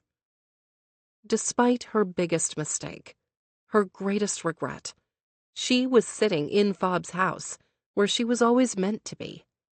She was on the cusp of a real future with her. She was overwhelmed with gratitude, with excitement, with love. An idea formed as she imagined integrating herself into Fabiola's life. Therapy. If there were any lingering trust issues, she wanted to do what she could to resolve them. Maybe someone could help them build a solid foundation. Cam let her mind drift. Let herself imagine a life with Fob. A normal one, without the pressure of competition and cameras. By the time Fob clambered into the house, with 2 armfuls loaded with plastic shopping bags, Cam had been dozing in perfect contentment, with a heavy dog snoring on her chest. So, I wasn't sure what all you needed. Fob heaved the dozen bags onto the poured cement kitchen island, a sudden mess of textures and colors on the cool, clean surface. I got you a new toothbrush and that natural deodorant you like. Cam floated to the kitchen while Fob rattled off her haul. That's dinner. Eat that. Fob gestured toward a large paper bag with a nod.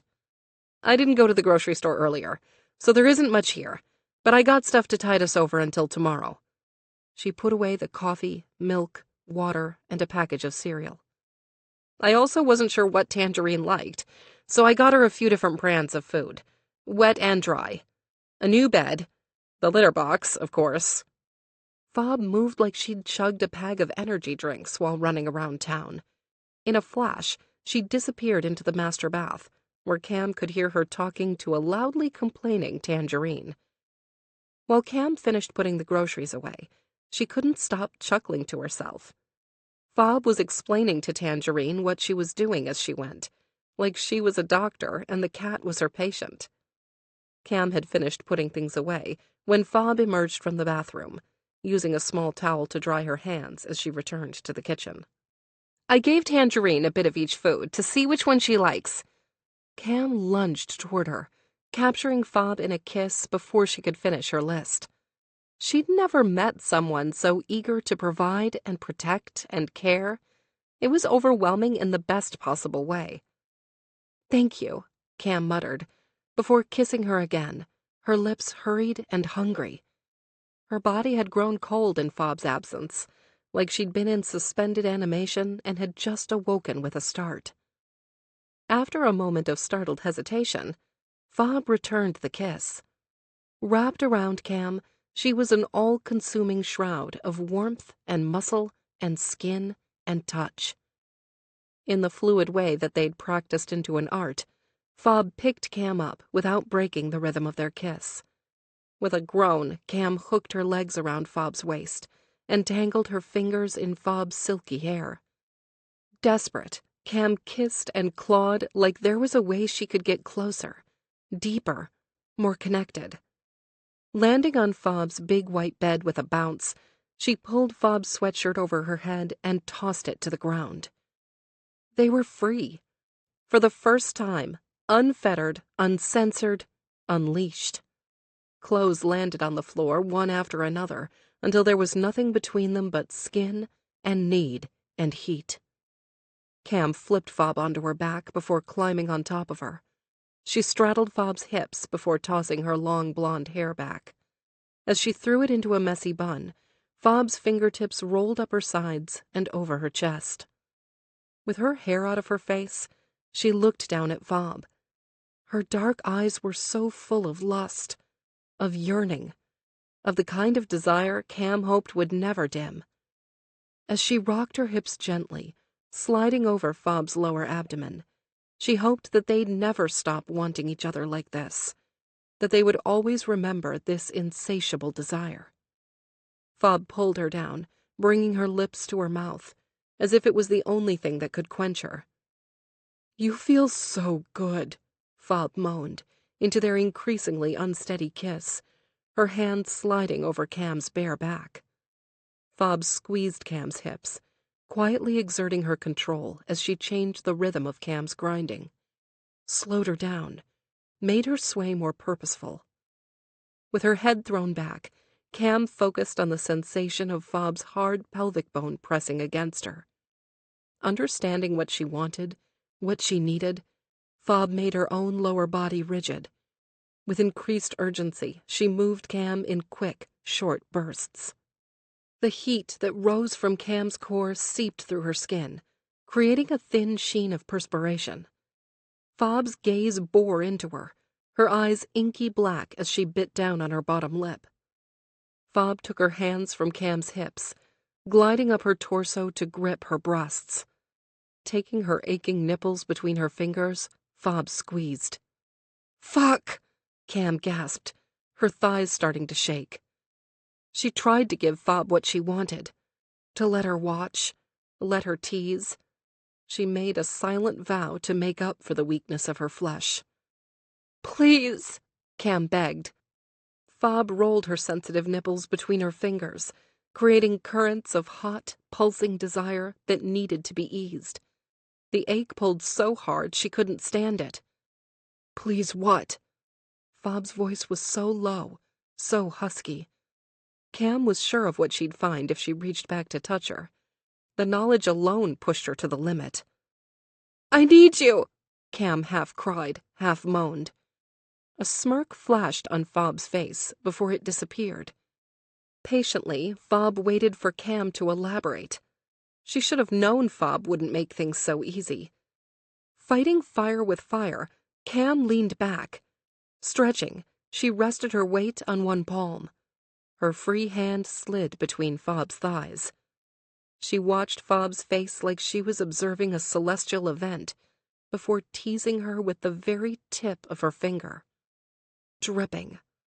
Fob was nearly dripping with arousal. "Fuck!" Cam cursed again, her eyes slamming shut as every particle of her being focused on the wetness suddenly coating her fingertips. Reflexively, Fob's hips jerked up. Despite her enviable self-control, Fob's body was as desperate as Cam was. "You're so wet!" Cam groaned, like she was experiencing a revelation. Fob cursed in Portuguese before dropping her hands to Cam's hips. With a rough, hard jerk, Fob pulled Cam off her hips. In a movement so quick Cam couldn't process it, she landed on the bed again, her knees sinking into the pillow, Fob's face securely positioned between her thighs. Fob's breath was hot and heavy against Cam's aching core. Gripping the headband, Cam braced herself for the dizzying sensation of Fob's lips softly closing around her hard clit. "No fair!" Cam cried half-heartedly, wishing she had the kind of self-control that would let her pull away, that would force Fob to wait until she wanted it so bad she was begging. But Cam was weak, and her own desire was so strong it obliterated any appetite for games. She moaned in the darkness of Fob's room, her husky voice bouncing against the insanely high ceilings. Pleading, Cam reached down. She made a fist in the top of Fob's hair, gripping her hard before grinding against her flicking tongue. Cam cursed, her back muscles tensing, her thighs tightening. Fob created a symphony with the tip of her tongue, until she suddenly pressed the flat part of her tongue flush against her. Fob curled her arms around Cam's thighs, holding her still before launching a targeted attack. With her back arched, it took all of Cam's physical strength to remain mostly upright, as heat rushed out of her, consuming them both. Panting, Cam slid off of Fob and landed in a sweaty mess at her side. She curled in her legs to fit against the headboard.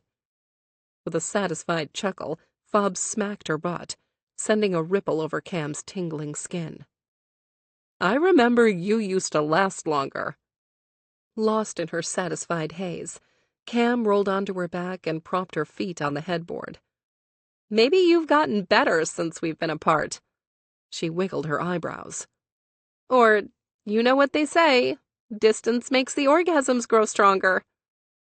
Fob's dark brown eyes were incandescent as she laughed. The sound heightened her already peaking euphoria to stratospheric heights. Re-energized, Cam turned herself around. She stretched, capturing Fob's lips in hers, moaning as she tasted herself in their kiss. Capitalizing on Fob's surprise at Cam suddenly climbing on top of her, Cam flipped her over, scraping her teeth over her shoulder blade as she slid her slick chest over Fob's back. Fob's gasp was addictive. Wanting more of that soft, lusty sound, Cam bit down, hard. Beneath her, Fob writhed, pushing backward into her. Cam gave her part of what she wanted. From behind, she slipped her leg between Fob's thighs. As if she'd been waiting for that contact all of her life, Fob bucked her hips, lifting them off the bed before pushing back against Cam's thigh. Fob's searing wet heat gliding against her skin made Cam's head spin. She gripped Fob's hips as she kneeled behind her. Biting her bottom lip to keep her from rushing past the moment, she watched Fob's back muscles ripple as she moved back and forth against her in a purposeful rhythm. On her hands and knees, Fob exerted the same kind of easy control she did when she was physically on top of her. The performance was for Cam's sake. She knew that. But Cam didn't care. She reveled in the sight.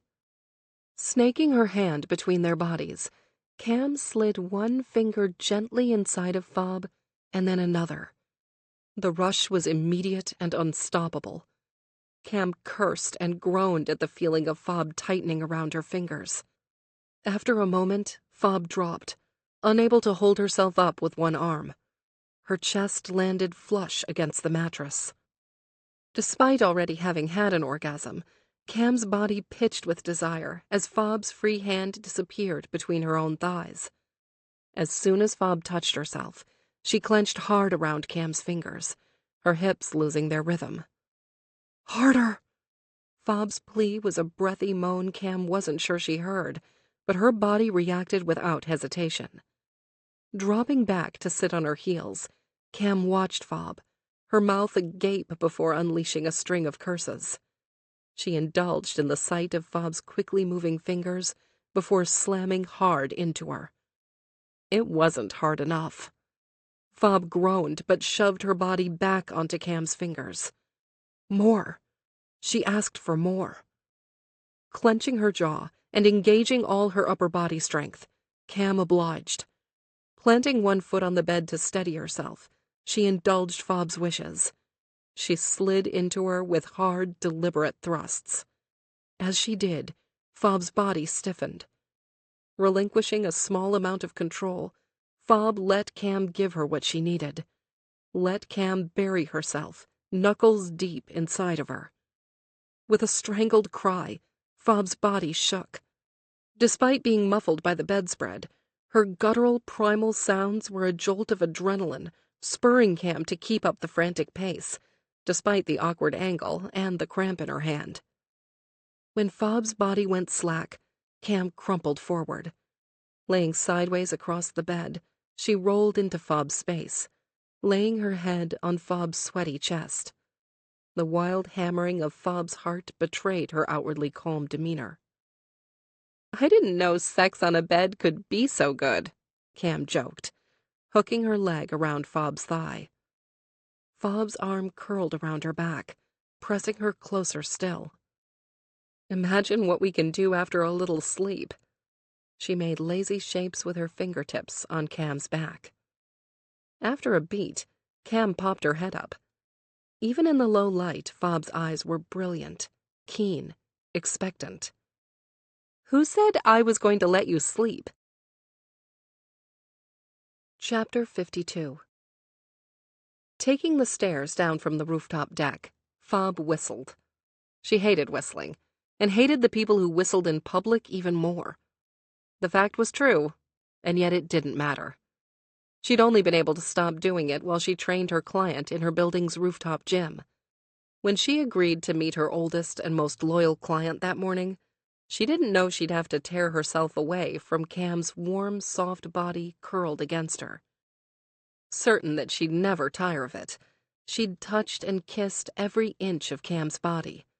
She'd traced the elegant and intricate tattoos scattered over her arms, her back, her thigh, committed them to memory, captured the scent of her skin to carry with her, etched the image of her in her mind. In his own way, Mansha had been enamored too. After being relegated to the living room for most of the night, he'd eagerly jumped into bed and nestled next to Cam. After an hour of sleep, Fob's alarm rang. Cam and Mansha complained at the intrusion. Fob wasn't thrilled at the shrill buzzing either, but she wouldn't cancel her appointment. She kissed the snoring pair before slipping into the bathroom. Tangerine didn't move from one of the double sinks she'd claimed as a bed. She'd watched Fob shower with mild curiosity and purred like an out-of-tune engine when Fob scratched her chin. Fob didn't see what was so bad about the old girl, and she told her so. That's when the whistling had started. Fob had been possessed by some upbeat ghost, or fallen victim to a futuristic plague where the first symptom was pathological peppiness. Despite the lack of sleep, Fob whistled while she made 2 pre-workout shakes, one for her and the other for the client. Continued doing it as she met her client in the lobby, and they jogged up 5 flights to the roof just in time to watch the sunrise. Her client immediately called her out on her mood, guessing that it meant she'd beat Cutthroat Island. Fob responded with a sheepish grin. When she asked about Mansha, Fob explained that he'd been unable to resist the temptation of staying in bed. She knew him well enough to know that was impossible. It only took her a second to make the connection. Fob admitted that there was someone in her bed, but she didn't divulge who. Soon the world would see for themselves what they'd won on that island. Even if she hadn't signed an NDA, she would still guard that secret. protect it as long as she could. Training, along with her client, had left Fob invigorated and electric. When she silently slipped into her loft, she expected to find it quiet and everyone still sleeping. The first one who greeted her was Tangerine. Her sleek black body curled at the center of Mancha's huge plush bed near the cold fireplace. On the hard floor next to her, Mancha was sleeping on his side. "Aren't you such a good host?" Fob said, when Mancha trotted over to her. She took her time scratching him from ear to tail. "I've missed you so much, buddy. We're going to go on a nice long jog, yeah?" When Fob continued into the kitchen, her brow furrowed. Something smelled good. Following her nose, she opened one of the double ovens. Cam had prepared some kind of egg and vegetable casserole, and it smelled delicious. On the counter, the blender she'd used that morning had been washed and filled with her recovery shake stuff. With a marker, Cam had scribbled the words, "Drink me," surrounded by a heart on the back of a receipt. She smiled, the warm pressure in her chest stretching her ribs and making it hard to breathe in the best possible way. She closed her eyes, letting the sensation rush over her skin. With her shake in hand, she followed Mancha to the bedroom, where she found Cam in a complicated yoga pose. She drank her shake, waiting for Cam to ease out of her pose. When she was finished, Cam got to her feet, a smile on her face. "Good morning," she said, rolling up the thick black mat. "I expected to find you all in bed where I left you." Dressed in leggings and a thin tank, Cam padded toward her barefoot. "We have so much to do. I don't want to waste time sleeping." "So much to do?" Cam's lips tasted like toothpaste. Fob indulged in the kiss, loving how it never ceased to make her heart race. "Yup," Cam agreed, disappearing into the bathroom. "I was thinking we could take Mancha for a walk, and you could show me your city." She reappeared, her hair free from its ponytail and falling in blonde waves around her shoulder. All the pink had faded away. Fob smiled. She couldn't think of a single thing she wanted to do more. Fob's neighborhood skirted a cool, former industrial area. The buildings were mostly sprawling red brick structures that had been taken over by restaurants and shops. Most buildings had been tattooed with colorful murals or modern appendages. Cam imagined the current occupants as hermit crabs, moving into the old abandoned shells and making them their own. As they walked, the relatively cool morning promising an autumn she wouldn't have experienced in Miami, Cam slipped her hand into Fob's. Ahead of them, Mancha led the way, greeting anyone who made eye contact with him. "Where are we going?" Cam asked, when they reached the bottom of a sloping hill. There was nothing on the dead-end road but an empty building that looked like it may have been a factory in a former life. Fob didn't respond, but her lip twitched in a momentary smile. Chain link surrounded the huge abandoned property, but Fob walked through a massive gash in the fence. When Fob bent over to unclip Mancha's leash, it became apparent that Mancha had run in the empty field behind the building before. "Isn't it a little early in the day for trespassing?" Cam joked, following Fob onto the property and passing a for sale sign covered in pink graffiti. "It wouldn't be trespassing if we owned it." Barely contained excitement flashed in Fob's eyes. "What the hell are we going to do with a decrepit old building?" Fob continued toward one of the 2-story-high black windows, one of the only ones not covered in plywood and graffiti. "It used to be a small printing press," Fob replied, as if that explained anything. "Structurally, it's completely sound." Cam peered inside, cupping her hands around her eyes to block out the glare. Apart from some dirt and debris, it was a vast open space with a long loft looking over the main floor.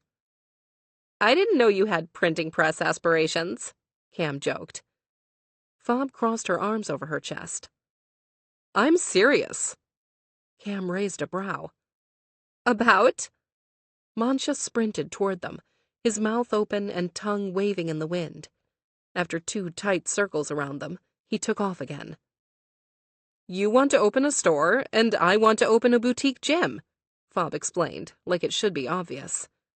10,000 square feet is too big for either one of those. Her lips twitched into a momentary grin.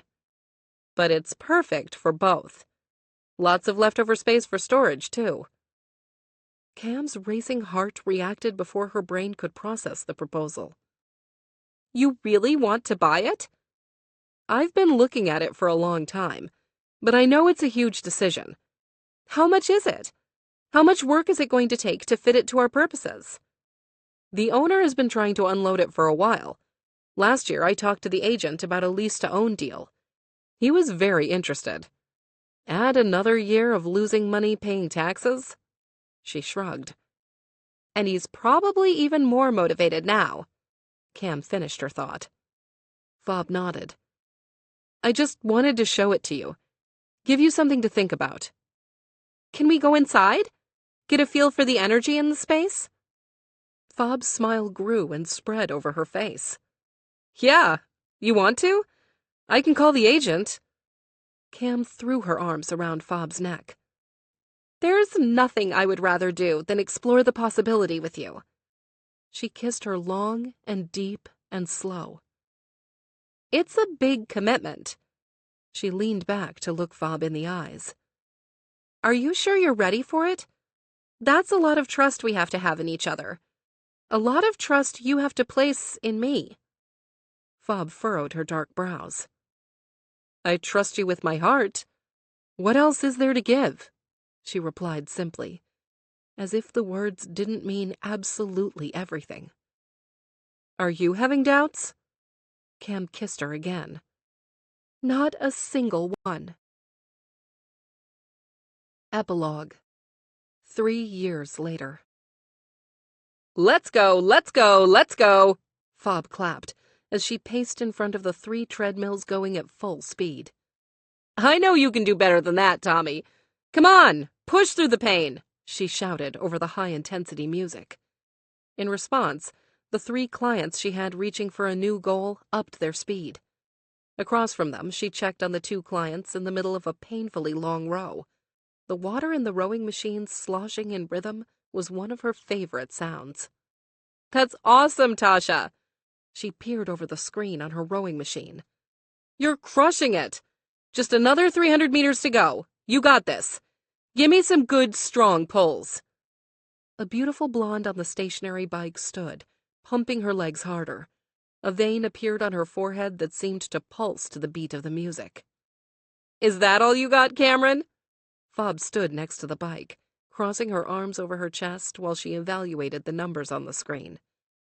Drenched in sweat, Cam shot her the kind of look that said, You're going to pay for this later. Hey, if that's all you can do. Fob threw her hands up, imitating the shrug emoji. Unable to resist the bait, Cam unleashed a burst of power. Under the strain, the machine sounded like it might break free from the bolts holding it down to the cement floor. Or maybe the expensive equipment would snap in half. Good, Fob said, with a sharp nod. Pride swelled hard and fast in her chest, but she didn't show it. Not in front of her clients. There would be plenty of time to encourage Cam when they were home alone later. Fob looked at the stopwatch she kept hanging around her neck. 10 seconds, folks. Give me everything you have, and you'll earn all those delicious Sunday brunch cocktails. Grunts and guttural screams bounced off the brick walls of the former printing press, the one that she and Cam had owned for the last 3 years and successfully built into a thriving business. 3, 2, 1. Very good. While Cam showered in the locker room, Fob locked the door behind the last client to limp out of the building. Her Sunday morning crew was the most dedicated and hard-working group, but even she was impressed with how far they pushed themselves. The sound of Mancha's nails clicking against the cement floor forced Fob to turn from the entrance. She followed him to the door connecting her gym to Cam's store. As he did 1,000 times a day, Mancha waddled through the doggy door, where his name and Tangerine's had been intentionally graffitied to match the cool vibe of Cam's shop. On Cam's side, the door was painted in black with clean white letters. Tangerine rarely used the door. The only time she ventured out of Cam's office, nestled inside the quiet forest of boxes and the storage space they created, was when Fob was alone in the gym and the music was off.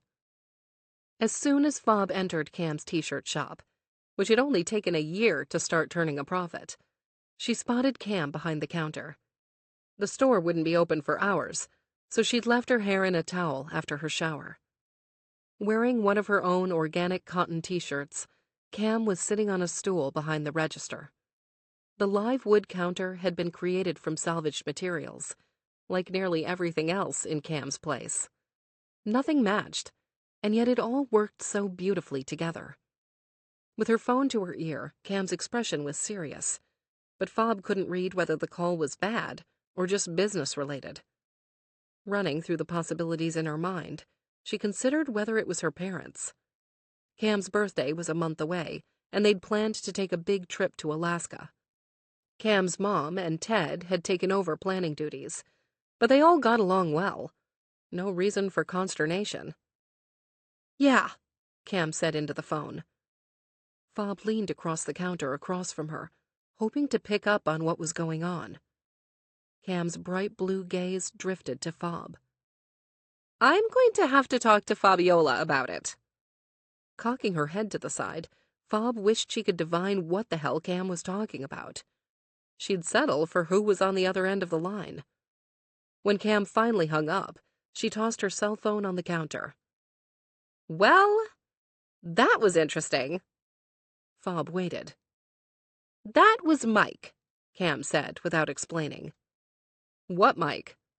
She rested her elbow on the counter and propped her chin in her hand. "Remember that cute little PA? He used to think you were the coolest thing." Fob nodded. She hadn't thought about Mike, the kid who picked her up from the airport so many years ago, in forever. She'd severed the memories of the show altogether. The ones that didn't involve being with Cam, anyway. "Apparently, he's an executive producer now." "Good for him," Fob decided. "But I don't want to film again." Every so often, production called them to contribute to current seasons, usually by commenting on some storyline or challenge, something short and sweet they could stitch into the new seasons. Despite the boost in sales to Cam's store that usually accompanied the appearances, they'd turned down the last couple of offers. Cam no longer needed new followers on social media, since she was focused on the store's presence rather than her own, and reminding people about their existence usually tacked on another minute to the 15 of fame they'd already enjoyed.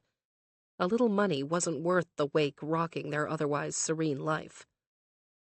"The offer was different," Cam said, her expression starting to show signs of devious mischief. Fob sighed and braced herself. "They invited us to compete again." Before Fob could say no, Cam continued talking. "It's all family members competing in teams. Parents, siblings, spouses. He said we'd be only one of 2 teams where both teammates had competed on Cutthroat Island before, instead of just the one ex-competitor bringing an immediate relative with them." Fob knew her wife well enough to know that she was already sold on the idea. "We can't leave." "It's an abbreviated filming schedule," Cam interrupted, knowing that Fob was going to say they couldn't leave the businesses unattended. "Only 6 weeks at the most." Fob opened her mouth to lodge another objection, but Cam was already talking. "We'll get paid 30 grand a week each, in addition to the prize money if we win. Plus, we get a nice bonus if we make it to the final." Fob's eyes widened in disbelief. Even after taxes, that was an enticing amount of money. It would go a long way to paying off the business and real estate loans they'd taken out. "Filming is in February, and he promised it will not be in a tropical location," Cam continued. "Can we really leave that long?" Cam tilted her head. "You've been training Yael to cover for you while we're in Alaska." "Yeah, but that's just a week." "You've said she's a really good trainer." Fob nodded. But 6 weeks means covering more than classes. It's cutting checks and paying vendors, and Ted is so bored during his retirement that he would pay you to let him do that stuff while we're gone. You've already made up your mind? Cam reached across the counter and took her hand. He said he would put in writing that we would not have to compete against each other. And he revealed the prize amount. Fob waited for Cam to have her fill of dramatic silence. $1 million freaking dollars, Fob! Cam hesitated. Unless you don't think you have what it takes to win? Fob glared at her. You're not going to bait me, Cameron. I get it, she said with a sigh. Turning 30 this year really messed with you. You know, after 30, my body hasn't been quite the same either. Fob pulled away, crossing her arms over her chest. Nope. She wasn't going to be baited or goaded or provoked. They had a nice life. She didn't need to be subjected to all the production bullshit. She didn't care how many promises they made. There would always be some twist. It was like that monkey paw fable. No matter how carefully a person worded their wish, it always bit them in the ass. I'll call him back and tell him we don't have what it takes anymore, that we don't think we can win.